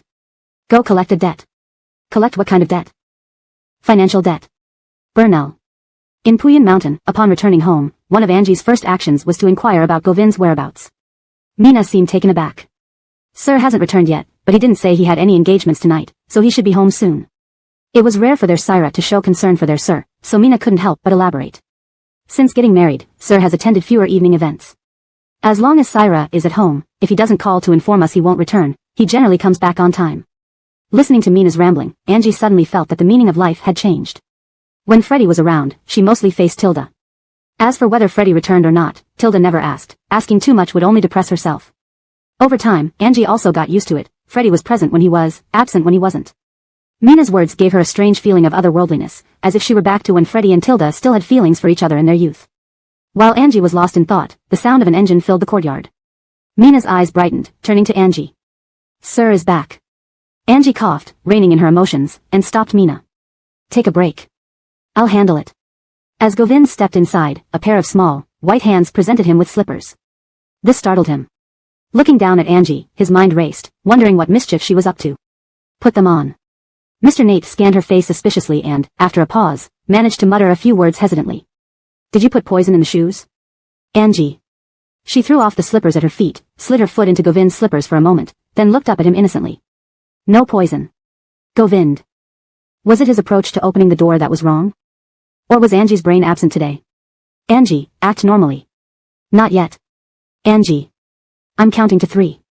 Wasting my kindness? Were them or not? Now, that's more like it. Govind thought, finding a strange sense of familiarity and security in Angie's fierce expression. Obediently, he put on the slippers and entered the house. Sir, Mina stifled a laugh as she took Govind's suit jacket from his arm. The man loosened his tie and handed it along with the jacket to Mina, noticing Angie still standing there unhappily. If you have something to say, just say it. Don't scare me, I'm afraid of my wife. Afraid of your wife? Angie huffed inwardly, almost laughing out loud. Who was Govind anyway? Afraid of his wife? More likely, he could have 10 wives if he wanted. Elena cheated me out of money. How much? Mr. Nate responded smoothly. 700,000. Govind's piercing gaze fell on Angie. Without a word, he pulled out his phone, tapped a few buttons, and soon Angie's phone on the coffee table rang. She reluctantly walked over and picked it up, seeing a bank transfer notification of 7 million yuan on the screen. Satisfied? Is Boss Nate so easy to negotiate with? That depends on the person. Govind spoke candidly. Ordinary people wouldn't get anything from him, but Angie was the only one who could make him willingly part with money. For example, Angie followed Govind upstairs like a little tail. Like you. Change clothes, we're going out to eat. With who?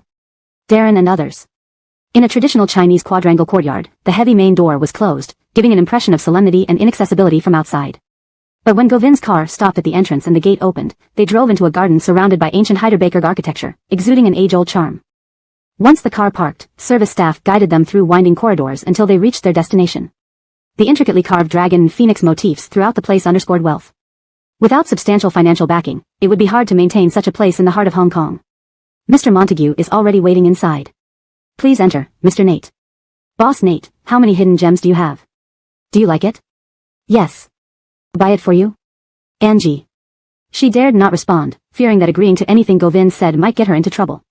Has Boss Nate ever brought other women here? What do you think? How would I know? Don't just stand at the door flirting. Aren't you afraid of being seen? Krista opened the door with a grin, teasing them. A brief awkwardness flashed across Angie's face before Govind stepped into the room first. What wind blew all of you together? Angie rarely saw them all gather like this. The power of money, it takes Boss Nate's financial support to bring us together, Hyder Shao remarked nonchalantly, still engrossed in his mobile game. Angie sat down and glanced at his screen, speechless at his novice-level gameplay. She inwardly ridiculed him but kept quiet. Hashtag chapter 315, is she going to die at Govind's Lincoln's? Who was that person just now? In the long corridor of the courtyard house, a man dressed in a Zhongshan suit looked puzzled as he watched two people disappear around the corner and out the door.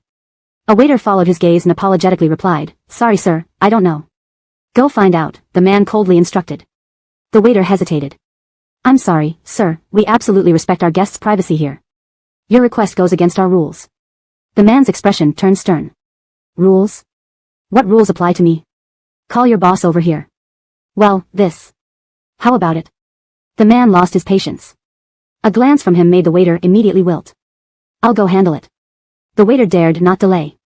He had been summoned by the boss early that morning to serve an important VIP from a wealthy family in the capital. If he did not do well, things could go wrong. The boss kept praising his maturity and experience, entrusting him with this prestigious task. Now it didn't feel like an honor but more like a death sentence. This man in front of him was not easy to please, exuding a fierce aura and never considering much for others, let alone their hardships. After sending the guest into the private room, the waiter rushed to the boss's office to report the situation. The boss's face turned cold. Everyone who came here knew the rules. They entertained many VIPs daily whose identities could not be revealed, doing so would violate the rules. Clearly, this new arrival disregarded everything. Despite feeling irked, the boss calmed down upon thinking about the guest's background from the capital. Who is in the private room? It's Mr. Nate. Which Mr. Nate? Mr. Nate Jiachu from Montague International and Geraldine. And also young masters from the Montague and Hyder families. The boss's face darkened. Both sides were powerful people he couldn't afford to offend. Offending Govind meant trouble in Jinggang, while offending the visitor from the capital might put his business at risk. Try to stall them. I'll go check on Mr. Nate. The boss put the beads on his desk and walked toward Govind's private room. Inside, Angie was struggling with a breaded crab when she heard someone mention the boss coming. She blinked her eyes curiously toward the door. Mr. Nate, a guest from another private room is asking about you, and we're unsure how to respond. Krista almost laughed at this. Your rule is not to disclose guest information. Having the boss come personally means you can't offend them and aren't familiar with them, so you came to us to mediate, right? Caught off guard by Krista's bluntness, the boss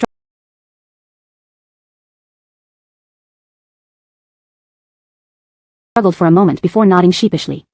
Indeed, Oren, you see through it clearly. So what do you want us to do?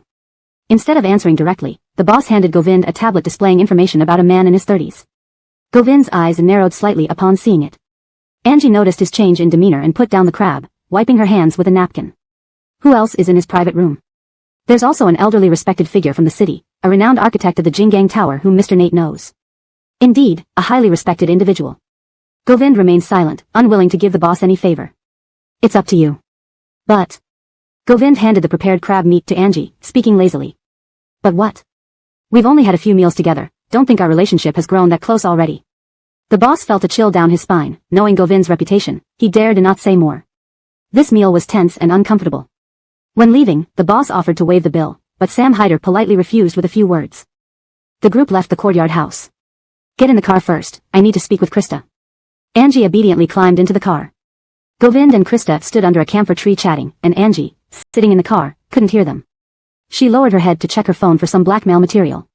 Suddenly, a muffled sound startled her, making her drop her phone. The street lights that were previously lit went out completely, plunging the street into darkness, with no sound of cars honking or other noises.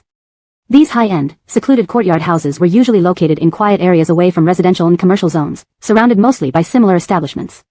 The muffled sound alarmed only those standing under the tree. Realizing something was wrong, Angie tried to open the car door to investigate, but a large hand pushed the door shut. Stay down, don't come out. Are you okay? Angie faintly smelled blood. Govind's car was bulletproof, but the person behind it wasn't safe. Crawl to the driver's seat and turn on the headlights. Angie obeyed without hesitation, taking off her heels.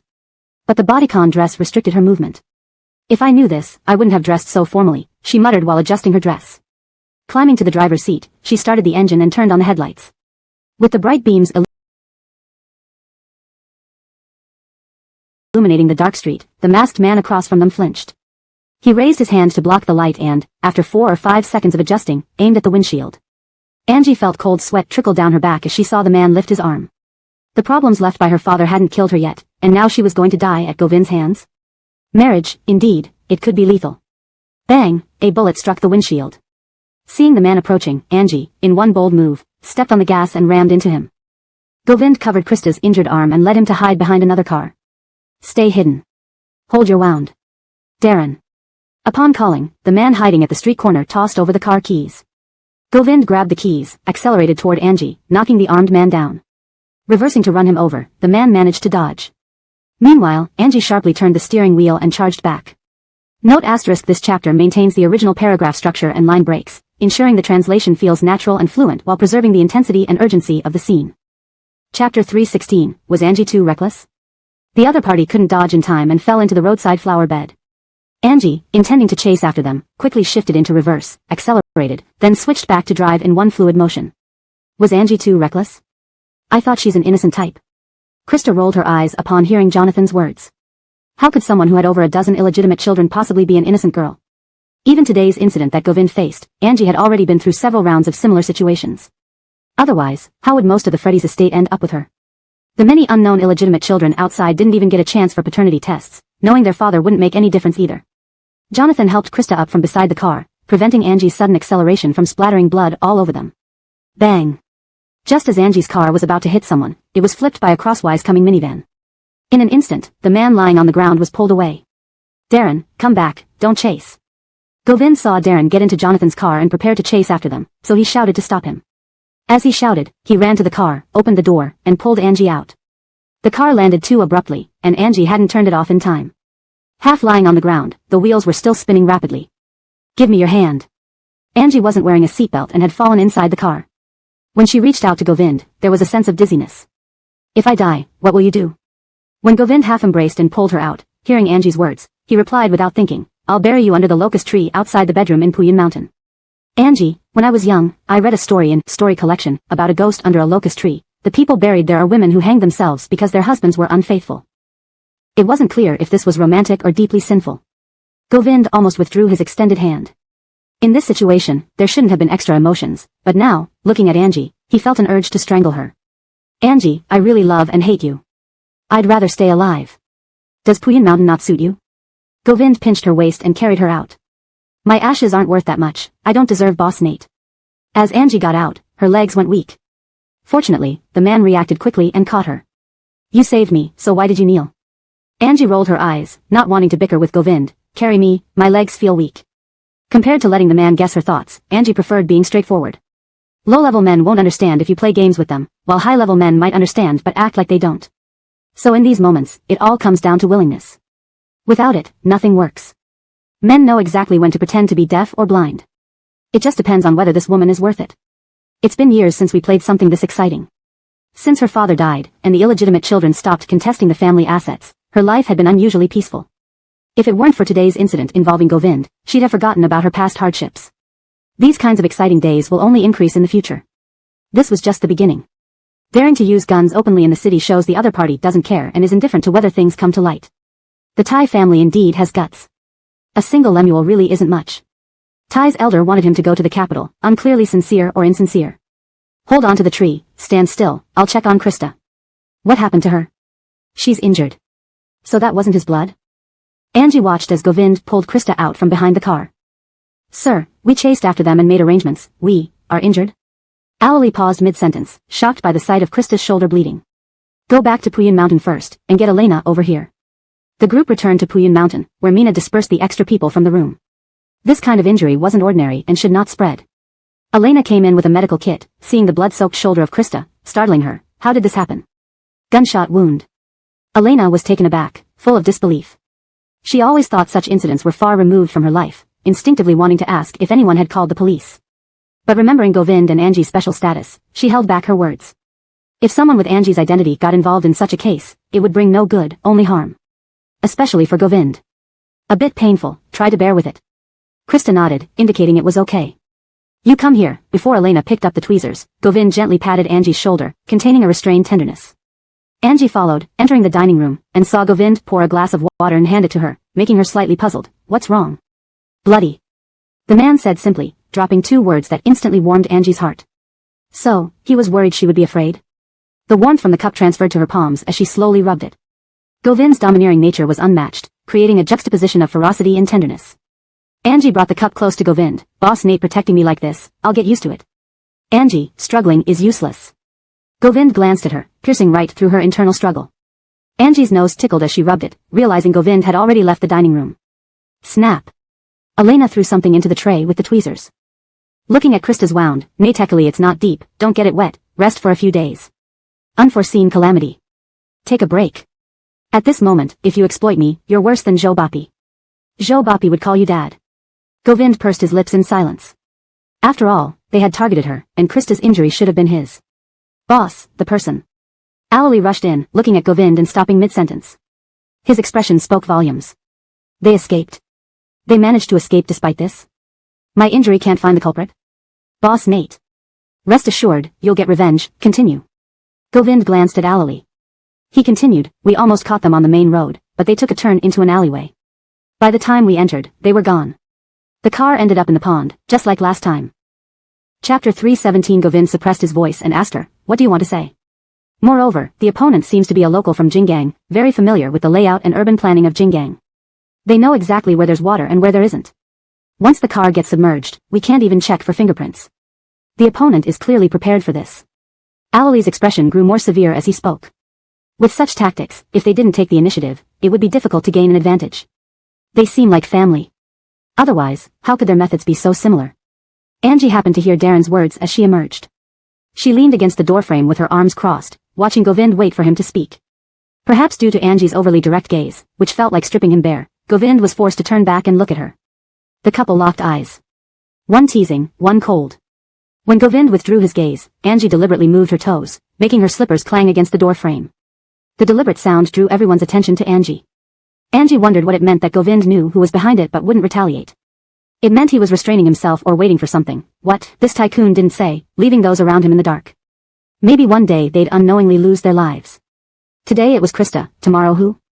That day, the temperature plummeted by evening, especially up in Puyin Mountain, where the difference between day and night was stark. The house was soundproof, only showing the swaying branches outside the window, but no wind could be heard. Angie's carefree demeanor formed a stark contrast with the heavy atmosphere in the room. In such times, only Angie dared to confront Govind head-on. I'm tired, can I stay overnight? Krista, sensing the tension, quickly spoke up.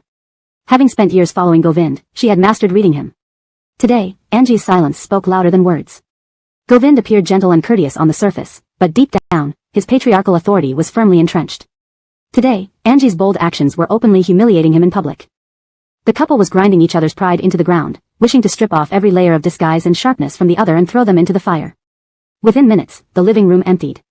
Govind glanced sideways at Angie, his dark eyes scrutinizing her. He suppressed his emotions, speaking with a hard-edged gentleness. What do you want to say? Why didn't you tell them you know who's behind this? And then what? They would be more cautious. Angie, as a boss, would you expose your scars and ugly past to your subordinates and tell them to be wary of these people? Angie couldn't do that. She couldn't list all of Adelard's illegitimate children outside and warn the company about them. See, she couldn't do it herself but expected him to. How ironic. People are often strict with others but lenient with themselves. What they wouldn't do to themselves, they don't apply the principle of, do unto others as you would have done unto yourself. Govind stepped closer in slippers. Angie stood her ground, staring straight at him. Because Krista and others are different from ordinary subordinates. Subordinates are easy to find, but a true confidant is rare. Who said Krista is my confidant? Govind interrupted. How many people become someone else's confidant? Their exchange was calm in tone but heavily charged. In the courtyard, Alali handed a cigarette to Jonathan. Stop looking, it won't help. I'm afraid they'll fight before they find the enemy. Darren lit a cigarette, noticing the strong wind, turning away to shelter from it. That won't happen. Boss Nate and Geraldine aren't that irrational. Look at how Angie drove to save Govind today. She knows what's important. Alali puffed on his cigarette quickly to avoid the wind. A fight? Who's afraid of whom? Who else? Usually, it would be Angie if anyone. Jonathan clicked his tongue. You're wrong. Did you see the way Boss Nate looked just now? He could freeze the earth solid. Alali glanced at him. You don't understand. Love has its wonders. If Govind dared to hit Angie, Alali vowed to write his name backward. Even when buying gifts, he'd involve the whole family secretly. How could he possibly lay a hand on anyone? Heaven knows, privately, he's a complete love-struck fool. Jonathan still didn't believe it and peeked at the door to see what was happening inside. Darren, unable to bear it, nudged his waist. Want to watch? Go to the glass door. I'm afraid of being caught. Can't stand watching and gossiping. You deserve sneaking around. Elena, what are you doing? I'm afraid they'll fight.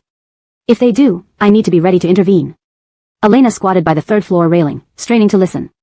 Puyan Mountain's design was unique, with a spacious first-floor living room over 10 meters high. The second and third floors wrapped around it. She had to rely on her keen hearing to catch what was happening downstairs. Who's fighting who? Boss fighting Angie. Don't worry, even if given 10 lives, he wouldn't dare. But if Govind hits Angie, what do you think she'll do? Elena thought for a moment. Kill him, dismember him, throw him into the sewers for stray cats.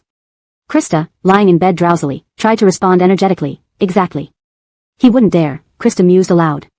Winning back his wife after all that effort, a man as self-disciplined as Govind wouldn't risk losing her over a mistake. Every step he took was carefully planned. Such emotional reactions wouldn't happen. Angie stared at Govind. Then what does Boss Nate mean? Govind realized Angie called him Boss Nate when happy and Mr. Nate when upset, strange and distant, polite and cold. I'm not the kind of scumbag you think I am. Angie, Krista and others trust me unconditionally. Why can't you? As he spoke, he pinched her chin, pulling her closer. The faint smell of blood reached her nose, causing her to squint. Still defiant, she said, because you've never been honest with me. Like what? Where did I disappoint you? Tell me, and I'll change. Chapter 318, Sir, Syra fainted. Do you think they'll end up arguing all the way to the bed? If they do, it'll be quite a show. Wouldn't we just be giant third wheels here then? Should we leave? We don't want to feel embarrassed by any noise they make later. Krista. Elena had been squatting at the railing watching for a while but saw nothing substantial, muttering to someone who didn't respond. She turned back and noticed the person on the bed wasn't breathing properly. Krista. Elena reached out and touched her neck, feeling a burning heat. Oh no.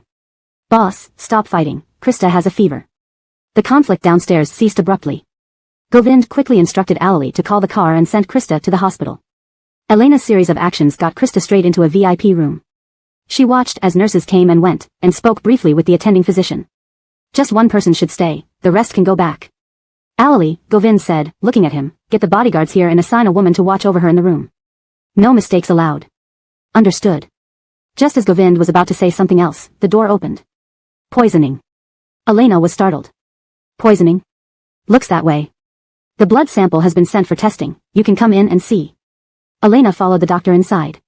He pulled back Krista's eyelids and brushed aside her hair near her ear. Ordinary high fever wouldn't look like this. There's an 80% chance she was poisoned. A foreboding thought flashed through Govind's mind as he glanced at Darren. You should all get your blood drawn. Alali, call for Catherine Nate to be brought here. You suspect something's wrong with tonight's dinner? Jonathan asked. Govind nodded, looking at Elena. Did you bring what I told you? Elena understood and nodded. Yes, I brought it. Let me test it. Soon, the test results were out. Elena returned with the report, her expression heavy.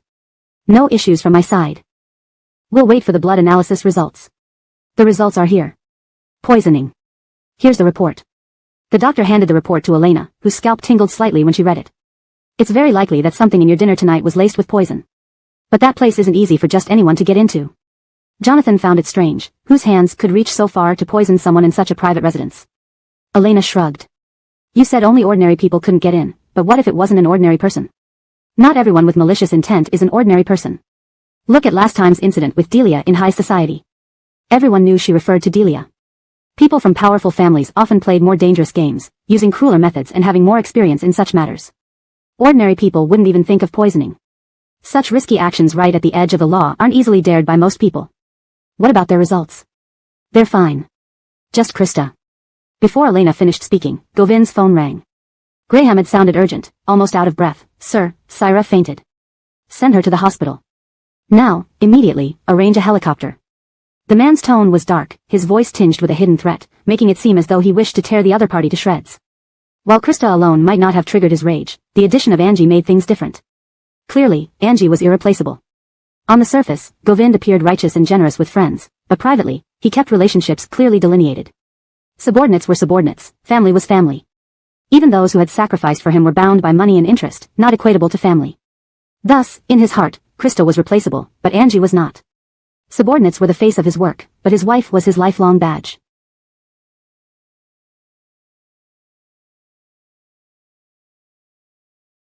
I remember now. That last fruit platter, none of us touched it. Jonathan recalled how they chatted while Angie and Krista gossiped about the rich and famous, eating the fruit along with the gossip. When Angie arrived at the hospital, Alali had already secured the restaurant. Upon hearing about the poisoning, the manager trembled, fearing offending any wealthy mogul, let alone someone like Govind. The owner trembled, looking at Alali. I really don't know what happened. The restaurant always follows strict guidelines. We would never jeopardize our reputation like this. Alali studied him, knowing he wasn't foolish enough to risk it. But some events happened here, regardless of who caused them. Of course, we know the boss wouldn't ruin his own reputation. We need to investigate. Don't worry, we will fully cooperate. This was no time to resist. Defiance meant certain doom. Hearing the owner's readiness, Alali didn't press further. This place must have its merits to remain open among so many private clubs in Jingang. Places frequented by the elite require careful management, thriving in the gray areas where black and white distinctions blur. Thank you, sir. Mr. Nate is furious, so let's speed things up. Can we see the surveillance? Right this way. The owner led them to the monitoring room. Alali watched closely from the kitchen prep to the delivery into the private dining area. He paid attention to every detail, scrutinizing each frame, not missing a thing. Hold on, replay that. Alali stared at the screen. Bring up that part again. These two aren't the same person, are they? The owner leaned in. Indeed, they aren't. The footage has been edited. Cold sweat poured down the owner's face as he realized the severity. Find these two people in the footage immediately. The staff rushed to comply, not daring to waste a second. Why only one? Where's the other? When the staff brought the person in, the owner's face turned dark. His subordinate hesitated, glancing cautiously at Alali. We found him unconscious in an empty room. This translation captures the original tone and style, maintains the storyline's coherence, and ensures a natural, fluent English rendition. It also preserves the paragraph structure and line breaks of the original text. ####Chapter 319, vomiting all over him. Who knocked you out? I don't know. I didn't even have time to react, just felt a pain in the back of my head, and then I was down. I only woke up just now. What about the items in your hands? Weren't you supposed to deliver them into the private room? The boss's tone was urgent, almost as if he wanted to pry open his brain and check what was inside. The man couldn't recall. Alali watched with some irritation and interrupted. Forget it. Talking more won't help right now, forcing him is futile. Let's check the surveillance to see who did this. This person definitely wasn't acting alone. How could one person pull off something so seamless? I went out for 10 minutes last night to use the bathroom. Could that be the time? The surveillance room manager hesitated to speak the truth, fearing repercussions if the investigation got too deep. Alali's expression changed as he looked at the boss. Doesn't this count as poor management? Weren't you claiming outsiders can't get in easily? If someone can poison things so effortlessly, how is it that outsiders can't get in? Oren, please rest assured, I will thoroughly investigate this matter. Please give me some time. Give you time to let them run farther? At most half an hour, no, 20 minutes. I'll gather the employees for a meeting. The boss cooperated, so Alali didn't press further. He coldly watched as people were gathered outside the surveillance room for a meeting. After about 10 minutes, they came back with an address. The manager said, due to peak season and understaffing, she hired 2 decent students from the media college as part-timers. When we convened the meeting, those two weren't there, so I suspect it might be them. Here's the address. Ali glanced at the address and handed it to his men to investigate. Boss, until we have concrete evidence, none of you should leave here. No problem, there are resting places inside. With that, Ali took his men to the neighborhood near the media college, hoping to find these two students.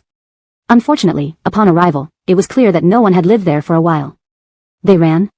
They didn't run, they never lived here. Go to the media college. Ali rushed straight to the dean's office and handed over the photos. The dean confirmed that these individuals weren't in the school system. For a moment, they were stuck in a deadlock. At the hospital, Angie and Krista lay in the same ward, with Mina and the servants tending to them non-stop. When Ali called to explain the situation, Govind's face darkened like the sky before a storm. Keep investigating and bring Gavin here. Ali thought that if they found the mastermind, that person wouldn't survive long once Gavin was involved. Others might not know, but Ali knew clearly. Gavin used to be the leader of a bounty hunter group before being recruited by Govind. For years, he had managed Govind's business in Italy. Now, bringing him back. This was serious. Ugh. Catherine. Mina's startled cry caught Govind's attention. Angie had just woken up and was vomiting uncontrollably at the bedside, Mina barely managing to bring the trash bin in time. Govind rushed over, supporting Angie's shoulders to soothe her. His tone was urgent, go get the doctor. Mina hurried to find the doctor. In the ward, Angie's continuous vomiting filled the air. The vomit landed on Govind's shiny shoes, making a mess. Between breaths, Angie pushed him away, it's dirty. It's fine. Are you feeling better? Before she could respond, another wave hit her, splattering onto Govind's shoes again. The man didn't flinch or spare a glance.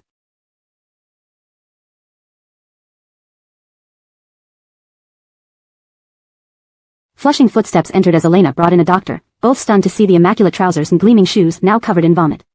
To Elena, Govind was known for his high standards of living. According to Arlen, he had an obsession with cleanliness since childhood, not allowing anyone to touch his room or bookshelf. Thankfully, Arlen respected his habits due to his education. But after Elena and her daughter arrived, Govind moved out to avoid conflicts, citing different living habits. Why are you just standing there? Govind's cold voice snapped Elena out of her daze, nearly scaring her into kneeling. She nudged her colleague, who also regained composure. Vomiting is good. In such cases, it's worse if they don't vomit. It helps expel toxins faster. Really? Absolutely, considering you're our hospital's benefactor. Without Govind's annual funding, many research projects would stall. As the doctors left, Mina came in with clean clothes for Govind. Sir, fresh clothes. Watch over Catherine. Elena watched as Govind entered the bathroom, where the sound of running water soon followed.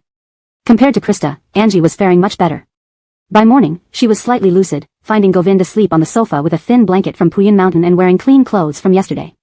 The double ward had been turned into a single room. Angie, regaining some awareness after the overnight 4-drip, felt an overwhelming urge to relieve herself.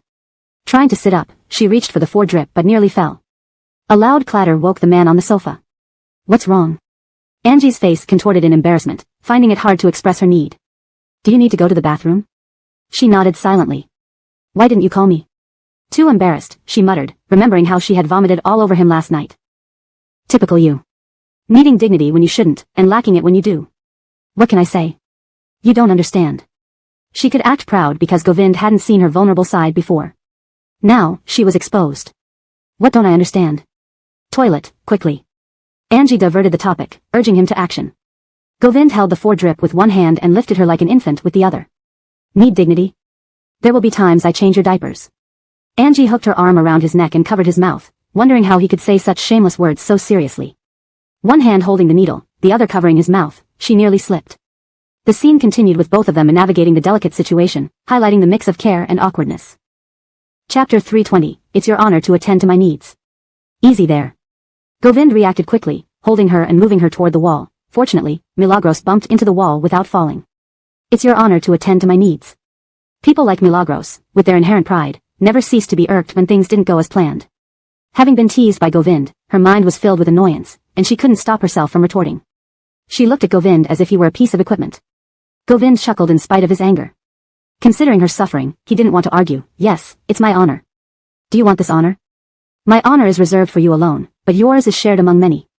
This isn't about whether I want it or not, but how much of it reaches me. Let me enlighten you. In short, I only have you as someone who can attend to my needs, but Mr. Nate has more than just me. Nonsense, the man's lips curled downwards, showing displeasure. Why don't you check on social media? See if anyone else is willing to attend to your needs. Govind didn't want to argue over such matters and carried Milagros to the bathroom. Squat or sit? Sit, my legs are weak. Turn around, I'm shy. Knowing she valued dignity, Govind complied. The half-open door could not block out the sound of water. Leaning against the wall in a gray polo shirt and black suit pants, exhaustion washed over him. He had only slept for a couple of hours after a night-long vigil. After Milagros used the toilet, another sleepless night was inevitable. Searching his pocket for a cigarette, Govind found nothing. The hospital room had separate areas for washing, showering, and using the toilet, resembling a hotel layout. Hearing the sound of running water and the man washing his face outside, Milagros, who wanted to call for help, remained silent. Done yet? Done. Milagros was carried back to bed. Govind adjusted the blanket over her. Are you hungry? Not hungry, let me sleep some more. Sleep then. The man pulled a chair beside the bed. Milagros didn't say anything, knowing that being quiet sometimes worked in her favor. She shifted slightly, looking up at Govind pitifully, almost like a puppy. Was she inviting him to join her? Govind, known for his deep scheming, didn't press the matter but asked, what's wrong? Milagros moved again. Sore bottom? Milagros. Just sit there, sit until you can't sit anymore.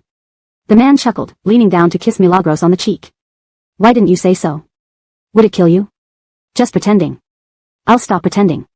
In front of my wife, one shouldn't be too hard-headed, or life gets tough. Govind got into bed, hugging Milagros under the covers, stroking her hair. Sleep, I'll keep you company. Found them? After checking the surveillance footage, they took a bullet train to the capital. Ali responded to Darren, noting the helpless look on his face, which clearly indicated that this might be the work of the Thai family. Who's doing in the Thai family? Both the Thai family butler and Lemuel are in Jinggang. If they were really trying to cause trouble, they wouldn't go through all this effort. So, what do you think? There must be a third person, maybe even a fourth. Darren thought, the people in the capital were indeed more ruthless than the Huas. If the Huas had always used these tactics, Milagros might not have survived this long. Rich people certainly had more ways to make things complicated. No matter how capable Govind was, once they entered the capital's jurisdiction, it would be much harder to handle. Still going to chase them? Chase. Can't just back down. Govind wasn't thinking of giving up last night. Whether they are in the capital or Jinggang, he will hunt them down. We can't keep waiting to get hit, right? Ali nodded and made a phone call. Poisoned? What did you do? Went partying again? Can you still participate in the show the day after tomorrow? Burnell's first reaction upon hearing Milagros was hospitalized was concern for the program. Did she have to give up this hard-won opportunity? Do you know how many A-listers are participating? You're the only one who isn't an award-winning actor. Milagros, do you know how much I drank to secure this spot for you? Do me a favor, don't be a liability. Almost crying in front of Milagros, Burnell tried every tactic. Okay. Okay. This time it was pure accident. Govind and I were having dinner when someone put poison in our food. I didn't go partying, ask Govind if you don't believe me. Milagros glanced at Govind, who simply nodded, not wanting to elaborate. His usual cold demeanor showed only a hint of a smile in front of Milagros. On the other side, Elena peeled an apple for Milagros, dropping a flawless peel perfectly. As a medical student, her obsession with perfection was satisfied. Just as she was about to brag, Burnell snatched the apple and took a bite. Milagros sighed. When can you be discharged? Milagros held Elena back, signaling her to be quiet. Tomorrow. Really? Burnell didn't believe it. Milagros nodded repeatedly, yes, really. Burnell turned to Elena for confirmation, who nodded, almost. For the sake of the company, please stay focused and don't cause any more trouble. There are dozens of people relying on you for a living. Milagros nodded obediently, I know. Seeing her contrite attitude, Burnell let her off the hook. Do you fear her so much? Elena rarely saw Milagros acting so timid. Milagros sighed, leaning on the bed, without Burnell, there wouldn't be my today. Isn't your success due to your father? Milagros laughed, remaining silent. The day after discharge, Burnell came early to pick Milagros up at Puyan Mountain. Following the rules, she couldn't even enter the gate. After waiting a few minutes, she saw the car driving down. This is a museum show, here's the material. Study it fast. Introducing artifacts? Yeah. Is actor Arlo participating too? You should be grateful. He's more dedicated than you. For the promotion of your new drama, he diligently fulfilled the contract terms. Look at you. Upon leaving the hospital the next day, Burnell picked Milagros up early at Puyan Mountain, unable to enter the premises according to the mountain's rules. Waiting for a few minutes, she finally saw the car coming down. This is a museum program. Here's the information, you need to study it quickly. Introducing artifacts? Yes. Actor Arlo is also joining? You should be happy. He's more professional than you. For your new drama's promotion, he strictly adhered to the contract.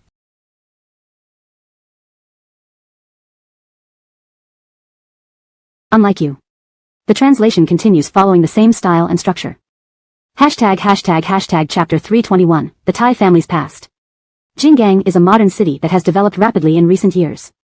Its museum doesn't house many cultural relics, so today's program was scheduled at the neighboring city's museum. After a 3-hour drive, they arrived at their destination where the designated venue within the museum had already been closed off for the filming. Make sure her makeup isn't too bold. There are seniors tonight, and you're the newcomer. Yes, sister, the makeup artist responded promptly, not wanting to waste a moment before getting to work. Angie was about to pick up her coffee cup but was stopped. Finish the makeup first. Shouldn't I drink water first? Concentrated sister, the company's atmosphere has been terrible lately, and you know why, right? Angie. Directly speaking, it's because of her. Sister Leah said that your schedule today is only 1/3 of what it used to be. If you don't work harder, the company will start laying people off. Sister, I've been saving up to buy a house with my husband. It's been almost 5 years since I came to Jinggang, and we've been renting for the past 3 years. You can't let us starve. What if I buy you a place? Could you help me turn Burnell against them? Even a fool could see this girl had been brainwashed by Burnell into coming to her with such a plea. The makeup artist, realizing she was caught, awkwardly rubbed her nose. Let's do the makeup. Let's do the makeup. There was a knock on the limousine door. Isaiah glanced in the rearview mirror and opened it after receiving Angie's nod. Sister, brother Jean bought some fruit. He said we might film late tonight, so it's for snacks. Thanks, Hector is too considerate. That's him, our brother Jean is very kind-hearted. Have you finished your makeup, sister? Can we come in and sit? Anwar looked eagerly at Angie, his eyes gleaming. Come on in. Omar got into the car wearing a white short-sleeved shirt and blue jeans while Angie was still doing her eyebrows. Perhaps due to today's museum setting, her makeup was especially understated and elegant. For a moment, Omar was mesmerized, and Anwar, catching the mood, interrupted the quiet atmosphere in the room. Isn't Sister Leah coming with you? Angie had long noticed Omar's gaze but, fearing an awkward situation, she didn't dare open her eyes. In the adult world, there were plenty of things left unsaid. Protecting each other's small thoughts was an unspoken rule. She went to say hello. Angie finally opened her eyes as the makeup artist finished. Done, you can drink now. Angie sipped from her cup and glanced at Anwar. Could you two wait outside for a bit? I need to talk to Hector. Sure thing. But, the makeup artist hesitated. Burnell had warned her not to be alone with Hector, saying there were many paparazzi around tonight and it wouldn't end well if they were photographed together. Go. Just leave the door open, Anwar pulled the makeup artist away. Indeed, leaving the door open made it acceptable. Why so serious? What's wrong? I want to understand more about the Thai family from Hector. You and Govind, Omar had investigated and knew that Govind being the eldest daughter's child wasn't a secret in the Thai family. Giving some incentives could easily elicit information. Angie's involvement twice in this matter suggested she might indeed have close ties with Govind as rumored.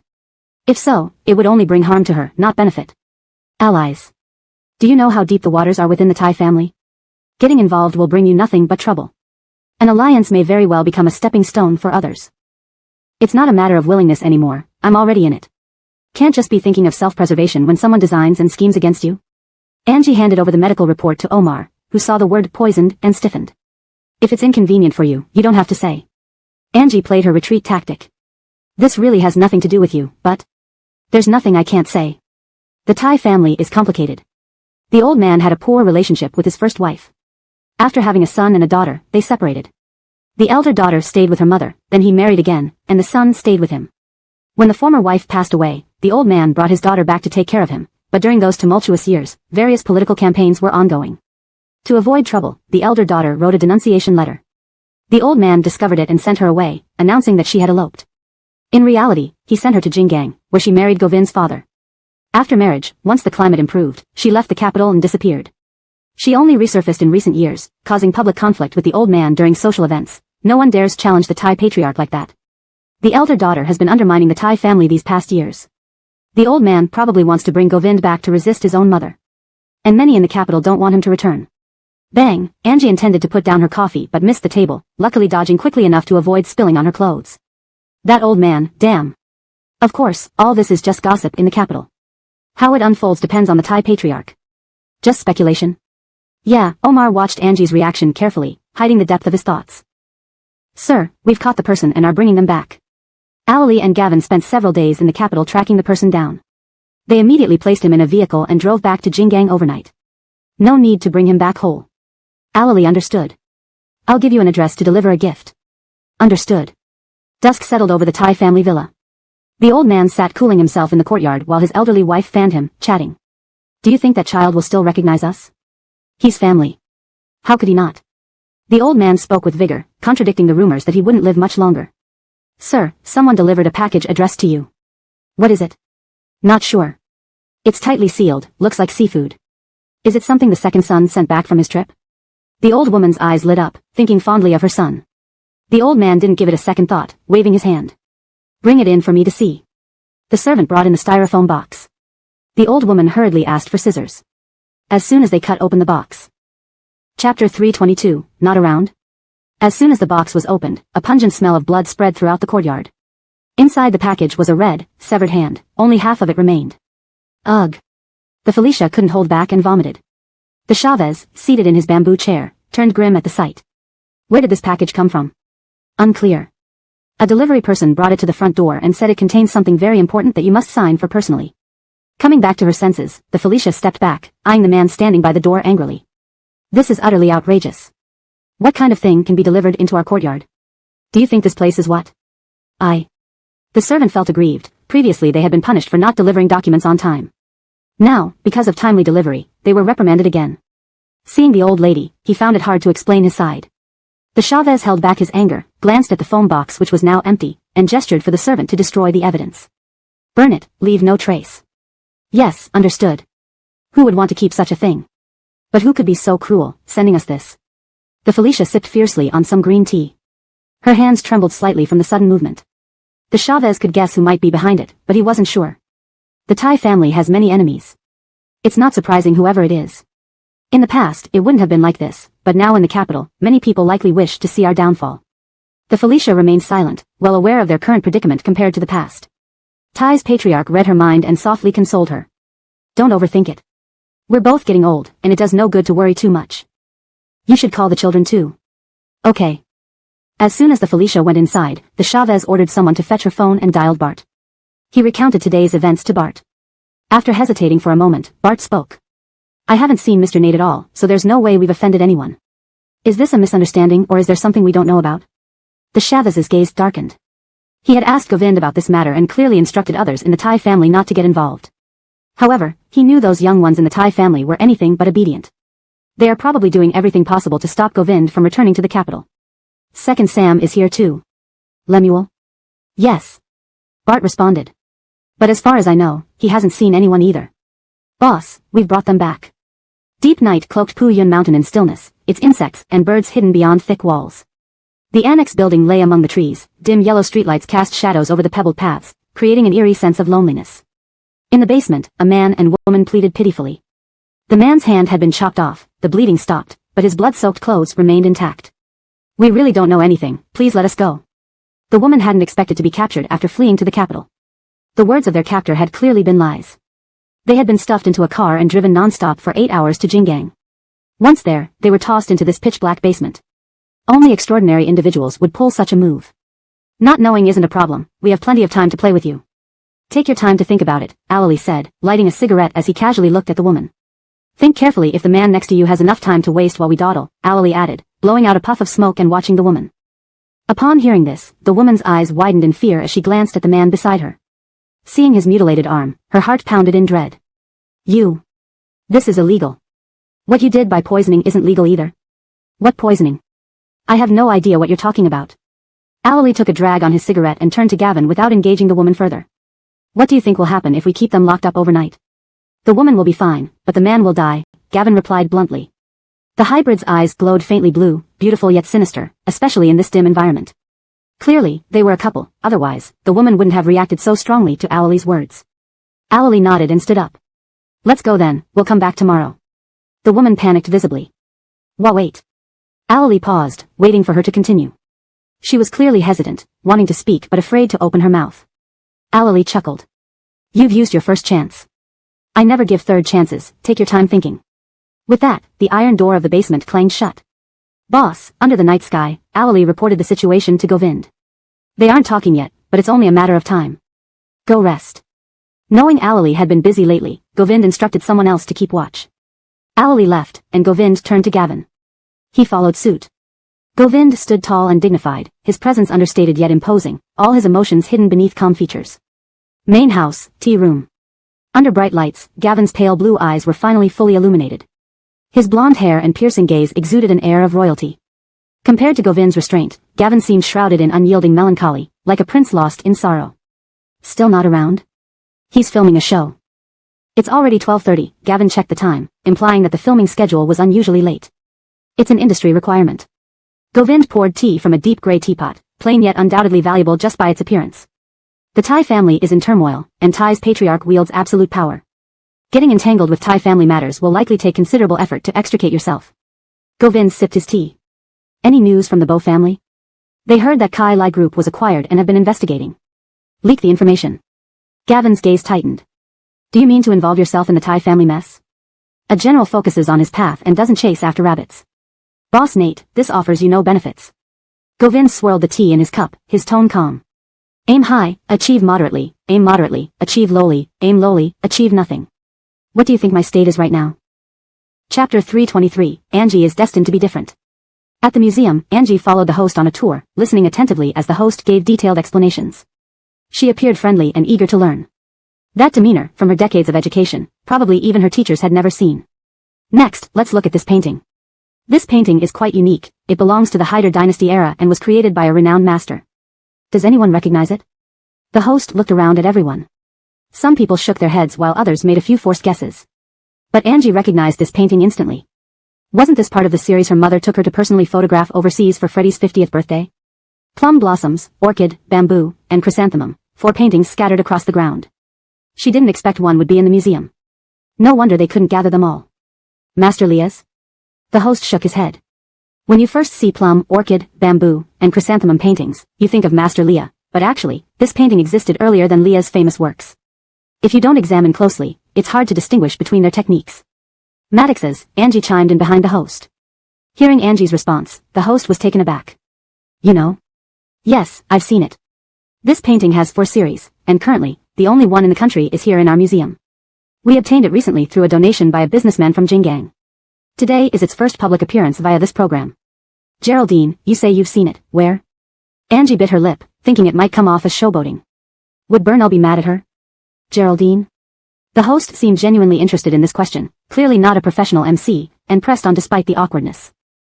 He was a museum administrator, and Angie could guess he might keep asking if she mentioned an auction. So, she hedged. A friend's house.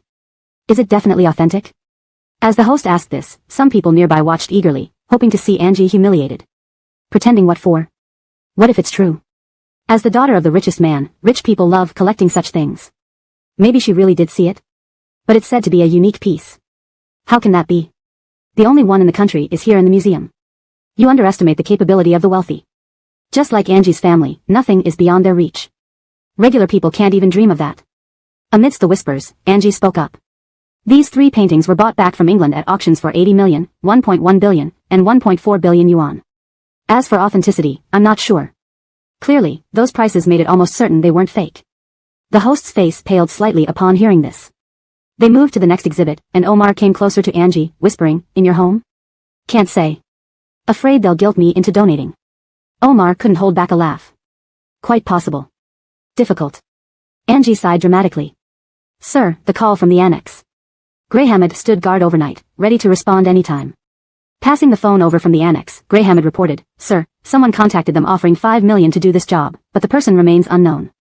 They only know it's a man, about 30-something by voice." "Only that?" "Just that much. Keep them detained." Gavin listened as the call ended, then handed a tablet to Govind. "This is recent movement of the Thai family. As for your birth mother, she's too high profile, untraceable.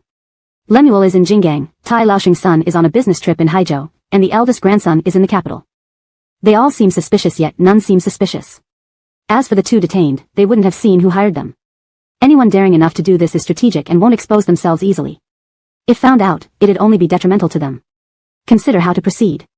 Govind thought deeply, eyes lowered, back perfectly straight even in the dead of night. His fingers, trimmed neatly, long and elegant, rested on the teacup, rivaling any professional model's hands. Gavin sensed his struggle. If this happened before, the old Govind wouldn't hesitate to end it there. But now, it was different. After some thought, Gavin continued persuading. The other party clearly planned meticulously, otherwise, they wouldn't have fled to the capital after the incident. The capital? Gavin's words snapped Govind out of his thoughts. Eyes lifting abruptly, Gavin seemed to grasp something critical and followed Govind to the annex. Splash. The woman barely drifted off to sleep when cold water splashed down. Awake in shock, you say you didn't see anyone? No. And they told you to go to the capital afterward, to find who? No, nobody. Think carefully. Don't force me to get rough. I don't mind hurting women. Really didn't tell us who. Just gave us an address to go to. But we were caught right after getting off, never had a chance. Address. She recited an address. Gavin checked, it was valid. I'm heading out. Bring Allely. Just hours after falling asleep, Allely was roused. Fortunately, the private jet allowed him to catch up on rest mid-flight. If this happened before, he wouldn't be so involved. Why this time? Not understanding. Allely closed his eyes, resting. Explain. Allely enigmatically replied, you'll understand eventually. Angie being involved changes everything. If only Krista got hurt, Govind would handle it the same as before. But with Angie involved, different. Delia drugging Angie resulted in Kai Lai Group being seized. And this time, whoever did it will suffer more. Cameron, we're here. At 4:30 a.m., the car drove into Puyan Mountain. Yawning, Angie, feeling drowsy, stepped out of the nanny car. Graham had heard and greeted her, Syra. Rest. Angie ascended the stairs, quietly opening the bedroom door. Seeing Govind asleep, she mischievously loosened her high ponytail, letting her messy hair cover her face as she tapped him on the shoulder. Chapter 324, this man would permeate her life. Did you come? Why did you bring someone with you? You could have come alone. Angie? Someone else? Where is there anyone? Angie turned and glanced at the empty house behind her. Where is anyone? It's past midnight, and she just came from the museum. Is he talking about something mystical? Didn't you see? There's someone behind you. Govind remained lying on the bed, looking relaxed as if greeting an old friend after waking up. Angie was chilled to the bone just watching him. Can he see ghosts? Thinking this, Angie felt a chill run down her spine, making her back feel icy cold. This man is too creepy, I need to stay away. I must leave. Just as Angie made up her mind, she began to move.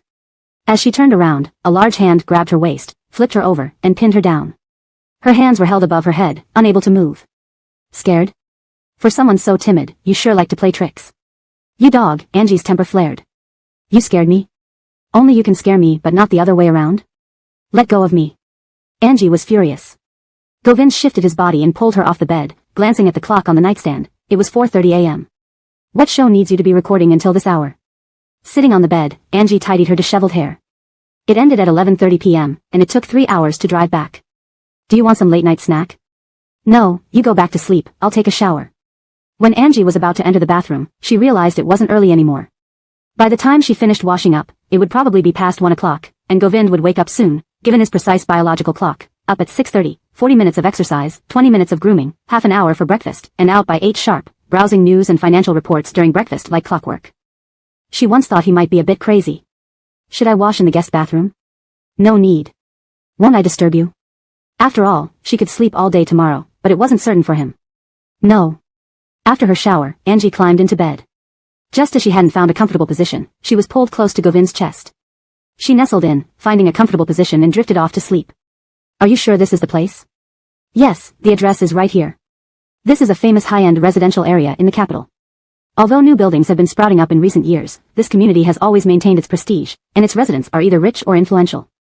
Allely looked at the nameplate again to confirm. No mistake. Let's check it out. Change clothes first. We might get stopped if we enter dressed like this. High-end communities are strictly managed. Allely agreed. The two of them dressed as delivery men and entered unnoticed. The host seemed prepared, even the password was provided. As Allely was about to enter the code on the slip of paper, Gavin stopped him. Don't. Beware of traps. Let's pull back. We only need to know who owns this place. We don't have to enter. Allely agreed. They went downstairs with Gavin. Not long after they left, the door to the house opened. A man in plain black clothing, wearing a baseball cap, stood observing outside for a while before returning inside. He then made a call. The next morning, Govind received their call. We didn't enter, but we found out who owns the house. It was transferred a long time ago to a middle-aged man, but guess who the original owner was? Gavin drank some water, having returned to the hotel after working through the night. Govind waited for him to continue. Yesenia. Who? To be precise, it's a house Delia bought for her daughter a long time ago. So you mean Delia is behind this? Almost certain. The current owner is Delia's manager. Understood. Govind hung up and sat beside the hospital bed, deep in thought. He had assumed it was the Thai family's doing, never imagining it was Delia. Seems he had been too lenient with Rufus. Otherwise, how would Delia still have a chance? Is he that easy to provoke? Whose call? Seeing him silent, Krista asked curiously. Govind lifted his eyes slightly, giving a faint smile. Gavin said Delia is behind this.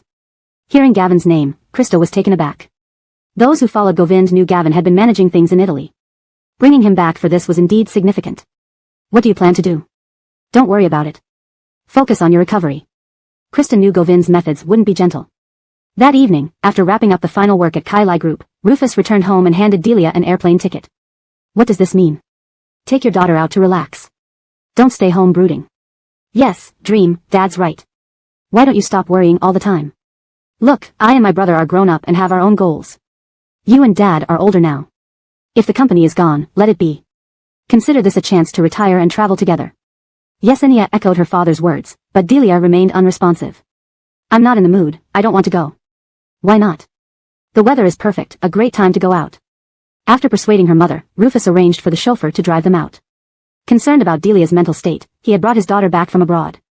They visited a mall and came out nearly 10 o'clock with bags full of shopping. As they approached the car, a speeding vehicle hit Delia, sending her sprawling on the ground before speeding off. Help. Someone please help. Dream. Yesenia's shrill cry echoed in the parking lot. From a nearby black Bentley, a well-dressed man emerged, walking calmly as if he were a deity descending. His presence gave Yesenia a flicker of warmth in the otherwise chilly parking lot. She never imagined that this man would permeate her life thereafter. Chapter 325, A Man Gives All His Gentleness to His Loved One. Do you need help? The man spoke, his deep voice resembling a solo cello performance in a desolate midnight forest, both beautiful and sorrowful. Please help me, Yesenia exclaimed, as if she had seen her savior. If not for holding Delia, she would have grabbed onto his pant leg and begged desperately. The man lowered his proud head, and only then did Yesenia see his face clearly. Describing him simply as handsome like Pan and would be disrespectful. The man's demeanor seemed cultivated over hundreds of years within noble families, understated and humble, self-restrained and courteous. The highest desire is not the pursuit of power and fame but self-discipline. This sentence described the man before her perfectly. You go call for help and an ambulance, I'll keep watch. Without hesitation, Yesenia nodded repeatedly. As the young girl walked away, Govind adjusted the leg of his bespoke suit trousers and slowly squatted beside Delia, softly calling out, Catherine Selina. Delia lay on the ground, breathing unevenly. She opened her eyes with great effort to see who was in front of her. It's you. Yes, it's me, the man replied calmly. The man lit a cigarette and took a slow puff, causing Delia, who was already gasping for breath, to start coughing violently. Blood welled up in her throat and trickled from the corner of her mouth. Catherine Selina's reach has grown so long, reaching even unto me. Delia became furious. Kale Group was her pride, the result of years of hard work. Yet all this was taken by Govind, leaving her with nothing. How could she accept stepping down from her revered position in the Bow family? It took her 30 years to ascend to that position. But now, everything was gone. Whose fault was this? All because of Govind. If not for him, how could this have happened? Delia turned on her side, still coughing violently, and lashed out at Govind, not long enough. If my reach were longer, I'd strangle you until you suffocated rather than let you come here to gloat. Young brat, I can even give birth to someone like you, ah. The cigarette tip pressed against Delia's hand, eliciting a scream. He exhaled 3 words casually, quite unpleasant. Nate, Govind. Facing Delia's labored and pained breathing, the man remained calm, squatting down to look at her eye to eye, as if conversing with an old friend, relaxed and peaceful. In branches, excess sprouts are pruned. With long hands. He paused thoughtfully, what should be done? Govind, if you have the guts, kill me. Kill you? Do you deserve it? Their exchange was interrupted by Yesenia's voice echoing from the elevator. Govind glanced at her briefly before turning back to Delia. Your daughter is quite beautiful, Catherine Selina. What do you want, Govind? If you touch my daughter, I will tear you limb from limb. Do you dare touch my wife without touching my daughter? Of course, Govind didn't say this out loud. Taking advantage of Yesenia's approach, the man rose to his feet, his gaze still mocking as it fell on Delia. The ambulance has arrived. Thank you. I've already called the police. If they need a witness, may I contact you? Seeing the paramedics attending to Delia, Yesenia looked at Govind. The man nodded gracefully, of course. Your parents know me. They can reach out. Yesenia hesitated, surprised that her parents knew this gentleman, and nodded, all right. The bodyguard watched as the man turned around, opened the car door, and got in. The car sped away just as Yesenia noticed the license plate 05257. 5257, I love my wife. Thinking about this, Yesenia felt a fleeting pang of jealousy. Who could possibly match such an outstanding man? Inside the Bentley, the driver dared not speak and even unconsciously suppressed his breathing, knowing Mr. Nate was angry. They had seen what Yesenia hadn't, they all knew a smiling tiger was the deadliest. Mr. Nate's methods couldn't be described by mere words. The silence was broken only by the ringing of the phone. What is it? The brief 3 words revealed it was from his wife. Sitting in the passenger seat, the bodyguard knew this call was from their lady. This outwardly ruthless and cunning man gave all his gentleness to his loved one. And all his other emotions too. Only the parties involved were unaware. Their 2-year marriage was ultimately a facade for certain people's path to happiness. Are you back? Just preparing to leave. What's up? The first question was gentle, the second was affectionate. I want you to bring something to eat. What do you want?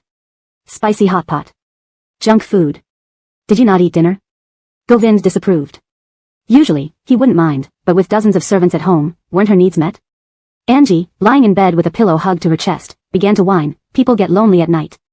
Either my stomach is lonely or I am. If both our needs could be met at once, I'd love you even more. Govind was entranced by Angie's promise of loving him more. Do you love me now? Of course, but just a little bit. For food, Angie could say anything. Years of appeasing Freddie made her adept at manipulating men. A woman without pride and dignity could defy any moral constraint. If I bring it back, will you love me more? Yes, Angie replied sincerely. Wait there. Govind hung up and instructed the driver to find the nearest spicy hot pot shop. The driver sighed inwardly. Indeed, only Catherine Nate had privileges with Mr. Nate. As the ambulance left the parking lot and headed towards the hospital, Yesenia glimpsed the black 5257 parked outside a hot pot restaurant. Through the shadows, she could almost see the well-dressed man inside picking out ingredients. Song, what are you looking at? End of chapter 325. ### chapter 326. A good wife's pampering brings wealth and fortune. Who do you think it is? Govind? Rufus Lay received the news in the hospital, feeling somewhat dazed. A man in middle age only wishes for health and stability. Now that the company was gone, they lived together as a family, peacefully and steadily. Living a leisurely life with his wife could be considered one of the great blessings of life. But just when things were settling down, Delia couldn't let go, repeatedly provoking Govind. What was the point? At this stage, could her actions bring back Kai Lai Group to their hands? Could she revive a nearly bankrupt company? Could a large sum of money fall from the sky to fill the gap? Rufus Lay breathed heavily, looking at Delia lying in bed, covered in injuries. He didn't want to scold her but felt he needed to wake her up. Rufus Lay walked over to the slightly open door, closed it, and kept Yesenia outside. Approaching the hospital bed, he looked at Delia. If not for yourself, you should think of the children. Even if Kai Lai Group remains in our hands, it means nothing except dragging us down. The Bo family can no longer be relied upon. We are isolated and vulnerable, like being stranded on an island surrounded by storms. Now, finally, there's a ship that can protect us from the storms and lead us ashore. You should be content. Otherwise, remaining on the island will lead to certain death. You're unhappy, feeling your 30 years of effort have come to naught. But have you thought of the children? Without the company, we still have money. If you keep struggling, we'll face bankruptcy. Do you still want the children to enjoy such high-quality education? To live without worrying about food and clothing? Eventually, we won't even be able to afford their tuition fees each year. Delia, give up. What good does your struggle do? Your dissatisfaction? All your life, you've tried to prove yourself to the Bo family, but what have you gained? Don't you think of Yesenia? Do you want her to model her life after you, becoming someone like you? Delia, lying in the hospital bed, ignored Rufus Lay's words. Despite her injuries, she shook her head. You don't understand, a person lives for dignity. I've struggled for 30 years for this. How can I let it all go like this? I can't bear it. Seeing her reaction, Rufus Lay didn't know what to say. He opened the door and saw Yesenia standing outside, saying, Go back to school, your mom will be fine here. But Yesenia wanted to say something. Go back. Shall I have the driver take you or will you go by yourself? I'll go by myself. As Yesenia left the hospital, she initially intended to return home. However, closing her eyes, the image of a man flashed through her mind, dashing and handsome. Yesenia hailed a cab to a hot pot restaurant. Upon arrival, the owner was preparing to close shop. Do you need something? Still open? Just getting ready to close, but if you want something, I can still make it. Yesenia held out a basket and stood before the freezer, glancing at the owner. About an hour ago, a gentleman in a suit came to buy something. Can you prepare the same order for me? Miss, our place is near the Central District. Many gentlemen in suits buy things here daily. Black suit, white shirt, dark blue tie. He looks like a top executive, quite distinguished. Any memory? The owner thought for a moment. Yes. He rummaged through a drawer and handed her a receipt. He only ordered vegetarian stuff, no meat at all. Strange. Thank you, all vegetarian, likely for a girl. Welcome back. If you hadn't returned, would have starved. Angie heard the sound of movement at the bedroom door, put down her tablet, and walked barefoot to the coffee table by the sofa, waiting obediently for Govind to bring the hot pot.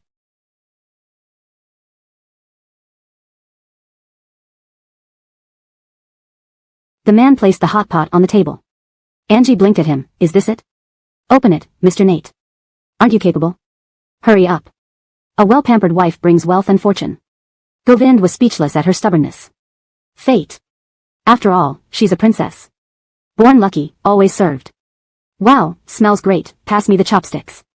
Govind. Serve yourself. Come on. If my wife is happy, my career thrives. Govind.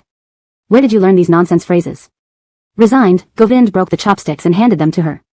Self-invented. Go take a shower, hurry, don't keep me waiting. Want to satisfy both body and stomach? Just as Angie picked up a piece of vegetable, intending to eat it, she paused, looking surprised at Govind. Don't you want to or can't you? Wait for me, damn it. Bang, the bathroom door slammed shut. Angie sighed and dug into her meal.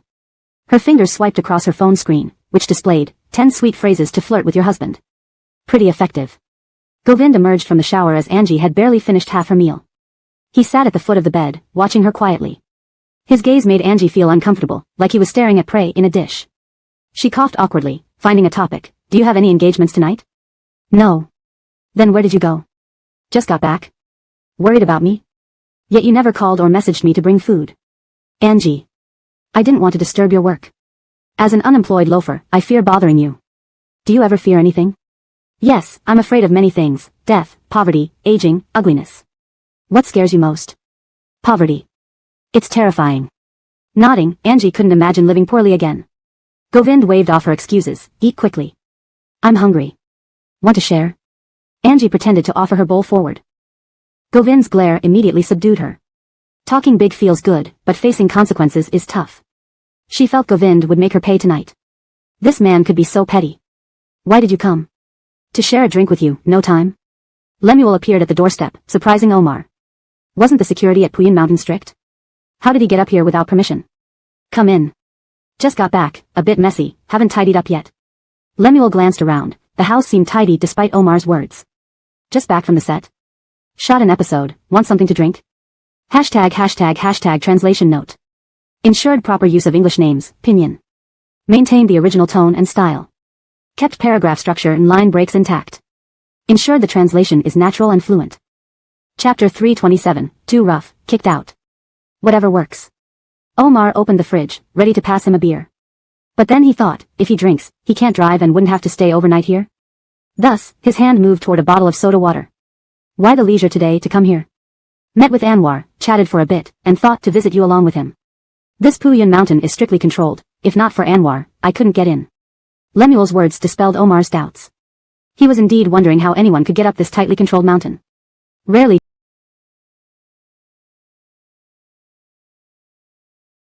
do you two meet. Have you been staying at a hotel recently? Yeah. With Thai family's resources and substantial assets in Jinggang, why not live there? When has the family ever favored me?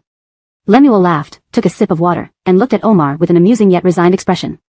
Omar thought it was true. The focus of the Thai family was always on the eldest. The second son deserved nothing.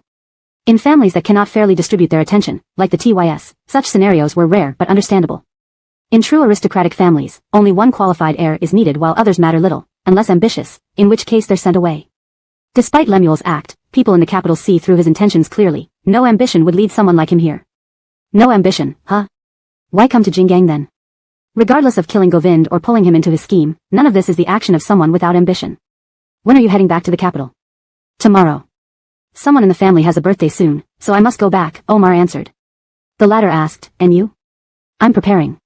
Grandfather issued the final ultimatum. On Wednesday, Krista returned to work after recuperating. As she got out of her car, she was surrounded by people. She raised her eyebrows, pondering if she had bad luck or didn't check the almanac before leaving home. One trouble gone, another arises. Why would someone block the company's parking lot entrance again? What does this mean? Is this era all about ambushing others at their doorstep? Quite bold. Do you know where this is? Just as Krista finished speaking, a middle-aged man in a Zhongshan suit stepped out of a black Mercedes-Benz with a Jing license plate. It's him again. President Su, sorry, we meant no harm. It's just that trying to arrange a meeting with President Nate has been futile, hence this extreme measure.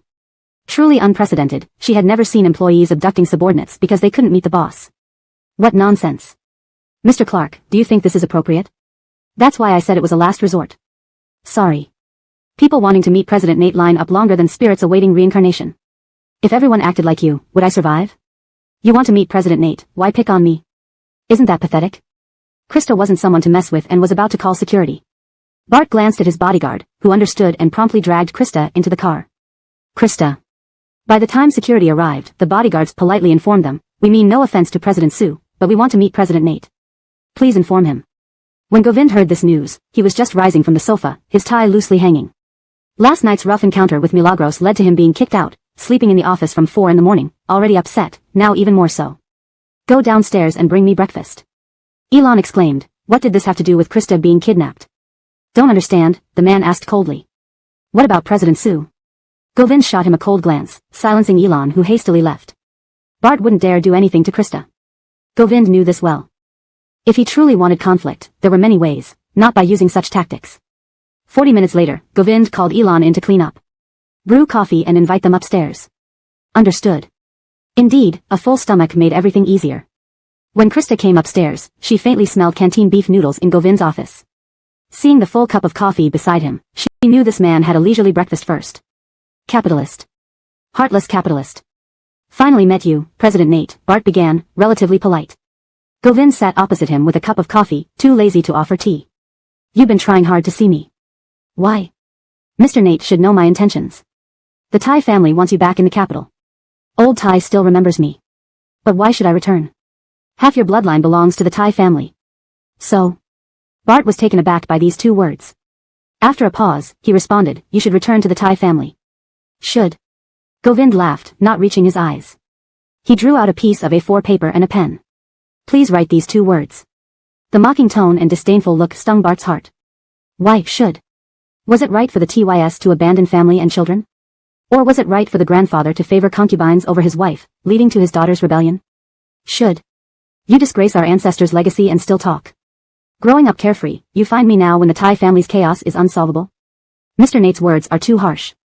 In those times, many things were beyond control. Keeping you in Jingang was the best choice. Everyone has secrets, but discussing them isn't easy. Knock knock knock, Elon peeked in, pointing at his watch. Govind understood.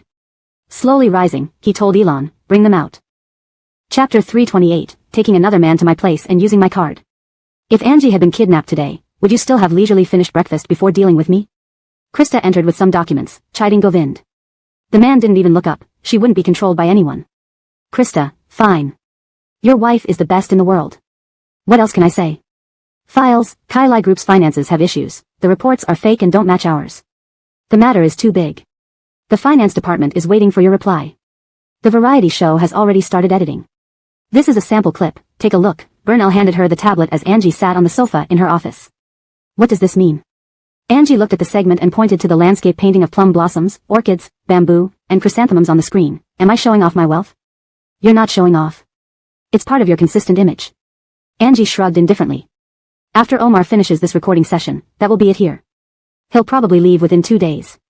So soon. She hadn't gotten all the information she needed yet. Do you feel reluctant? Bernal asked when she saw Angie like a fidgety cat. Angie nodded, a little. She felt something deeper between the Thai family and Govind, and she wanted to find out more while Omar was still around.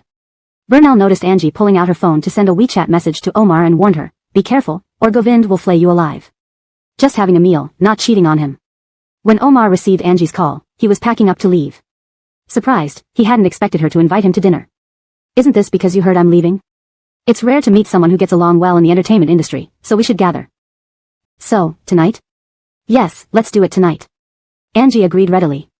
Beijing and Hong Kong were not short of luxurious restaurants, especially private clubs with high privacy levels. That day, Angie chose an excellent spot, the same private houseboat she went to with Govind last time. She had to thank Boss Nate for broadening her horizons. Seeing the place for the first time, Omar marveled at the pavilions and bridges in typical Beijing-style architecture. Beijing and Hong Kong are truly unique. How did you find such a place? A friend brought me here. I was amazed the first time too. They took their seats, and the waiter handed them menus. Omar said it was his first time and would go with whatever Angie chose. Just like last time. The manager paused, about to say something but stopped. It was the first time seeing someone bring different men in to eat the same thing. Preparing to return to the capital? Your information is quite accurate. Angie poured tea for Omar. I couldn't possibly know that, Burnell told me. Among agents, circles are interconnected. You invited me to dinner because of Govind, right? Though they didn't spend much time together, Omar understood her nature. She disliked socializing, and meaningless relationships weren't worth her time. They've worked together for so long, but dined together rarely.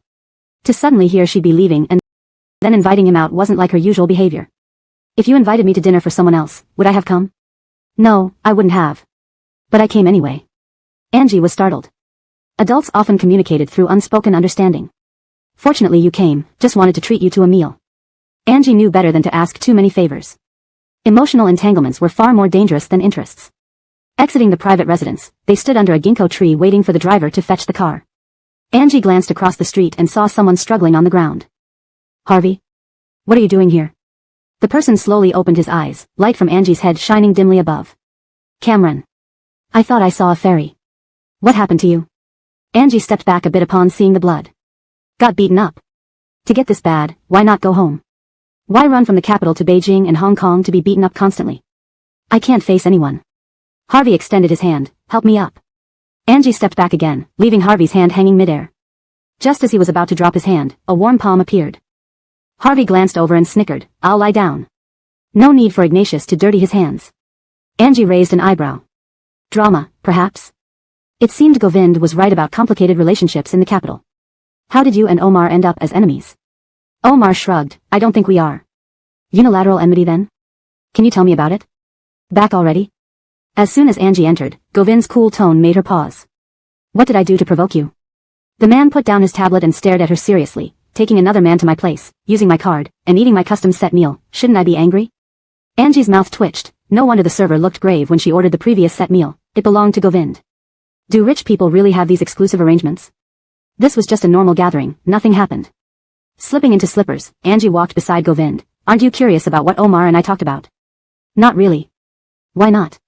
Curious about your birth mother? My mom is with the Nate family. Nate family? Elena? Angie paused, her slender fingers resting on the sofa edge. You mean Elena? I've never heard you call her Dream. Chapter 329, $500,000 for one leg. How many do you want? What are you looking at? Kai Lai Group's reports? Is there something wrong with them? Govind glanced sideways at Angie. Can you read them? This isn't hard. My mom got me a tutor from a young age so that I wouldn't be deceived by my dad or suffer at their hands. Govind believed this was something Angie's biological mother would do, after all, who had an unreliable father like hers? Isn't Kai Lai Group already in your hands? Are you now looking for flaws in the financial statements? There were flaws from the start. And what will you do after finding them? Let Spike handle it. A new official won't clean up old accounts, and I won't pay for her mess. If not for Delia's affair, this matter would have been over. But unfortunately, she did not know her place and needed to be dealt with specially. At the hospital. Delia lay on the hospital bed, covered in injuries. The needle on the back of her hand hadn't been removed since she started receiving fluids. Due to prolonged transfusion, her hand was swollen. When the door of the ward opened, Delia's face briefly showed annoyance, assuming it was Spike again. Didn't I tell you not to come? Not me. The strong voice startled Delia. She lifted her eyelids and saw the elderly woman standing before her. Dream, why did you come? I heard you were injured and came to see you. The elderly woman didn't wait to be invited and pulled a chair to sit beside the bed, exuding dominance. You traveled far, you didn't need to go through so much trouble. The elderly woman was impeccably dressed in a business suit, her pearl necklace gleaming. Even from a distance, one could tell it was priceless. Wasn't Kai Lai Group taken over by someone? Without pleasantries, she went straight to the point. Delia felt the faint spark of family warmth within her extinguish. Yes. What happened? Funding issues. Weren't they solvable? Did it have to come to selling the company? They couldn't be solved. Delia's expression darkened, her tone turning cold. The elderly woman realized her words might have been too harsh and controlled her emotions. After all, the Bo family had been at a disadvantage in the capital for several years. To maintain relations, they needed piles of cash. Without Kai Lai Group's financial support, it wasn't a good situation for them. Currently, members of the Bo family had made achievements in various fields, but these only brought fame, not profit. Profit relied solely on Delia. Keep some resources to rebuild, recuperate well, times are changing, and opportunities abound. With both your and Spike's capabilities, starting anew in another industry wouldn't be difficult. We want to retire. What? The elderly woman's tone rose sharply. Retire? Are you insane? Many people desire prominence but lack the ability. You have resources and connections but wish to retire. What are you thinking? Delia knew the elderly woman wasn't here just to care about her. Having lived in Beijing for 30 years, visits from the elderly woman were rare and always had a specific goal. Tired. Who isn't tired in powerful families? Min-Xin, don't misunderstand. Delia didn't want to argue further. I'm tired, I want to rest. You. This was the first time Delia had shown such weakness before the elderly woman, and the latter initially found it unacceptable. However, considering she needed something from her today, she held back. Rest well, I'll visit again in a few days. When you're tired, return home, the Bo family always welcomes you. Welcome me back, or welcome me back with money. Delia, don't be ungrateful. The elderly woman, flustered, stared down at her with oppressive force. Fine, then rest well. Just as the elderly woman left, Spike entered, her gaze filled with sympathy. You heard everything? Yeah. I thought you wouldn't respond. I didn't plan to, but I couldn't tolerate it. Dawn, where are we going now? To find Harvey. I want to see what trouble he has caused in Beijing. Miss Min-Xin has always been in Beijing. Why hasn't she managed Lord Lian? Hearing Delia's name, the elderly woman sneered. Her wings are hard now, she can't manage him anymore. Harvey returned to the hotel and requested a first aid kit from the hotel. After showering, he was treating his wounds. These wounds clearly indicated he had been beaten, and the person responsible was his fiancée. Why else would Mercedes be called ruthless? Having people beat him nearly to death. Who is it? He winced in pain as he handled his wounds, the door knocking. It was truly miserable. Opening the door with injuries all over his body, he saw the elderly woman. Grandma, how did you come? If I didn't, how long would you party in Beijing? In the capital, you couldn't achieve things, and now in Beijing, no one controls you, right? People control me, look at me. Who did this? Mercedes.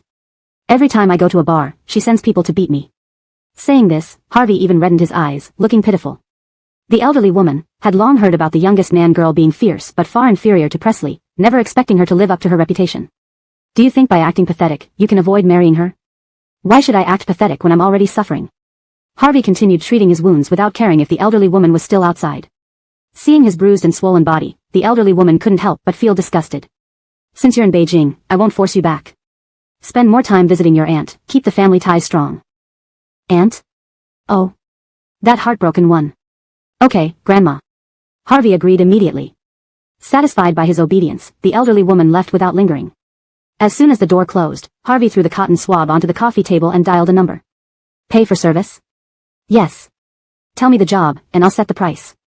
A BMW with Beijing plates, tail number 099, with an Felicia around 70 inside. Find a way to take half her life. Half a life? The other party raised an eyebrow, having never heard anyone ask for just half a life, hard to define. Directly say, arm or leg. Harvey thought for a moment, legs. Useless anyway, save her trouble. One leg for 5 million. How many do you want? The other party was quick. 1. Transfer the money. Translation ends here. Chapter 330, we can't exhaust ourselves, right? Interesting, Vivian came to Jingang, and someone paid 5 million for one of her legs, Darren said on the phone to Govind late at night. Angie was in bed, half asleep, lingering on the edge of sleep. Upon hearing Darren's words, she instantly snapped awake, clinging to Govind's arm and crawling up to press her face against his cheek, eager to hear more. The man held the phone in one hand while pulling the blanket over her with the other.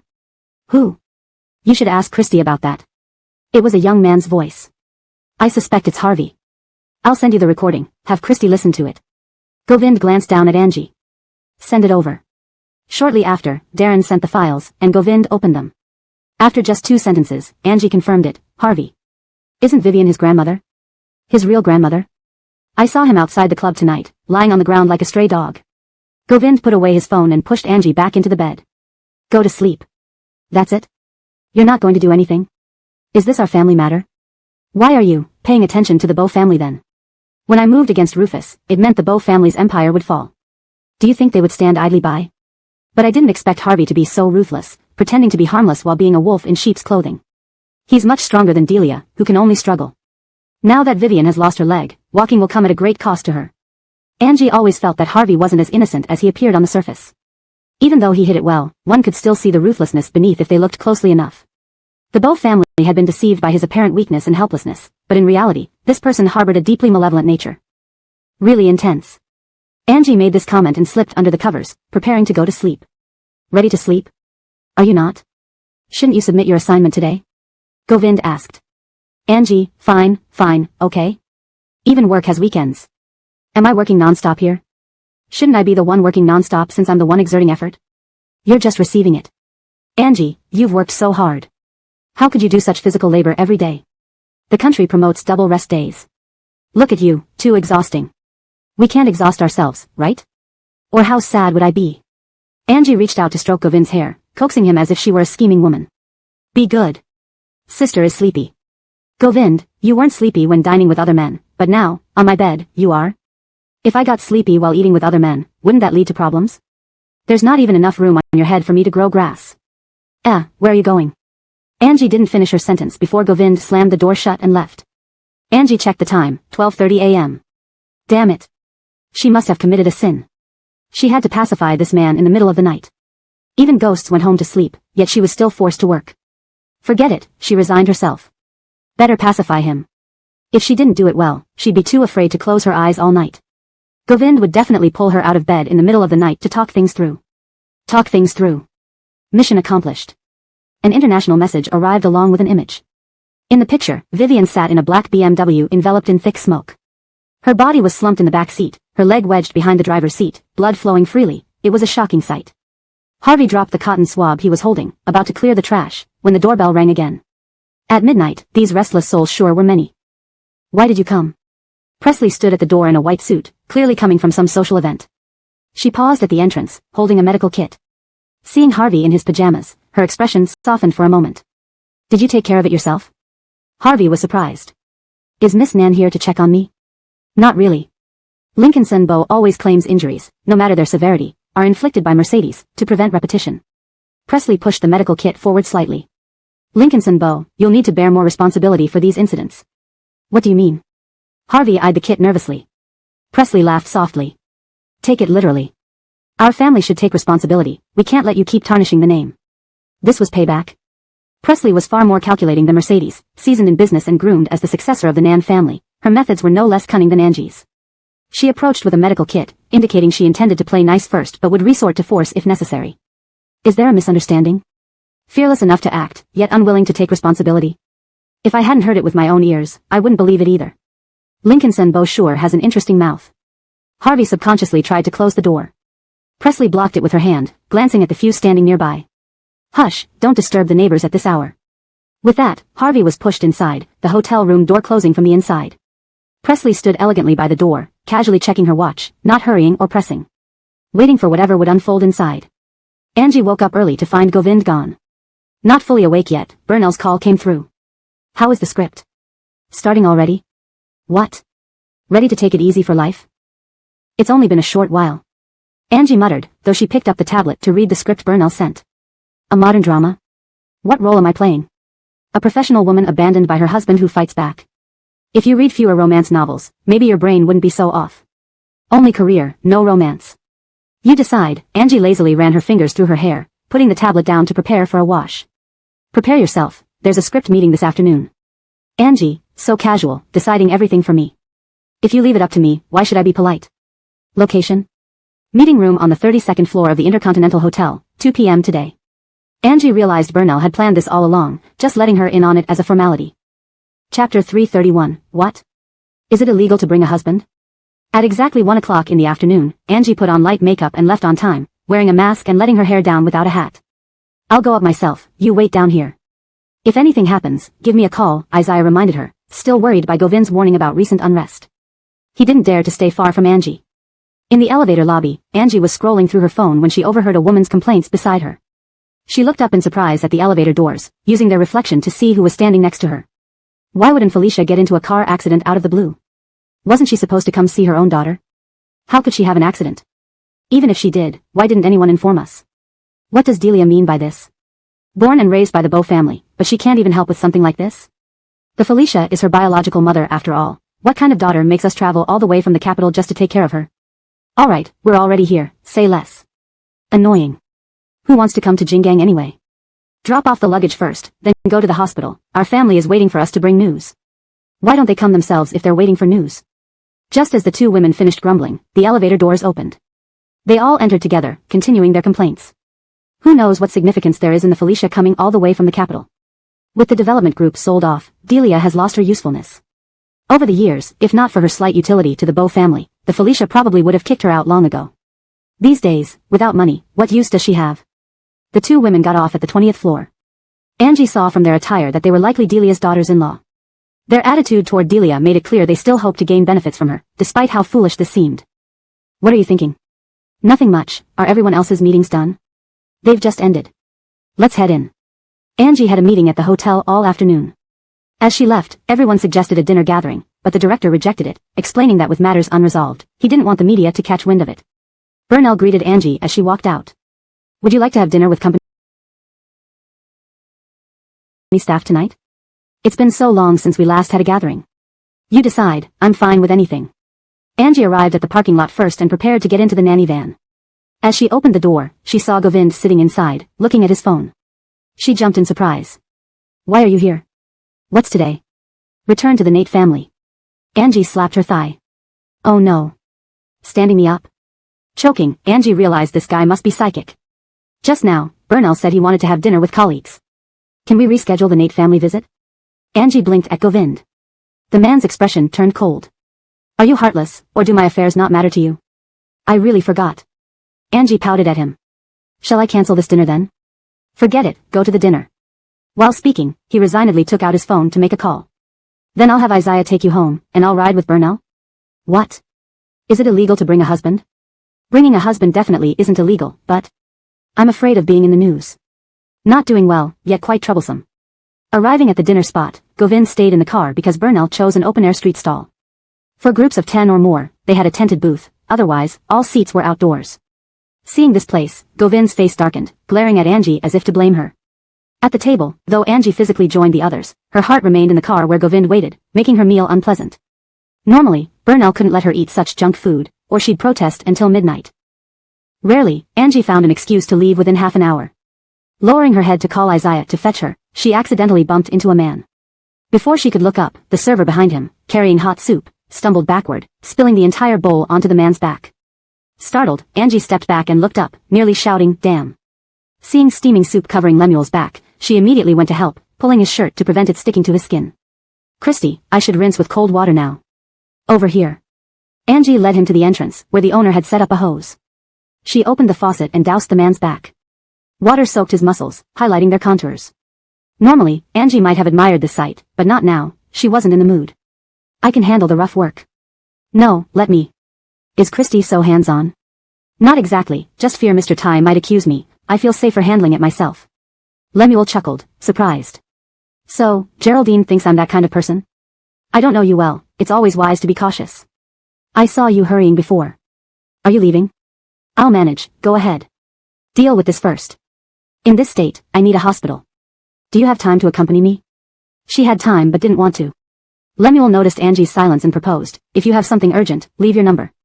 I'll send you the medical bills later for reimbursement." "No need." Lemuel, unfazed, nodded.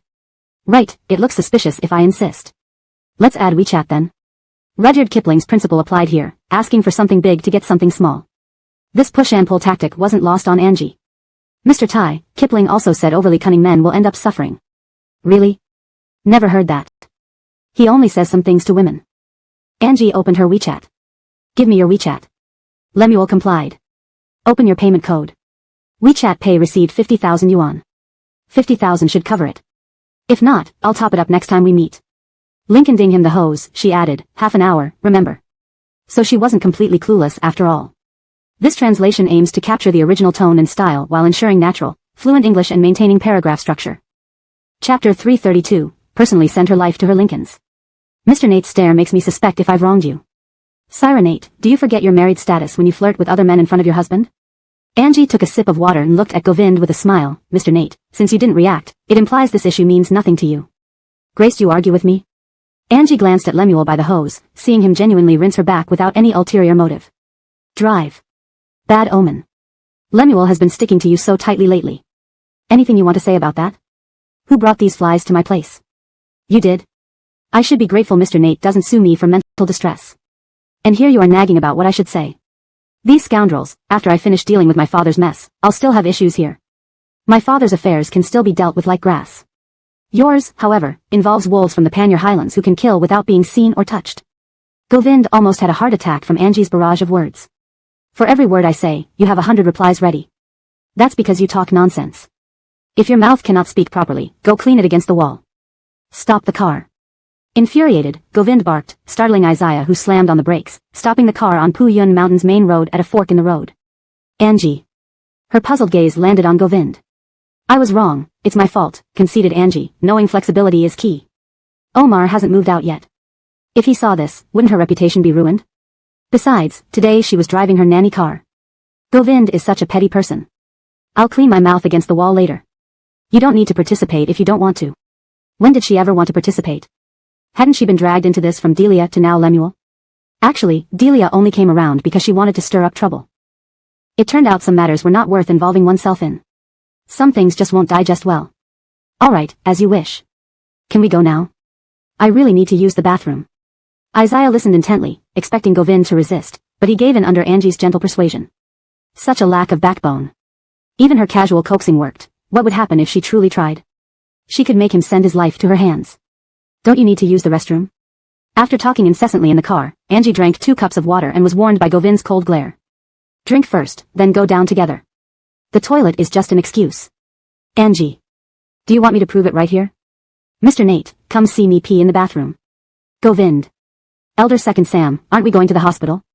To the hospital? But your back burn. The person hesitated. Lemuel opened the phone's transfer records, staring intently.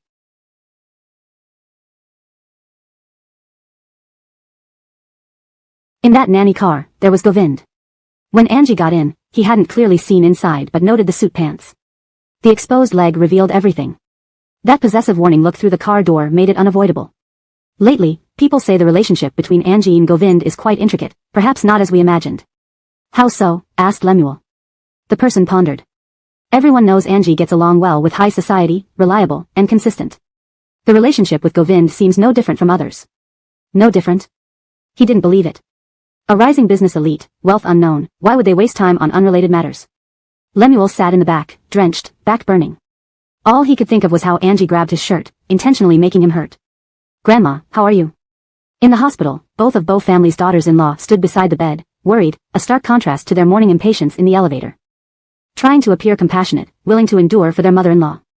Typical Wang Shifeng. Seeing them, Grandma closed her eyes. What happened? You had a car accident. The doctor said you need rest. Why would I have a car accident? The police say it was driver fatigue. Grandma choked. Indeed, they had driven several hours non-stop to the capital. She moved and felt something amiss. Looking down, her intact legs were now mere stumps. What happened to my legs?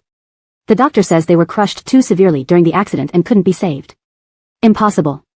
Grandma's sharp voice rang out. Surprised, the two didn't expect this reaction. To them, even in extreme anger, she always maintained composure, never raising her voice. But today, they were startled. Grandma, don't get upset. Get out. Let the doctor in. What's wrong? The doctor entered, noticing her rage, asked. What happened to my leg? It was too badly crushed. To prevent necrosis, it had to be amputated. Did you get my consent? Grandma, we're doctors, professionals. Quack, quack doctors, bring in a doctor from the capital. Bo Grandma, proud her entire life, couldn't believe she lost a leg in her old age. This was a shameful chapter in her life. Why? Your face is as dark as if someone owes you money. Remember last night's emergency? They accused me of being a quack for amputating a leg. Elena sighed. Who hasn't been insulted? She patted her colleague's shoulder. Stay positive, stay positive. We all get cranky as we age. Chapter 333. Angie tugged at the corners of her lips and approached Harvey. Elena had just returned to her office when she received a call from Angie. Did your hospital's emergency department admit an elderly woman last night who lost a leg? How do you know? I was just complaining about this person to my colleague. She's Delia's biological mother. What? Should I go up and take care of her for you? No, I'll go deal with her immediately. What a nasty old thing. It was bad enough that she raised such a daughter, but she even dared to casually insult others as quacks. Just a moment ago, Elena was calming herself down. Now she wanted to confront the woman. Women can change their minds so quickly. Stop, Angie hurriedly intervened. Just tell me which room she's in. Elena gave her the room number, excited. Are you going to cause trouble? Can I come along? I want to learn how the rich feud. Learn something new. Do I have to pay tuition? Elena pouted. I only make 5,000 yuan a month. Angie, the cost of one meal. Forget it, this child is really pitiful. In the afternoon, an express delivery person wearing a courier vest came to the old lady's ward, holding a document bag. Are you Weibo? Someone asked me to deliver something to you. What is it? The daughter-in-law caring for her asked. The courier responded, I'm not sure. It couldn't be something sent by Minqing, could it? She's really amusing, ignoring her own mother in such a state. After all, once married, her heart isn't with our Bo family anymore. Now that she's successful, she doesn't need the Bo family. Forget it, don't upset Dream. Minqing has her own family now and should prioritize them. They chimed in together, making the old lady's expression turn uglier. Please sign here. The old lady took the document bag, glanced at the words on it, Syra Bo, open personally, and opened it to find a USB drive. Her gaze hardened. You two, leave. They exchanged looks, said nothing more, and left the ward. The old lady refuses to hand over power even at her age. What is she thinking? She doesn't trust us. How many of her contemporaries are still hanging on? Forget it. While the old lady is alive, Delia will keep sending money. If she's gone, would Delia still care for us? What money would we have for luxuries? True, endure it. Inside the ward, the old lady inserted the USB into her phone, revealing a video. The scene in the elevator appeared, and every word spoken by the daughters-in-law reached her ears. Scoundrels. Telling her she'd arrive in the afternoon, yet arriving much earlier and discussing where to go shopping. These were the good daughters-in-law who served her daily. Grandma, Harvey called from the doorway, causing the old lady to pull out the USB. Harvey entered, his injuries shocking her. Why are you worse than last night? The bruises emerged after a night. Don't worry, it's not the first time. It's shameful, being bullied by a woman like that. The old lady saw Harvey as a disappointment compared to his older brothers but acknowledged he had few flaws beyond lacking ambition, which also kept him from competing for the family inheritance. What about the two outside? No one, Harvey replied innocently, knowing who she meant. No one? Harvey shook his head seriously. The old lady, enraged, lay on her bed, her emotions fluctuating wildly. The monitor beeped frantically, drawing doctors. Harvey stepped back nervously. Leaning against the door, he listened to the chaotic sounds inside. It formed a beautiful symphony in his mind, envisioning the downfall of the Bo family. One by one, the uncles and aunts would line up. Harvey's eyes flickered, catching sight of a girl in jeans and a white shirt, long hair flowing, youthful radiance evident even under a mask. He recognized her instantly, it was Angie. Even from afar, Harvey could see the amusement in her eyes. Seeing Harvey look at her, Angie walked over. Coincidence, young Master Bo. Sister Hong. The man showed his small teeth, looking like a neighborhood boy. Harvey excelled at hiding his true intentions. He claimed to visit the old lady but might have intended to provoke her. I dare not. I fear if you call me Sister Hong today, you might break my leg tomorrow. Harvey was startled. She knew. Surprised. Sam Bo, don't forget, this is Jingang. Implied was the question, who upheld the skies of Jingang? He needed to be clear about this. This wasn't his territory, and whatever he did could easily be uncovered. Harvey realized his actions and words in Jingang were likely monitored, controlled only by Govind from the city's pinnacle. For Angie to know all this, did it confirm that she and Govind had a close relationship? I haven't forgotten, this is Sister Hong and Mr. Nate's territory. Angie smirked, moving closer and whispering, Sam Bo is much better than your aunt. Thank you, Sister Hong. You're welcome. Are you satisfied with the gift I sent? Harvey. The USB was from her? This morning, he received an anonymous package at the hotel containing the same USB. Opening it revealed the orchestrated plan was by Angie. Why? Angie pondered. I just don't like Delia.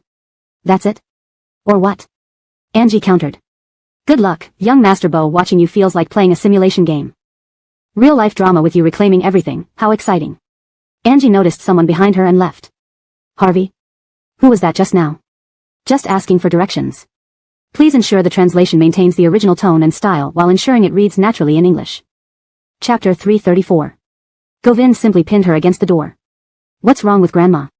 Unclear, the doctor hasn't come out yet.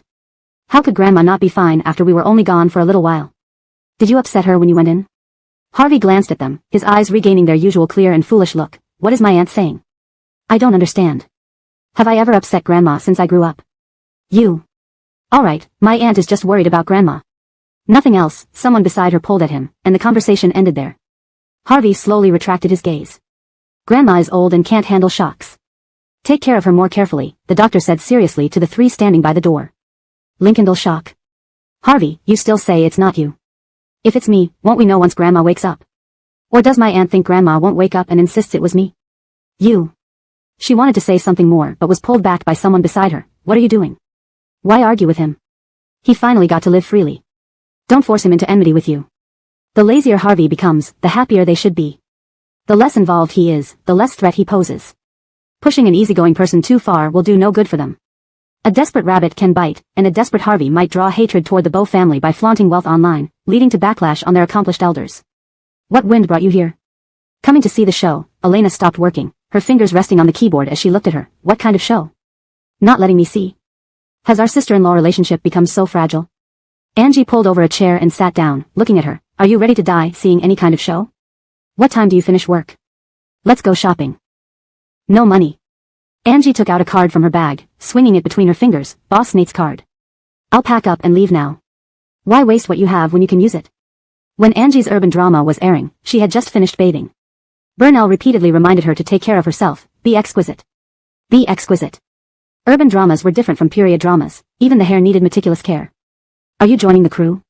What kind of drama? Modern urban romance drama. Govind raised an eyebrow. Romance? Business. Husband cheats, woman wakes up, then leaves husband and child behind to rise to the top. Angie made up stories earnestly, holding body lotion in her hand, eager to see Boss Nate's reaction. Hey. Don't walk away. Angie tried to chase after him but stopped at the door, realizing she was still wrapped in a bath towel. Boring. Had wine? In the study, seeing the half-open door, she cautiously peeked inside and saw that his computer wasn't on and he wasn't busy before daring to enter. Had lunch with wine. On business? Yeah. Angie didn't press further, knowing many deals were discussed over drinks, especially with Govind in his position. Just as she sat down, the ragdoll cat slipped away from under her feet, jumping onto his lap and gazing up at him pitifully. Govind reached out to pet its head, thinking cats were much more obedient than Angie. Watching him stroke the cat, Angie felt like he was silently scolding her. She picked up a stack of files and placed them under her chin. You're scolding me. This was a statement. Angie knew without doubt this was exactly what Govind would do.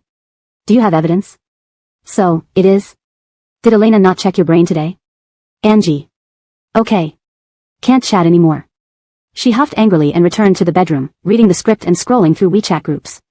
Just as she was about to lie down, Elena messaged her. How about it? Suitable? Angie remembered buying an expensive coat for Govind while shopping. It was perfect for early autumn weather. I don't know. Didn't you try it? Not really. He pissed you off? Angie stabbed at the screen, wishing she could pierce it with her frustration. He doesn't deserve it. Elena sent a horrified emoji. Isn't this wasting money? Angie paused. True, if she didn't give it to him, wouldn't it be a waste of money? Every item she bought had to be valuable, either making her happy or achieving her goal. She spent money, but if the man didn't appreciate it, it wouldn't be the behavior of a modern excellent woman. Bang, Govind looked up as the door opened. Angie entered carrying an orange bag with a conspicuous logo. I bought you a coat, try it on. Govind glanced at the coat, feeling softness deep inside but also knowing Angie wouldn't just buy him something without a reason. Suppressing his emotions, he asked, what do you want? Angie endured it. If she bought a lollipop for another man in Hong Kong, he would likely be grateful and bow his thanks. But Govind never understood her goodwill. Not sure yet, I'll tell you when I figure it out. The man raised an eyebrow. So today she bought him clothes because she was thinking of him? Pure intention without ulterior motives. Stopping his work, he habitually turned off the computer screen and walked to the desk. Let me try. Watching the man take the coat out of the bag and put it on, it fit perfectly, whether because of the size or his natural ability to wear clothes well. It fits, keep it.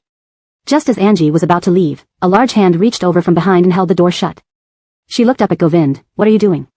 Govind stared into her confused eyes. No wonder Angie was a white flower in the entertainment circle. Her eyes were charming and tender, exuding a lazy grace. What? Before Angie could express her impatience, Govind pressed her against the door and kissed her, the taste of alcohol overwhelming her senses. Trying to pull back, Govind simply pinned her against the doorboard. Chapter 335, Can't I kick you if you grope me while sleeping? Desire was escalating in the study. Angie was so entranced that her hands were already struggling to undress him, fumbling with his belt before she could get inside his shirt. The atmosphere was so intense that one could almost see pregnancy tests turning positive just by being in the room. Undress yourself, Angie muttered under her breath, frustrated at her own incompetence. Govind chuckled, hungry but incapable. Quickly, urged Angie, incessantly. Just as tension was about to reach its peak, a voice from behind the door shattered the moment for Angie. Sir. Alali's anxious calls echoed repeatedly. Speak. The man's response was curt, seething with barely contained fury. His tone scared Alali into silence for a moment. Bart is at the entrance of Puyin Mountain. Tell him to leave. When Bart approached the entrance of Puyin Mountain, he collided with Mr. Nate's car. Both were moving fast when they crashed head-on. Word from the mountain entrance is that there might be fatalities involved. Angie snapped back to reality. The news hit Govind even harder, like a bucket of cold water had been poured over his head, fully sobering both of them. Angie donned a hat and mask and followed Govind to the hospital. Elena personally entered the operating room. She emerged soon after. Dad's fine, don't tell Dream yet, I'm afraid it might worry her. All right. The man's expression darkened. Should I go see Bart? Yes. Sir, our driver, didn't make it. Alali ascended from the emergency room, looking grave at Govind. Check the surveillance. Already arranged. Soon after Alali left, Govind received the video footage on his phone. Both cars were traveling under 60 miles per hour, one going straight, the other turning right. Bart's car was forced into the right lane by the other vehicle cutting in. It looked like an ordinary traffic accident. But something felt off. Angie rewound the footage and pointed out a specific detail in the surveillance. This car clearly has an issue. She referred to the fourth car. That road next to it is so wide, and it switched lanes without signaling. It was obviously trying to do something. I'll make a call. Angie nodded in agreement. Just as Govind left, the operating room door opened, and Arlen was wheeled out. Technically, it's just a broken shoulder blade. Nothing serious, he should recover well after some rest. Thank you, Angie bowed slightly. The doctors and nurses glanced curiously at the woman in a hat and mask. As they watched Angie enter the ward with Arlen, murmurs started circulating. Who is that woman? Why is she still wearing a hat and mask at the hospital? Mr. Nate isn't someone ordinary. Having a few such people around him is not surprising. The CEO has a lot of women associated with him, and if there weren't any, it would lead to different rumors. Don't gossip. Our benefactor contributes half of our annual bonuses. Whoever meets him must be treated respectfully. The crowd dispersed as Elena emerged from another operating room, coincidentally meeting Govind after he finished his call.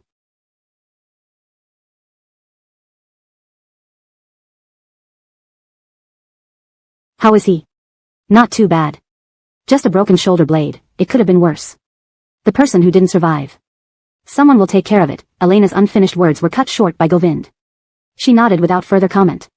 Go rest? Right. Everyone here is just wasting time. Why don't you go back? Elena gently urged Angie while entering the ward.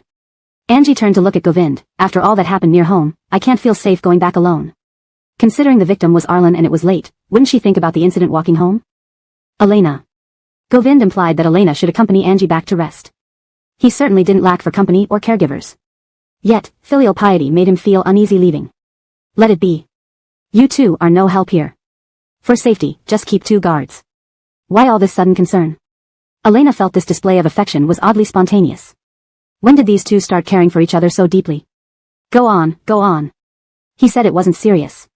Govind walked over, gently stroking her head and softly pulling her into a hug. With a sigh, I'll drive you back to the Hua family to stay with your mother, then return. I can go back alone. No, I'm taking you. Elena. This unbearable sweetness.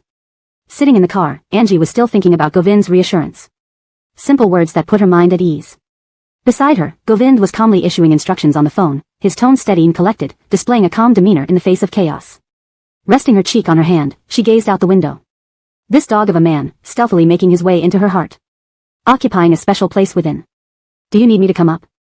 No need, I can go directly in. Go ahead, I'll wait until you're inside. Angie stepped out of the car, suddenly remembering something. She turned to him. If you have no one in the capital, consider Harvey. Okay. Good night, sleep early. What are you doing back at this hour? In the dining area, Tilda was drinking bird's nest soup, preparing to sleep. Angie took half the bowl and recounted the night's events to Tilda. Tilda listened calmly. To Govind, this is everyday life. If you get involved, it will become commonplace for you, coming home every time. So what? Have you taken a man in? Don't allow me home now. Tilda. Behave. I'm sleeping with you tonight. No way. But I want to, Angie insisted shamelessly. Tilda couldn't do anything about it, muttering for her to hurry up.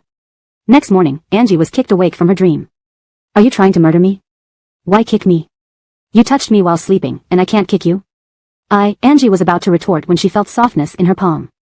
Looking down, her hand was inside Tilda's pajamas. Touching Govind habitually. Losing all face. Chapter 336. Tilda bluntly said, falling for Govind? Banish the ghosts? Up so early? It's 6:30. It's not that early. When have you ever gotten up at 6:30? Have you ever seen me get up at 7:30? Angie sat on the bed, tugging at her hair, and watched Tilda getting dressed while hugging the quilt. The tailor-made suit, meticulously arranged hairstyle, she exuded an impeccable professional demeanor. Do you have your own career before Dad? Before I married your father, my job was to be his assistant. After marrying him, my role became a housewife. Now, I belong to myself. So, a woman's perfect life is about promotions, wealth, and losing her husband? The first two aren't as important as the last one. Angie. Is it really okay to talk about this with me? Pretending. Our family doesn't produce trash bags. Angie touched her nose, snorted, then climbed to the end of the bed, staring at Tilda with wide eyes, hesitating. She took a long time to ask, if I... falling for Govind? Tilda cut right to the chase, leaving Angie speechless. Angie was taken aback. If you like him, then just admit it. It's nothing shameful. Love isn't something you can fully understand without experiencing some heartaches. Tilda grabbed her bag, glanced at Angie, and said, I'm off. Don't share the bed with me tonight, you naughty wretch. Angie rubbed her face, feeling dazed. She should sleep a little more. Waking up too early really messes with your head. When Angie arrived at the hospital in the morning, Elena was already there, sitting beside the bed, gazing at Arlen with red-rimmed eyes. Upon seeing Angie, she tried to compose herself. I brought breakfast. Thank you, it's such an early hour for you to trouble yourself.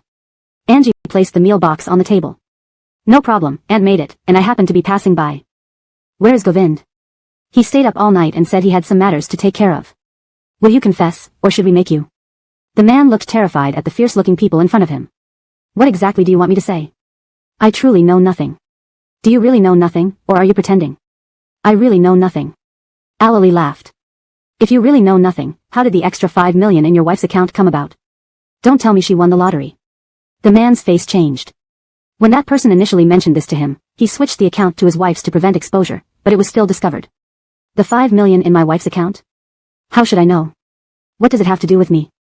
If it has nothing to do with you, it must involve your wife. Alali glanced at the person beside him. Bring his wife over. The man was terrified, seemingly not expecting them to be so ruthless, shouting, You guys, what sense does it make for men to hurt a woman? Hurting a woman unjustifiably makes no sense, but if she plots against us, it becomes very meaningful. Women and men are different. Men can only use certain means, but women can be easily manipulated into places where they suffer immensely, left worse than dead. Or we can introduce her to some dangerous people, that adds another level of suffering. As Alali spoke, the man's face turned paler, his eyes glaring at Alali, almost bloodshot with anger. You're breaking the law, I will report you. Oh, wanting to report us, huh? First, you have to get out of here. I advise you to speak the truth. Perhaps I'll show mercy and let you live. Otherwise, your wife and child will be implicated. I don't know, the man's tone lost its previous steadiness, becoming urgent and agitated. Seeing dawn approaching, Alali waved his hand to signal someone to bring the woman down. Shortly after, a woman was dragged into the basement. Alali pointed to a guard. Take off her clothes, put on a good show. What are you going to do? What are you planning to do? What do a group of men intend to do to a woman? The man screamed in terror, staring at Alali in disbelief. Alali seemed unmoved, watching as the guard started unfastening his belt. I'll talk, let her go. Alali crouched beside the man, grabbing his chin. You have no leverage to negotiate. I just want you to release her. Impudent. Alali stood up, glanced at the guard who unzipped his jacket and grabbed the woman's arm. That man waited for me after work, stopped my car, and held a knife to my neck, demanding I drive somewhere during my commute route. I asked what it was about, but he wouldn't tell me until yesterday, when he finally explained his plan. I was to crash into another car. What's his name? I don't know, I've never met him. He threatened me, revealing my home address and all personal details, saying he would kill my family if I didn't comply. But if I did as instructed, he promised a substantial reward, the 5 million. Time and location of the meeting? Check the surveillance footage from his car. Boss, the man says someone threatened him into doing this. Here's the surveillance video from the day he was threatened. The man standing by the roadside. Alali watched the footage of Govind, the assailant completely obscured. He could not see the man's face clearly. Increase the watch on the hospital, post guards there. Without my orders, nobody gets close to Mickey. Understood. In the afternoon, Angie went to the company to confirm details for the new drama's costumes and makeup. By evening, she headed back to the hospital. As she entered the VIP floor, several nurses stared at her as if under a spotlight. Just as she was about to enter the ward, arguing voices caught her attention. Let me in, what right do you have to stop me? In broad daylight in a law-abiding society, what you're doing is defying the law. You know I can call the police. Note, this translation maintains the original tone and style while ensuring grammatical accuracy and natural flow in English. Chapter 337, I'm going to brothels, inconvenient to bring wife. Milagros peered out and saw an elderly woman standing at the entrance, berating the bodyguard stationed outside Mickey's room. People who were about to enter stopped their hands from turning the door handle just to watch this drama unfold. She then leisurely closed the door and retreated back to the nurse's station. She glanced towards the quarreling direction and asked the young nurse, what's going on? I'm not sure either. This person came in the afternoon and couldn't get in, so she started yelling and making a fuss, saying she was a relative of the patient. We asked for proof, but she didn't have any. The bodyguards guarding the entrance didn't say a word and refused entry. Milagros. A relative of Mickey? Wasn't he the Thai family steward? Looking at the elderly woman at the door, she must be from a wealthy background. Dressed in a tailored cheongsam, even at 80, she wore tiny leather shoes, with her gray hair neatly combed. Her pearl necklace around her neck seemed quite expensive. Could it be, old lady Thai? Get me a chair. The young nurse looked at her in surprise. Had she gotten addicted to watching the drama? Was she prepared to seriously watch this while seated? Although she found it strange, thinking this person was Boss Jin's wife, she complied. If they didn't serve her well, and she whispered into Boss Jin's ear, wouldn't their bonuses be gone? The world has turned upside down, you are imprisoning people. There is no law, right? Milagros rested her cheek on her hand as she watched the show. Sking, her combat power is really weak. The insults are all repetitive, nothing new. It's annoying. Do you think it's boring? We've been listening all afternoon, repeating those few lines. Just blabbering without substance, annoying like a cicada chirping non-stop with the same tone. Fallon, here's your coffee. Milagros turned around and saw the nurse, looking like an angel, offering her a cup of coffee, startling her. This. Is the service getting too good? No one else would get this treatment. What about me? Fallon is different. Fallon? Yes. Boss Nate is our daddy boss. Our department head said that every year our research funding comes from Boss Nate, and a large part of our annual bonus is contributed by him. So, you're our Fallon. Treating our own parents to coffee is nothing much. Milagros. This. He never mentioned this before. It seems Elena's medical studies nearly drained the family finances. Thank you. When Govind arrived in the evening, the first thing he heard after stepping out of the elevator was old lady Thai's yelling. Then he saw Milagros sitting at the nurse's station with a cup of coffee in her hand, eyes glued to the scene of the argument. She was thoroughly enjoying this spectacle. Suddenly, a shadow loomed over her, and Milagros looked up. You're here? Interesting. Average. She doesn't have much fighting spirit. I would have gone in already. Milagros stood up, preparing to enter the ward with Govind. After sitting with her legs crossed for too long, her leg felt numb. Quick, help this empress up. Govind, helpless, extended his hand, half supporting and half carrying her into the ward. Something sweet? Envy. Is it always so sweet for rich people in love? That patient in bed number 2, cared for by you, wasn't he operated on by a rich doctor? What filter are you wearing? Sweetness depends on character, not money. Being rich doesn't make someone good, and being poor doesn't make someone bad. Money can't measure one's quality. Good luck means lifelong happiness, bad luck can mean death. The head nurse glanced at the swooning young nurse. The latter sheepishly shrunk her neck. Isn't this just like following couples online? Don't be so serious. The other party didn't respond but looked rather unfocused. When Milagros and Govind entered the ward, Arlen had already woken up. Elena, having taken care of him all day, looked utterly exhausted. Seeing them, she managed a slight smile. My presence alone is enough for your father. There's no need for everyone to stay here. The doctor said it's not a serious illness. He can be discharged after a few days of rest. Govind responded with a nod. I dropped by after work. We'll eat dinner together and then leave. Okay, Auntie, please bring some food over later, so you can join us. The private room included a living room and a lounge, spacious enough for the entire family to dine there. Leaving the hospital, the person outside Mickey's ward was gone. The elderly woman outside Mickey's ward this afternoon was old lady Thai. Why did she come? Mickey is trusted by old man Thai. She might want to learn something before his death. This water runs deep. Govind nodded, and Milagros got into the car with him. Back to Puyan Mountain? Sending you to the Huas. Why? I need to do something tonight. What needs to be done at night when you can't have your wife along? Are you planning to go to brothels? Govind. Drive. I won't go back to the Huas. Then back to Puyan Mountain. Can you go alone? No. Neither side nor another side worked. Milagros was deliberately teasing him. Why not back to the Huas? Why? She'd be too ashamed. Who would feel normal sleeping and accidentally touching their mother-in-law as if she were a man? Totally embarrassing. Milagros didn't answer him. Govind asked again, where do you want to go? With you. I'm going to brothels. It's inconvenient to bring my wife. Think for yourself where to go. Govind lost his temper, lifting his wrist to check the time, clearly in a rush. Taking time out to send her to the Huas was already difficult.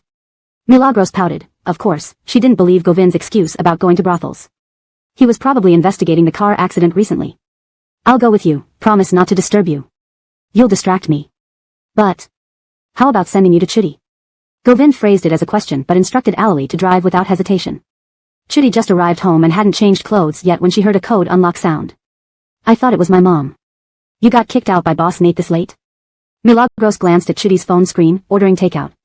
Ugh. Going out to eat? Sure.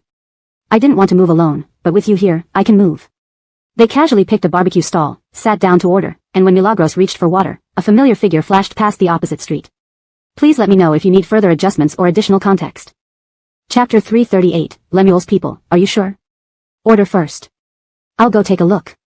Without waiting for Kimberly to reply, Angie put on a mask and followed the person across the street into a narrow alley. Kimberly sighed, thinking of following her but noticed Angie had left her bag behind. Reflecting on how she could be of no help and might only get in the way, she called Isaiah who was parking the car nearby. Hurry, Angie went after someone. Come quickly. Isaiah nearly crashed into a power pole while reversing upon hearing this. Coming. Angie walked across the street, keeping an appropriate distance from the man until he turned into an alley. She paused at the entrance, noticing the security cameras stopped here, coinciding with where he disappeared. This familiarity with the environment raised her suspicion. She paused at the intersection, contemplating and called Isaiah to inform him of her position and send a photo before daring to enter. This bustling food street in Jingang was famously untouched by modern development, its winding alleys forming a maze that one could easily lose oneself in. Familiarity here meant navigating freely. Not daring to follow too far or too close, Angie suddenly saw her target vanish into another alley. A sound of a scuffle echoed from the right alley. Peering around the corner, she saw two men fighting furiously in the dimly lit space. Their voices faintly carried insults back and forth. The job's done, we should part ways happily. You are violating the rules. Rules? Do you think there's a rule like buy one, get one free? Whom did I tell you to stop? Whom did you attack instead? Well? Was it my fault they got hurt accidentally? Let me go. Angie became intrigued watching the internal struggle. Retreating from the alley entrance, she looked around and spotted a mop hanging outside a residence. Without hesitation, she disassembled it and wielded the stick at the alley entrance, waiting for the victor to emerge. The noise inside dwindled, suggesting a search. Alert now, she watched as a man emerged from the alley, stuffing something into his pocket. Just as he stepped halfway out, she struck him with the stick, causing him to collapse instantly. As Angie bent down to check his pockets, Isaiah rushed over. Mississippi. Take off his mask. Isaiah grimaced seeing the makeshift weapon in Angie's hand, her straightforward brutality. Pulling off the mask, he confirmed, it's really him. Lemuel has some tricks up his sleeve, she mused aloud. From their conversation, it seemed they only wanted Lincoln Baker dead, not anyone else. Lemuel's people? Yes, she nodded, otherwise she wouldn't have followed. What now? Search his pockets. Is this it? Angie showed him a photo marked 5 million. The rule is clear, quote a price for a task. If accepted, then proceed. It looks like they didn't want Teacher Nate dead. Lincoln Baker? Angie nodded, probably. What about him? Isaiah glanced at the unconscious man. Stay here. I'll call Boss Nate. Upon receiving Angie's call, Govind, busy dealing with the aftermath elsewhere, asked again upon hearing the situation, what about him? Do you need him? Lemuel's people, are you sure? Met him. Just knowing is enough. No need to bring him back. Be careful. Angie hung up, nodding. Where were you? Are you alright?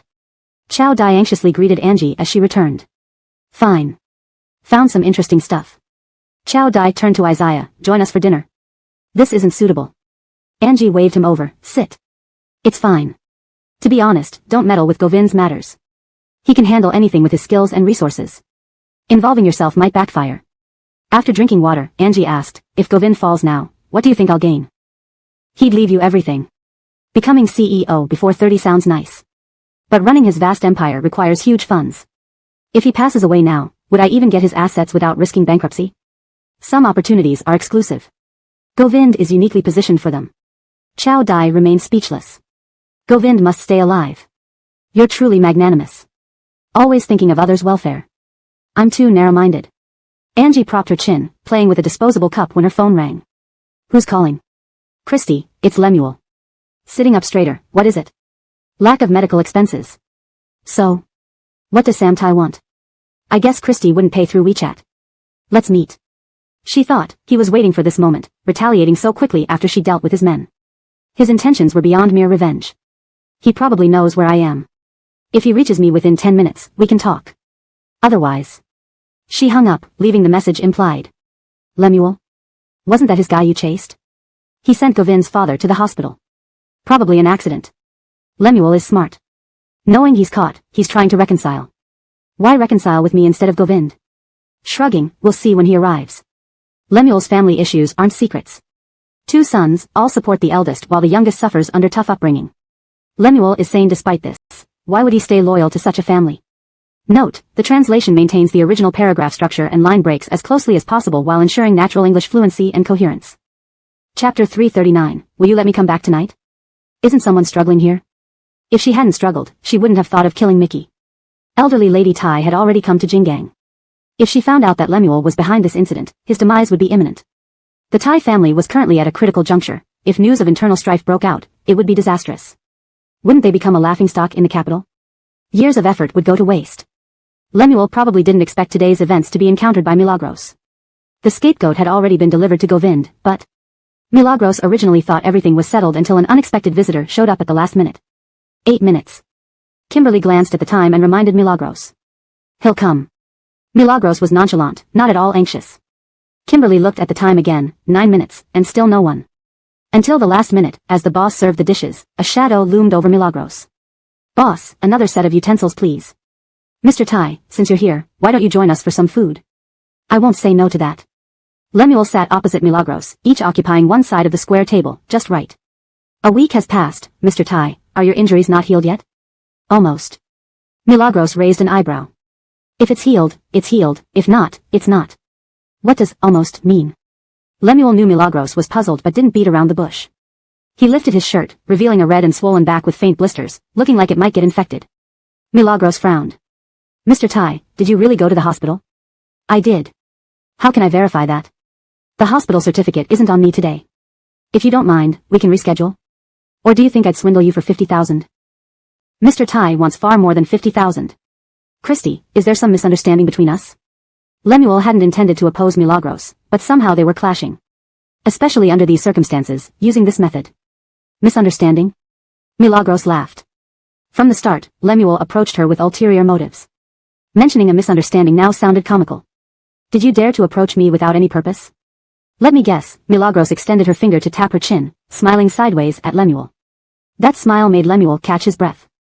The title of Lincolnsons of Jingang and First Beauty wasn't for nothing. Milagros's every gesture was captivating. No wonder Omar couldn't pry anything from her and subtly protected her. A woman like her would cause chaos even in ancient times. For Govind, right? From your first appearance before me, to manipulating Omar later, and the scald injury last time, all were part of your premeditated plan to use me to get close to Govind. Milagros smiled. I'm curious, how did Mr. Tai think I was connected to Govind? Even if I were related, why would I involve an unrelated person? Milagros was flexible. She dealt straightforwardly with those beneath her, never wasting time. This caught Lemuel off guard. Before their negotiation even began, Milagros blocked him. Her long-winded words almost directly spelled out 3 words. He wasn't worthy. Since Christy puts it this way, I hope you can keep today's matter confidential. Milagros lazily glanced at him. What's the matter? Lemuel's tumultuous eyes met Milagros's lazy gaze. He understood, when smart people talk this much, further words were unnecessary. Thank you. I won't disturb Christy's meal. With peace of mind, Lemuel saw no reason to stay. As he rose to leave, Milagros said, wait. She took out all the cash from her wallet and slapped it on the table. To avoid another clumsy excuse next time, let's settle things today. Her meaning was clear, take the money and leave. Don't bother seeking her attention unnecessarily. Lemuel looked down at Milagros. Though he stood taller, sitting Milagros seemed capable of trampling him at will. Without saying more, he picked up the money. For Christy's peace of mind, I'll take it. Don't plan on telling Govind about today. Be careful, weigh your priorities. It's better to trust Boss Nate over Lemuel. Am I that foolish? Before Kimberly could answer, Milagros added, who does he think he is? Just a bastard son. He thinks he can sit across from me as an equal? Does he know who he's dealing with? If he were patient like Harvey, it might be different, but he wasn't. The most dangerous thing was showing ambition before being ready. It's no different from asking for death. Hearing this, Kimberly felt relieved. Outside the store, Lemuel stood beside his car, glancing at a beggar. He walked over and tossed the money into the bowl, walking away arrogantly. He wasn't taking money, he was taking dignity. Milagros tossing money at him wasn't much different from him giving it to a beggar. The next morning, Milagros returned to Puyan Mountain. As she entered, she saw Govind descending the stairs in pajamas. Surprised, she asked, you're home? Can't I be? You weren't going to let me come back? I got home at 4:30. Milagros was skeptical. Really? Yes. Milagros followed him into the dining room and asked, what will you do with Lemuel? Leave him alone for now. Why? Isn't getting rid of an internal threat good for the Tai family? You know the Tai family orchestrated this. Why not act? Keeping him around isn't risky. Haste makes waste. Eat first. Govind clearly didn't want to elaborate. Milagros shot him a displeased look. I'm not eating. I came back to grab some clothes for the costume fitting. Halfway up the stairs, she suddenly asked, will you let me come back tonight? I'll pick you up. Send me the address. You're not entirely heartless. Translation completed based on the provided text. Let me know if you need any adjustments. Chapter 340, Idle Chatter While Delivering a Baby. You need to be mentally prepared. The director chose Nancher Group for the modern drama. The person getting makeup applied pushed the stylist's hand away, turned to Burnell, and asked in surprise, who? Nancher Group, Presley. Why? The director said they couldn't secure Montegegmeo Group, so they chose Nancher Group, Burnell explained while waving the stylist away, closing the door, and pulling a chair next to Angie, saying earnestly, I know you and Presley don't get along, but work is work. Don't act rashly. The director decides the filming location. You don't want to provoke trouble and earn a reputation as being hard to work with before the show even airs. Behave yourself. Angie pouted, what if Govind agrees? Don't even think about it. Once the director's decision is made, it's final. Just focus on your job. Over the years, Angie might have already caused chaos in the entertainment industry if not for Burnell keeping her in check, given her bombshell-prone demeanor. Trouble was bound to happen. I'll be with you throughout this production. Behave yourself, don't cause trouble. We don't want any public disputes with Presley. Angie pouted again, unwilling to speak. When Govind picked her up after work, Angie hadn't removed her makeup yet. As soon as she got in the car, she stared at him, visibly upset. Did I do something to offend you? Govind wisely opted to ask instead of waiting for an outburst. Our show is set in Nancher Group. Govind adjusted his posture and looked at her, so what? Knowing her history with Presley, it made sense she would be unhappy about this filming location. The director said they chose Nancher Group because negotiations with us failed. Govind put down his tablet, placed it in the passenger seat storage bag, took Angie's hand gently rubbing it. Nancher Group is different from Montegegmeo. Most of our business involves legal matters. Allowing filming could risk leaking case details, which would be a loss for us. His gentle touch calmed her irritation. Seizing control, Angie scratched Govind's palm. He chuckled lightly, capturing her hand, such a little temper. Is that bad? Dare not. Good to know. Living decades, Angie always had it her way. If Govind tried controlling her back then, he'd need more than guts. Where are we going? The hospital. Around 6 o'clock, masked and capped, Angie followed Govind upstairs. Upon arriving, they saw Greyhammed leaving with servants who were delivering meals. At another ward entrance, two groups were still facing off. Angie wondered why they hadn't left yet. Catherine Tai sure had stamina. Or did Mickey possess something she needed? Seeing Angie hesitating, Govind pulled her into the ward. Such persistence just for a caretaker? Isn't that overkill? Mickey has been Mr. Tai's confidant, handling crucial tasks. It makes sense Catherine Tai wants to see him. What if Mr. Tai dies? She would lose everything. Considering this, Angie removed her mask and asked, if you suddenly pass away, should I do the same? Alali felt a chill creep up his neck. I know nothing, Alali hastily defended. Angie clicked her tongue, I don't believe you. Ma'am, all these are Govind's people. Even if we guard daily, without their permission, we can't enter. How unjust. Is there no law? Catherine Tai raged, making the nurse nearby snicker inwardly. Would you observe the law by lingering outside someone's ward? How absurd. Only officials can violate laws freely? How ludicrous. Sweeping a disdainful glance, the nurse noticed Catherine Tai turn pale. Stop right there. Me? What was that look? What look? Are you planning to do what, ma'am? Were you rolling your eyes? Ma'am, I wear contact lenses. My eyes itch. Should I not move my eyeballs? Who do you think you are, a creator or omnipotent being? Girl, young as you are, quite the mouth. Unlike you, even giving birth, her mouth never stops. Enough, ma'am. Seeing the crowd gathering, one of Catherine Tai's companions tried to de-escalate. Not until I report this. Infuriated by days of fruitless visits, she complained to the police. Soon, officers arrived, wanting to question the nurse, but found none available. Who called the police? We did. Why? Somebody is imprisoning our family. Police glanced at the security guard at the door, suggesting, let them take a look. Confirm it? Why let strangers in? Better safe than sorry. Hospitals are not places for commotion. Can't we make an exception? Fine. But if they aren't inside, will you apologize? Agreed. Hope you keep your word.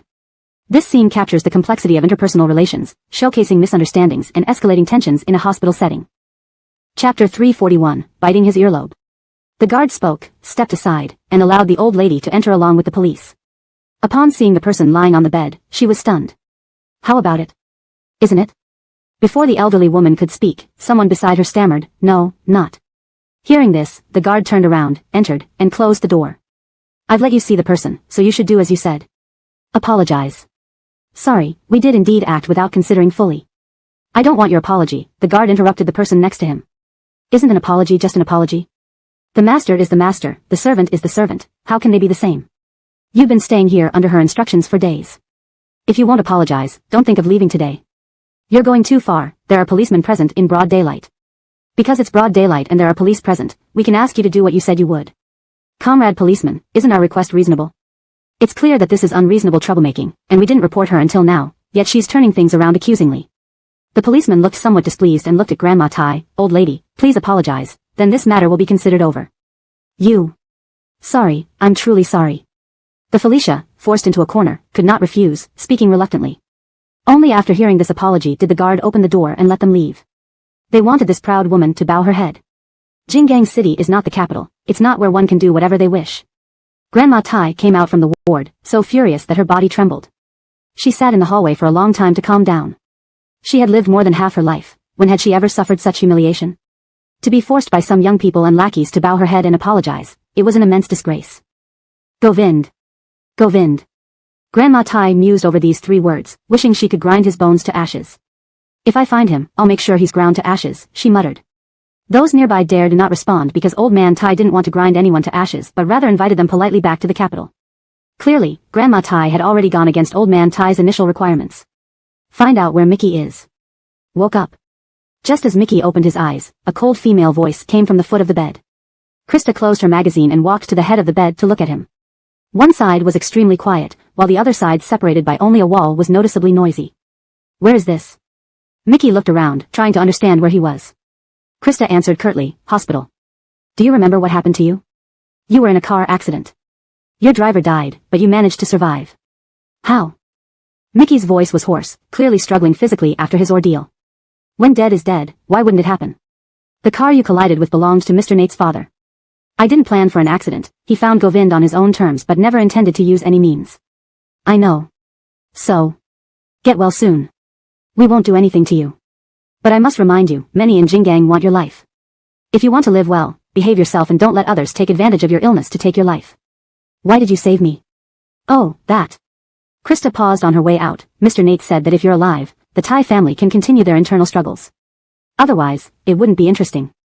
Mr. Nate also told me that those who tried to harm you are members of the Tai family. After Krista left, Mickey fell silent. On the surface, the Tai family seemed harmonious, but everyone was measuring what they stood to gain. More benefits were welcomed, less meant no one would willingly agree. Things could turn bitter and ruin everyone involved. He had come to Jingang to balance the power within the family by persuading Govind to return to the capital to check both Miss Tai and the rest of the Tai clan. Otherwise, a family without a formidable figure would eventually disintegrate. Krista passed by the central ward and glanced at the guard before entering another room. Just then, Govind and his group were preparing to eat. Eating? Shall I come back later? Eat together? Elena understood the relationship between Krista and Govind and invited her to stay. Thank you, Lenore. I'll join. Elena got the hint, you eat here. I'll go accompany your father. They could have eaten together in the large suite, but Elena sensed they needed privacy, so she took her share and left. I've conveyed my message. Mickey might try to contact Old Man Tai. What are your thoughts? Wait for him to come to me. Old Man Tai. He might come soon. Things had progressed this far, it wouldn't be reasonable for him not to come. On the way back to Puyan Mountain, Milagros couldn't figure out Govind's intentions. Rubbing her temples, she asked, why wait for Old Man Tai? If Old Man Tai wants me back in the capital, it's not for inheriting the family assets. When an emperor promotes another prince before choosing a successor, what's usually the intention? Balance. Smart, Govind pinched her nose. Then why choose you? Wouldn't Lemuel work? Promoting Lemuel would fuel his ambitions. Bringing me in means that even if he doesn't use me, others won't criticize him. Old Man Tai planned meticulously, thinking nothing would slip through, but Govind matched his cunning. My dad is harsher. If my dad was like that, I wouldn't last long. The car reached Puyan Mountain. Milagros opened the car door and took a few steps, but her high heels got stuck in a crack between 2 stone slabs. She turned to Govind. What's wrong? Milagros glanced down. Lately, the servants had been rearranging the garden, moving the slabs, and she unfortunately got her heels stuck. It's stuck. Milagros nodded before asking what to do. Take off your shoe. As soon as the man finished speaking, he picked her up horizontally and carried her toward the main house. Milagros wrapped her arms around Govind's neck, looking at him closely. Her breath brushed against his ear, causing his earlobe to turn red. Once the intimate atmosphere started, Milagros wasn't letting it go. She bit his earlobe, making him stop mid-step. Greyhamed saw this and drew in a sharp breath before tactfully backing away. This translation adheres to the guidelines, ensuring fluency, coherence, and retention of the original tone and style while maintaining paragraph structure and line breaks. Chapter 342, I want to pour diazinon into your underwear. Angie. The man gritted his teeth, almost grinding her name between them. He placed her on the console table at the foyer. Compared to Govind's gnashing anger, Angie's nonchalance came off as charmingly playful. She bent slightly, both hands leaning on the table's edge, legs swinging back and forth, looking coy and inviting like a night blooming Sirius that just encountered the world. Why are you so mad for kissing you? When Mr. Nate is in bed, you're not like this at all. Why do you pretend to be decent after getting dressed? Angie opened her arms, looking obediently at him. Hug me. Walk yourself. If you don't, I'll post on WeChat moments about how awful you are. Govind pulled off his tie and tossed it onto a chair at the foyer. I'd be more than happy for that. He was afraid she would hide their relationship. If she posted on social media, wasn't that exactly what he wanted? While Govind walked into the house, taking off his clothes, Angie sat still at the entryway. Not until Govind stripped and unbuttoned his shirt did he notice she was still there. Not coming down. You carry me. Do it yourself. Then I won't. Who didn't have a little temper? But Govind didn't rush. He took a glass of water and sat on the sofa, looking at her. Just sit there. Root and sprout there, grow mushrooms. Angie glanced at him. Mr. Nate, you have no heart. Do I have no heart? Where else can you find a man as conscientious as me? Where's your heart? Aren't the limited edition bags in your closet proof of my conscience? A man without conscience wouldn't spend a fortune on bags for you. So buying bags makes you conscientious? Fine, we cannot communicate. Then call the police. Govind, you want to make me die of anger? To inherit your wealth when you die. Think again, I owe over $1 billion. Your share of inheritance won't even cover a wall corner. Even if legally you aren't responsible for debts, creditors might not be so generous. Angie, you want to drag me into trouble? Finishing his last sip of water, Govind called Greyhamed. Stay with the lady, let her sit if she wants to. Do you know an old story where a husband treated his wife badly? Then the wife got pregnant and raised the child until he was a teenager, only to find out it wasn't his. Then in old age, because he was stupid and ignorant, he was finished off by the wife. Greyhamed. Govind. Brain flush. Govind lifted Angie and pressed her into the living room sofa. Without hesitation, she grabbed his neck with one hand while opening his belt with the other. Their lips tangled as passion flared up instantly. Responding to Angie's invitation, Govind knelt on the sofa, wrapping her into his embrace. When they were about to go overboard. Suddenly, Govind grabbed Angie's shoulders and jumped away. Angie stared at him wide-eyed. What does that mean? I have a meeting. I'm not going to die from holding it in. Govind, remember today. The makeup photos are ready. Burnell called while Angie was searching online for ways to deal with men. She found the answer but hadn't had time to read it before Burnell called. Seen them. How are they? Fine, no problem here. What about you? Okay. The director said part of the costume needs to be provided by you. Look online when you're free. The price can't exceed $100. It has to be cheap. How can you do this to me? Where should I look? Then I'll pick for you, and you wear it without complaining. Angie rolled her eyes. All right, I won't complain. That night, when Govind returned to the bedroom, Angie was already asleep. Her ragdoll cat lay sprawled beside her. She wore a palace-style nightdress, her wavy long hair scattered around carelessly, no longer resembling the shrewd fox she usually was. Govind picked up the cat and put it outside, closed the door, washed up, and climbed into bed. Just then, he heard Angie mumble in her sleep, I want to pour diazinon into your underwear. Govind felt inexplicably nervous hearing this. Can't even find a live person? What good are you? Grandma Tai was livid, not in a good mood at the sight of those who arrived with her. They were helpless too, since Jingang wasn't their territory. There wasn't much they could do. Elder Second Sam is already in Jingang. He came earlier than us. Should we involve him? How can I rely on a coward like him? But that person hesitated. Elder Second Sam wasn't a coward, it was because they had always suppressed him, preventing him from thriving. But some things couldn't be spoken. Grandma Tai pondered, enraged. Forget it, let him come to me. In the morning, when Lemuel received the call, the image of Angie flashed in his mind. It seemed she really hadn't told anyone. Should we go? We must, now that Grandma has invited us, how can we refuse?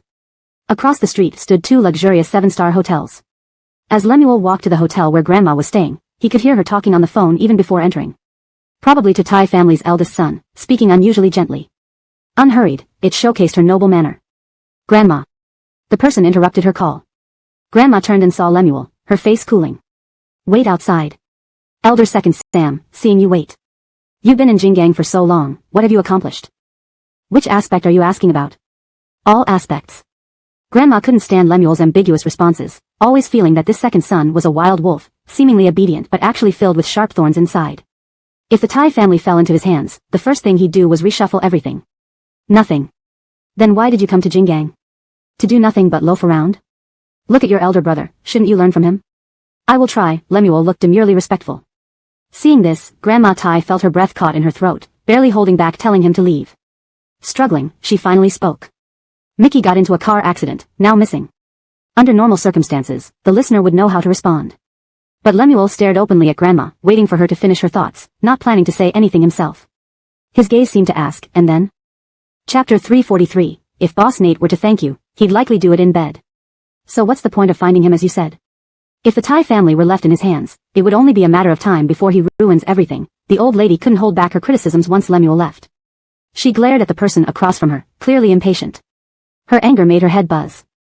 The person opposite wanted to console but didn't know how. They felt that the Tai family's perception of Lemuel was too ingrained. That morning, just after Milagros woke up, Burnell called. Someone sent 9,999 red roses to your office.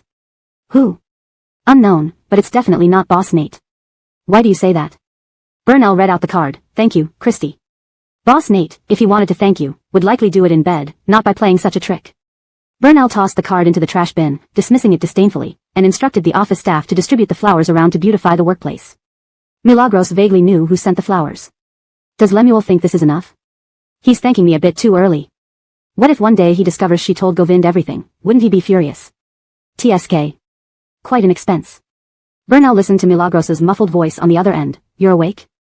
Take good care of yourself from head to toe these few days. Don't neglect even your toenails. Aren't you going to wear cheap short sleeves? Isn't a beauty treatment a waste of money then? Do you need money?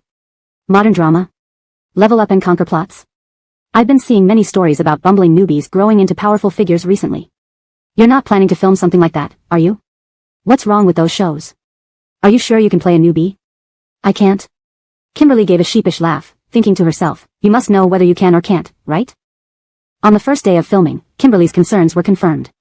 The director, who had won several awards, was strict with actors. Milagros's first scene was cut off by the director immediately. Milagros, you're supposed to portray a freshman university graduate, a complete rookie, understand? Why do you walk in with such a strong presence, like you're here to eliminate all the bosses? The scolding made Milagros's face turn pale. Sorry. People around started whispering, she's a young miss, worth billions, naturally unable to feel the nervousness of common folks entering the workforce. She's always treated like a princess. Director, I'll take a break.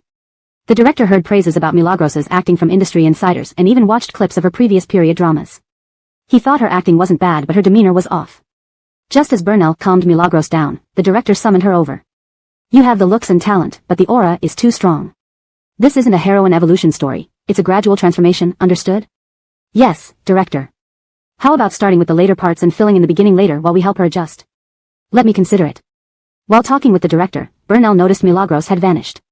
At the elevator entrance, Milagros held her phone, ready to send a message.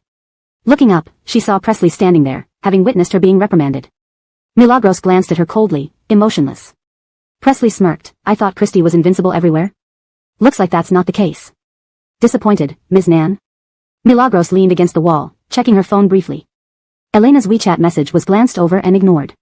Today, Milagros looked no more expensive than 100 yuan, cheap street clothes and well-worn sneakers.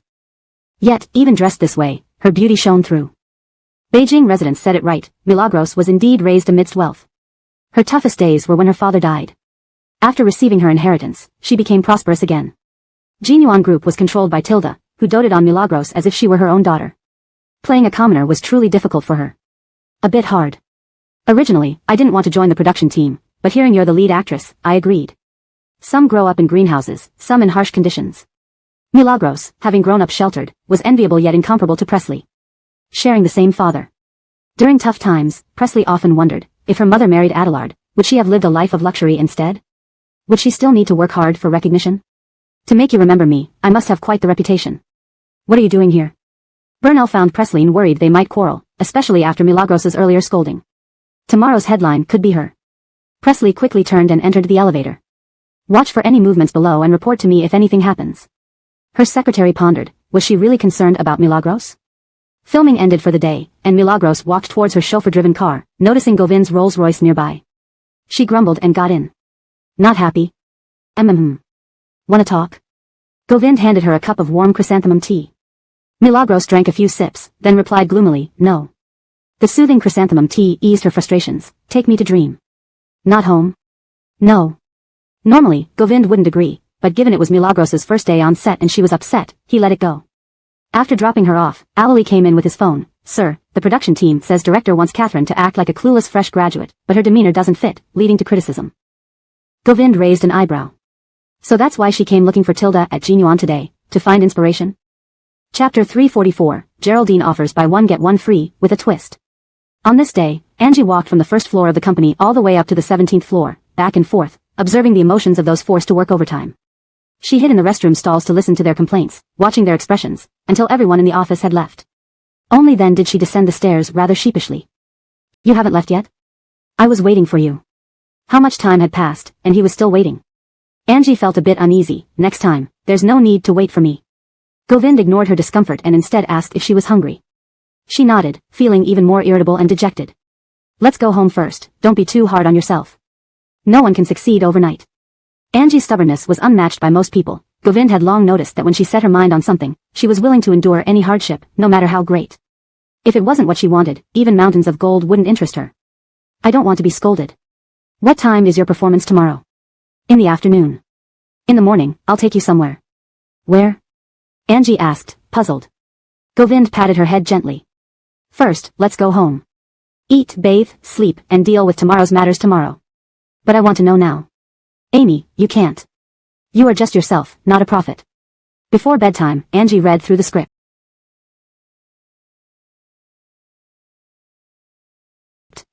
Initially, she thought it was adapted from a novel or book, but unexpectedly, it turned out to be an original screenplay written by the screenwriter.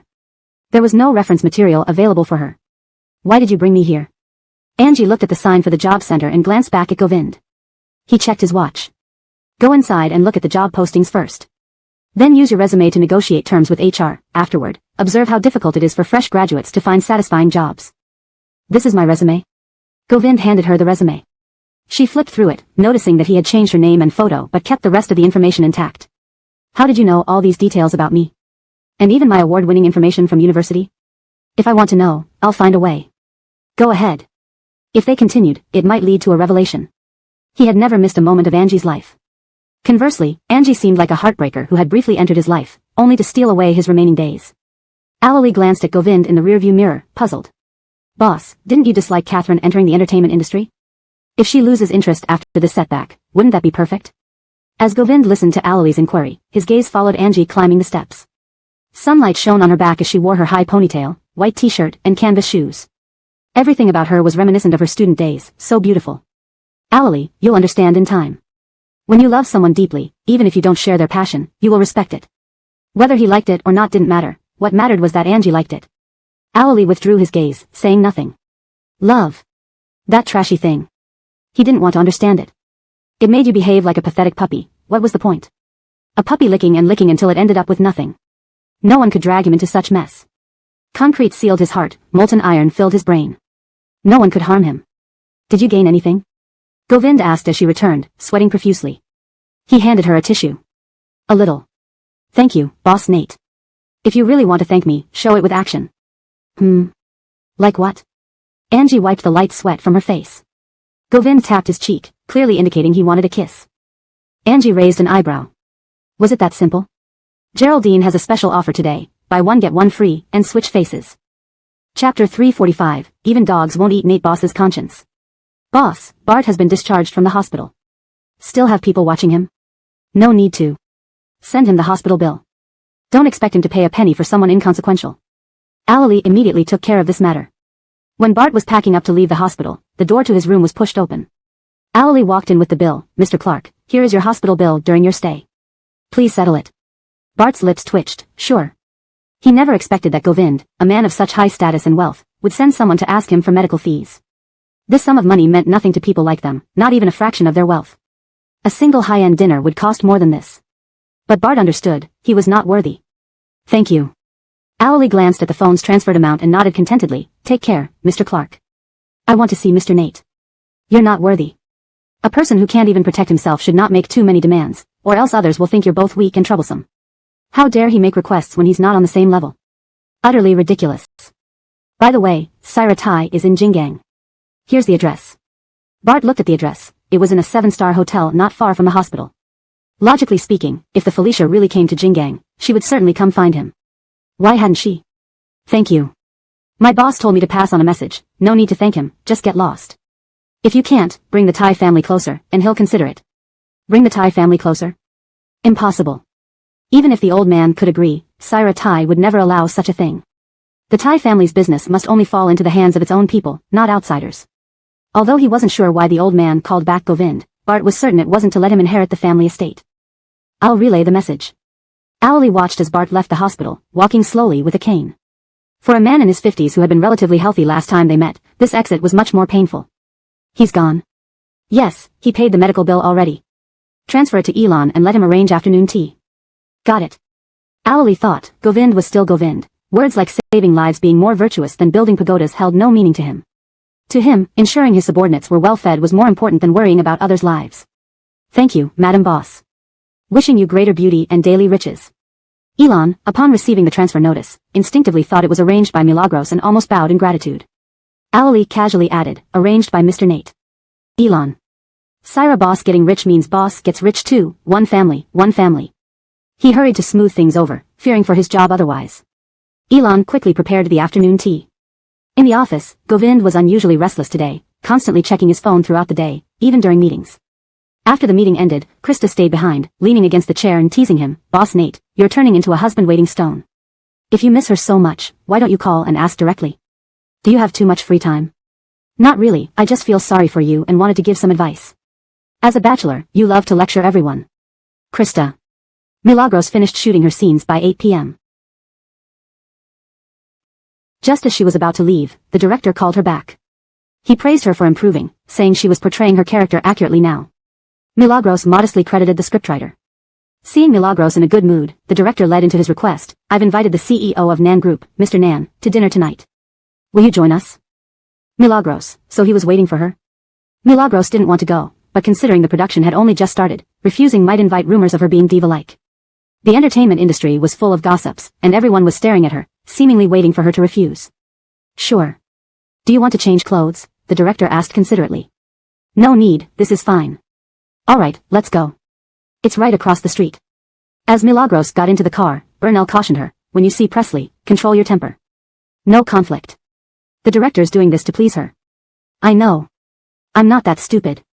She replied while sending a WeChat message. Just then, Govind called, what engagement? He knew the unwritten rules of the entertainment industry all too well, a new cast meant new scenarios.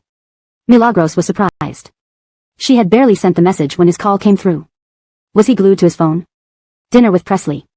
Do you want to go? No, Milagros felt annoyed, it's the director's requirement. I can't refuse. You know I'm tough only within the home. Govind. The moment he hung up, an internal line called Krista in. Need something? Arrange for Presley to join dinner tonight. What kind of dinner? Decide yourself. Krista, why did he suddenly act up? Might as well, can I bring him to my blind date my mom set up for me today? Do what you like, but keep her away tonight. Krista, got it. So Milagros recently landed a new drama set in Nan Corporation, and he's backing his wife up. Romantic brain, romantic brain. Utter nonsense. Stubborn as steel when it suited him, but impossible to stop when he acted silly. Milagros's car had just parked at the hotel's underground parking lot when she opened the door and checked her phone. Director said it's cancelled. Bang. Milagros instantly closed the door, off work, going home. Was it Mr. Nate? Who cares? As long as we don't have to go, she thought if she went, as the client, Presley, and service provider, she'd be stuck flattering and toasting. Her dignity as princess would likely be ruined. You have a huge heart. I'll definitely live a long life. Chapter 346, 100 Days Marriage Anniversary. President Sue, are you taking me here for dinner? Presley, dressed in a woman's suit, followed Krista into an upscale restaurant. This high-end restaurant was extremely famous in Jingang and had been making waves online lately. Advertisements were everywhere, even reaching people like him who rarely visited such places. The restaurant marketed itself as a couple's dining spot. With its steep prices and exquisite decor, it had become a matchmaking haven for the upper echelons of Jinggang society. Krista hurriedly called her today just to bring her to this place for a meal. I initially wanted to invite Allison to discuss some matters. But as you know, I'm still single at my age, and my family is quite anxious. They arranged a blind date for me here last minute. If you don't mind, can you help me vet him? Fearing that Presley might refuse, Krista quickly added, based on my past experience, it shouldn't take more than 20 minutes. That's quite long, she generally wrapped things up within 10 minutes. I'll try to be quick and not waste your time. Presley scanned the entire restaurant looking for an empty seat but found it packed. Finding a place to sit without a reservation was impossible. Don't look further, this place has recently become a popular internet hotspot for check-ins and blind dates. You need to reserve at least a week or longer in advance. Let's just make do together. Krista pulled Presley down to a seat. No sooner had they sat when a man appeared opposite them. He wasn't exactly presentable, barely 170 centimeters tall with thick-soled shoes barely surpassing her 5-inch heels. His cheap white shirt crammed into wrinkled black slacks looked like he hadn't showered in days. Just looking at him made one feel uncomfortable. Are you Krista? No, Krista promptly replied, wondering what kind of person her mother set her up with. Such a lackluster man wasn't even worth considering. His height was a fatal flaw. A huge drawback. However, this is our reserved spot. Krista remained unperturbed. Is it? I wasn't informed. The staff said no one reserved this spot, so we came in. The man glanced suspiciously at Krista and then at Presley, noting they looked like accomplished businesswomen whose accessories alone could buy 4 wheels. They appeared shrewd and not easy to mess with. Her bag was worth half his apartment. The man left after a polite apology. Within a few minutes, Krista finished ordering the food, then ignored a phone call by immediately hanging up. Another call came through. She blocked it outright. Presley chuckled, quite decisive. I'm quick. President Sue, judging by appearances? Krista sipped water from her glass. An attractive appearance decides if I want to delve into their intriguing soul. If someone's appearance isn't appealing to me, how does an interesting soul matter? Given my busy schedule, I barely have time to explore anyone's deep secrets. Aren't you afraid of missing out on a gem? I am the gem. Presley laughed, leaning back in her chair. Can you tell me now why you called me out? Just to have dinner. What else? Presley gazed at Krista, chuckling after a moment. Did President Nate ask you to come? President Nate wouldn't let you accompany me on a blind date.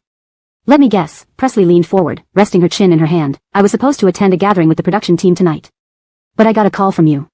This was all orchestrated by Mr. Nate from Milagros, right? Krista blinked innocently. This. I genuinely didn't know. As a subordinate, I carry out orders without questioning. I really didn't know what you're saying. If you want to know more, wait till tomorrow, and I'll ask and update you. True to form, President Sue, Mr. Nate's trusted aide. An aide will always be an aide, nothing compared to being in charge like Allison. Hearing that from you, are you dissatisfied with Mr. Nate? We're old acquaintances. If you consider switching sides, I can line up for you. That sounds feasible, Krista joked. After finishing dinner and getting into the car, her secretary started gossiping. Allely said today marks the 100-day anniversary of President Nate and Boss Lady at Puyin Mountain. Watch this video. Krista cursed under her breath and watched the video on her phone. In the clip, Milagros had just arrived home, wearing cheap short sleeves, jeans, and faded sneakers that clashed with her status. Against the luxurious backdrop of Puyin Mountain, it felt disrespectful. Govind wore a tailored suit that showed no wrinkles, standing as straight as a soldier. He guided Milagros towards the central lawn, and in those brief seconds, Krista saw a knight leading his princess in love. How fortunate Milagros was. Having a loving father in her youth and now Govind, every page of her life story was a winning hand. And Govind was probably bound to her forever. Krista returned her phone to the secretary. I enjoy none of the perks, but I sure shoulder all the blame. Where should we go now, President Sue? Home to face the wrath. Her mother would surely be waiting to reprimand her. In the backyard of Puyin Mountain. Milagros stood in the autumn garden, admiring the freshly arranged flowers, gazing at Govind quizzically. What's the occasion today? Forgot? Or just pretending? What's the difference? Milagros felt guilty. How could she have forgotten what day it was if Govind remembered? If he found out, he'd definitely be angry. Govind simply pointed to the middle. Go there. Milagros hesitated. It's not a guillotine, is it? Govind's eyes darkened. Milagros quickly nodded. I'm going.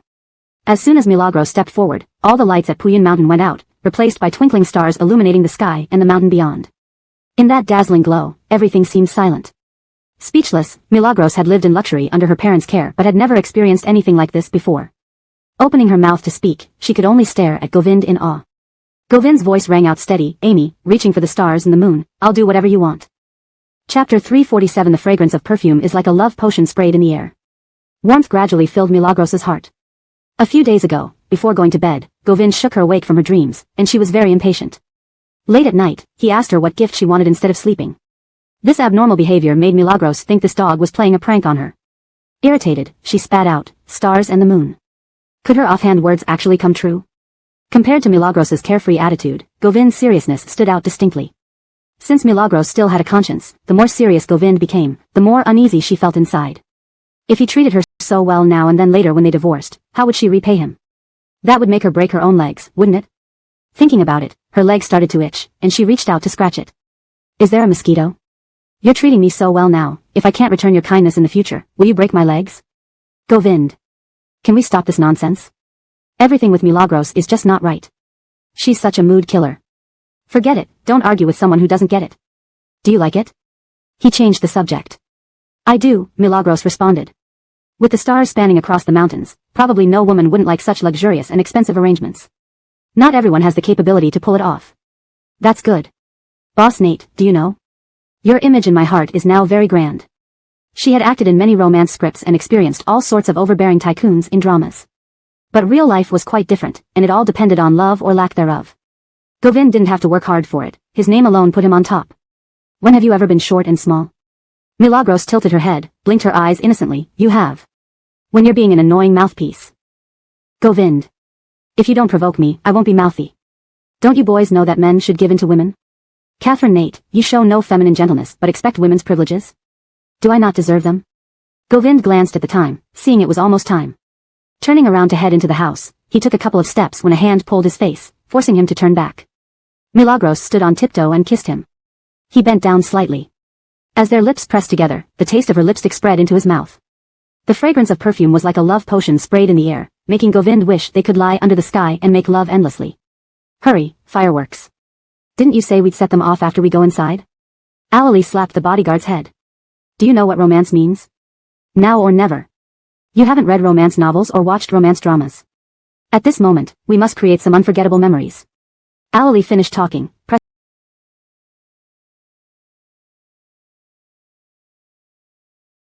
the remote control. Boom, fireworks exploded in the sky. Startled, Milagros shivered, and Govind wrapped his arms around her, deepening the kiss. This romance felt soul-stirring. The young mistress is back. Presley and Krista returned to the Nan family, only to see the living room in a mess. She asked puzzledly. The maid, hearing this, looked solemnly back to ensure no one else was listening before answering. Second Miss threw a tantrum. She saw Thompson with another woman at a hotel, but without catching anyone red-handed, she came back and vented on Grandpa. She said she would lose all face and blamed it all on Grandpa. Blaming him for arranging the marriage deal, saying that it wouldn't have escalated this way, and she wouldn't have lost face internationally and domestically. "What are you talking about? You, a mere servant, dare to gossip about me?" Mercedes stormed downstairs, overhearing the conversation, which infuriated her further. She picked up the vase near the door and threw it. Presley, seeing this, grabbed the maid to prevent injury. "It was I who asked, Auntie. You act so righteous." "Presley, clearly I am the legitimate daughter. If there were any marriages to arrange, shouldn't it have been you? Why am I the one who got hurt? Why did I lose face while you obtained the company with a good reputation?" Mercedes turned crazy whenever Harvey was mentioned, and Presley had long grown used to it. Unwilling to argue, she instructed the maid, "Go rest, we'll clean up tomorrow." "Okay," the maid nodded nervously. "Stop, did I tell you to leave? Mercedes, your actions have messed up our home. If you're not satisfied, confront Harvey directly. What good is causing trouble within the family? Want to pin the blame on me? Here, take the company. Can you manage it? To support this messy situation, I drink until I vomit every day, trying hard to earn money while also sustaining your extravagant lifestyle. Each bag you buy costs millions. Do you know how much wine I drink to win 100 million deals at business dinners? If you're unhappy, why drag the whole family along? When I'm dissatisfied, can I quit? When you're unhappy, you splurge on luxury items. But I, feeling dissatisfied, have to grit my teeth and continue working hard to keep you spending. If you're unsatisfied, then starting tomorrow, you needn't use my card anymore. I'll cancel them all. You dare. Just watch me." Presley, speaking thus, turned and left, tired of dealing with the chaos. Home should be a shelter from the storm, yet everyone here wants shelter. Who becomes the harbor? Driving away from the Nan household, she found a bar to sit down. "Well, isn't it Ms. Nan?" Darren, just finishing dinner with friends, saw Presley. Quite a coincidental encounter. Mr. Montague, what a coincidence indeed. It's quite coincidental. Everyone in Jingang knows that Ms. Nan is a workaholic, always busy between the company, home, and social gatherings. It's rare to bump into you like this. Is this fate? Have a drink? On your treat? Why not? Presley shifted her seat, gesturing him to join. Darren noticed immediately that Presley was in a bad mood. Ordering a soda, he said. Would Ms. Nan like to share her troubles to cheer me up? Presley. You're thoughtful. Darren shrugged. Even if you don't say, I can guess. Mercedes just caught someone cheating in my place, probably causing chaos at home right now. Mr. Montague is truly well informed. In this line of work, one has to stay updated. Ms. Nan, handling the Nan family's mess is tough, right? How about quitting? I can assure you a job with an annual salary of over 10 million. No need for your concern. Presley left, unwilling to deal with the mess, wondering why home supposed to be a shelter from the storm turns into a harbor for everyone's troubles. Chapter 348, Boss Nate asks, do you still have any strength left? Good heavens, whose grand gesture is this on Puyun Mountain? The sky is filled with stars and fireworks, this must be burning through a fortune. Whose family has received such overwhelming wealth? Whose private residence is on the top of Puyun Mountain? Can someone please enlighten this country bumpkin? I really want to know. Even if it's not my turn for such good fortune, who can tell me what it feels like? Where are the entertainment reporters? Where are the gossip columnists? Don't spend all day digging into the lives of female celebrities. Aren't you curious about these tycoons' love stories? Inside the hotel, Lemuel scrolled through the local Weibo feed on his phone and, surprisingly, patiently read through all the gossip he found. When he saw everyone eagerly trying to find out the owner of the villa on top of Puyun Mountain, a mysterious thought of Govind popped into his mind. Do you think the villa on the top of Puyun Mountain could be Govind's private residence? Not very likely. We had someone follow him, and every day, President Nate's exclusive vehicle either goes to the Nate family residence or his apartment. Every day? Asked Lemuel. The other person nodded. Yes. But didn't I hear that Govind is cautious and never reveals his whereabouts, always traveling with bodyguards? How could someone know his daily schedule? What do you mean, Sam? A diversion? Possibly. Should I investigate further? No need, Lemuel stopped him. Don't provoke them recently. That person was taken aback, knowing that just a few days ago, Lemuel had saved him from humiliation at the hands of Angie. The old madam has already sent people over. You mean to say your grandfather came to Jingang? Yes, I was informed he left some time ago when I returned. He should be here by now. The old madam was shocked. If Evander arrived, the situation would change. She knew he trusted Mickey completely. Bringing Nate Jing back to the capital wasn't something she agreed with. If he personally approached Govind, it would be bad news for her. Before she hung up, Evander's call came in. They exchanged a few words briefly before the old madam reluctantly got dressed to meet him. Aren't you unwell? Why did you come? If I hadn't come sooner, I fear Mickey might not have survived. Just Mickey? Was it worth risking your health? Evander ignored her comments, sitting down on the sofa but not getting a chance to take a sip of tea when the door rang at 2 in the morning. The old madam got up to open it and saw a man in a suit standing there, exuding an air of composure mixed with military discipline. Who are you looking for? President Nate said to invite Evander for a chat. President Nate? Govind, Alali spoke neither too humbly nor arrogantly. Your president finds it amusing to invite people for midnight chats. Does he understand etiquette? Alali glanced at the old madam. Beijing has its rules, and Jingang has its own. Evander may not be as dominant in Beijing as he once was, and in Jingang, he has no say. It's an honor for our Mr. Nate to see him. Outrageous. The old madam looked at Alali, nearly cursing aloud. Her Thai family, even if diminished, still stood taller than most. Moreover, her eldest grandson currently held a significant position with limitless potential. Who was Govind? He was just an abandoned child within the Thai family, and to his biological mother, he was nothing more than an illegitimate son unworthy of mention. If it weren't for Govind's usefulness, they wouldn't have brought him back to the capital. If he won't see us, forget it. Alali didn't insist and turned to leave. Hold on, I'll go with you. Mickey hadn't seen Govind in person despite being in Jingang for so long. This showed Govind's status in Jingang. With this opportunity now, he couldn't afford to miss it. Evander followed Alali into the car, which wound its way through multiple roads and finally stopped at a courtyard with Huizhou-style architecture. Evander, please. Where are we? The private residence of Mr. Nate. He's inside? I'm not sure. Mr. Nate only instructed us to bring you here. Evander stepped in, where servants were waiting with tea. On an early autumn night, the windows were wide open, allowing a cool breeze to blow through the bamboo and pines in the yard. Evander waited with a cup of tea from 2 a.m. until 3:30 a.m. without seeing anyone. Summoning a servant, he asked, "Where's your master?" The servant shook his head. "I'm not sure. He only told me to take care of the guest and didn't mention when he'd arrive." Evander felt an ominous premonition. He was being stood up. Sure enough, he didn't see anyone until dawn. So, it took that long? The old madam, having stayed up all night, rushed over to greet him upon his return. "I didn't see him. Did he deliberately humiliate you?" Evander nodded. I'll freshen up and head to Jinggang University. Perhaps it was due to staying in the private residence, but his emotions were dulled. Despite the old madam's surprised tone, he remained unusually calm. The next day, Evander didn't sleep and went to Jinggang University only to find that Arlen was on leave due to discomfort after a car accident. What are you watching? Angie woke up groggily in the morning to see Govind lying in bed, scrolling through WeChat messages on his phone. He had converted voice notes into text. Govind made no subconscious gestures, allowing Angie to nuzzle closer, her naked body against him, peering at the phone screen. You kept Evander waiting? Not exactly, just let him wait a bit. Ah, Angie's pale cheeks pressed against Govind's arm, soft and warm.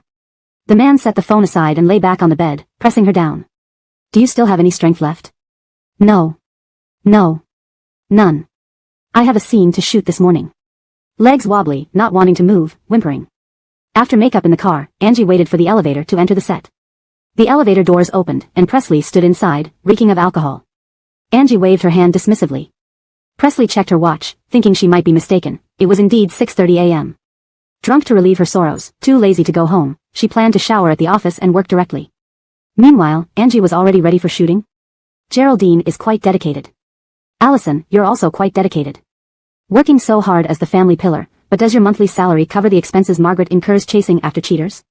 Translation ends here.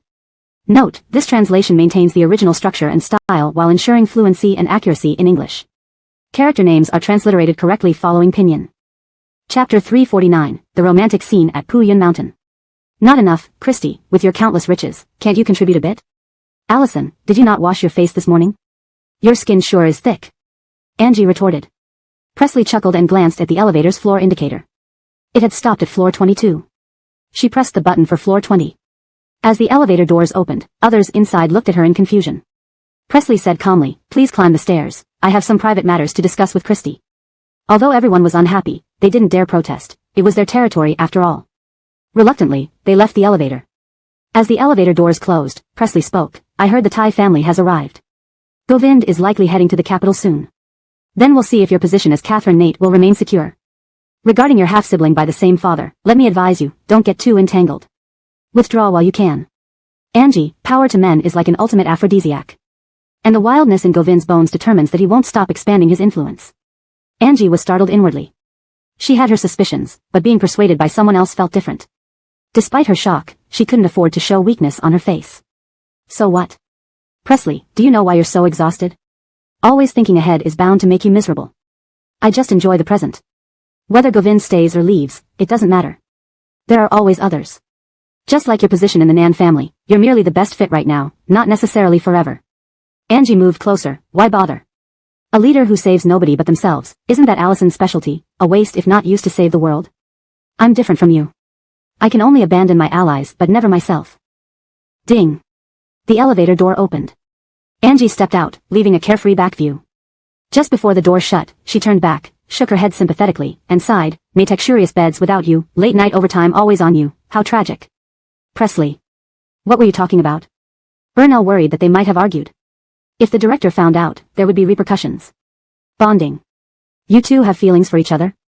Precisely because we don't, we need to bond. Burnell. Upstairs in the top floor lounge, Presley freshened up and sat by the vanity blow-drying her hair. She noticed a WeChat notification. She clicked to view it. It was news about the romantic scene at Puyun Mountain. Stunned, she paused mid-blow-dry when she saw the stars lighting up the mountain. Her hand froze. Although uncertain, she felt a faint intuition that Angie must be involved.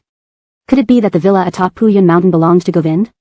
If that's true, then what systems in Jinggang weren't already within his grasp? Only people with profound backgrounds could enter Puyun Mountain, and even then, they needed vetting. This implied that only those with multi-generational accumulation or connections in both business and military circles had access. Govind? Didn't see him? What about Arlen? We met initially, but after the car accident, we lost contact. Did Govind say anything about the accident? Bart shook his head, it was always Nate Boss's secretary in touch with us. We never saw Nate Boss. The old man sat on the sofa, holding a teacup, smiling deeply, true to the Thai family bloodline, indeed he has spirit. If he were weak, I wouldn't respect him. Bart thought that Govind would never be associated with weakness. Such a man's pride and cold aloofness were ingrained in his bones. Weak?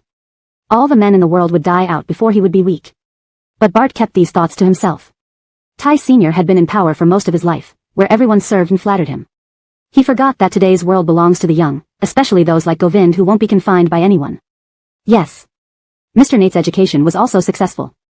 Humph, he devoted his whole life to the art of teaching. Naturally, he'd teach his own son everything he knows. Tai Sr. didn't think highly of Arlen. Having been a poor teacher, he believed that marrying his daughter off to him meant keeping him tethered. But the marriage dissolved within 2 years. Now, his good daughter had brought the Tai family to such a state. I've learned that there's a business seminar tonight where Nate will attend. Shall we? Let's try. I don't believe he'll embarrass me in front of others. In early autumn, the Chamber of Commerce holds various seminars to foster relationships among its members. Govind rarely attended such events, but the senior members invited him repeatedly, leaving him no choice.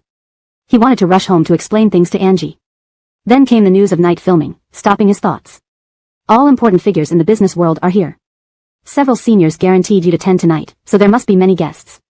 Krista, looking at the chamber group chat, noted several usually quiet members contributing actively. The venue was an ancient-style garden that was a tourist attraction by day and booked for events by night. Limited parking made late arrivals scramble for spots. Some, without drivers, posted queries in the group. Even Presley is here. Krista glanced at Govind, who followed her gaze. Lately, there's been much gossip about the Nans. They say Presley took revenge on Harvey in a hotel recently, beating him mercilessly. He dares to complain only in front of Mercedes. If the Nans had let Presley marry Harvey, she probably would have broken his legs, making him attend the wedding in a wheelchair. Get out, the car stopped at the entrance. Govind seemed indifferent to the gossip. Chapter 350, Presley showed Boss Nate the kiss scene photos. Allison, what a coincidence. Presley recognized Krista's voice without turning around. Quite a coincidence indeed, isn't it, President Sue? Aren't you supposed to be on another blind date today? How can someone go on blind dates every day? If I did that, there wouldn't be enough men in Jingang for me. The three of them entered together. While walking, Presley sized up Govind's back. She was still puzzled by the scene at Puyin Mountain. Is there something Allison wants to ask? Krista noticed her gaze and leaned over to speak with her in a low voice. Many things. If you ask me, President Sue, will I answer? Sure. Anything? We've known each other well, we've even been on a blind date before. Does Puyin Mountain belong to Boss Nate? Krista's heart skipped a beat. She thought, thankfully she had kept this secret, otherwise, Presley would have cornered her. Not at all. A peak of Puyin Mountain means nothing. The whole mountain belongs to him. No. Boss Nate holds Jingang's largest cash flow, many people in finance eye this prime asset. Who could be more powerful than him? There are plenty, if Boss Nate were truly powerful, he wouldn't be here. They talked as they entered the venue. Presley took the initiative to sit next to Govind, aimlessly scrolling through her phone. Several production photos flashed by. Glancing out of the corner of his eye, Govind noticed. I heard Allison is short of funds and rented out your company building to a film crew. Yeah, just trying to balance the budget. Unlike you, who has vast wealth. As Presley spoke, she placed her phone on the table, revealing a photo of Milagros, an unannounced still from a movie clearly taken by someone inside their company. In the photo, Milagros faced the camera, standing closely with a man, suggesting an intimate kiss scene. Passing behind her, Krista saw this and felt alarmed. Poor Milagros, trouble ahead. Allison, you have unpublished set photos. Aren't you afraid of getting sued for leaking business secrets? What secrets? Presley feigned ignorance. Krista glanced at the photo on the phone, then Presley suddenly understood, oh, this one. I'm not quite sure, she clicked on the photo, and WeChat group chat records appeared. Someone else had taken the photos. Krista watched and clicked her tongue, it was clear that this was done intentionally to upset Govind. As Krista sat down, she sent Milagros a message on WeChat, dry weather, beware of fire. Milagros, busy filming, didn't reply. During the 2-hour symposium, although Krista saw no extra emotion on the face of this business magnate, those around him sensed the lingering low pressure around him. People who don't know him might think it was his usual expression. After the event, guests mingled before leaving. Elders and others escorted Govind to the door, surrounded by business elites. What was supposed to be a pleasant exchange for Jingang's commercial giant turned unexpectedly as a figure blocked his path at the entrance. Boss Nate, Evander wishes to see you. Mickey stood respectfully before him, while Govind looked down at him as if reviewing a criminal. Alley walked over and pushed Mickey aside. Mr. Clark, you should know better. Do you think this setting is appropriate for such a request? Before Mickey could respond, Alley was shoved aside by Evander's men, stumbling until Govind steadied him. Under the moonlight, Presley vaguely saw the silver ring on his ring finger gleaming. She blinked, nearly doubting her eyes. Govind's icy glance swept over Evander's men. He helped Alley up and said, no need to be so polite. Alley whispered into his earpiece, and several black-suited figures emerged from nearby black Mercedes-Benzes, leading Evander's men to a secluded spot where they were severely beaten. Give Evander this message, Jingang isn't sustained by him. Guests living under another's roof should follow the rules. Alley glanced at Mickey. Mr. Clark, you're getting old. Just because we spared you today doesn't mean we will tomorrow. With that, they left, cars revving away. The polished black sedans gleamed under the moonlight. Back in the car, Mickey saw Evander's darkened face and lowered his head. He never expected that in front of these Jingang business leaders, Govind wouldn't even pretend and acted mercilessly without hesitation. The crowd around them seemed to accept the beating passively, no one even considered calling the police. What did he say to you? He said. Mickey hesitated, afraid to speak. Speak, Evander commanded impatiently. He said Jingang wasn't held up by you and that living under another's roof comes with its own rules. Bam, Evander slapped the car door in anger. Rebel. How are you? You look terrible. Upon returning home, Milagros found Govind sitting on the sofa, dark-faced, with Greyhamed and several servants standing respectfully, daring not to speak, like they were in detention. Concerned, Milagros approached and touched his forehead. Are you sick? No. Are you? Ding dong, her WeChat notification rang. Assuming it was work-related, she checked her phone. 3 hours later, a second message arrived. Presley showed Boss Nate the kiss scene photo. Be careful. Just because of this? Just because of this he looks as gloomy as if he lost his beloved wife? What is going on? My film has no kiss scenes. Don't believe everything you see. If there's any issue, ask me directly. Milagros pulled out the script from her bag and handed it to him. Check for yourself. I'll shower, I'm all sweaty and uncomfortable. Entering the bathroom, Milagros began undressing when the door swung open. Milagros, Boss Nate, I'm showering. You can continue. Aren't you leaving? Can't I watch? Milagros clenched her jaw and wrapped herself in a towel. I've explained, aren't you satisfied yet? No. Why not? Where am I unclear? Your explanation is too official. Translation continues based on provided text, adhering to guidelines. ####Chapter 351, Calculating Against Presley. Govind came out of the study and could smell a spicy aroma from afar. Following the scent, he saw Angie squatting on the carpet eating spicy hot pot. The smell of junk food permeated the entire house. This $20 to $30 dish seemed entirely out of place in this $100 million mansion. Govind had always been unable to understand how Angie, who had grown up in such an affluent environment, could have such a passion for street-side snacks. The man pulled at his trouser legs and sat down. He watched the variety show playing on Angie's tablet, a countryside-themed show that wasn't particularly nutritious but was funny. When Mina brought over the juice, she froze at the scene before her. In this $100 million mansion, the male owner wore a white shirt with his long legs encased in black dress pants, exuding an aura of calm and composure.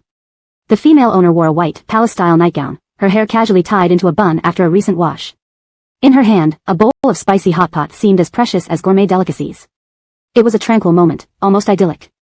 The male owner's tolerance and the female owner's serene demeanor made for the most celebrated tale on Puyun Mountain. Is it good? Angie didn't even lift her eyes and shook her head. Just a so-so. If it's just a so-so, why do you still eat it? Whether I like it or not has nothing to do with it. Why would you eat something if you don't like it? Good question. Angie turned her gaze towards Govind. Does whether I like this world have any bearing on my existence? She countered seriously. Govind thought it absurd that she ate junk food in a world filled with delicacies and claimed it wasn't because she liked it. She was trying to relate to the common people. Govind asked Mina to brew some tea. The tea house on Puyun Mountain had cost a fortune to build, and logically, it should be the best place for Govind to enjoy tea. However, today, he sat behind Angie with a glass cup and watched the entire variety show with her. With jokes aplenty, Angie laughed until tears streamed down her face. As the show ended, her spicy hot pot session also came to a halt. Not eating anymore? The show's over. Spicy hot pot and variety shows are the perfect pair. Govind understood, it wasn't about liking it, but its existence being necessary. Shall I get someone to install a TV in the living room for you one day? Angie nodded. Sure. Her eyes landed on the teacup in Govind's hand, looking at him eagerly like a little deer. Is it good? Mr. Nate. Can't recognize tea? What does is it good mean? He stared at Angie for a while without getting any clearer, then thought for a moment and handed her the cup. Angie gulped down the tea, burped, called Mina to clean up, and shuffled upstairs in her slippers. Her habit of forgetting who she associated with when things got cozy wouldn't change easily.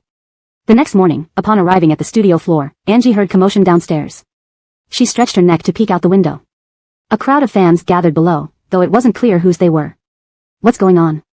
The director, who had clearly heard the noise too, tried to record several times, but the sound quality was poor.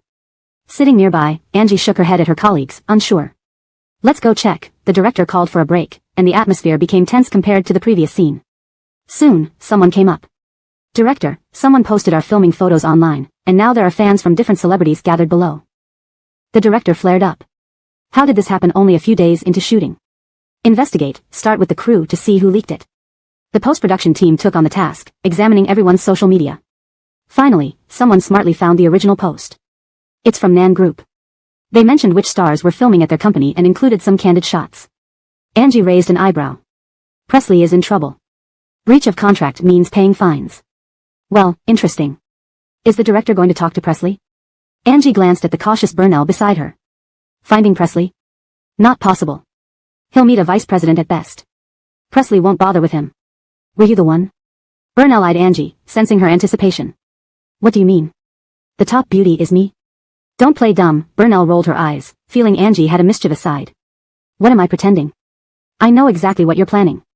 Angie looked surprised, honestly standing up and wiggling her bottom. Come on, tell me, what am I planning? Burnell. Upstairs. Upon hearing the news, Presley was surprised. Who leaked it? They're investigating. The crew is furious, feeling we've broken our promise, making the situation awkward. Eventually it would come to light. If he didn't say, wouldn't the fans eventually find out anyway? Not the same. They chose willingly. We broke the rules by revealing it now. Presley knew this, rubbing her temples with a headache. Investigate, find out who leaked it. They found someone, but she claims someone hacked her account. What should we? These days, aren't all social accounts secured by mobile verification codes? Just because she says it was stolen, it doesn't make it true. Bring her forward and let her apologize to the crew. Wait. As the vice president was about to leave, Presley stopped her. If her account was really hacked, can we trace the IP address? Yes, but it will take some time. Do it. Understood. Today's scenes weren't shot well, so the director requested an extension. Feeling guilty, Nan Group agreed and added 2 more days. Thus, they finished work earlier than usual. Angie yawned in the hired car. Where to? Shall I drive you? Where are you going? I'm going to see Boss Nate, Angie said lazily. Burnell glanced at her. You never miss a chance to be with Boss Nate. Yeah, keeping a man happy brings wealth and blessings. Translated and adapted by AI. Chapter 352, IP address in Puyin Mountain. The IP address is in Puyin Mountain. Where? Puyin Mountain. Presley's face showed surprise. She stretched out her hand, let me see. Is it definitely accurate? My colleague from the tech department analyzed the data. It shouldn't be wrong. It shouldn't be wrong? Presley frowned deeply. She had already thought of the suspect. In such situations, one must be certain, not just assume. There's a 90% chance. I'll cancel all my evening engagements, she decided to meet the person herself. As Angie lay sprawled on the sofa in Govind's office like a piece of dried fish, she was half asleep when suddenly she remembered something. Oh, I forgot to tell you, I tricked Presley last night. If everything goes as planned, she'll come looking for you. Just make sure you don't mess up. What did you do? I did something that wouldn't cost her money but would really irritate her. Like. Hired some people to block her company and bribed the media to spread rumors. Govind felt he couldn't believe anything Angie said, so he turned to social media, searching for Nan Corporation. He only saw company news, no negative reports at all. The man's fingers moved away from the keyboard. What kind of rumors? Rumors about scandalous affairs, quite a few of them. Has she done anything to provoke you? Everyone knew that Presley and Angie didn't get along, and Presley was always cautious around Angie because of her temperament. Does maliciously disrupting our marital relationship count? How easy is it for us to cultivate feelings? Can a marriage built on love after the wedding withstand her incitement and distortion? If she dares to upset my husband, I have plenty of ways to deal with her. Govind straightened his face. So are you retaliating over what happened last night? Yeah. Geraldine admitted boldly, if someone doesn't offend me first, I won't offend them. But if they do, I'll hit back hard. Govind. At quitting time, the half-awake Angie clung to Govind's arm like an octopus, groggily entering the private elevator to the basement level. Boss, Allison is waiting for you in the parking lot downstairs. Who? Govind didn't respond, but Angie snapped awake. The drowsy person instantly perked up. Allison, Presley. Am I ready to set up shop under the bridge? Angie tidied her hair in the elevator mirror like a hen preparing its feathers for battle, determined to strike the opponent fatally at the first sight. Her poised and polished demeanor before others made Govind doubt her true self countless times. Dreamings ago, she was like a wilted octopus. Why are you looking at me? What if you lose to Presley someday? Why would I lose to her? Angie laughed. I don't need to please anyone, I'm free from family constraints, and I won't sacrifice myself for their interests. I won't live my life to please anyone either. She, on the other hand, is different. She's a puppet, a tool forged by the Nans. If she doesn't wake up, she'll end up like Delia. She feels indebted to the Nans and gives up her dreams to support their decaying business, obeying every command from her family and enduring their idiocy. She works tirelessly to negotiate prices for contracts which aren't even worth what Mercedes spends on a bag. Don't compare her to me, I look down on her. Ding dong, the elevator door opened. Angie stepped out first. The elevator still had a bit more distance to travel to reach the parking lot, but Angie stood in the hall gazing at the person outside. Arms crossed, she watched her indifferently. Looking for Govind? Not so fast, I got here before you.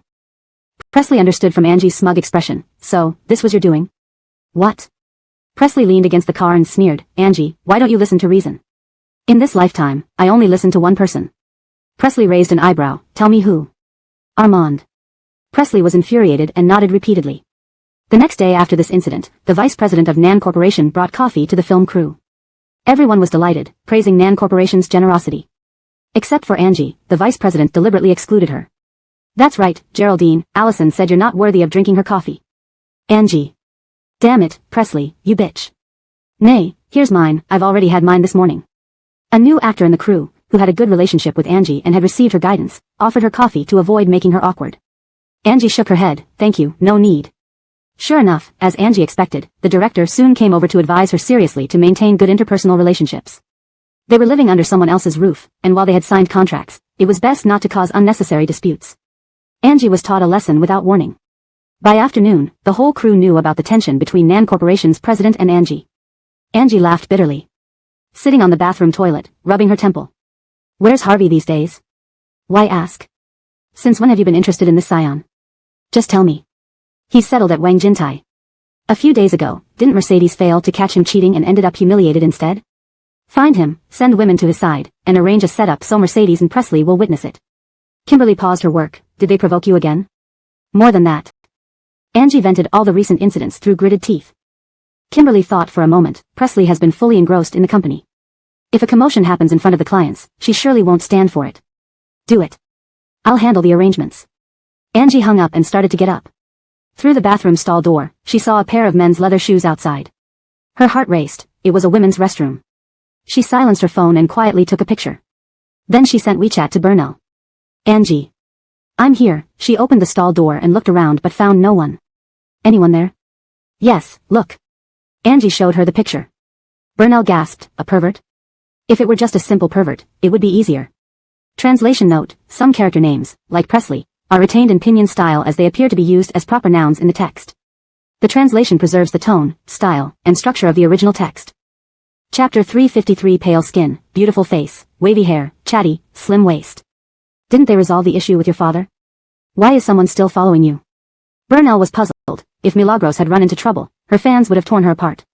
I don't know. Milagros hesitated to say it might be Govind's people, fearing Burnell would despise them even more. Let's go outside first. Shouldn't we check the surveillance? Not knowing who it is makes me uneasy. Presley won't let us. Don't even think about it. If he doesn't let us, then we won't. But haven't you considered that if you can't face this now, what will happen later? How easy do you think it is for things to go wrong? There are so many people in the crew, and there's you and Isaiah. Are you all just here for nothing? She's already upset with me for coming in today. Well, at least you know now. Burnell shot her a look of exasperation. Milagros pouted. On the other side, Kimberly received Milagros's message and went to Ting Fong Tower. She slammed a stack of cash on the table, pale skin, beautiful face, wavy hair, chatty, slim waist. What do you want? Sadie glanced at the cash on the table. Kimberly explained Milagros's plan, and Sadie laughed, still trying to antagonize Presley. How old are you? Then mind your own business. If they want to pay you, just take the money. You're right, Sadie collected the cash. Shortly after, someone approached Kimberly and called her sister. Come on. Follow me. Do you expect this to work? Frustrating. The girl nodded, okay. Inside Wang Jintai, it was as lively as ever. Darren patrolled from the first floor to the top every day like an old butler, tossing out anyone causing trouble. A man saw Kimberly walking alone up to the 6th floor indoor golf hall today. Alone? Not with Milagros? Alone? Darren's voice came from behind. Kimberly turned around and held up 2 fingers, 2 people. Milagros? You bring her here again, not afraid of Mr. Nate holding it against you? Why not? I'm bringing the boss's wife to inspect her own property.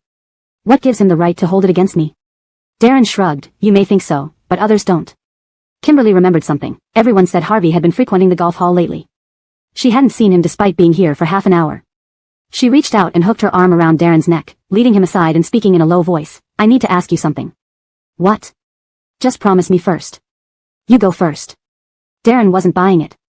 Between her and Milagros, they were too cunning together. He might end up getting himself into trouble. It's nothing major, and you can definitely do it.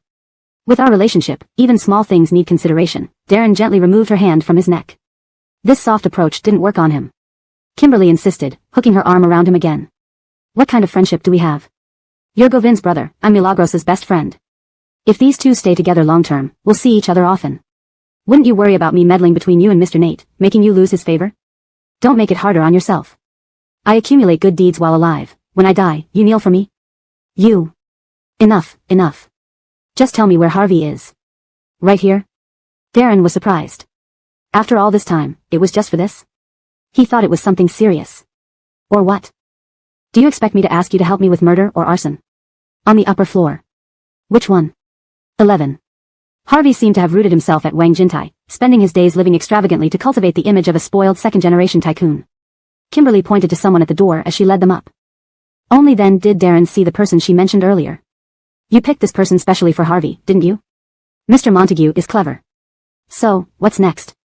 Darren was curious. Kimberly took out her phone calmly, snapped a picture, and sent it to the Jingang group, tagging Mercedes with sarcastic words. Miss Nan, how terrible. Your fiancé is cheating on you every day outside. Darren watched, his lips twitching. Are you just stirring up trouble? I enjoy watching the drama. Why care so much? Her phone rang. Kimberly waved it. Isn't it Mercedes replying? Darren didn't respond. Kimberly opened her phone and looked. She sighed and found a spot with a good view. I'll sit here. Bring me wine and snacks. I'll live stream this. Mercedes soon arrived, furious. She pushed through the crowd and saw Harvey sitting on a sofa watching a game of pool, one hand around a woman's waist, the other holding a glass of wine. They were nearly inseparable. Harvey. Here she comes. Kimberly started recording.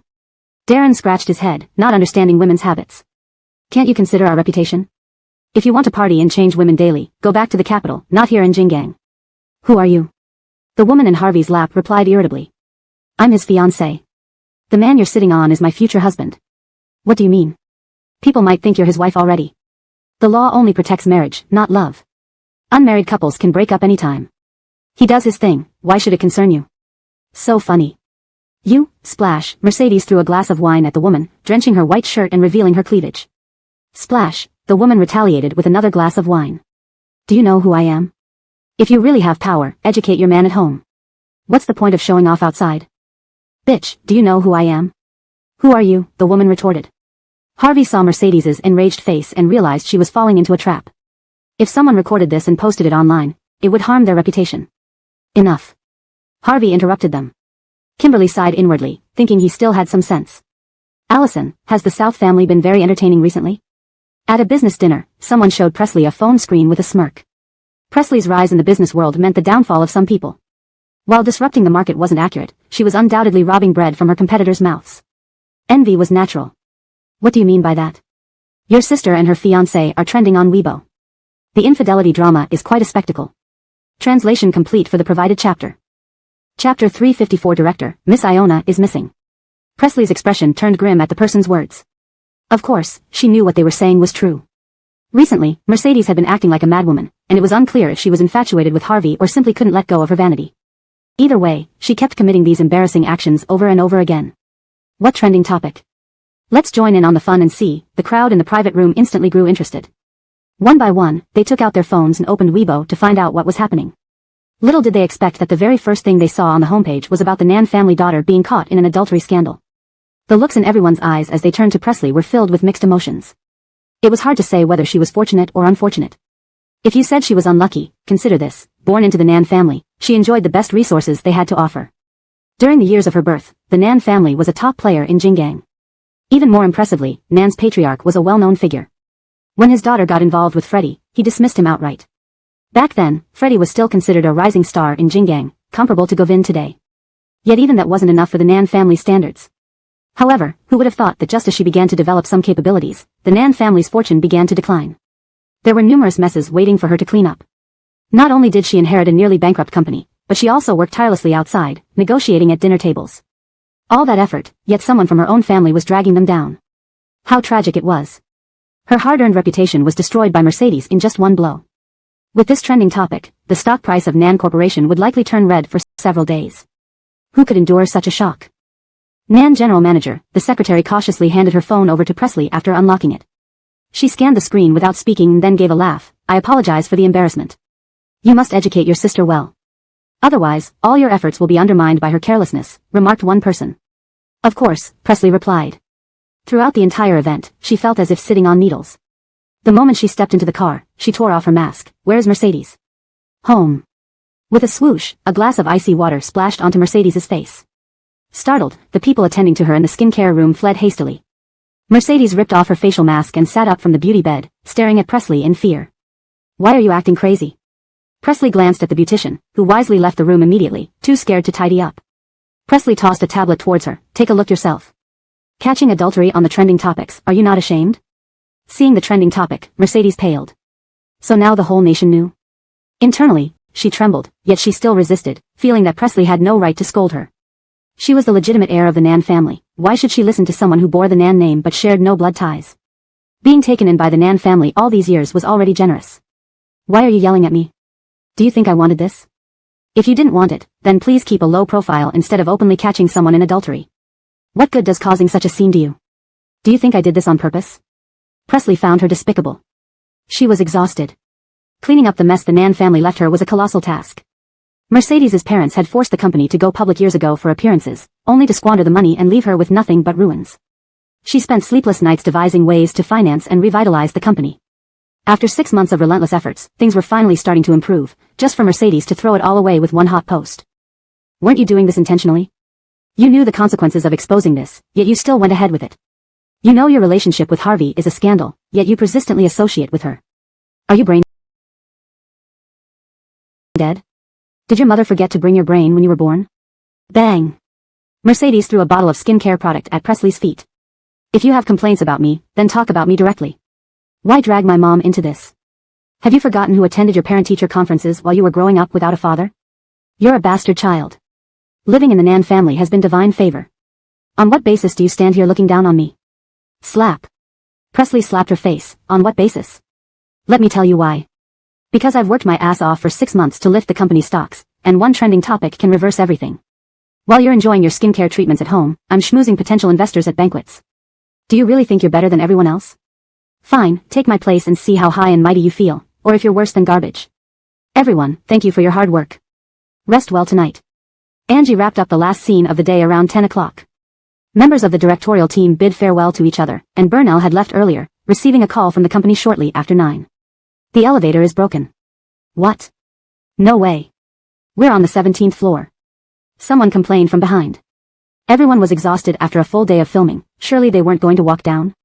Call and ask, the director suggested, equally dismayed. The assistant director made a call to the building staff who informed them it was routine maintenance and would take an hour to fix. Let's just walk down, the assistant director decided. Getting home early and getting to bed sounded good. Angie followed everyone down the stairs. As she descended round after round of stairs, dizziness crept up, and soon she lagged behind. Just as she bent down to take off her high heels, a cloth covered her mouth, pulling her into a side corridor. Miss Iona, take off your shoes. Miss Iona? Miss Iona. As the assistant bent down to get her flats, Angie disappeared. Director, Miss Iona is missing. Chaos erupted in the stairwell. She was just behind us, wasn't she? Yeah, we came down together. It must be a ghost, someone muttered ominously. The director immediately shouted, what nonsense. Let's search upstairs. Note asterisk, Iona appears to be a nickname or stage name for a character, possibly referring to Angie. In this translation, Miss Iona is used to represent this. Hashtag chapter 355, Govind, save me. In an instant, everyone on set panicked. Even those not directly involved in the production were hesitant to descend the stairs casually. A person who had been walking with them downstairs just vanished into thin air. Who knew if they might be next? In such a situation, sticking together as a group seemed like the safest bet. Milagros? Milagros? People on set were calling out her name. The director's heart raced. If anything happened to Milagros while she was under his supervision, her fans would likely tear him apart once they heard the news. Divide into groups of 3 or 5 and search for her. Call the company's logistics immediately and get some people over here. Got it. Milagros's mouth and nose were covered, and she was dragged into a corner. She tried her best to grab the hand that covered her mouth, her slender fingertips attempting to dig into the attacker's flesh. Desperately, she fought to claw off pieces of his skin. Eventually, as Milagros was about to lose consciousness, the man could no longer endure the pain and suddenly let go. Milagros managed to catch her breath, clutching her chest and gasping for air. Her eyes widened as she tried to make out the identity of the person who dared to kidnap her. But all she saw was a black mask and a black cap. "You bitch, quite the talent," the man snarled. He looked down at his blood-soaked hand and moved toward Milagros again, intending to harm her. However, the half-conscious woman, bracing herself against the wall, kicked out with all her strength and struck him in the groin. "Ah!" a scream echoed through the corridor. The man realized someone might be searching for Milagros outside and immediately stifled his cry. Milagros had inhaled a fair amount of the sedative but still managed to steady herself against the wall. Seeing the man fall, she limped toward the emergency exit. The crew would certainly come looking for her when they realized she was missing. No director wanted an incident involving a well-known female artist on their watch unless they wished to never work in the industry again. Just as Milagros's hand was about to touch the heavy handle of the emergency exit, someone grabbed her hair and pulled her back, covering her mouth. She struggled, kicking the door with her foot. The moment her toes touched the door, the man seemed to realize her intent and yanked her away. "What was that sound?" "Is someone there?" came a woman's voice from the emergency corridor. Milagros recognized it as one of today's new hires. She tried to shout, but was dragged into an office. When the emergency exit door opened, the corridor was empty. "Did we hear wrong?" "You're scaring me, I really heard something." "Call more people." Inside the office, Milagros was dragged across the floor, her mouth covered. As she passed by a desk, she grabbed a fountain pen, uncapped it, and plunged it deep into the man's thigh. The smell of blood made her regain some awareness. Shaking her head, she noticed a fruit knife in the pen holder on the desk. She slashed it across her palm, the pain overriding the effects of the sedative. "Who sent you? What is the purpose of kidnapping me?" The man, holding his leg, pulled out the pen and drew sharp intakes of breath, glaring viciously at Milagros as he lunged at her with the pen. Milagros dodged and stabbed him in the back with the knife. "I asked you, who sent you?" Again, a scream filled the air. Milagros grabbed the man's hair and smashed his head against the corner of the desk. "Try grabbing my hair again. Do you know how much each strand costs? Can you afford it? Arrogant bitch, think you can meddle with me?" Milagros dragged the man towards the emergency exit, intending to throw him before the crew. Unexpectedly, she encountered someone standing in the corridor. Milagros scoffed. "More accomplices? Is it worth it? Such a big deal? Cut the crap. How much did they pay you?" "I'll give you the same amount. Their aim is your life, will you give it willingly too?" The man's voice was deep and strangely appealing. This kind of man would surely charm her in an online romance. "There are many who want my life, let's see if you have what it takes." The man chuckled coldly, slowly raising his hand. When Milagros saw the gun in his hand, she shuddered. If this wasn't provoked by Govind, she wouldn't be Milagros. As the man fired, Milagros pushed the man in front of her to take the bullet. Watching him walk steadily towards her, she grew increasingly anxious. Suddenly, she shouted loudly behind him, "Govind, save me." Startled, the man turned around, giving Milagros a